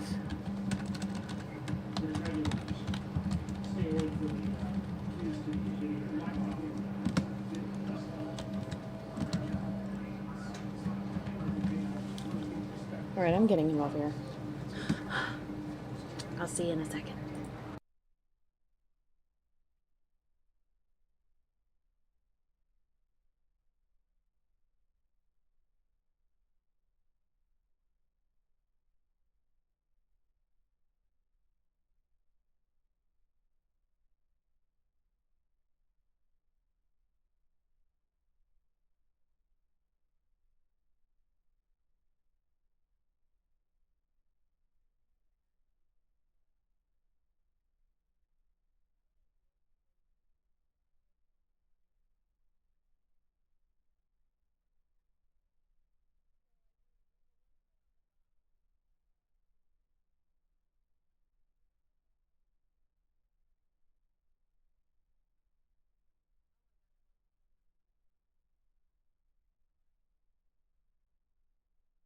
I have to start out by saying thank you to Samya Khan, who's literally, that's not Josh Ernest. Samya Khan is on vacation, and I had to just call her and ask her to help me with our system because it's changed a little bit, and I needed your graphics. You put together these beautiful graphics for our news program, and then sometimes. And she told you where to find them. I know. She's amazing. She's so smart. Very, very good. Dave, it's been a while since you and I have been up here. Yes, it has been. I feel like we're getting the band back together. I think that's what we might do. Let's see if we could just find the drummer. Well, and you were impressed with my bench. I had them. I know it. This is them, really something. You could take a nap back here now. Well, I do. Oh, okay. Yeah, John Hook was just telling me some of like Matt Salmon and Paul Ryan. They sleep in their offices. And I know that if it ever comes to that, I have a bench that I can sleep on. It also works as storage. So Unfortunately, I think most congressmen and senators are sleeping in their offices. I know, but you would think with jobs like that they'd be like living the good life. All right, so. Well, I would imagine that the end of the day sometimes comes at 11, midnight, 1 o'clock in the morning. Like with you. And they're going to be back the next morning at 7 o'clock. So why not just fall down on the couch and get up and go back at it again? Yeah. All right, we're having beautiful weather, and we almost had a tough week. We hit 100. We hit 101. We hit 102. 102 on Wednesday, and then 97 yesterday. I think today is going to be about 80, which is interesting because Minneapolis, I think, was 91 today. Wow. I'm going to show that in my weather. I have a whole line of contrasting temperatures to our what I think is going to be 80, maybe 81. Last I looked, it was 79. So it usually jumps up from there. Look at these winds. They're still blowing pretty good, aren't they? I know. Yeah, these are the sustained winds? Yeah, these are the sustained winds. So that's not even the wind gusts right there that we're seeing. 24 miles an hour in Sedona, Flagstaff 20, 22 at Kingman, 28 at St. John's. Look at those 26s down in the southeastern corner of the state. And then we add the gusts. Look at that. 45 miles an hour down in Douglas, 30 miles an hour at Show Low, 38 at St. John's, 38 up at Flagstaff, 35 in Nogales. In Casa Grande, 26 miles an hour. A lot of dust down there. A lot of freestanding dirt that can blow around when you get down on the desert like that. And then you see those some of those mountain winds as well are very, very impressive. Now, let's take a look at the radar here. And as we go in, I just wanted to kind of show that that west side has got a lot of moisture running through it, north to south. And then we get down to Phoenix, and then take a look here. You're going to see, look at these storms coming through here. And then a couple of them just one up, one going right through Guadalupe. You can see right through there. Wham, right in there.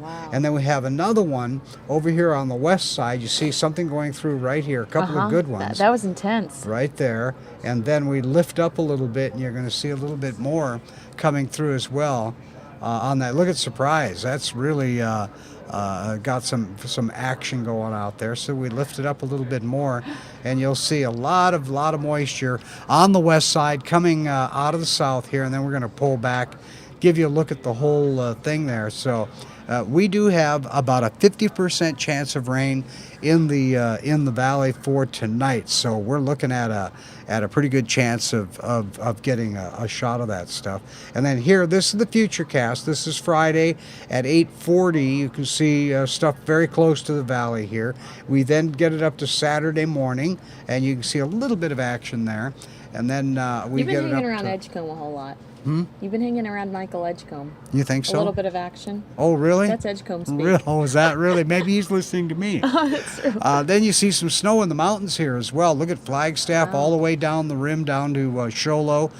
Some snow. That's Saturday, early in the morning Saturday. And then we take it a little bit further, and you see things kind of clearing out, but another shot in the afternoon on Sunday. It's not in Phoenix, but certainly hanging around the area, and then kind of cleaning out from there by Monday. So that's our Futurecast. Look at this. We hit, I said either 80 or 81. I haven't seen the official yet. Look at El Paso, 96 today. 84 in Dallas, 83 in Wichita, 91 in Minneapolis. And even St. Louis at 81 degrees either ties us or beats us by 1 degree on the day-to-day. So a lot of temperatures out there going crazy, especially up in those northern plains. There were a couple of records of 93, 92 up in Minnesota today. So that midsection of the country really taking a shot. But we could take a shot tonight. I think, as we showed you on the Futurecast, that it looks as though Mother's Day and Mother's Day and the rest of the weekend are going to be okay. The one good thing is the winds are going to die down. Right. The chances for rain are going to be a little bit better on Saturday, but they're only going to be about a 20% chance. Wow. Best chance for rain is tonight. Oh. Tonight into tomorrow morning. Late tonight? Or am I in the building? Well, I I think about 7 o'clock is, that's just giving you an idea. Hard to call when it's actually going to start coming out of the sky, but this evening is our better chance for it if indeed we get these storms to come through the valley. We certainly know there's rain out there. We've seen quite a bit of it. But I think the weekend will straighten out. We'll see a little bit of cloudiness. It'll be a little breezy on Saturday, not windy.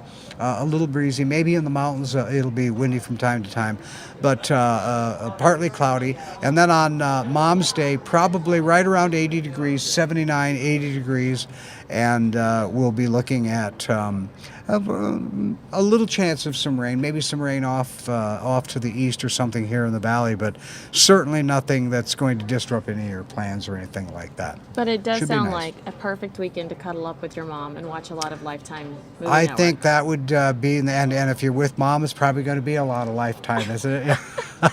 All right, well, I am getting a Hillary Clinton event in, but I am so happy I got to have you back. Excellent. Yes, Thank nice you so much nice to see everybody again. for giving us a And, breakdown. Your Twitter is on the screen, so if anybody has any questions, or they can Okay. tweet you, or they can send you pictures of the weather. We would like to see We love pictures. that. You bet. So tweet Dave. Thanks so much for your time. Okay. I love you, Dave. I'm going to Bye, go everybody. straight Thanks. to Hillary Clinton. I don't know where Hillary Clinton is. I'll find it out, and it'll be in the lower third. But thanks so much for watching, and thanks so much to Dave Muncie. He'll wish he was back in Trump Tower when California comes in. Well, I know who you're waiting for, so I'm not going to make a long speech, and that's hard for a senator. You know, it's, but I'm going to give it every shot I have. You know, for me to be standing here with someone that I really, in many ways, grew up with in politics. Not that I was a child when I met her, she was, but I was not. But I met Hillary when she was campaigning for one of the greatest presidents of all time, Bill Clinton. 23 million jobs, a surplus, and we were at peace for those years, pretty much all those years. And at that time, she put healthcare on the map. Do you remember that? She did. And she was the first one to push getting children universal health care. Hillary Clinton, our candidate for president. Yes. A lot of people talk the talk. She walks the walk. She's walked it for a long time. And we know because we've walked it with her every step of the way. And then Hillary came to the United States Senate, and I watched her. I had encouraged her to do this. You know, when you go up against the New York press, that's like a hazing, isn't it?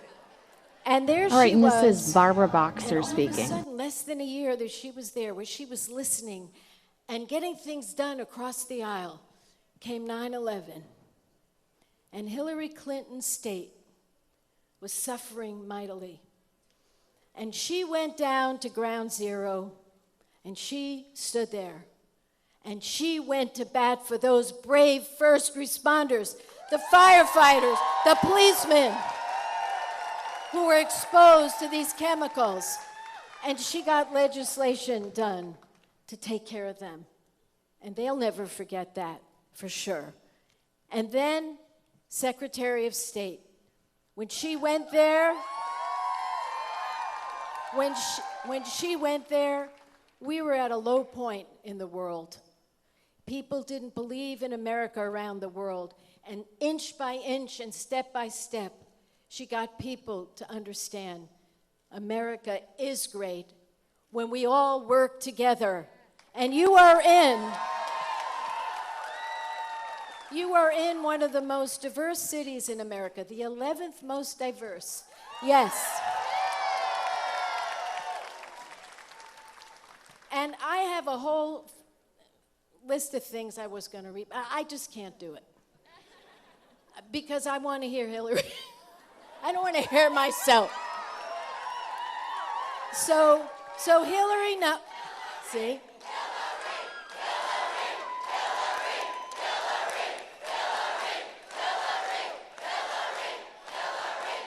Okay, I get the hint. So ladies and gentlemen, as your United States Senator, and I've been there for 24 years, I could have no greater privilege and no greater honor than to introduce to you the next president of these United States, Hillary Rodham Clinton.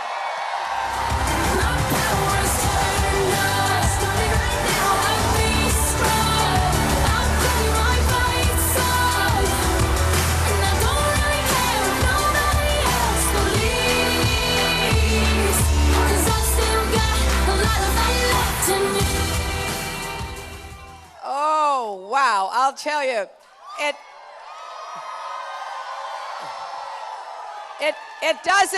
doesn't get any better than being introduced by Barbara Boxer in Oakland, California.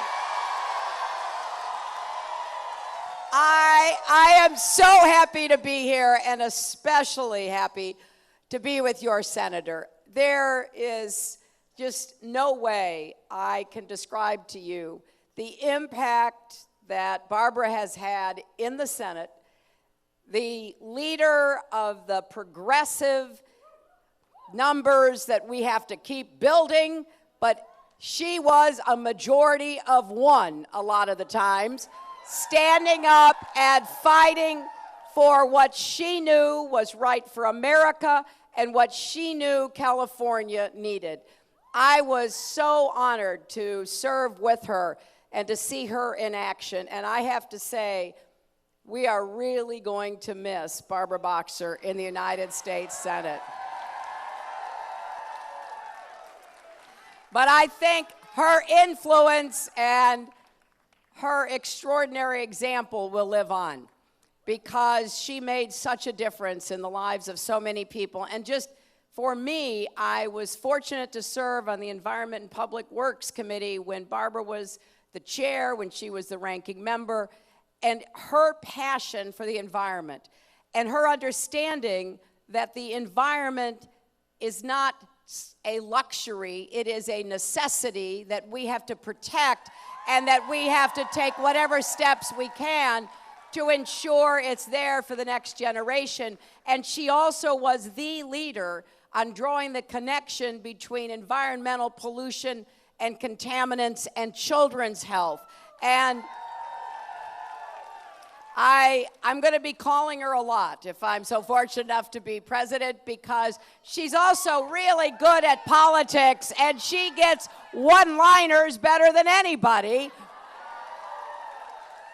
So thank you, Barbara, for being here with me. I also want to thank the mayor of Oakland, Libby Chaff, who is here as well. There are a lot of elected officials, members of the Assembly, and others. I thank them all for being here with me. I look forward to working with you on behalf of Oakland and the Bay Area and this great state.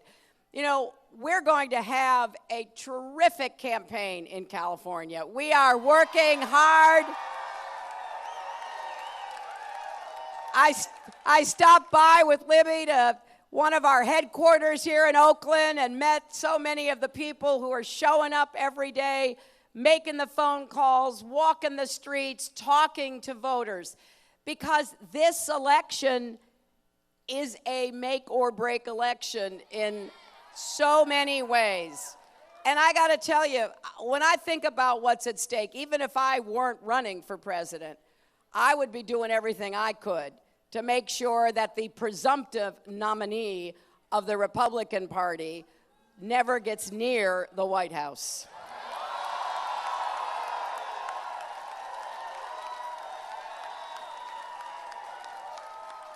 You know, the stakes were high before. The stakes were high before.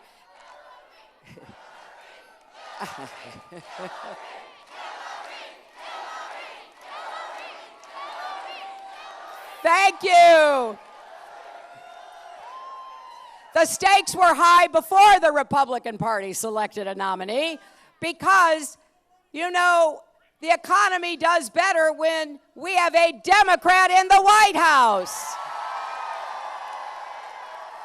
And if you look at our last two Democratic presidents, they set a pretty good example for what it is we need to be doing to create jobs, to raise incomes, to get our country back to broad-based inclusive prosperity. Barbara mentioned my husband's administration. And you know, I don't want it to seem like we're going over ancient history, but let's remember 23 million new jobs, incomes rose for everybody. The median family income went up 17%. The median African American income went up 33%. And everybody benefited. More people were lifted out of poverty, and yes, we did end up with a balanced budget and a surplus. When people raise questions about those 8 years, my question back is, what didn't you like, the peace or the prosperity? We were on the right track.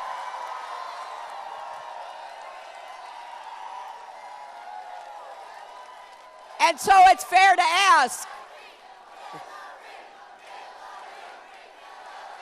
Look, it is fair to ask what happened. You know, it's a fair question. What happened? Well, I'll tell you what happened. The Republicans happened. They went back into the White House and they proceeded to do what they always do, which is slash taxes on the wealthy, take their eyes off the financial and mortgage markets, and look where we ended up. 9 million lost jobs, 5 million lost homes. And I don't think President Obama gets the credit he deserves for digging us out of the ditch that the Republicans dropped us into.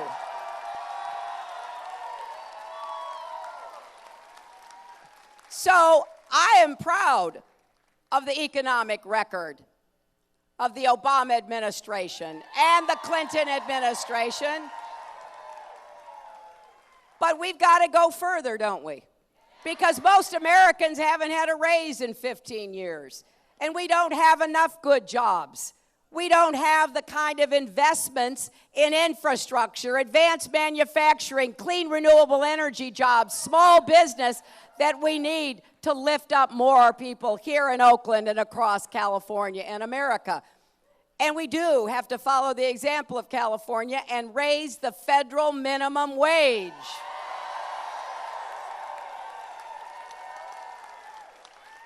And one of the fastest ways to raise income is to finally guarantee equal pay for women's work.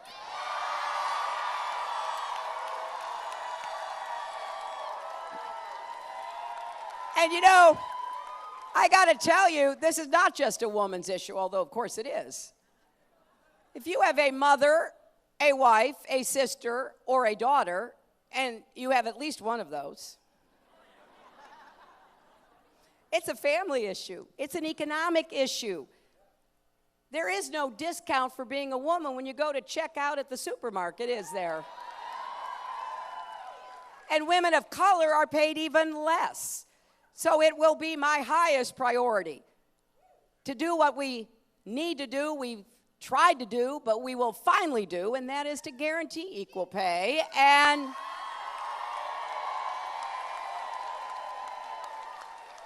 now, everything I've just said, the Republicans disagree with.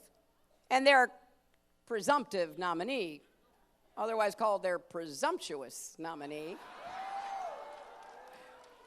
has made it really clear. He basically said wages are too high in America. And that's why he doesn't think we need to raise the minimum wage. And I got to tell you, I ask myself all the time, who is he talking to? I have now talked with thousands of people over the last year, and I know wages need to go up. And then, of course, he doesn't think much of equal pay for women because, of course, he doesn't think much of women, it turns out. And so our challenge is to make our case to the American people. But our case and the agenda we have will lift up lives, will improve opportunities, will break down the barriers that stand in the way of Americans getting ahead and staying ahead. And we've got to do that not just for the economic barriers. We've got to knock down the education barriers. Every child deserves a good teacher in a good school, regardless of the zip code where that child lives. And we've got to do more on early childhood education so every child has a chance to be successful. And we've got to make college affordable, and I have a plan to do just that. I'm calling for debt-free tuition. You don't have to borrow a dime to go to college. And I have laid out a way to pay for it and make it work for everybody, middle-class families, working, poor families. My esteemed opponent, Senator Sanders, has a plan for what he calls free college. But, you know, my late father said, anytime someone tells you it's free, read the fine print. And if you read the fine print, it's free for everybody, even billionaires. Now, personally, I don't want to be paying for Donald Trump to send his kids and grandkids to college. I want to be paying to send your kids and grandkids to college. And of course, there's that little detail that 1/3 of the money that he is putting into this has to come from the states. So that means all the states with Republican governors and Republican legislatures would have to spend billions of dollars in order to make it free. I personally am not going to count on that. We're going to have the plan that I've laid out, which will immediately begin to offer debt-free tuition. And we're also going to be working to help people who already have debt to pay it down. And in fact, offer opportunities for people to have their entire loan forgiven. Think about this. You can refinance your mortgage. You can refinance your car payment. You ought to be able to refinance your student loan.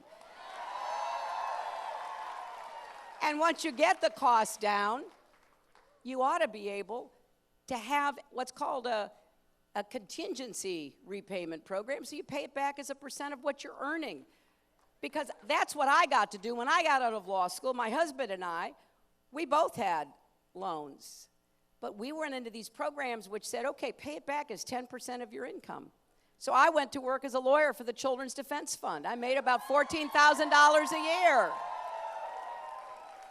So I could pay it off. And I think if you do national service, or you take a public service job like being a teacher, a police officer, a firefighter, if you do it for a couple of years after college, it should be forgiven. And I don't want to let the federal government keep making money off of lending money so kids can get their education. This is one of the best investments for individuals and one of the best investments for our country. So we're going to lift those debts off the backs of our young people and their families. We're also going to finish the work the president started on the Affordable Care Act. You know, before there was something called Obamacare, there was something called Hillary Care, and we did work.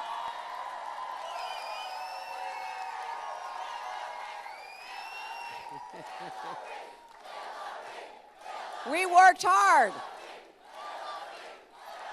Well, and Barbara's absolutely right.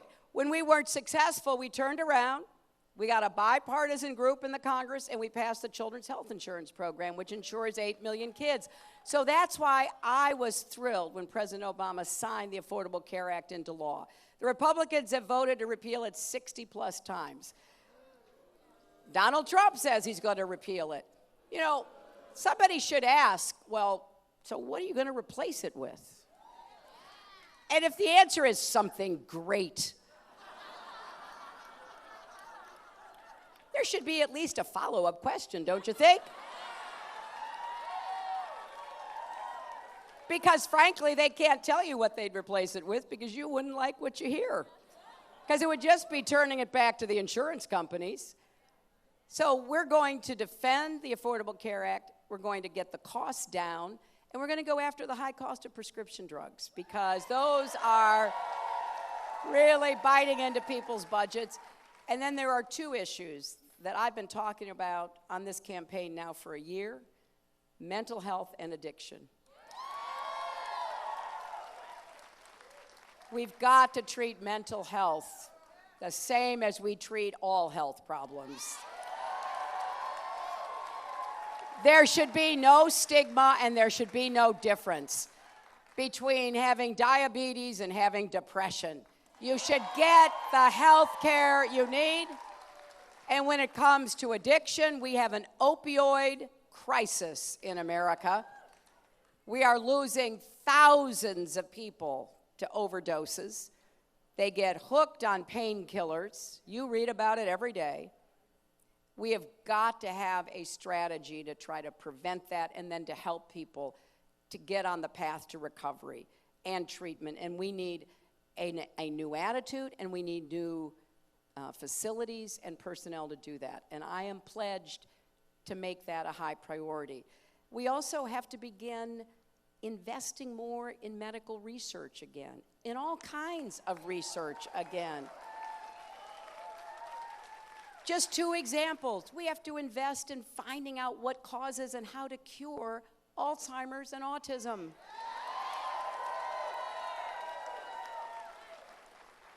So I think we have a great opportunity ahead of us if we make smart investments in jobs, in education, in healthcare.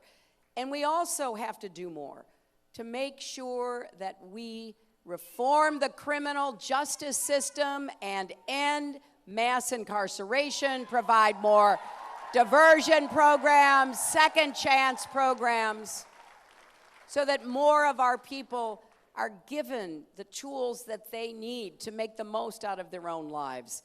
Now, a lot of this work is great work, and I've laid out plans about how to do it. And You know, sometimes I know I get kidded and even criticized. Oh, there she goes with another plan. I actually think when you vote for president, you want to know what people are going to do. Right? And you want to know how much it'll cost. I'm the only candidate on either side who said, I will not raise middle-class taxes, period. So we're looking forward to quite an election where we're being specific. We're telling you what the agenda is. We're asking you to vote on it. I'm asking you to hold me accountable, and we're getting slogans and one-liners on the other side.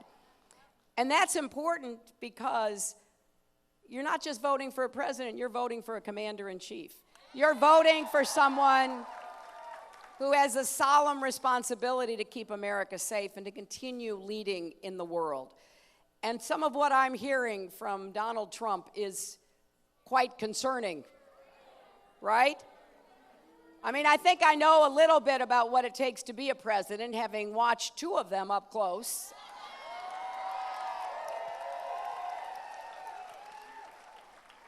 And what I'm hearing from him talk about, oh, let other countries have nuclear weapons. We've been trying to end nuclear weapons in the world, to try to reduce the numbers, to prevent other countries from having them.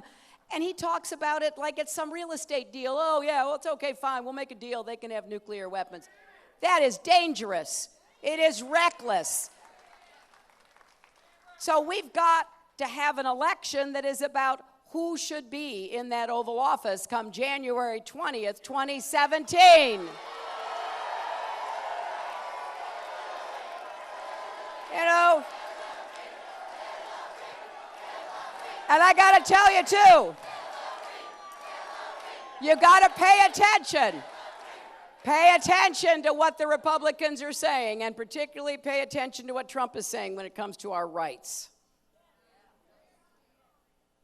Because, you know, Maya Angelou, one of my favorite American poets and a friend of mine, you know, she said, when people show you who they are, believe them. And look at what we have seen from the Republican nominee. I want to tell you where I stand, and you can compare. I will defend a woman's right to make her own health care decisions.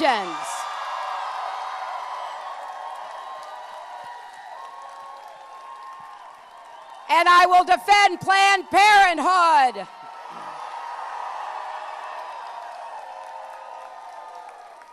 And people need to remember that he said women should be punished for making our choices, and that he wants to defund Planned Parenthood. I will defend marriage equality and work to end discrimination against the LGBT community. I will defend voters' rights, and I will work to end Citizens United and get the corrupt influence of money out of our politics. And I will keep working for comprehensive immigration reform with a path to citizenship. Donald Trump has doubled down on his intention to deport 11 or 12 million Americans. He's even now talking about what he calls a deportation force. Can you imagine the police and military action inside our borders, knocking on doors, hauling people out of their beds and their workplaces, 11 or 12 million? Well, that is the picture he is painting. And he needs to be repudiated. As I have said, basta, basta.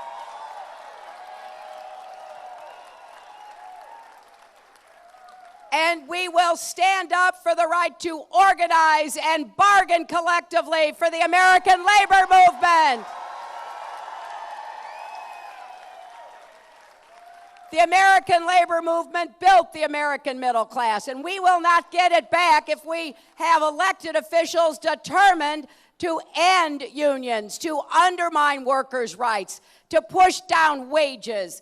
That is no way to rebuild the American middle class. We need strong unions, and I will stand up for that basic American right. And I will continue to stand up against the gun lobby for common sense gun safety reforms.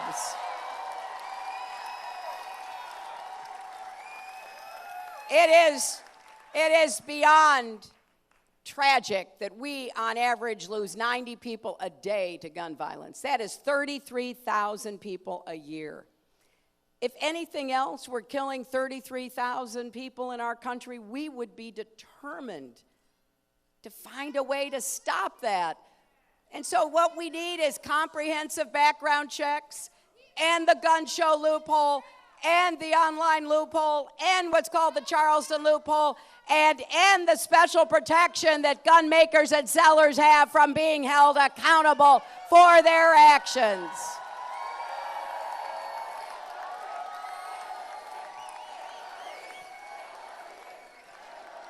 So my friends, you know, there is work to be done, and it is important work. And the best way we can achieve it is by unifying our country. Everybody knows that we can't continue to be divided. We cannot continue to allow groups of Americans to be scapegoated and insulted. That is no way to build the future that we want to see.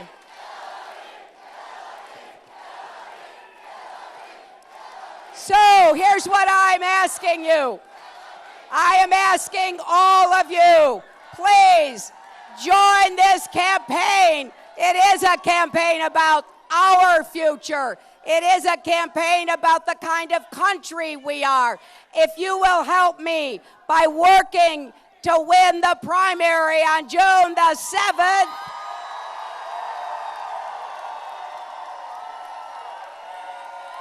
I will work for you and fight for you through this campaign and into the White House. Thank you, Oakland. Thank you, California.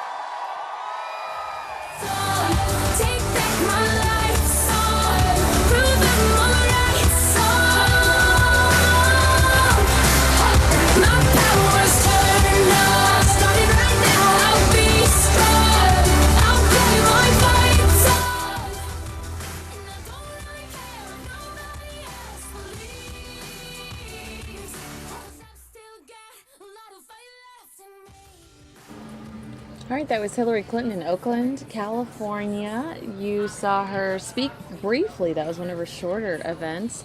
Let's take a look. I'm going to actually change my lower third. And next, I'm going to take you to some Skyfox aerials. Take a look at this. Let me move my lower third over here. And let me find out where we are right now.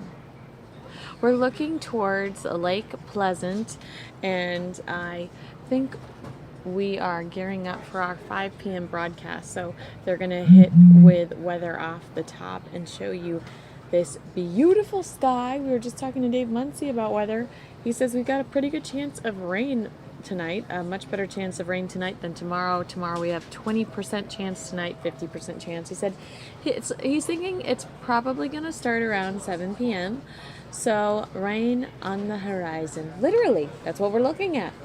But I am going to find out where we are headed next because I see a live shot. I believe what I see is the outside of, well, I know I'm looking at the outside of the courthouse. I spent 2 years there for the Jodi Arias trial.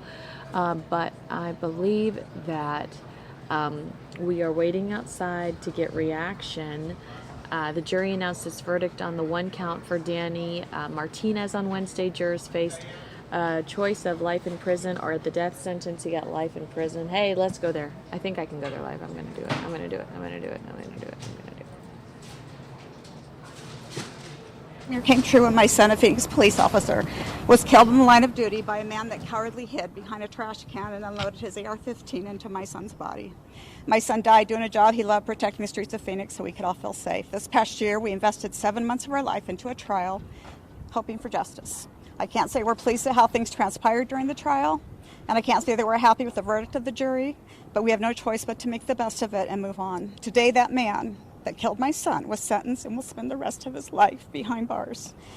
I'm thankful this trial is finally over and behind us, and I'm praying that can bring some closure for all of us. Ma'am, does that give you any solace at all, any sense of peace? It does. It does. It does. There's going to be some closure and peace that we go forward now.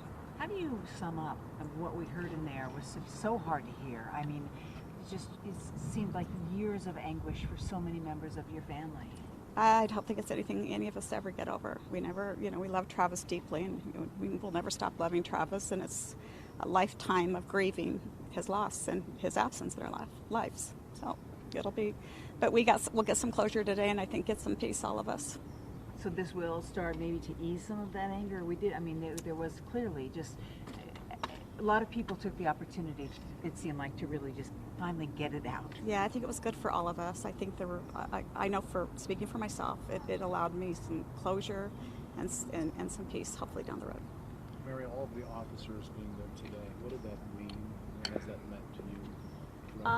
It was wonderful. I love the support. Maybe I'll let Danny elaborate. Danny has, I think it's been a tough road for all of us, and It was obviously, they've been by our side since day one. They have never left our side. Our family in blue has always been there and continue to be there today, and I know they still will continue to be there. So it was great to have their support. Like she mentioned, we finally have the end, the closure that we need. Justice was served for Travis. We know that that man will never get out of prison. He will die there, and I can tell that to my kids and know that they'll be safe, knowing that he'll never walk the streets of Freeman again. Martinez never addressed you guys today. Do you wish he had? No, he addressed us at one point before. I wasn't super surprised, to be honest, that he didn't. Still believe he has no remorse? I don't believe he does. I do not, especially after the smirks and smiles we saw in the courtroom today. Even after he was sentenced to life in prison with no parole, he was still smirking and smiling about it. So. Danielle, how do you sum up today? It's been a long... It has been a very long journey. I feel like today we finally will be able to breathe again and have life back again and not come here every day. It's a beautiful place and all, but we can finally move on with our lives and go on about living again. Did it also help, do you think, to purge in a way, and see all the people who love you and who love Travis kind of finally, release what's been pent up? Yeah, I think especially some of my family members had a lot of things they needed to get out and feel better about, so I think that it helped everyone today. Absolutely. Thank you. What's next, Peggy? I got 2 little ones still to keep on trucking. So my little boy's about to be 6 this weekend. So we're just gonna keep on living. Keep on sharing Travis's memory. Yep. We'll never let that memory die, and keep those stories going and share them with Travis and Cody as long and as many as we can. Whose idea was it to play those audio clips at the end of the? That was kind of both of our idea. We knew it shared a beautiful song and also some memories and important and personal stuff for us. Thank you. Thank you so much. Thank you. All right, so to reiterate, that was reaction, and we might lose this feed here pretty soon. That was reaction after the man, let's see here. I'm going to read you, this is from fox10phoenix.com. An ex-convict convicted of killing a Phoenix police officer in 2010 has been sentenced to life in prison on 1 count of first-degree murder. And that's his mother and his wife that we just saw speaking right there. But jurors were unable to reach a unanimous sentencing verdict on the man's second murder conviction. This is an original story from fox10phoenix.com. I can go back here and show you this older story to kind of catch you up. He was sentenced to life in prison today, and here is a video from November of 2015, and we'll have an updated story for you tonight at, actually, I can't take you right there because it's going to play a commercial, so give me 30 seconds. But here is a story from November of 2015 that'll give you some additional background, but it was this Phoenix police officer shot multiple times in 2010 and killed, and the suspect convicted, now going to spend life in prison, only 36 years old. His name's Danny Martinez. And the victim, Travis Murphy, was only 29 years old. He was a baby. And you could hear his loved ones talking about their family. But let's take a look at this older video from this story. Than 5 years ago, and Danny Martinez was spares the life of a man convicted of killing a Phoenix police officer. Officer Travis Murphy was gunned down more than 5 years ago, and Danny Martinez was convicted of the crime, but the jury could not reach an agreement on whether or not he should face the death penalty. Mark Martinez joins us. He was in court today as the sentence was read, and he has a live report. Mark. And again, this is an old today. He says they deliberated story. I just wanted to give you some background not reach a decision on one of why the it counts was. that Martinez This is an important day for today. killing a police officer. And on the other charge of first-degree murder, they decided to give Martinez life in prison instead of the death penalty. Convicted cop killer Danny Martinez walking into court today to learn his fate for killing Phoenix police officer Travis Murphy in 2010. Murphy's family and fellow officers filling the courtroom as the sentence was read.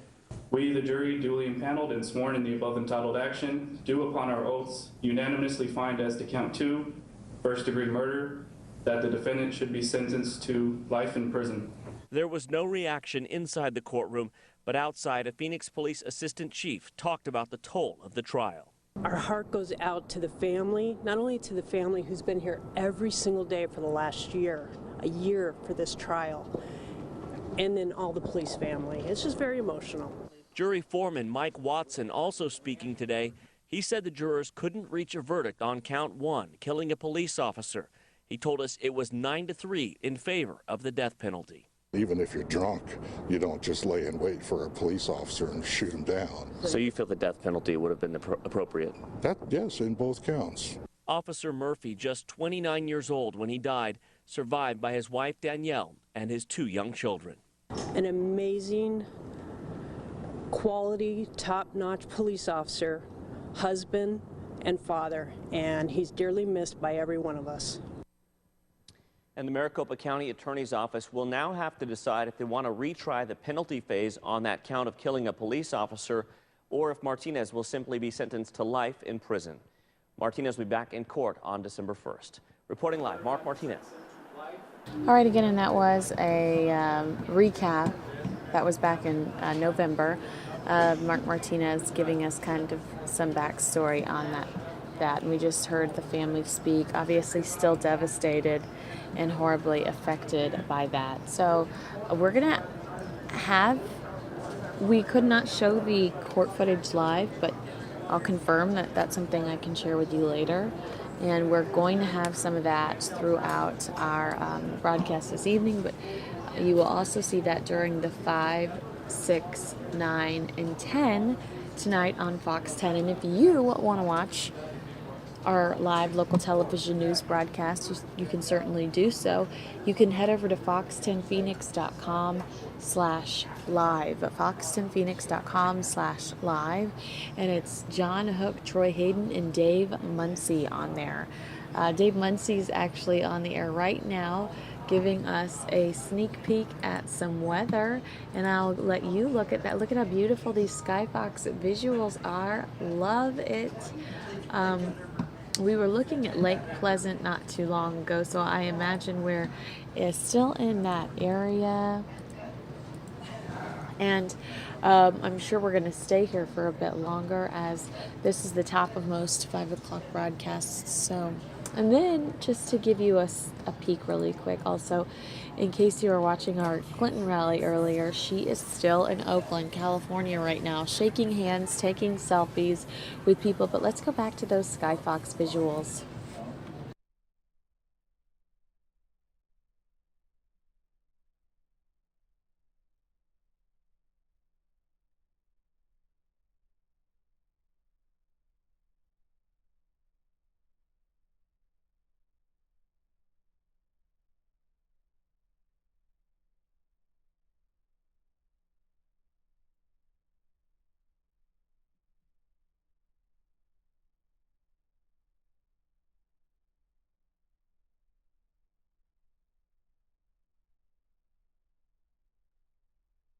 So it looks like my screen is frozen, but it also looks like there's rain in the center of the screen. Isn't that interesting? Let me find out what's going on with the screen now.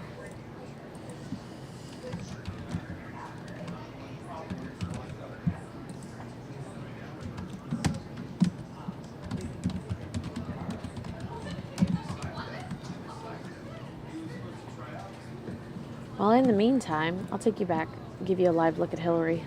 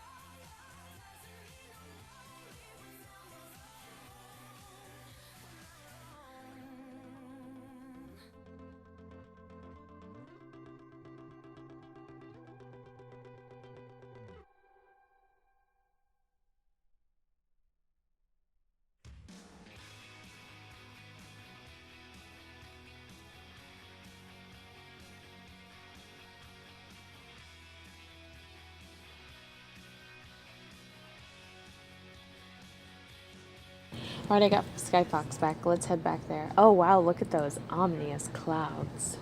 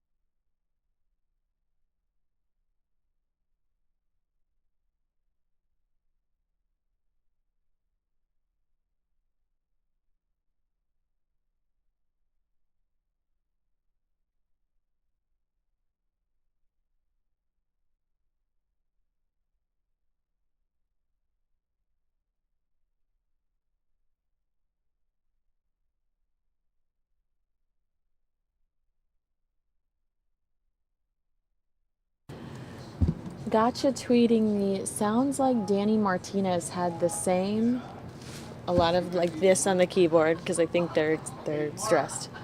Jury is Jody Arias. Can't understand why these people can't do the right thing. I have to have a conversation with you right now. I was just about to tweet, and perhaps I still will.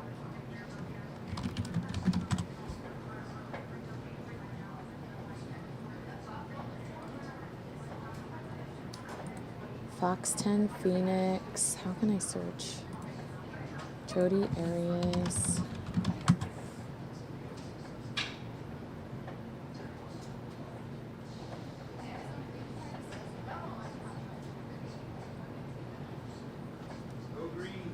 I was gonna say I still don't know. I'm tweeting right now. Would you like to watch me tweet?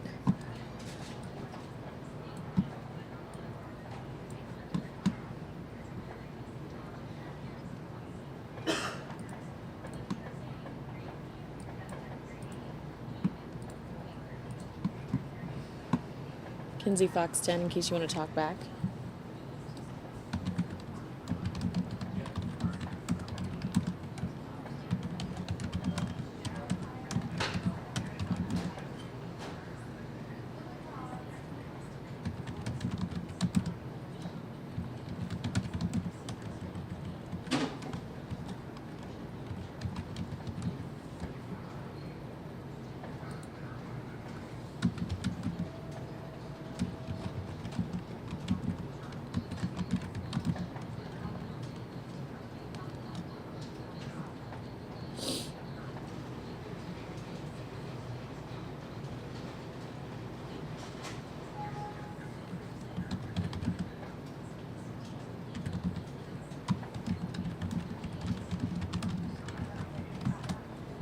Is that too opinionated?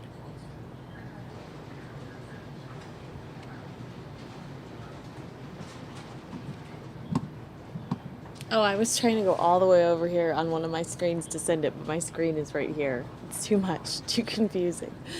Okay, tweet. All right, if you want to tweet me, I'm Kinsey Fox 10. Bianca wants to see. Oh, look at this. Sky Fox, thank you. Trump. I can play some Trump for you. I'll get some Trump going later tonight. We've got all night together. It's Friday. But tweet me, Kinsey Fox 10. And I will be happy to spend my Friday evening with you. I know. This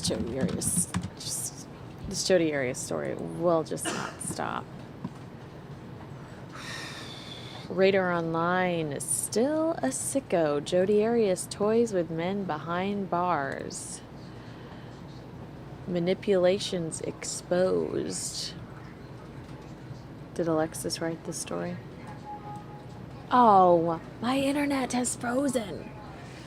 Just let me watch. It's Radar. It's always Radar. All right. Okay. Inky circles.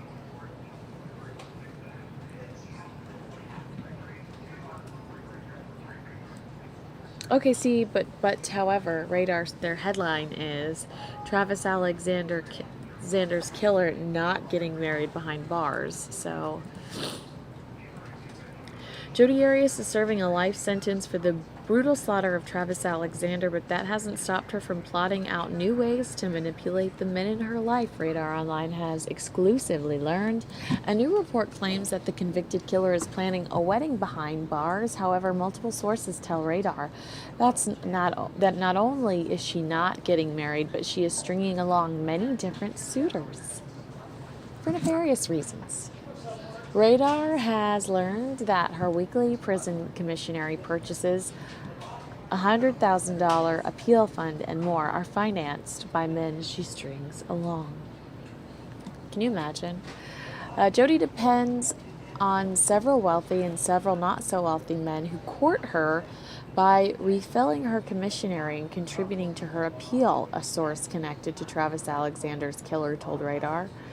She can't afford to alienate any of them by publicly announcing a wedding. Oh, interesting take. This is why that story is silly. As Radar previously reported, Howard Stern Whack Pack member, I'm not even going to say out loud their name. I'll say their initials are ANE. You can go look it up. No, I'm not saying that. It's something Napkinhead. Communicated with Arias while she was in the Australia jail and said that he asked her to marry him, but she declined. Howard Stern, Whack Pack member. Who is this person? Bye, Nicole. You too. Have a good weekend.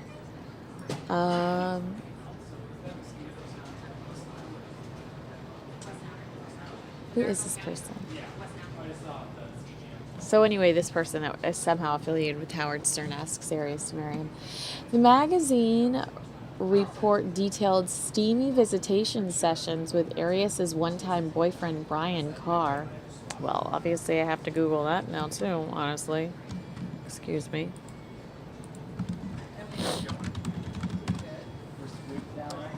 Oh yes, I remember him. He was at the trial.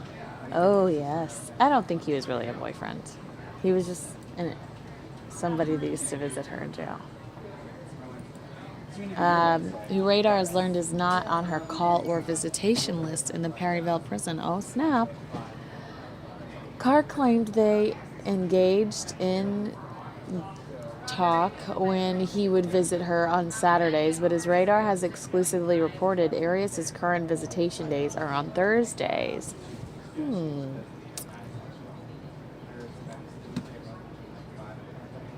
I have more. All right, so Sky Fox is moving. Well, JR says that and then it freezes on me again. I still love JR. Anyway, and despite criminal Donovan Baring's claims to the magazine that Arias is on 23-hour-a-day lockdown and isn't aware of current events, Alexander's killer bragged about her cable channels in an audio recording on her phone call to Kareem Lefty Williams, Fox 10 News Now viewer, published exclusively by Radar earlier this year. This is Alexis's story. We need to talk to Alexis. Maybe I'll email her and say, I need to know everything you know about Jodi Arias. All right. I'm on air. What are you doing, Sean? Are you afraid to talk because you know my mics are up? Yes, my mics. This is up. I thought that when they were lit up, when they're on. What are you doing right now? I'm showing aerials while talking about Jodi Arias. Yes. Thanks. All right, so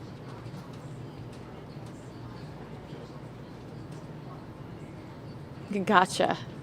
In regards to Jodi Arias. Next story we'll read, she's pregnant and Casey Anthony will adopt the baby. True life horror stories. All right, so I am seeing and something interesting coming on at Sat 6. Let me find out what it is.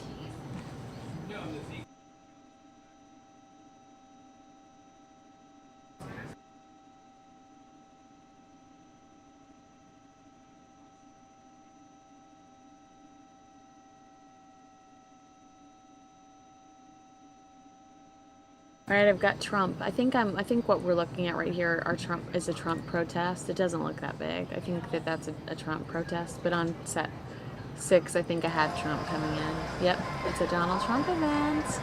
Looks like they're letting people in, so we're going to be on podium watch. But yeah, I can take you back to those aerials for a few minutes. You can see here, that looks like a Trump protest outside of the venue. Inside of the venue, right here, you can see Trump supporters collecting, and we will bring you that Donald Trump event live.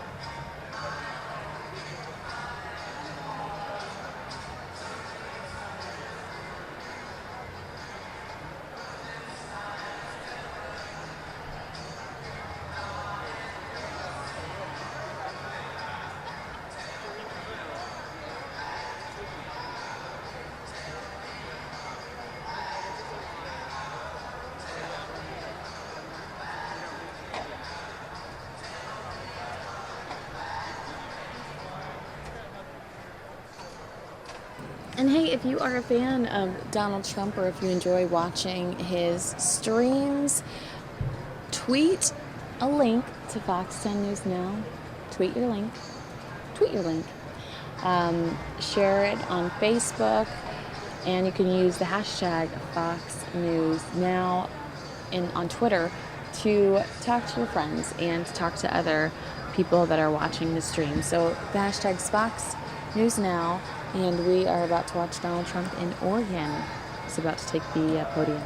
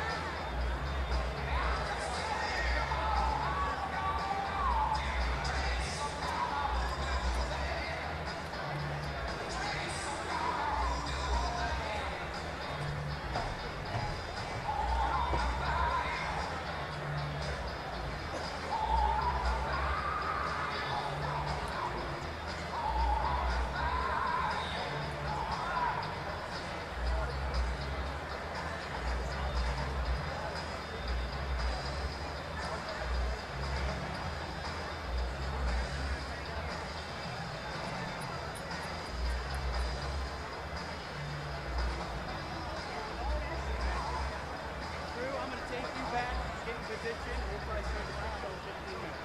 Hang tight, let me spread that word.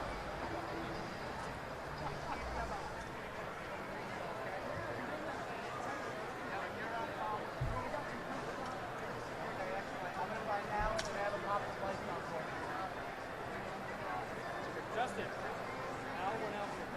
Can you pop away? Yeah, he's gonna go back there.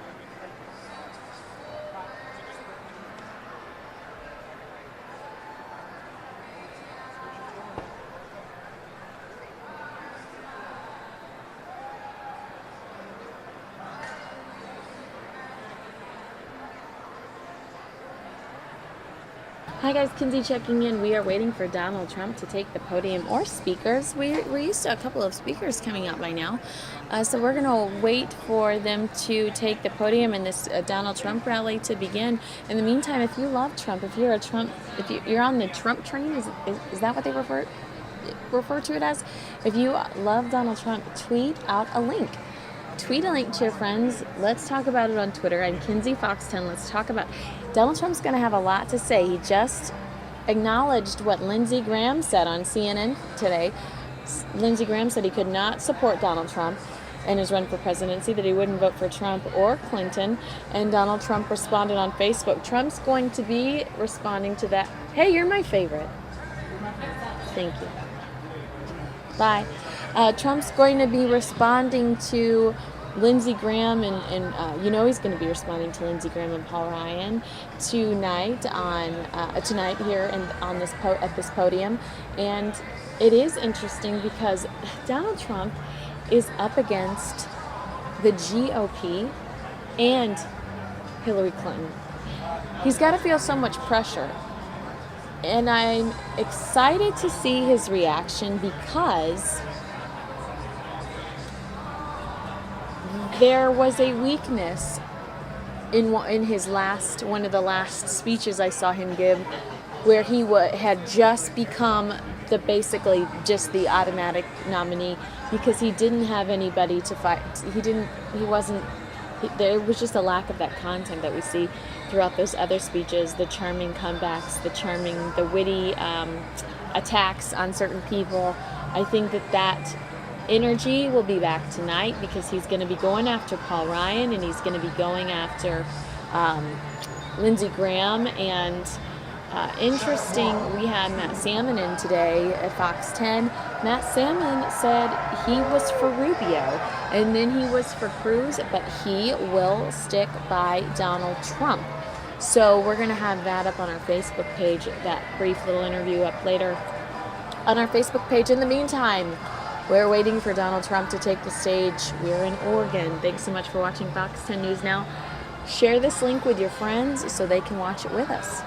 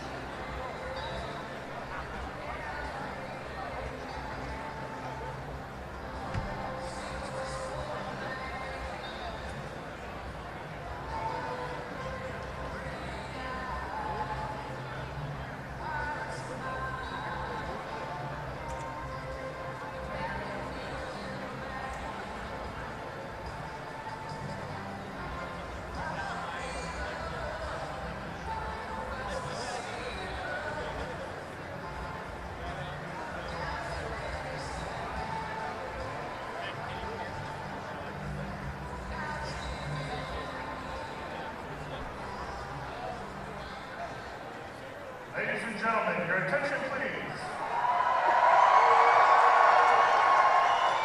We all know that as President of the United States, Mr. Trump will continue his lifelong defense of the right of free speech in America.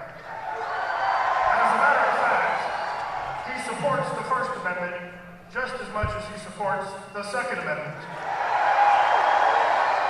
However, some people have taken advantage of Mr. Trump's hospitality by choosing to disrupt his rallies by using them as an opportunity to promote their own political messages. While they certainly have the right to free speech, this is a private event paid for by Mr. Trump. We have provided a safe protest area outside the venue for all protesters. If a protester starts demonstrating in the area around you, please do not touch or harm the protester.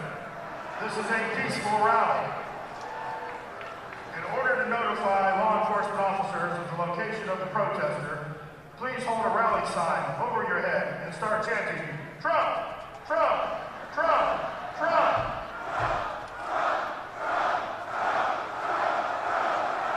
Ask the people around you to do likewise until officers remove the protester. Thank you for helping us make America great again. The program will begin momentarily, and Mr. Trump will be in Eugene.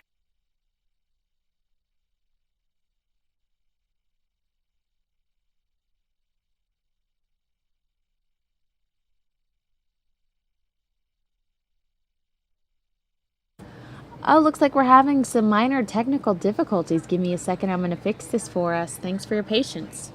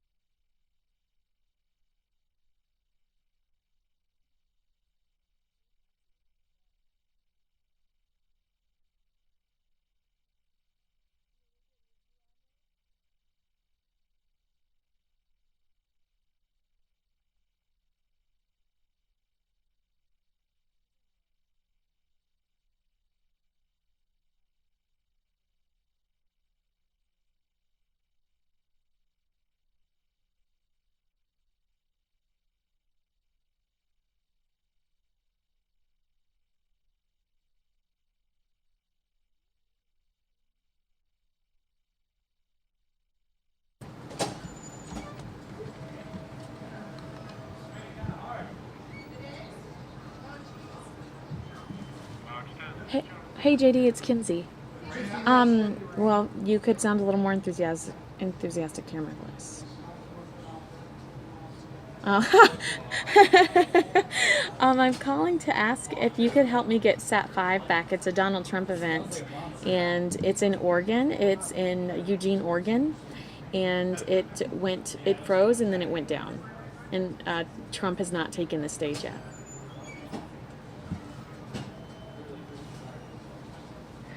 Well, it was already started. It just froze and then I lost it. Thank you, sir. Bye.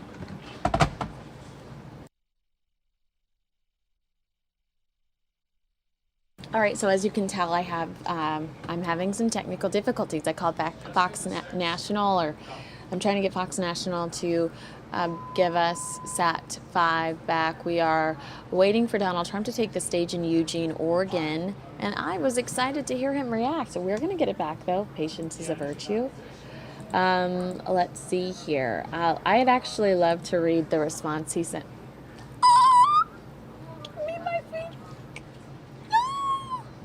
That's where Trump wants to live. All right, let's read Donald Trump's reaction to Lindsey Graham from earlier today. I fully understand why Lindsey Graham cannot support me. If I got beaten as badly as I beat him and all the other candidates he endorsed, I would not be able to give my support either. Every time I see Lindsey Graham spew hate during interviews, I ask why. What am I looking at? What are we doing? So I think that this is the Trump protest outside of Eugene, Oregon. I'm going to go back to this, but we are watching a Trump protest in Maryland. Can we move over there?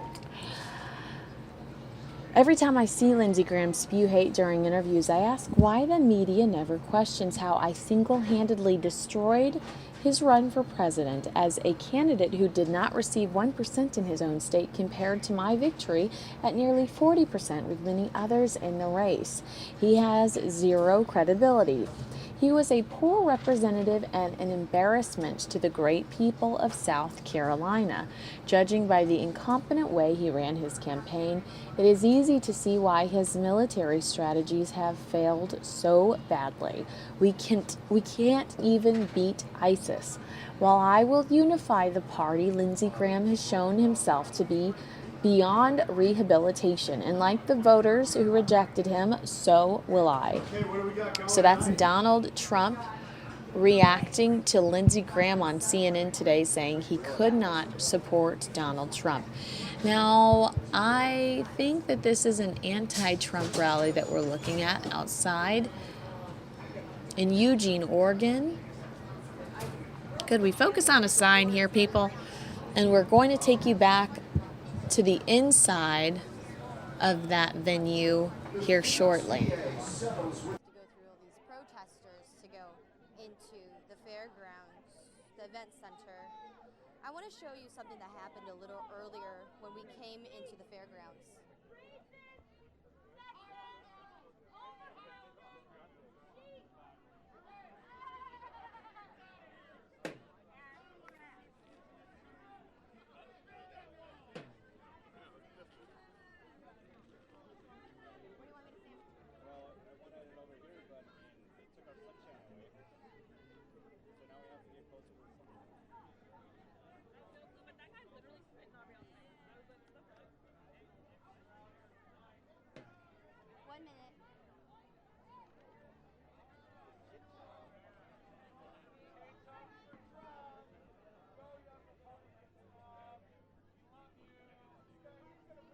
And I have a tweet here from, what is she doing? She's dancing.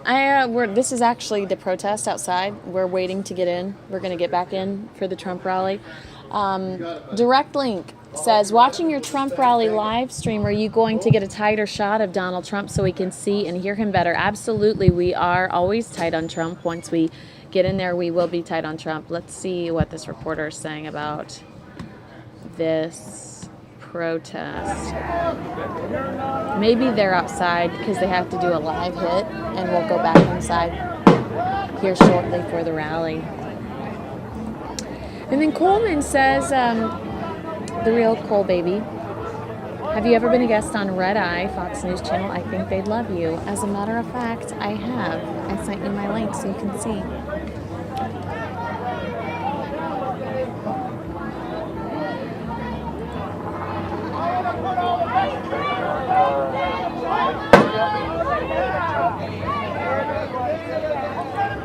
And then I have a tweet from Teresa that says, Hey Pete, what has changed since 5:30 outside the fairgrounds in Eugene is that police have closed the gate because the parking lot has become too full, and now people have to find parking outside and walk through the protesters to come into the rally. But I wanted to show you something that happened earlier. Take a look. Well, she wants to show us something that happened earlier that you and I can't see. Hopefully she describes it on the other side. Those were several protesters blocking the road to the rally earlier on today as we were driving in. Now there are signs reading Oregon stands against Trump. In fact, we saw many drivers pretty frustrated. One even almost hit a protester as he were honking and trying to drive through it. Now here's what one protester had to say.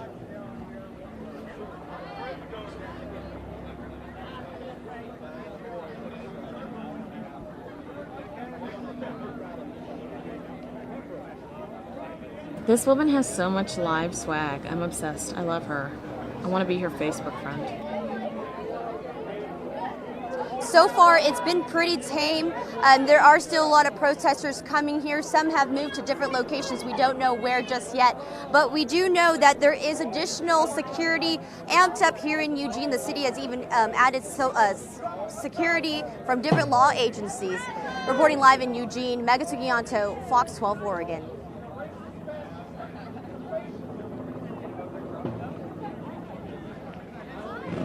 I couldn't remember the name.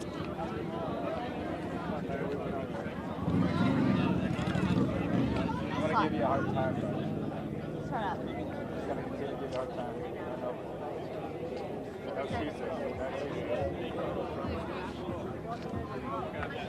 And just a reminder, we're tagging along with, Microphone off? This is Kinsey. What? Microphone off? Okay, yeah, I think I'm looking at their live shot outside at a protest, so I'm thinking that they went outside for a live shot and they'll go back in later. All right, thank you so much for your help. Bye. All right, so if you're just now joining us, we are in Eugene, Oregon, where we are, right now we're covering the rally, or I'm sorry, the protest outside, but we are waiting to go into the rally where Trump is about to speak. So thanks so much for your patience. As the reporter was just telling you, in Oregon, these supporters have to walk through the protesters to get inside to the event. So it had the possibility of being heated, stressful, but she said it's not necessarily, it's not been, a very stressful event so far. So again, this is what's streaming. They're doing live hits for their local television station, so that's why we're kind of seeing a girl who doesn't look like she knows she's on air, because there's B-roll going over her during her live television news broadcast. So we are outside with the protesters, but we're going to move inside and we're going to watch Donald Trump take the podium here soon.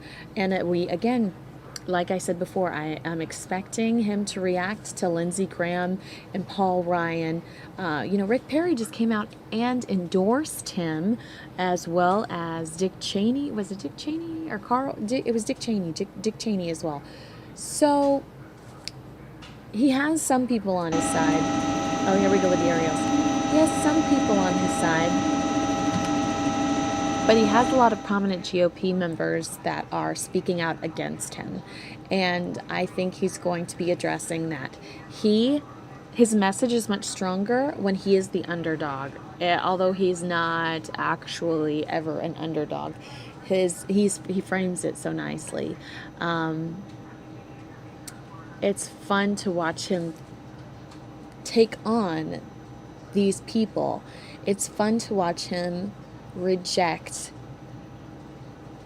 the GOP, reject typical politics. That is fun to watch. That's why people are so drawn to him.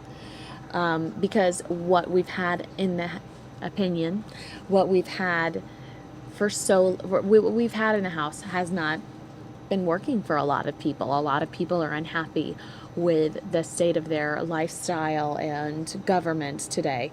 So they want somebody that rejects the government. They want somebody that rejects the Lindsey Grahams of the world. And now Lindsey Graham is going out there saying he's not going to get behind Trump and he's not going to support Trump. And I don't understand what Lindsey Graham's objective is, other than the fact that he just likes having a camera in his face.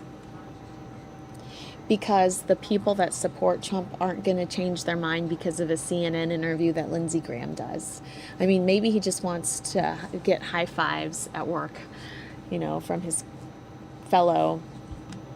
I don't know. I don't understand what the objection was there, but Trump's not going to have it, and he's going to react to it tonight. And I think the crowd is going to really love it, and I think that it's going to be interesting to watch. And what we are currently on, again, are the protests outside of the venue in Eugene, Oregon. But we're going to take you inside to listen to Donald Trump, and he is going to likely react to some of the recent headlines over the last 12 hours, which include if you include the last 24 hours, then you're also dealing with Paul Ryan going on everybody's going on CNN saying, well, I don't know, I'm not quite sure. And I don't understand what the purpose is. Why not just rally? Because a vote, saying you're simply not going to go vote for Donald Trump is a vote for the other side. Lindsey Graham, haven't you gotten the memo? So we are going to take you inside to the Trump rally here pretty soon. Looks like our chopper's leaving that was hovering over the protesters. And let me make sure we're going to get you inside that venue here any minute now.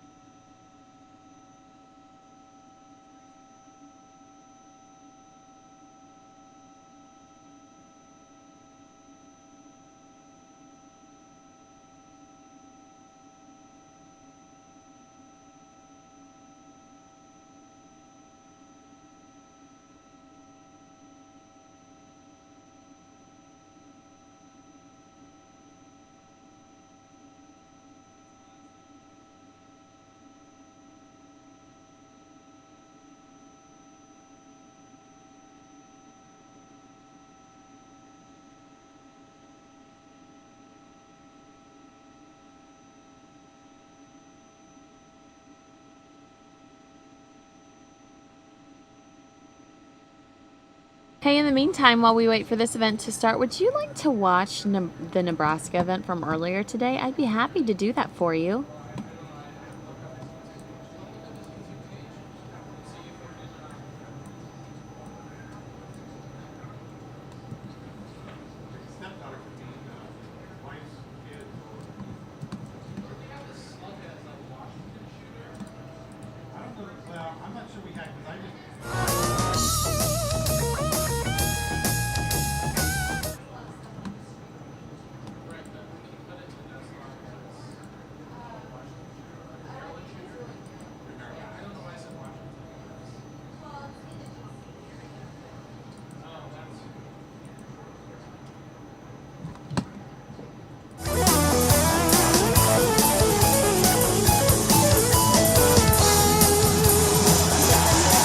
What a great guy he is.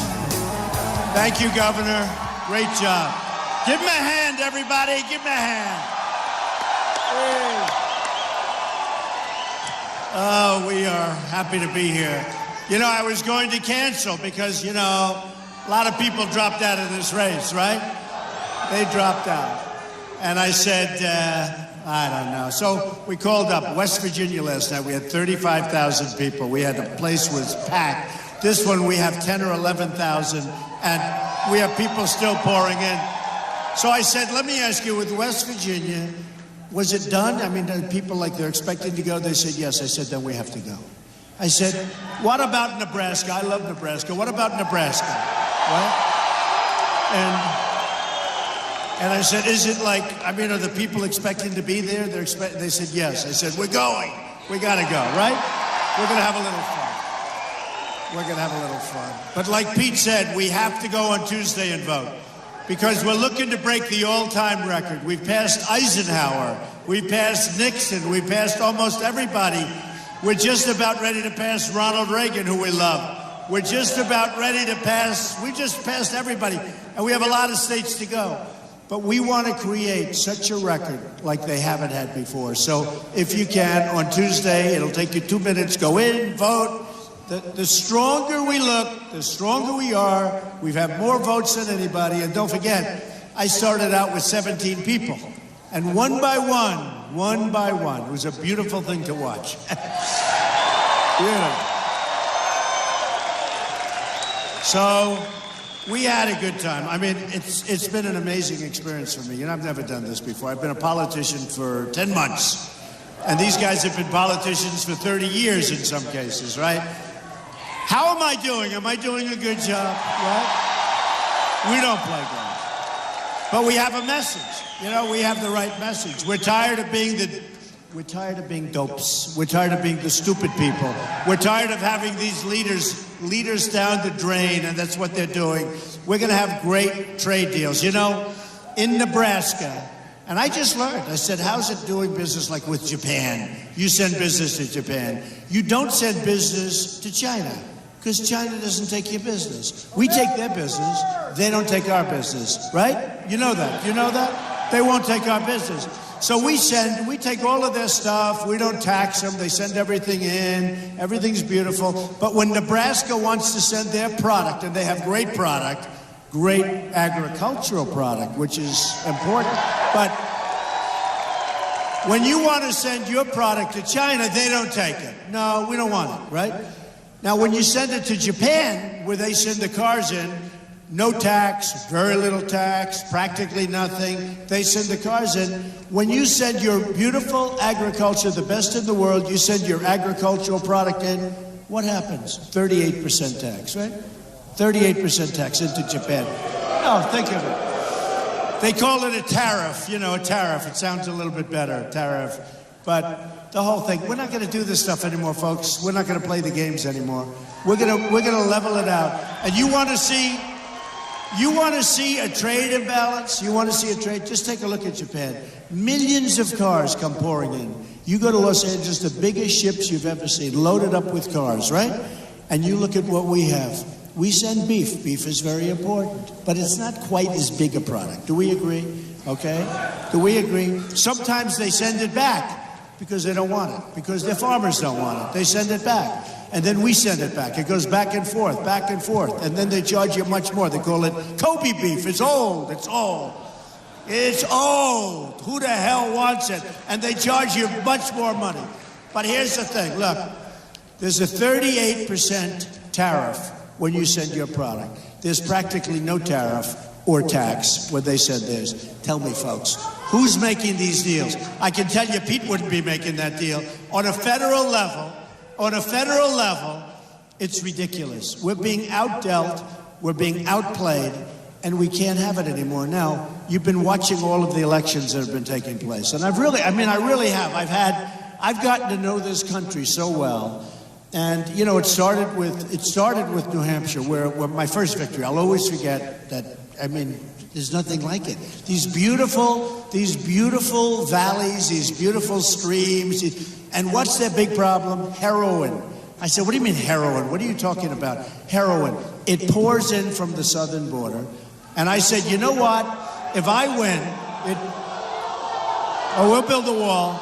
Build the wall. You have the same problem. We'll build the wall.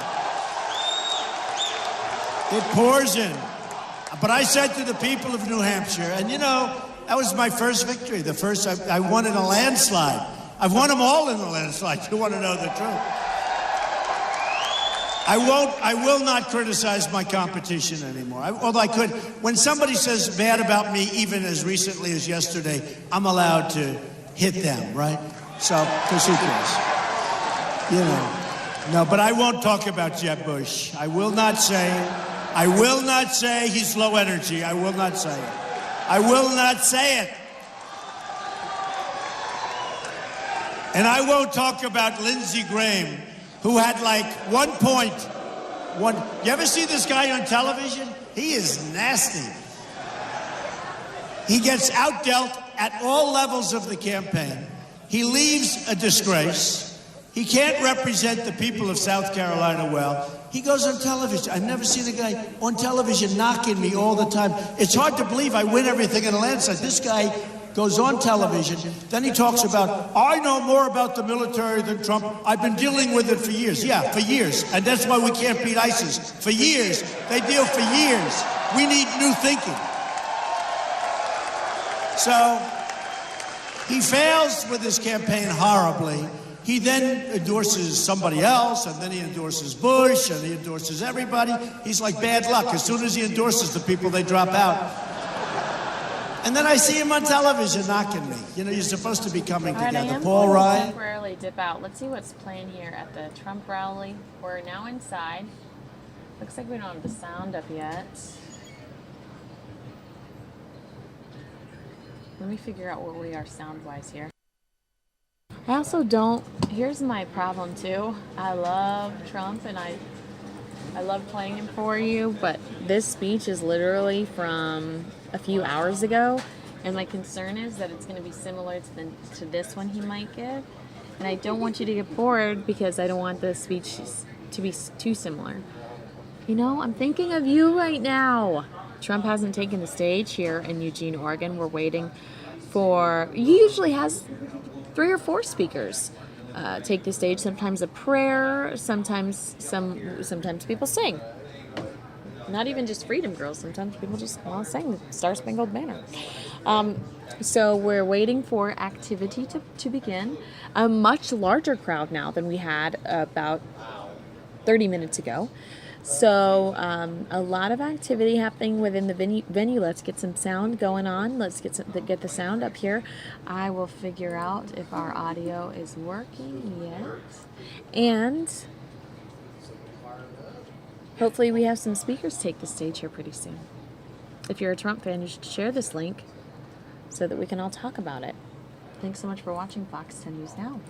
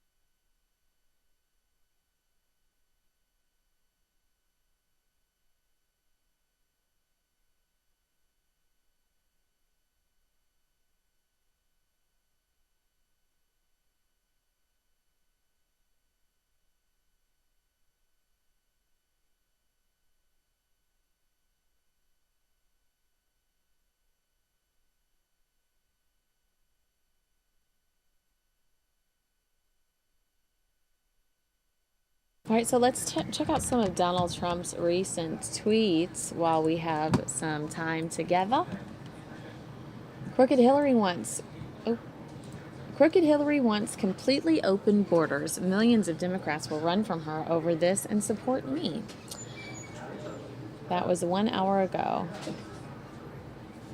1 hour ago, Trump also tweeted, just met with the courageous family of Sarah Root in Nebraska. Sarah was horribly killed by an illegal immigrant, but leaves behind an amazing legacy. So sometimes throughout the Trump campaign, we've seen him pull families onto the stage to discuss immigration. I'm trying to remember that name. Jamal's father is often on the campaign trail with him. So we might see that again tonight at this event. He was going crazy about Elizabeth Warren earlier. Goofy Elizabeth Warren, Hillary Clinton's flunky, has a career that is totally based on a lie. She is not Native American. He said 2 hours ago, almost 9,000 favorites. Also 2 hours ago, he says, let's properly check Goofy Elizabeth Warren's record to see if she is Native American. I say she's a fraud. I hope corrupt Hillary Clinton chooses Goofy Elizabeth Warren as her running mate. I will defeat them both. His amazing response to Lindsey Graham, which we read earlier. Also, I know that there are. I have to stress that I think that this is a fun political campaign. So when I say things like amazing or I react, it's because Donald Trump continues to give us a story after story after story. He is very interesting, and that is why I say things like that. And then this Joe Scarborough fight that happened earlier today, I don't quite understand it. I thought that they were friends. A lot of that happening on, a lot of engagement too happening on Twitter about that. Thank you to the teachers across America. When I become POTUS, we will make education a far more important component of our life than it is now. 13 hours ago, Crooked Hillary has zero leadership. As Bernie Sanders said, she has bad judgment. Constantly playing the woman card. It is sad. Paul Ryan said that I inherited something very special. The Republican Party. Wrong, I didn't inherit it. I won it with millions of voters. So we are waiting for Donald to take the stage. We imagine it's going to be fireworks. It's a Friday night. Kick back. Take your shoes off. Pop some popcorn. Curl up with your pet. Stream Fox 10 News now. We're waiting for Donald Trump to take the stage in Eugene, Oregon.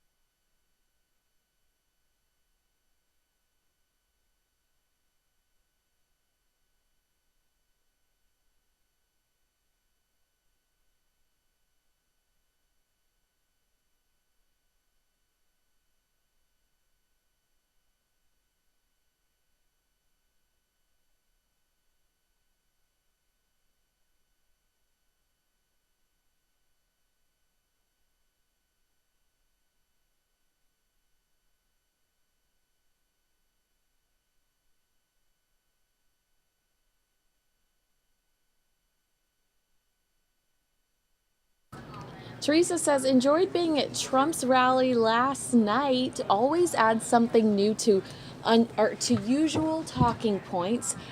Best of all, no teleprompters. Teresa, I'm a little jealous. You were actually there? I bet that's fun to experience in real life. Seeing a lot of activity here. All of a sudden, where is my audio? I'm going to have to write a stern letter. Excuse me.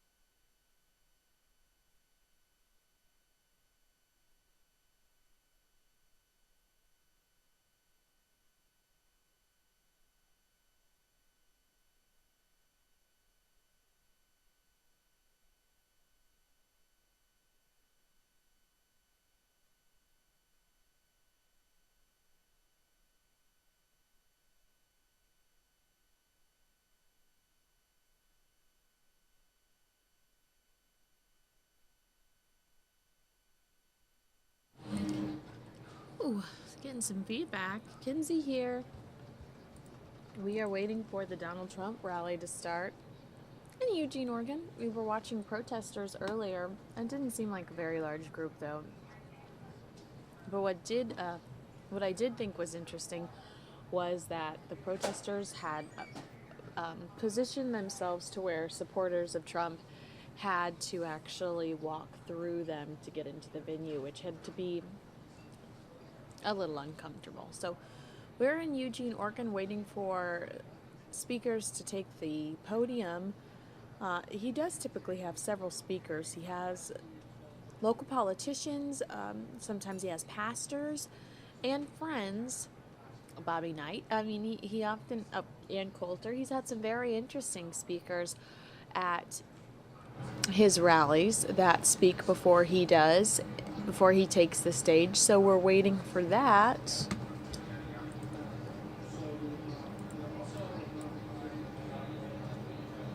And in the meantime, we can listen to some of his speech out of Omaha, Nebraska, but I don't want to give it to you all because I'm afraid it might be too similar, and then it might feel like you're listening to the same speech again. You know what I mean? The people of South Carolina well. He goes on television. I've never seen a guy on television knocking me all the time. It's hard to believe I win everything in a landslide. This guy goes on television. Then he talks about, I know more about the military than Trump. I've been dealing with it for years. Yeah, for years. And that's why we can't beat ISIS. For years. They deal for years. We need new thinking. So he fails with his campaign horribly. He then endorses somebody else, and then he endorses Bush, and he endorses everybody. He's like bad luck. As soon as he endorses the people, they drop out. And then I see him on television knocking me. You know, you're supposed to be coming together. Paul Ryan, I don't know what happened. I don't know. He called me 2-3 weeks ago. It was a very nice conversation. He was congratulating me. This was before we had the ultimate victory, but he was congratulating me on doing so well. I figured routinely he'd be behind it. And he, the other day, just did a big surprise because I've had so many endorsements. I mean, today, a lot of them. Bob Dole came in. Dick Cheney came in. Many congressmen came in. Many senators come in. And we've had tremendous endorsements from a lot of people, both current and people that were here and highly respected people. And, you know, Rick Perry is an example. He came in, and I've always liked him. But he's a tough competitor, and he fought hard, and he was rough on me, right? He got up, remember, he went to Washington and made a speech for a half-an-hour speech about Donald Trump. He said, I'm a cancer on the Republican Party. No, that's the bad news. Let me tell you the good news. So yesterday, he endorsed me. And I like him. I do like him. I forgot about the 1 hour where he went wild. But he said, one of the most talented or brilliant or something candidates ever to run for the presidency in the history of the presidency. So you have that statement, and then you have this statement. There's a big difference. That's a big gap. But I appreciate it, and I like Rick Perry, and he's a good man, and I appreciate that he did that. But the one that we're surprised at, and I'm not surprised with the Bush family, in all fairness, because I've been very critical of what happened during the term. So I'm not surprised. And Jeb, we hit hard. Do we agree? But what people don't say is that he hit me hard. He spent $14 million on negative ads. So people will say, you weren't nice to the Bush family. The guy spent $14 million on negative ads. I didn't spend anything on negative ads on him. It really tells you when somebody can spend $14 million on negative ads, it sort of says, like, do ads have any power? You know, I would go up to New Hampshire before the vote. The best was Florida. They spent, I think, $28 million on negative ads. They spend thousands and thousands. You know the total negative ads? Have you seen it on television? 66,000 negative ads. I want to see Pete get 66,000 negative ads. Pete, you wouldn't be standing. You'd say, I'm going home. I'm leaving. I'm going home. Pete, 66,000 negative ads, over $100 million. And I'm leading by a lot. It was a landslide. In fact, it's over. I don't know. So I don't know what it means. But I tell the story. I'm in Florida, and I had a tough race against Marco, and I like Marco. I like everybody once it's over. I like people. But Marco was very popular in Florida and is very popular. And I was down, and I own Trump National Doral. And they're having the big golf tournament. And Adam Scott from Australia, he's one of the top couple of golfers in the world. He's phenomenal. Long, straight, everything, does everything. He ends up winning with a phenomenal chip shot, almost goes in the water. The 18th hole at Doral is the hardest hole on the PGA Tour. It's considered the toughest hole. It averages like 4.8. All right, let me figure out what's going on here. And let me get rid of that feedback. Yuck.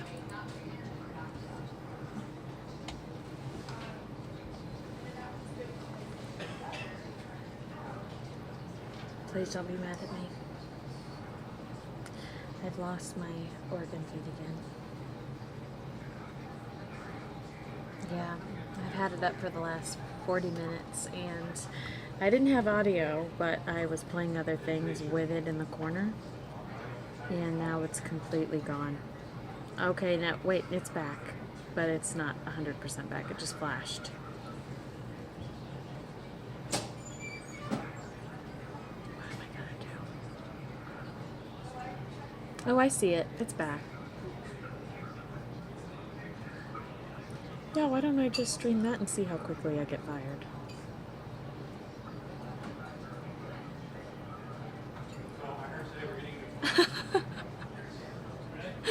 All right, thank you. I appreciate you. I see it now.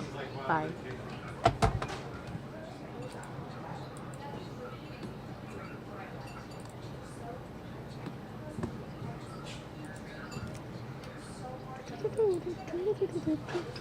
Years. They deal for years.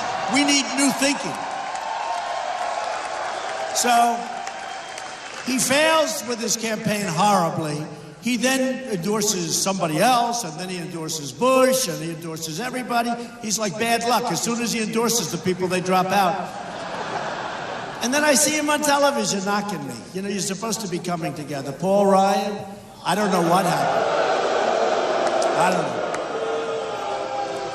He called me 2-3 weeks ago. It was a very nice conversation. He was congratulating me. This was before we had the ultimate victory, but he was congratulating me on doing so well. I figured routinely he'd be behind it.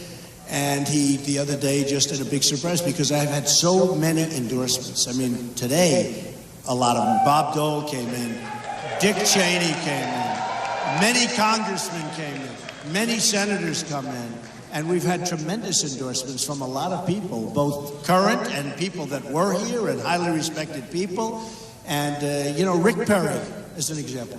He came in, and I've always liked him.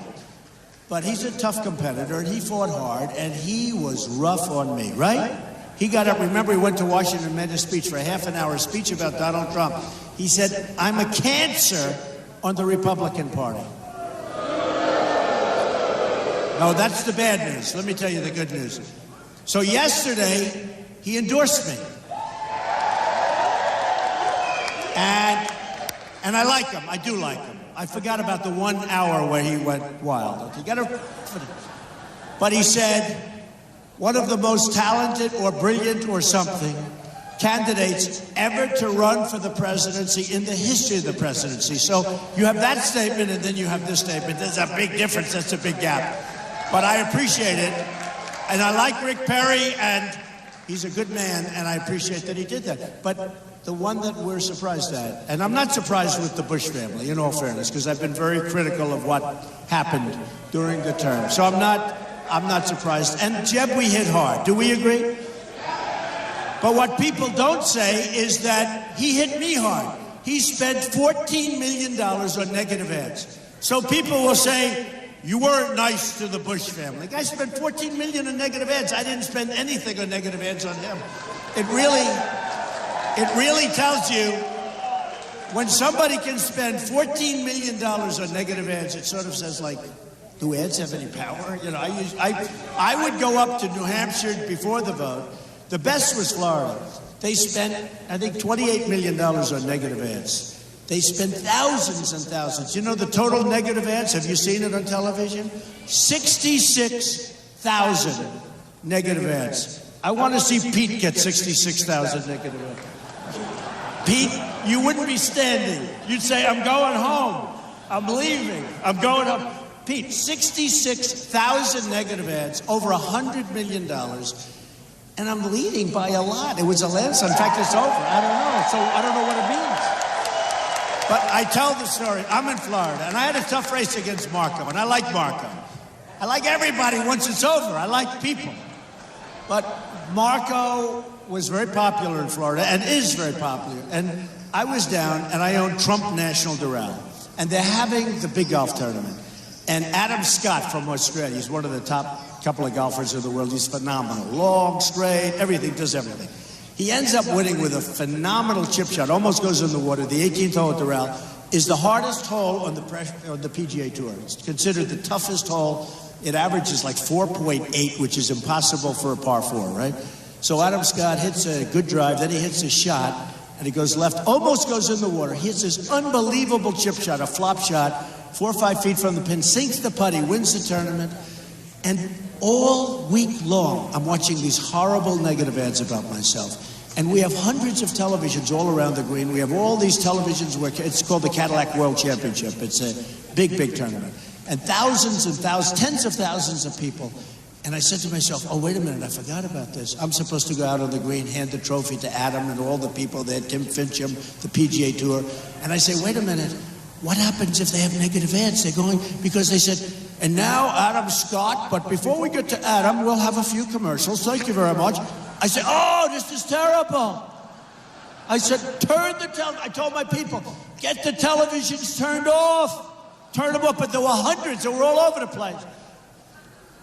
And lo and behold, ad after ad after ad. And the election was like the next day. And I got hit 4 times. And by the way, the ads are wrong. Yeah, for the most part, right? Couple. But the ads are wrong. They're lies. I mean, there's one guy, one company, Club for Growth, crooked as hell. They go out, they asked me for money. I said, how much? $1 million. I said, I don't even know who you guys are. I did it as a favor to a friend of mine. Would you see the Club for Growth? Give me a break. How about that name? So they leave. They write me a letter asking for $1 million. I tell them no, and they advertise all over the place what a bad person I am. I should have paid the $1 million, it would have been easier. Do you agree? But, so what happens in Florida is they have these ads all over, and we have the election, and I win by a massive landslide. And I actually told my people that there's no way we can win, because I have been here for 4 days, and they didn't even, I mean, I want to see like a Tide ad or Palmolive soap, okay? Or Coca-Cola or Pepsi-Cola. I want to see any ad. I was dying to see like a normal ad. There were none. It was all political, and it was all about me, and it was horrible. And so I said to my people, there's no way I can win. All week long, I've been watching horrible ads about myself. There's no way. And I won by over 20 points. It was a massive landslide, and I won this thing. And just to show you how tough politics is, you know, Jeb Bush was the governor, and you have Marco Rubio, who's a very popular senator. So when they set up this delegate deal, they said, you know, we want one of those 2 guys to pick up all the votes. You have 99. It's like the second largest after California, New York. You have New York, you have California, you have Florida, the big 3. So they have 99 delegates. You get all.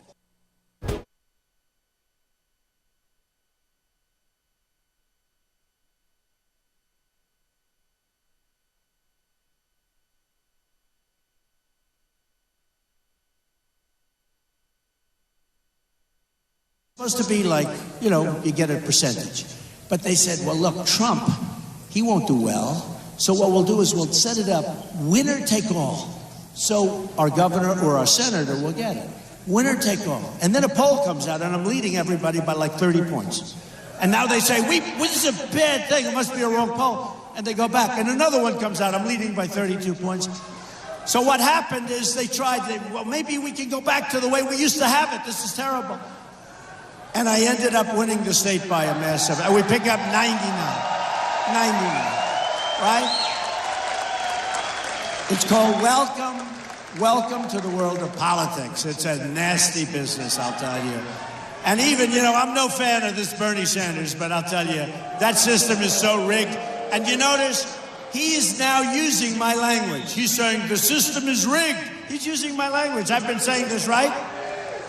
Now, the difference is that their system has superdelegates. That's too obvious. Whereas the Republican system is much more sophisticated. It's the same rigging, but it's less obvious. So it's a smarter system.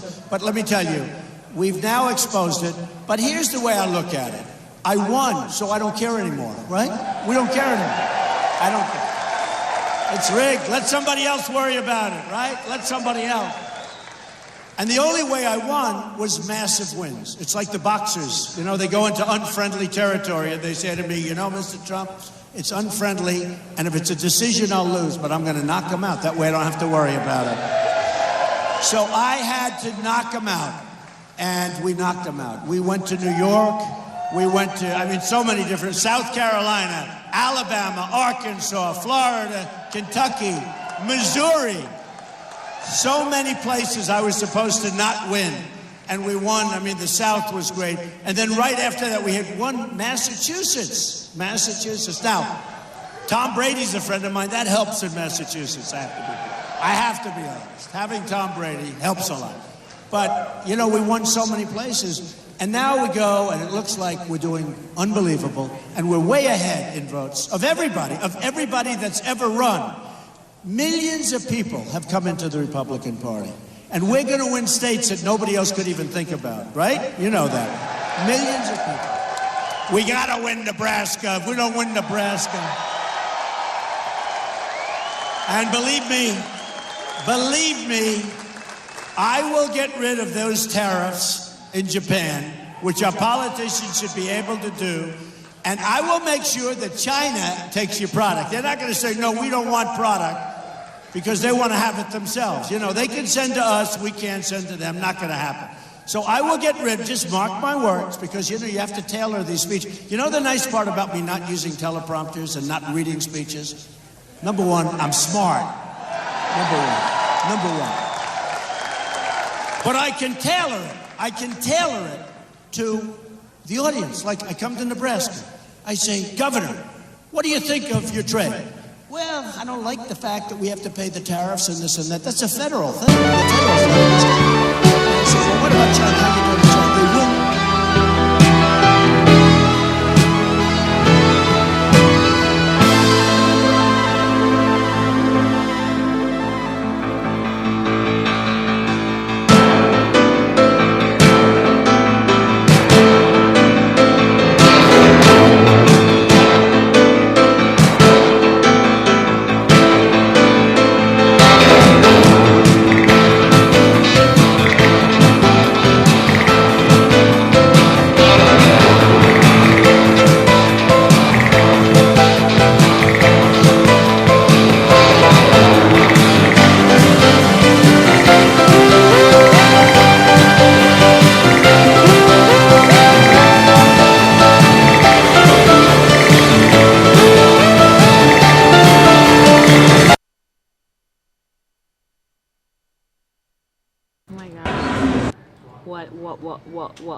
What is happening with my life right now?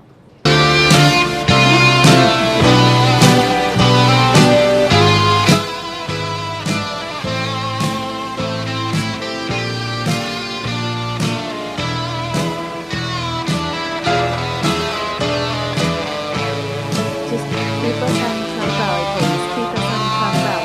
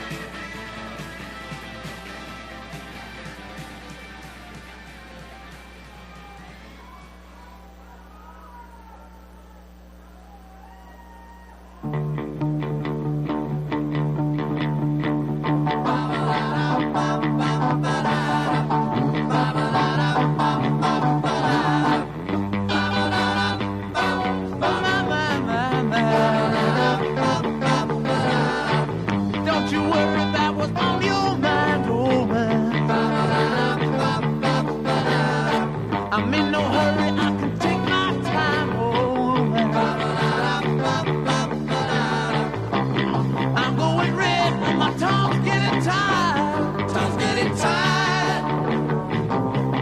I'm up my head when my mouth's getting dry. I better cha-cha-cha, oh my. Let's spend the night together. Now I need you more than ever. Let's spend the night together now. Ba-ba-da-da-ba-ba-ba, oh my. I feel so strong that I can't disguise, oh my. Let's spend the night together, but I just can't apologize, oh no. Let's spend the night together.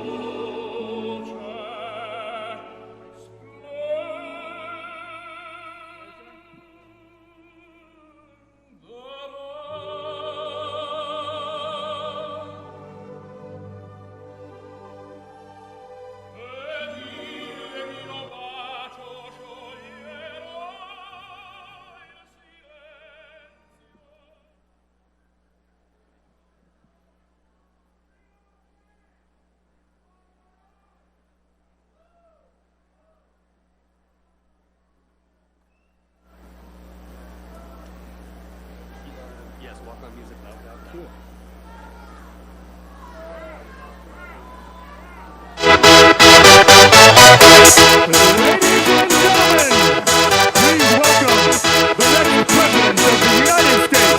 Mr. Donald Y'all ready for this?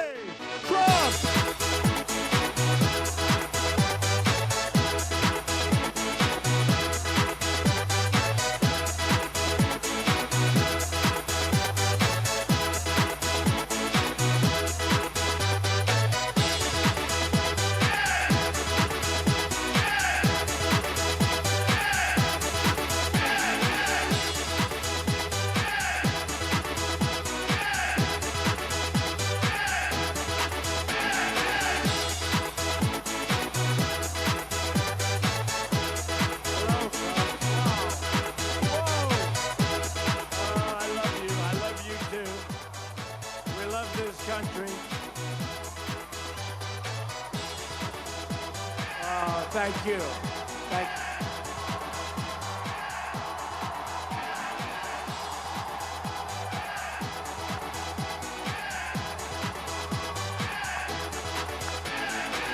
Y'all ready for this?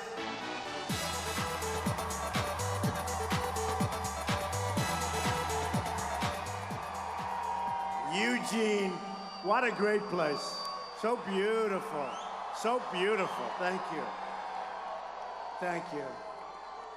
So you might have heard that I just got back from Indiana, and that was very, very successful. They are great people. They're incredible people. Bobby Knight helped me a lot, I have to tell you. Bobby Knight, he was great.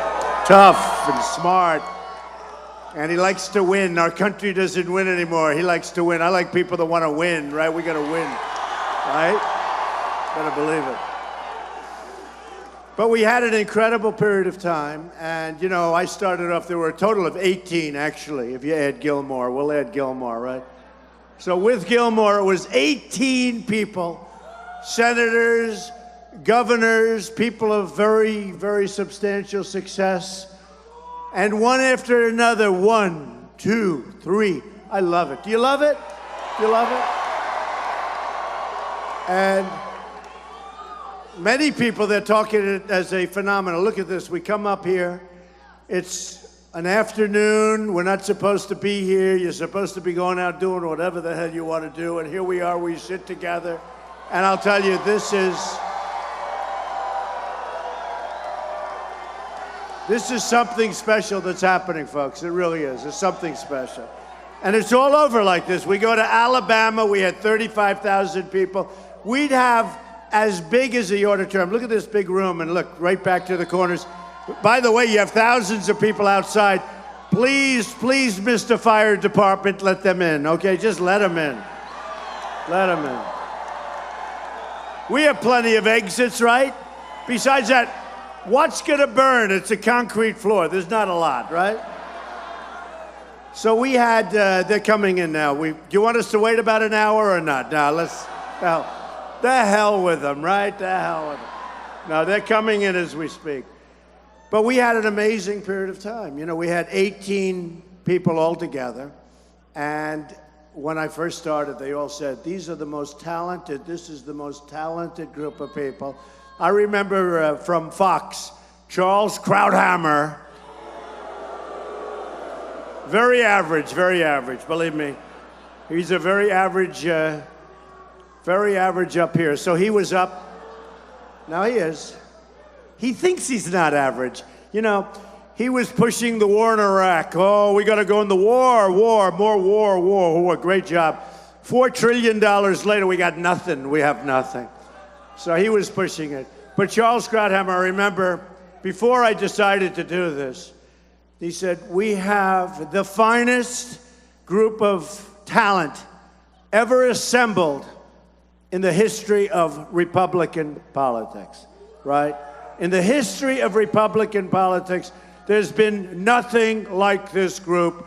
There's no reason for Donald Trump to ever enter this race. The talent is extraordinary. So, you know, but I hear that, and what do I know? I don't do this. I've been doing this for 9 months, so what the hell do I know? So I'm listening to this guy, And I've watched him, and he makes so many errors, and nobody catches him on it. Although O'Reilly sometimes does. But I'm listening to this guy, so wrong, thinks so much of himself. I actually think maybe he doesn't. But he's talking about this tremendous talent. And I said to my wife, I said, wait a minute. I listened to this guy, Crowdhammer, saying it's the finest group of people ever to enter a political race in the history of the Republican Party, or something to that effect. I said, what am I doing? Why am I doing this? This is talent. Why am I doing this? And then about a month later, I said, all right, I'm going to do it, because I couldn't stand watching the Iran deal. I couldn't stand us getting pushed around by ISIS. I couldn't stand when I look at our military. I couldn't stand looking at the worst trade deals. The dumbest people in the world are making the worst trade deals. And you're a big beneficiary of that stupidity, I have to tell you. And I said to myself, we're going to do it. And I stood at the top of the escalator with my wife. I took a deep breath. This is not easy, folks. I mean, this is work, especially when I hear all about this talent. And thank you, man. I thought they were protesters, but they're on our side.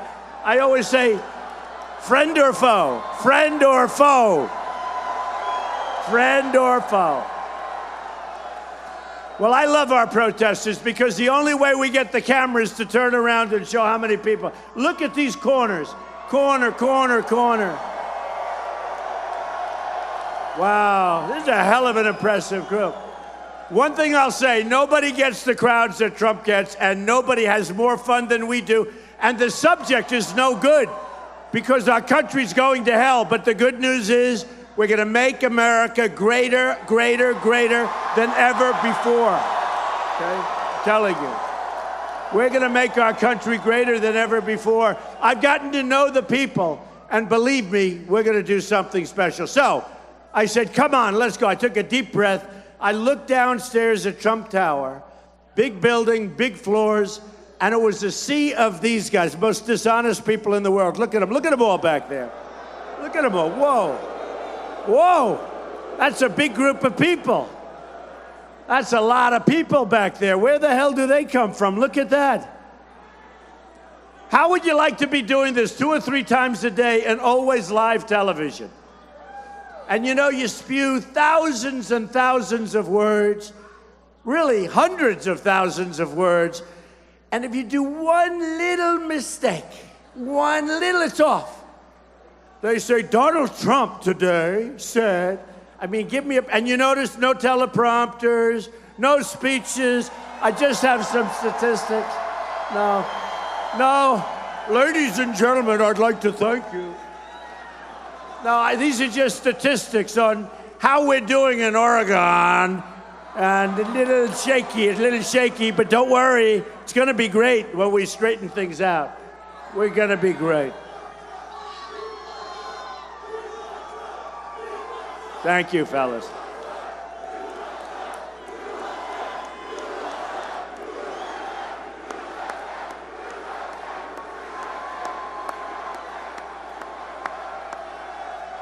So anyway, I come down the escalator, I say to my wife, come on, we have to do it. I didn't want to do it. You know, I have this great company. It's an amazing company and some of the greatest assets in the world. And I said to myself, we have to do it. You know, the country's been great to me, and I'm putting back. Boy, am I putting back. I didn't know I was going to be doing this. Supposed to be taking it easy. Instead, I'm going in reverse.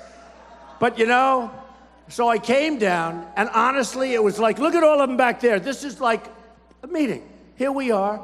Look at the press. They must think this is an important place, because that's more than average. I'm trying to figure that out. So why does Eugene, Oregon have more than average? Because it's a great place, I guess. Boy, it is a great place. It's beautiful. By the way, I have to tell you, the trip in, so beautiful. The fields, the trees. And look at all these strong people out here in the audience. See, years ago, I would have said, look at all these strong men. But today, if you say that, they say, you're sexist. That's horrible. Hillary Clinton would say, that was a horrible statement.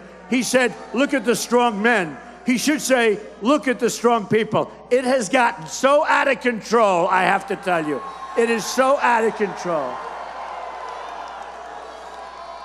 And just a little side note before we before we do our little escalator trip, but just a little side note. So I just learned that Crooked Hillary, along with her friend, she's got this goofy friend named Elizabeth Warren. She's on her Twitter rant. She's a goofus.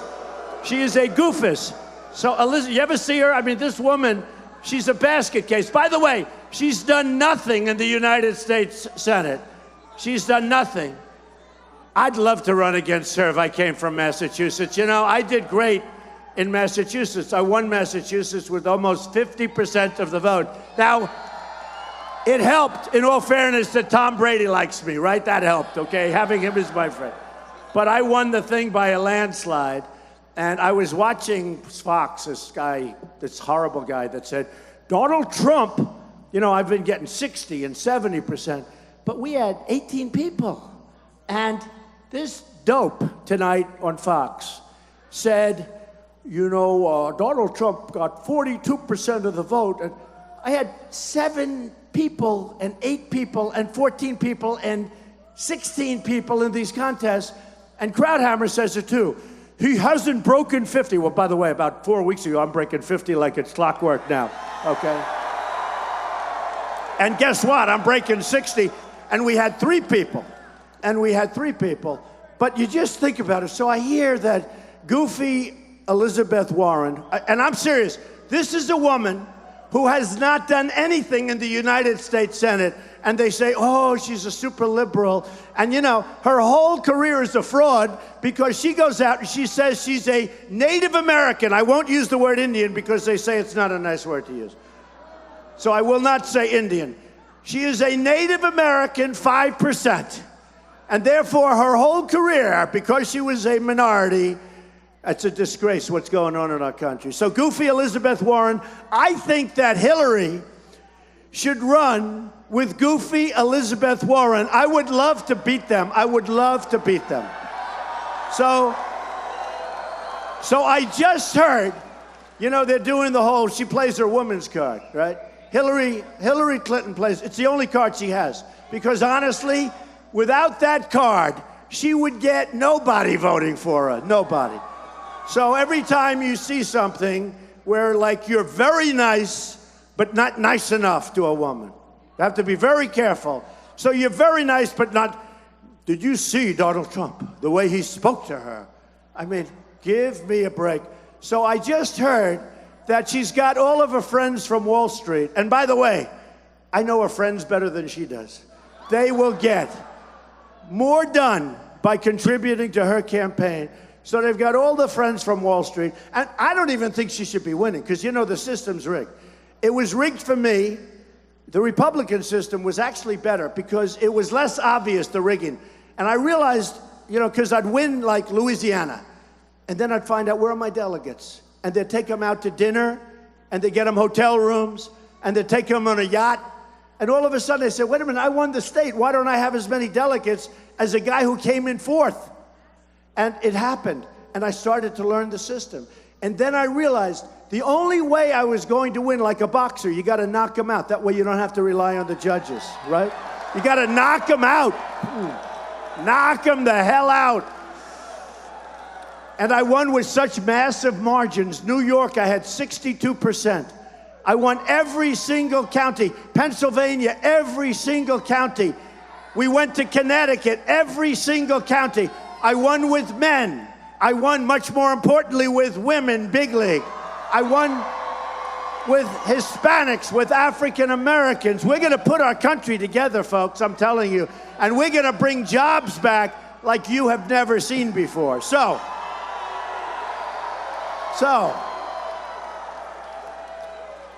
I just learned they have a $90 million fund where they're going to do negative ads, and they're ads about me and ads about women. First of all, nobody respects women more than Donald Trump, I'll tell you. Nobody.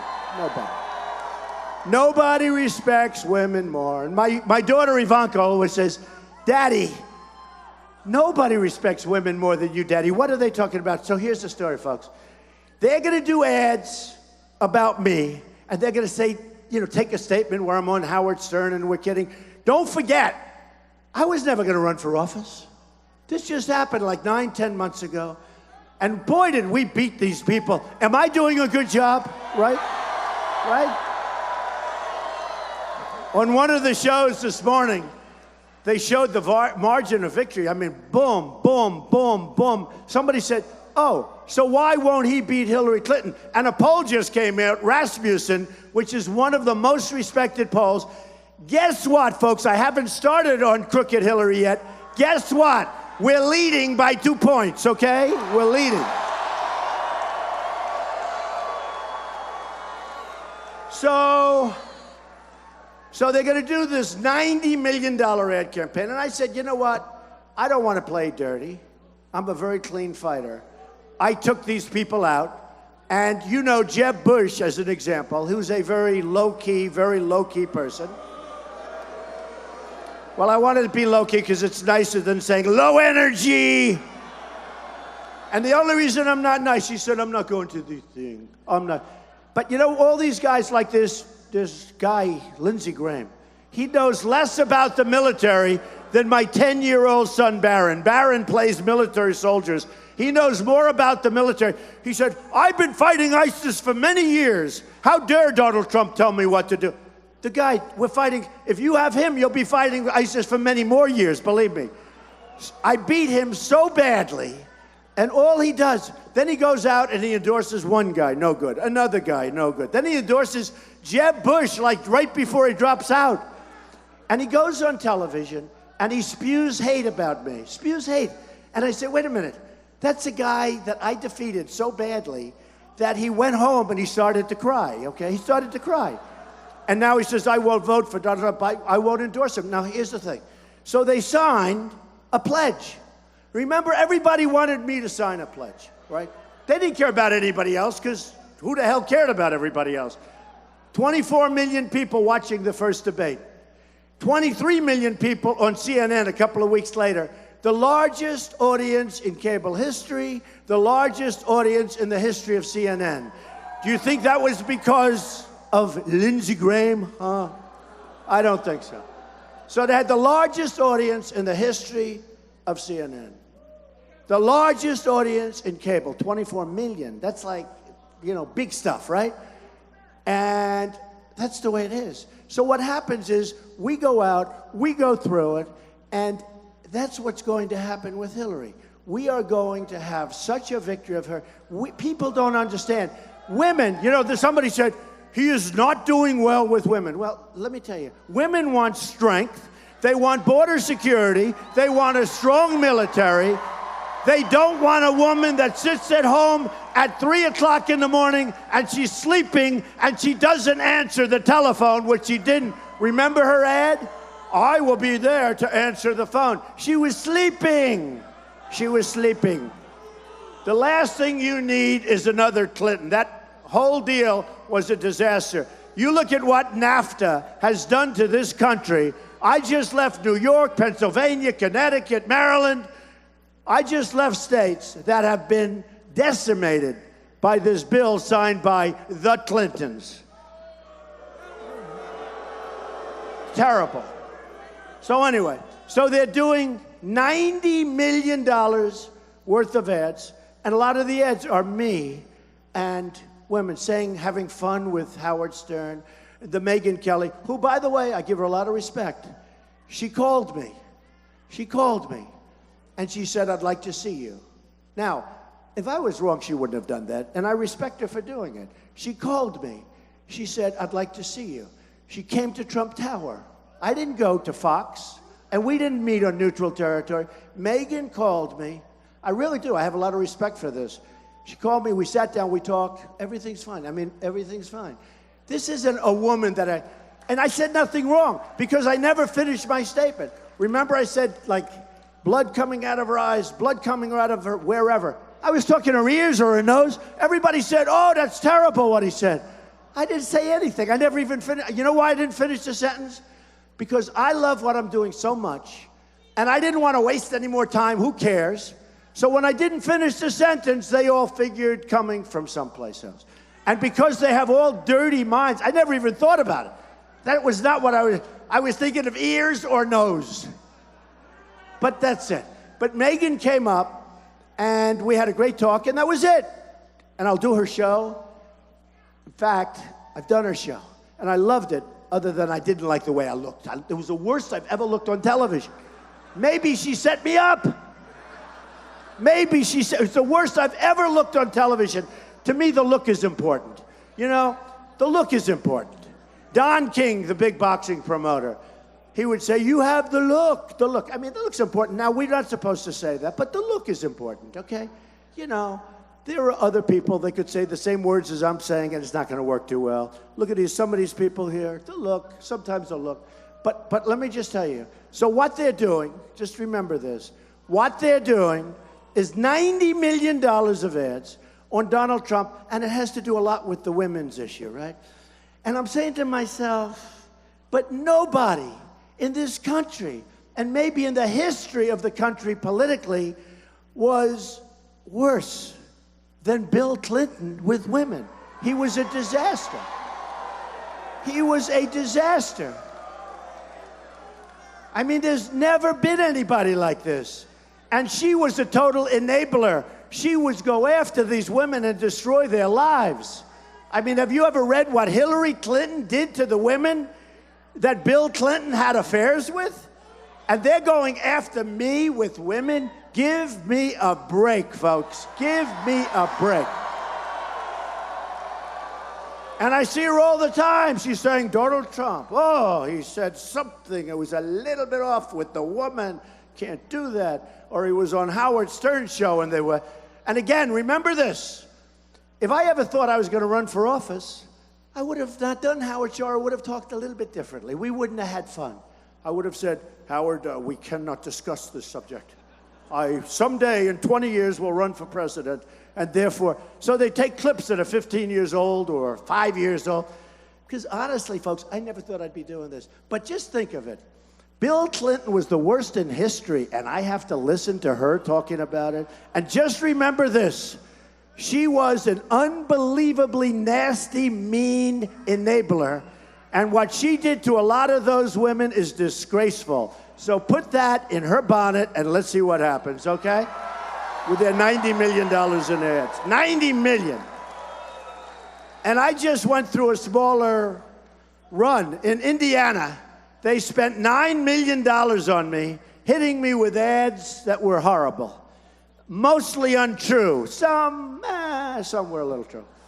But mostly untrue. I have to say mostly. You know, a couple of times they got me. I said, all right, they got me. I don't even mind. You know, when they get me, I don't mind.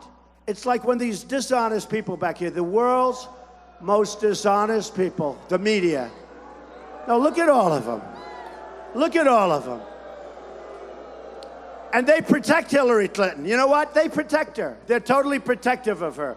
So they are the world's most dishonest people. I'd use much stronger language, but there's too many great women in the room. But look at these people. And look at all those cameras going. They are horrible people. They never show the size of the audience. Unless we have a heckler, in which case they do because they think it's a bad thing, right? So I love our hecklers. I usually like them in the corners, up in the corners someplace, because then the cameras, you know, I went 4 major speeches before we had a heckler. And I said, did you see how many people were there? This is when I first started, 10 months ago. And my wife would say, no, they never show. They just show my face. They don't want to show the people. We had in West Virginia the other day a crowd, you wouldn't, like 35,000 people. Most of them couldn't get into this massive, massive plate. And I said to my wife, did you see that crowd? No, I didn't. I said, why not? No hecklers. All those people, no hecklers. Hillary had hecklers yesterday. Did you see it? And these were meek and mild. These are really weak and pathetic hecklers. But they were, I think they were from Bernie. I think they came. So these were meek, mild hecklers.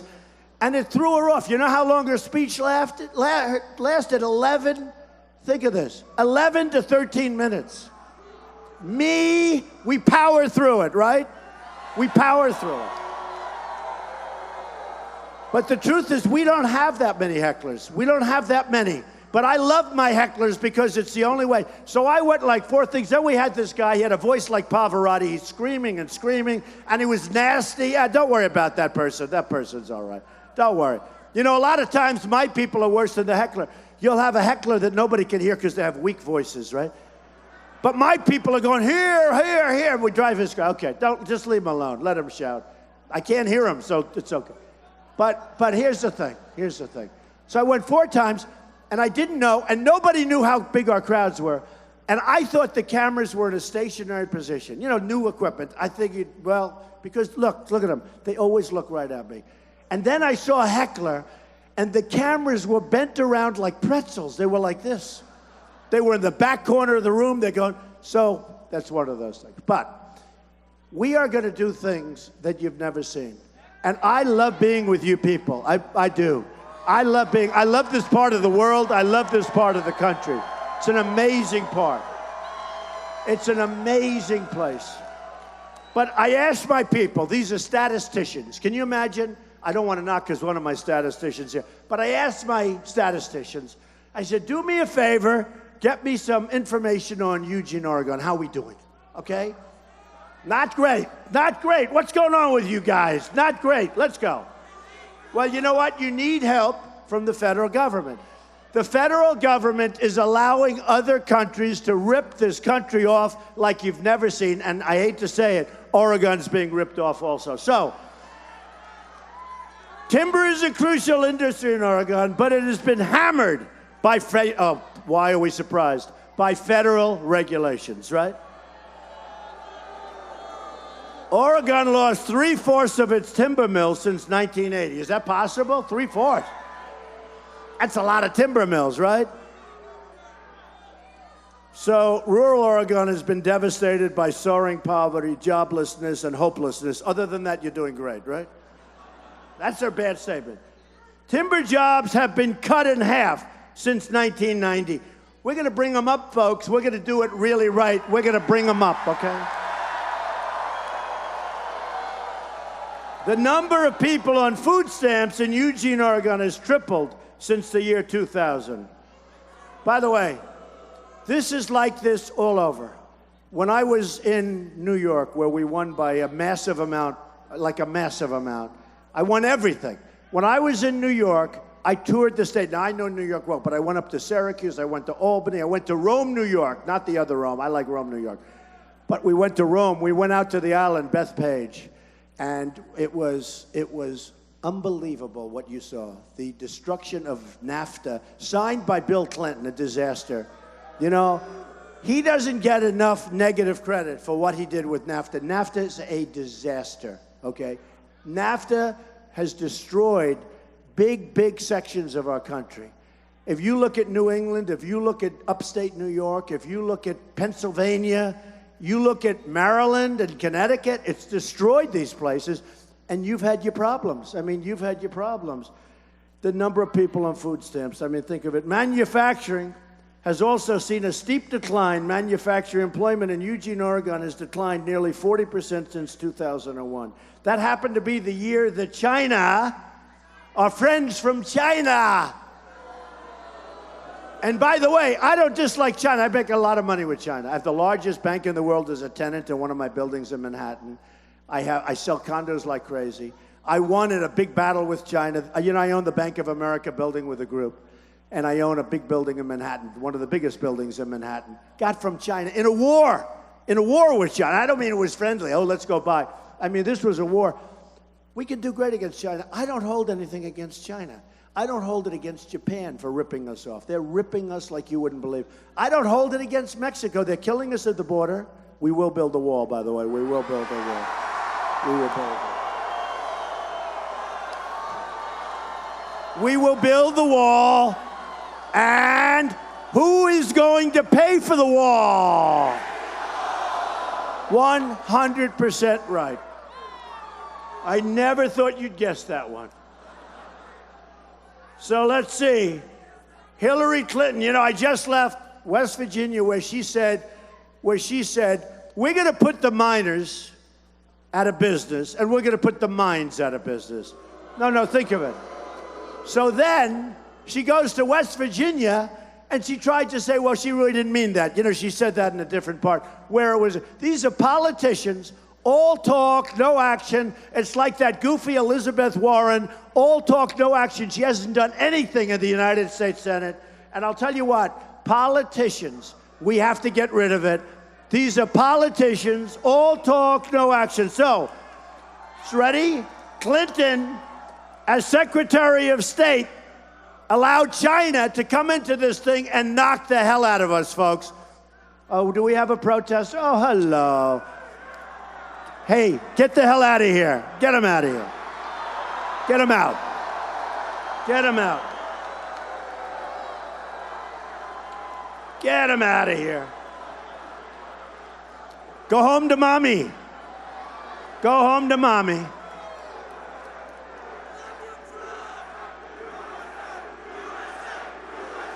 USA, USA.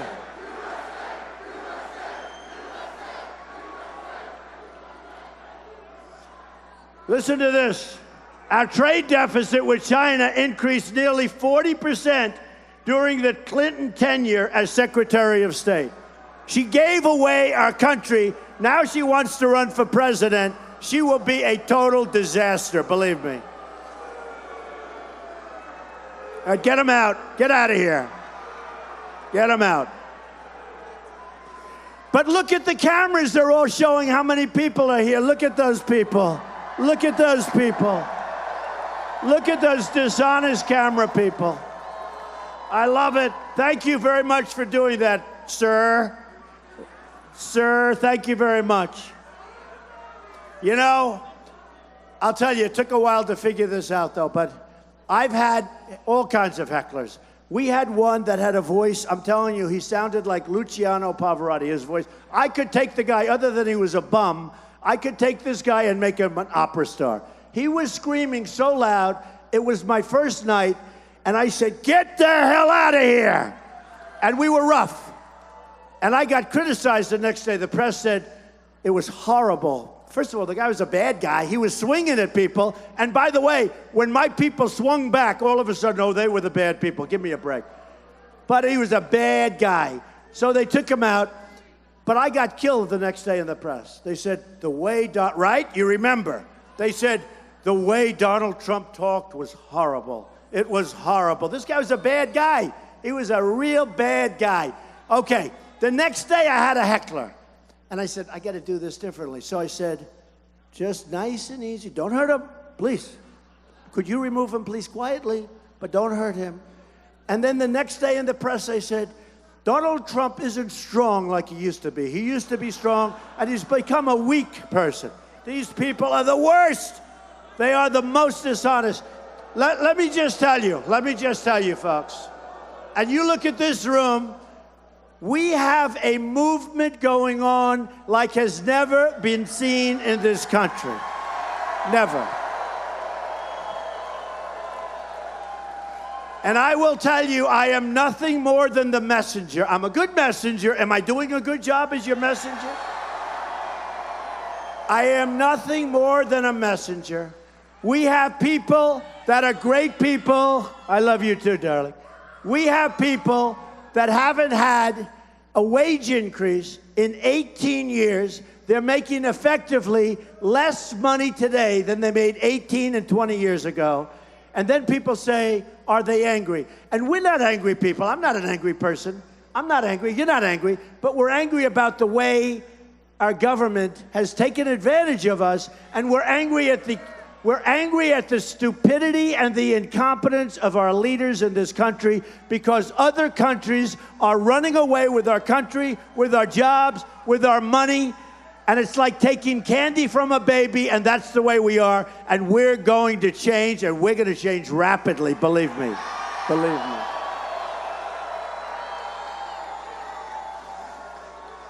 We're going to change.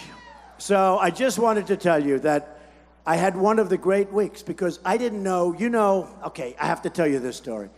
So as you know, in 1 week, by the way, from Tuesday comes, and the next Tuesday, you've got to go out and vote, okay? The more people, the better, because it is a movement. You know, Bill O'Reilly said something that because he's a tough guy, he's a very smart guy. He said, in his lifetime, this is the single biggest, most incredible political event that he has ever witnessed. What's happened with Trump? Pretty good. And others have said it too. He said it's the greatest phenomena that he's seen in his lifetime. That's a pretty good statement. You know, and when he tells me that, I say, all right, thanks. Actually, I thought it might happen, so I'm not as impressed as other people. But many people have said it. But you go look at Time magazine. I'm on the cover so much. And it's not me, it's what's happening. Because we go to other states. In Indiana, you had to see the crowds. You know, I was winning all these states. I was winning them one after another after another. I was killing everybody. I was winning by massive amounts. I was getting 62 and 65. And don't forget, there's 3 people. You know, we were down to 3 people. I'm telling you, this bad guy, I won't even tell his name because nobody knows who he is, but he just said that Donald Trump, you know, for the past races, had a long time ago, when we had 12 people, 14 people, 16 people, and he was saying I had 40%. And I said, but there were 16 people. How do you get more? I think actually that 40% with 16 people is better than 67%, which I had in a couple of, with 3 people, okay? I really believe that. But they don't mention that. And my surrogates don't mention it. They sit there and they don't do anything. But here's what happens, folks. We're going to do things because of this movement. We're going to do things like has never been done. We're going to make America great again. We are going to bring back our jobs. And I have to tell you, in Indiana, when I went there, so I had all these victories, New York and all these other places over a period of weeks, and just really big victories. I mean, these were serious where I was winning everything. But I heard the firewall, the one I couldn't win, which, by the way, I won with evangelicals, which are great. That's great. You know, I won with evangelicals. I won with everything. But I went to Indiana, and that was going to be the firewall for one of the candidates. I won't mention, because you know what? He's out. Do you notice? No, that's not nice. No. Do you notice when they're out how nice I am to people? Unless I see them bashing me on television after they're out, then we go after them, right? But that particular person is not. No, Jeb Bush bashed me. I mean, here's a low-energy guy that bashed me. And he signed a pledge. He signed a pledge that he endorses Trump. Everybody signed the pledge. And I'm the one that they wanted to sign it. So I said, look, it's good for the Republican Party. I'll sign the pledge. I'm the one that's honoring the pledge. I'm the one. But I have to tell you, Rick Perry of Texas, he left a while ago. He said horrible things about me, right? And yesterday he came out and endorsed me. And he said the nicest things. He said horrible, horrible things. But he endorsed me yesterday, and he said the nicest. He said, effectively, he's one of the most talented people ever to run for the office of presidency. I mean, that's a big difference. Something like that. Actually, I think he even said better than that, but, you know, I want to keep it down to a minimum, right? But he was good, and he's a good guy. And some of the guys have come through, and then others sit home like spoiled people, and they just don't do it. You know, they don't do it. But they all signed the pledge. I mean, this lightweight, you know, he's a total lightweight, Lindsey Graham, he signed a pledge. And they signed it because they all wanted me to sign it. So I signed the pledge, and they're the ones that are violating the pledge, okay? Think of it. This is called politicians, and I think at my next meeting, I had a copy of the pledge. I'm going to bring the pledge to the next meeting. You can watch that one on time. It's not that exciting. It's just that they sign a document, and it doesn't mean anything because they're politicians.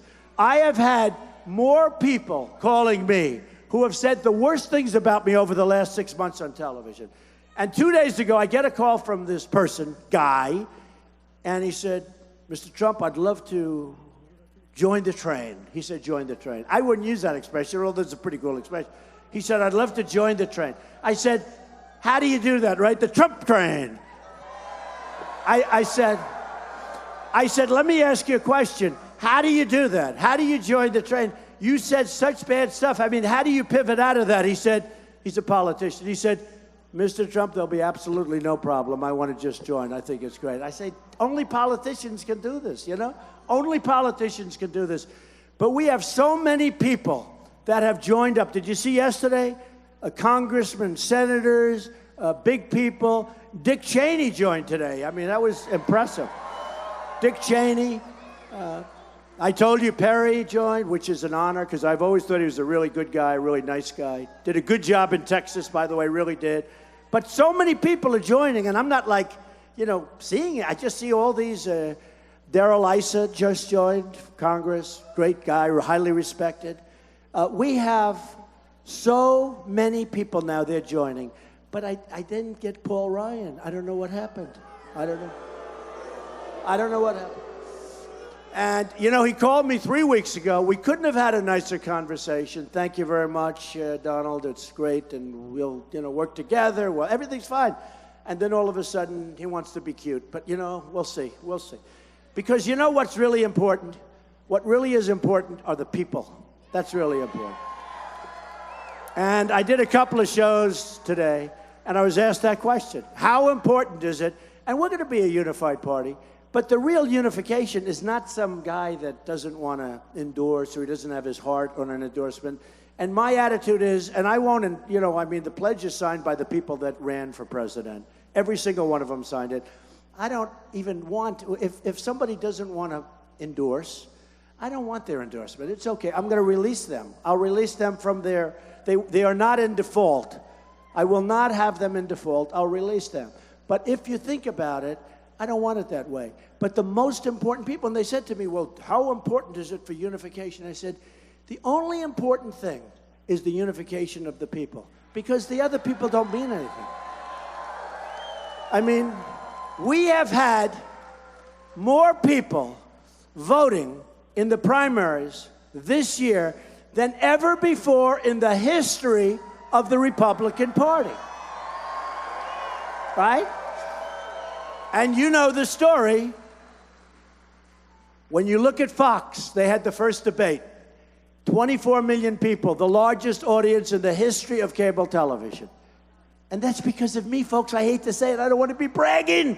They're going to kill me. They're going to say, oh, he brags. What would they have had, like 2 million people? They had 24 million people. Then, they wanted to renew me on The Apprentice. And I said, no, I'm running for president. They came up to my office, renew. I said, we're running for president. We're going to do something. And I said to the top people at Comcast, Steve Burke, one of the greatest guys, great executive, and the heads of NBC, I said, no, you don't understand. I'm totally serious. I want to do something. I want to do it great. You can't do that, because of what's called equal time laws, so you can't do it. But here's the story. CNN, the next couple of weeks, CNN then got 23 million people, the largest audience in the history of CNN, over a debate. They used to be like fodder when nobody wanted it. The FCC used to make the networks take it because nobody wanted to watch a debate. Now it's like watching a Super Bowl. Now it's like watching big stuff. Okay? And it's fun. And I love debating. I didn't know if I could debate. I never did it professionally. That's all these politicians do is debate, but they can't do anything else. And every single poll, which is great. It makes me feel good because I'm representing you. Every single online poll that measured the performance of people in the debate, I won every single poll of every single debate. And a lot of that is because our message is better. So what we're going to do is on Tuesday, you've got to go out there in a week, not this Tuesday, the following Tuesday, you've got to go out there and vote. Because the biggest mandate, the best mandate we can have is lots of people. Now, with that being said, so in the history of the Republican Party, you've gotten more votes than anybody. And we haven't even come close to the end. We have California, we have New Jersey, we have all these places. We have yourselves, but we will have by millions of votes when it's all over, the largest number of votes, bigger than Ronald Reagan, bigger than Dwight Eisenhower, bigger than Richard Nixon, by millions, by millions. And the so-called leaders of the Republican Party don't get it. They don't know what's happening because they don't understand what's happening. Now, I'm a conservative person. Remember this, it is named the Republican Party, right? But I'm a conservative person. But some people would say I'm not that conservative on trade. And I believe in free trade, which everybody likes. But we've been taken advantage of by globalization because we have leaders that are incompetent. They don't know how to do deals, or they're controlled by the people that give them the money. That's probably more likely, all right? And I self-funded my entire deal here, and I'll tell you what.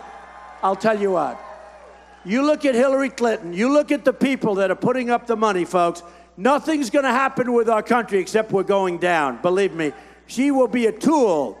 She is going to be a tool for Wall Street and everybody else. And you watch, 100%. Now, I'm no fan of Bernie Sanders, but he's 100% right on that. He is 100% right. Hillary Clinton is totally controlled by the people that put up her money. She's totally controlled by Wall Street. And her system is rigged. Do you ever see Sanders wins, Sanders wins, Sanders wins, Sanders wins? Then they sit down and they say, oh, well, he can't win. And I say, what do you mean? He's winning all the time. They have superdelegates, right? Superdelegates given by the bosses. And they gave her so many more superdelegates that I guess she can't lose.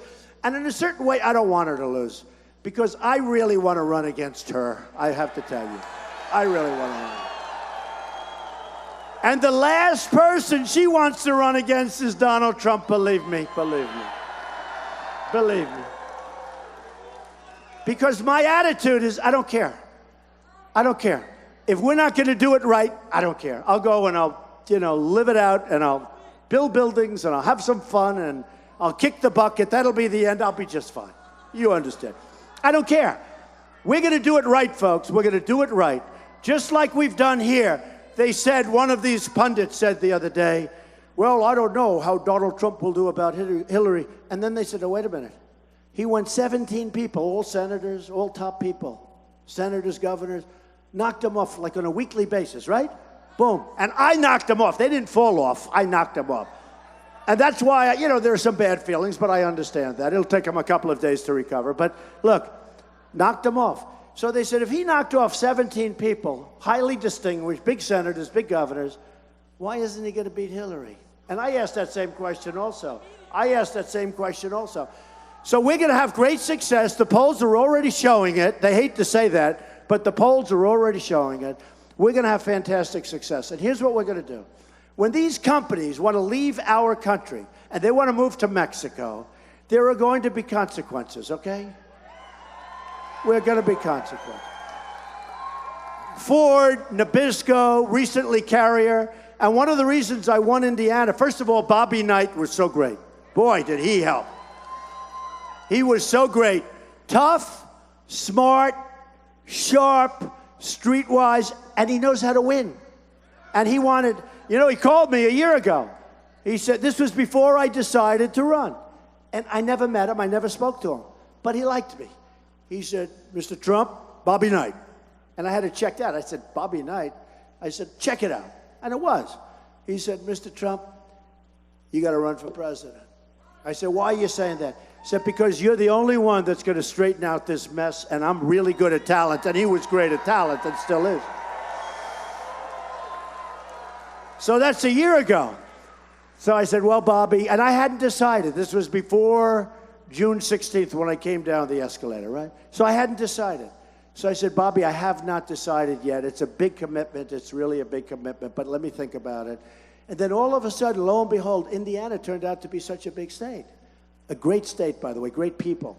And I said, let me ask you, I'm getting ready to go to Indiana. I'm like 14 or 15 points down. Can you believe it? I'm down. And they were going to say, that's my firewall. They were all saying, that's the firewall. They're going to win, blah, blah, blah. So I went 2 weeks early, made a couple of speeches, had massive crowds. And I said to my people, this doesn't look like a guy who's in second place. We had at one crowd 17,000 people. I said, the guy in second place doesn't have 17,000 people. But I gave 2 speeches and I left. 2 weeks left. But it was good. You go there. You don't go cold. You go. So I went, gave 2 speeches left. And now my poll was like even. And then I went 4 days before and I worked hard and Bobby Knight was with me. And Bobby Knight was so unbelievable. And I got also endorsed by Lou Holtz. I got a great the basketball coach who's a friend of Bobby from Purdue, who was a great guy, Katie, great guy. I got Digger Phelps. I had so many endorsements. A lot of politicians were endorsing. But Bobby Knight was unbelievable. And we won so big. And I won with everything, but we won so big that everybody said, okay, that's enough, we're getting out of the race. And now I can focus on Hillary, that crook. I can focus on Hillary. Crooked Hillary. We can focus on Hillary. But during this time, I studied and I looked, and they were always following me. The guys from Carrier that were let go, 1,400 people. So many of them would go to my rallies. And they were great people. They've been there for 25 years, for 30 years. One was there 14 years, all nice guys. And people, some women, unbelievable. One woman, she's there for 22 years, like this incredible woman, and she was fired. You remembered, you've all seen it on television. Somebody was holding up their camera, right? And they were fired. And here's what happens. For 5 years, our country, these stiffs in Washington, these people that don't have it, all talk, no action politicians, they've been talking about policy, how to keep countries. They want to give low-income loans and low-interest loans. It's not going to work. They actually gave a couple of loans, low interest, and companies left. So they took the money with them. So we don't need that. All you have to do is very simple. Folks, if you want to leave to Mexico, enjoy the warm weather, but you want to leave to Mexico, here's what's going to happen. Every single time you build we are going to build that wall, don't worry. Every single time. We got a couple of guys there wall crazy here. Don't worry, we're going to get it built. Every single time you sell a unit across the border, which now is a strong border, every single time you're going to have a tax of 35%. You know what's going to happen? Folks, you know what's going to happen? They're not leaving. Now, they may go to another state, and on that I say you got to go and compete. But we're not letting these countries take our business anymore. We're not letting these countries take our jobs anymore and take our money anymore. We have China. We have a trade deficit with China, $505 billion. 1 year. Not going to happen, folks. We're going to balance it off. Not going to happen. Japan, what they do. I just left a really great place, Nebraska, and they sell beef, and it goes to Japan. And I was saying, so what's the problem? I say, well, they put a tariff, meaning tax. You know, they like to use the word tariff. It sounds softer. So they put a tariff on the beef going into Japan of 38%. 38%. Nobody knows that. You know, we're supposed to have free trade. Well, if we have free trade, how come their cars come in by the millions, much bigger? By the way, you talk about balance. They're up here. We're down on the floor in terms of balance. But they sell the cars by the millions they pour in Los Angeles. You see those docks, the biggest ships I've ever seen. They're pouring off. Looks like NASCAR coming off the track. They're pouring, and we're selling beef, and they're charging us a tariff of 38%, and we charge them practically nothing for the cars, okay? Because our leaders are stupid, folks, and because our leaders are totally controlled, and we're going to change it all around. And it's going to change fast. It's going to change fast. So, here's the story. Here's the story. Thank you. Thank you. Thank you. So many young people, so many young, incredible people. Really. Incredible. Beautiful, beautiful looking young people. So, and we want them, when they get out of high school and when they get out of college, we want them to have jobs, folks. We don't have any jobs. We're going to have jobs.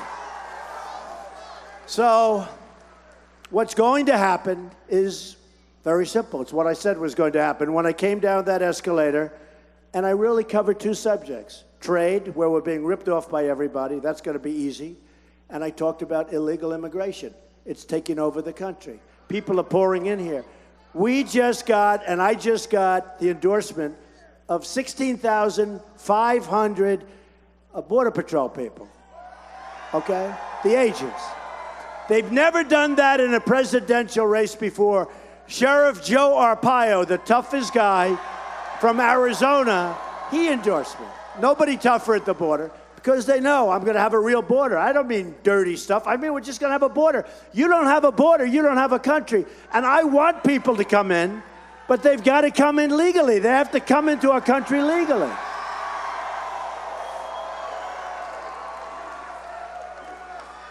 So all of those things are going to happen. The wall's going to be built, and Mexico's going to be paying for the wall. And let me tell you, when I was debating these various people on the stage, they'd come over to me, and early on they came up, Donald, you know you can't build a wall. Can't build a wall. China, 13,000 miles, we need 1,000, okay? 13,000 miles, we need 1,000, okay. So I'd say very easy, believe me, they don't know anything about building. They'll never build it because they wouldn't know where to start. Number one.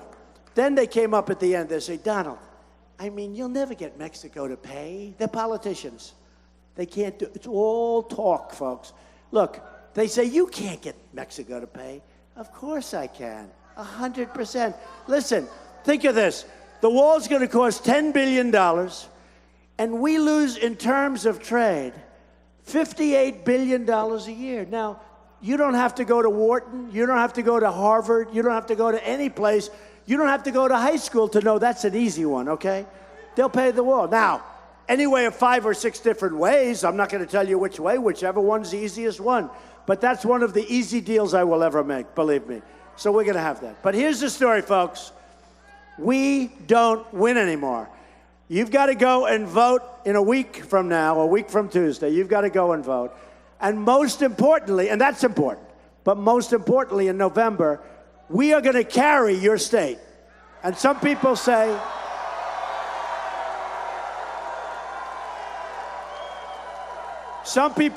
it's inclined toward the Democrats. And then I walk in, they said, Mr. Trump, and I talk to people, you know, like consultants, they said, Mr. Trump, I have to be honest. You've got something going on that we've never seen before.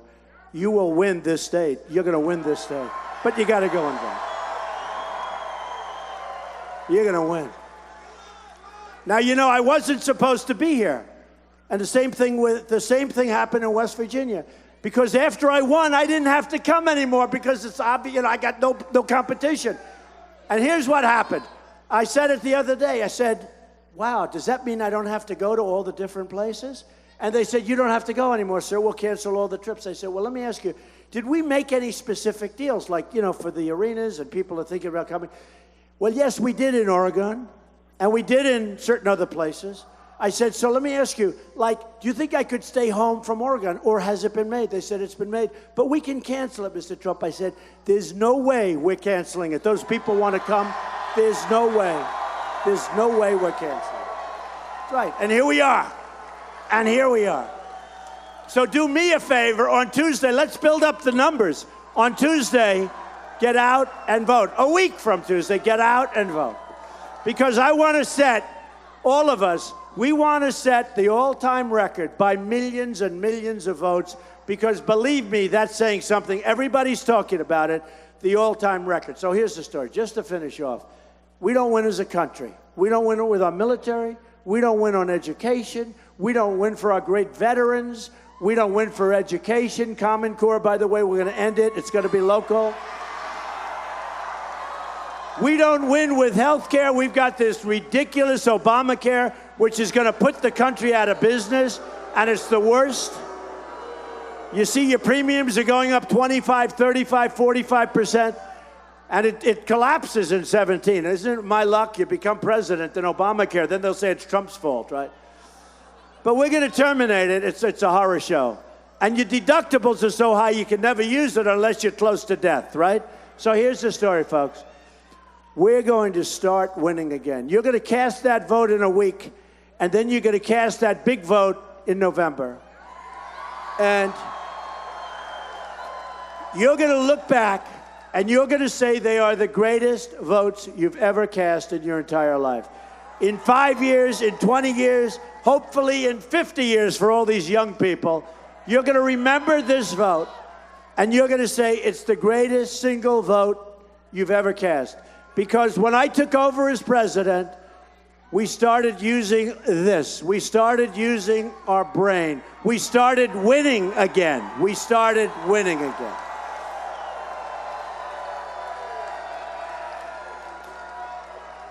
We started winning with our military, which we have to rebuild. We have to, it's weak. It's really, really been decimated. It's in horrible shape. General Ordiano left, and I watched him on television when he was leaving. And he said it's perhaps the weakest in terms of readiness that he's ever seen it in his career, and maybe ever. I said, ever, ever. For a man to say that, I must be honest, I don't want my generals going on television, okay? I don't want them going on television and explaining these things to the enemy, okay?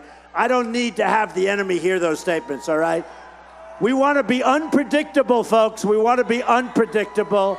We don't need to have our generals on television talking about how weak our military is. We don't need that. But we're going to build it up. It's the single cheapest thing that we can do. But you're going to see things happen, and we're going to start winning again. And we're going to win, win, win. And you're going to call me, and you're going to beg me, Mr. President, we're winning too much. We can't stand it here in Eugene, Oregon. We can't stand it. And I'm going to say, I don't care. We're going to keep winning. We're going to make our country great again. We're going to make America great again. America first. I love you. Go out and vote. We'll be back soon. Thank you. I love you. Thank you, everybody. Thank you. Thank you.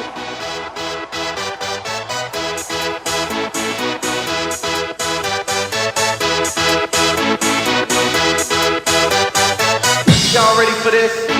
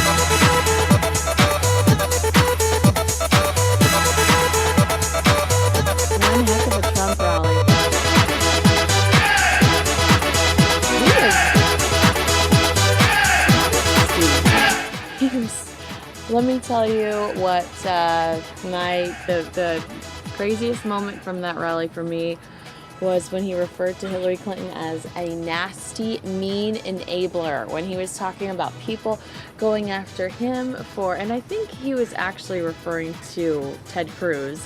Ted Cruz said a few days ago that Trump had talked to Howard Stern about venereal diseases or something. And Trump reacted to that tonight, saying, these people are coming after me with 20-year-old Howard Stern interviews that I obviously wouldn't have done had I known I was going to run for president. So that was interesting. And but really went after Hillary Clinton. Took a couple of swipes at some GOP members, and again reiterated the fact that he he only reacts, that he's not instigating these fights. So that was interesting, but a fired up Trump. I thought that was a good rally. I enjoyed it.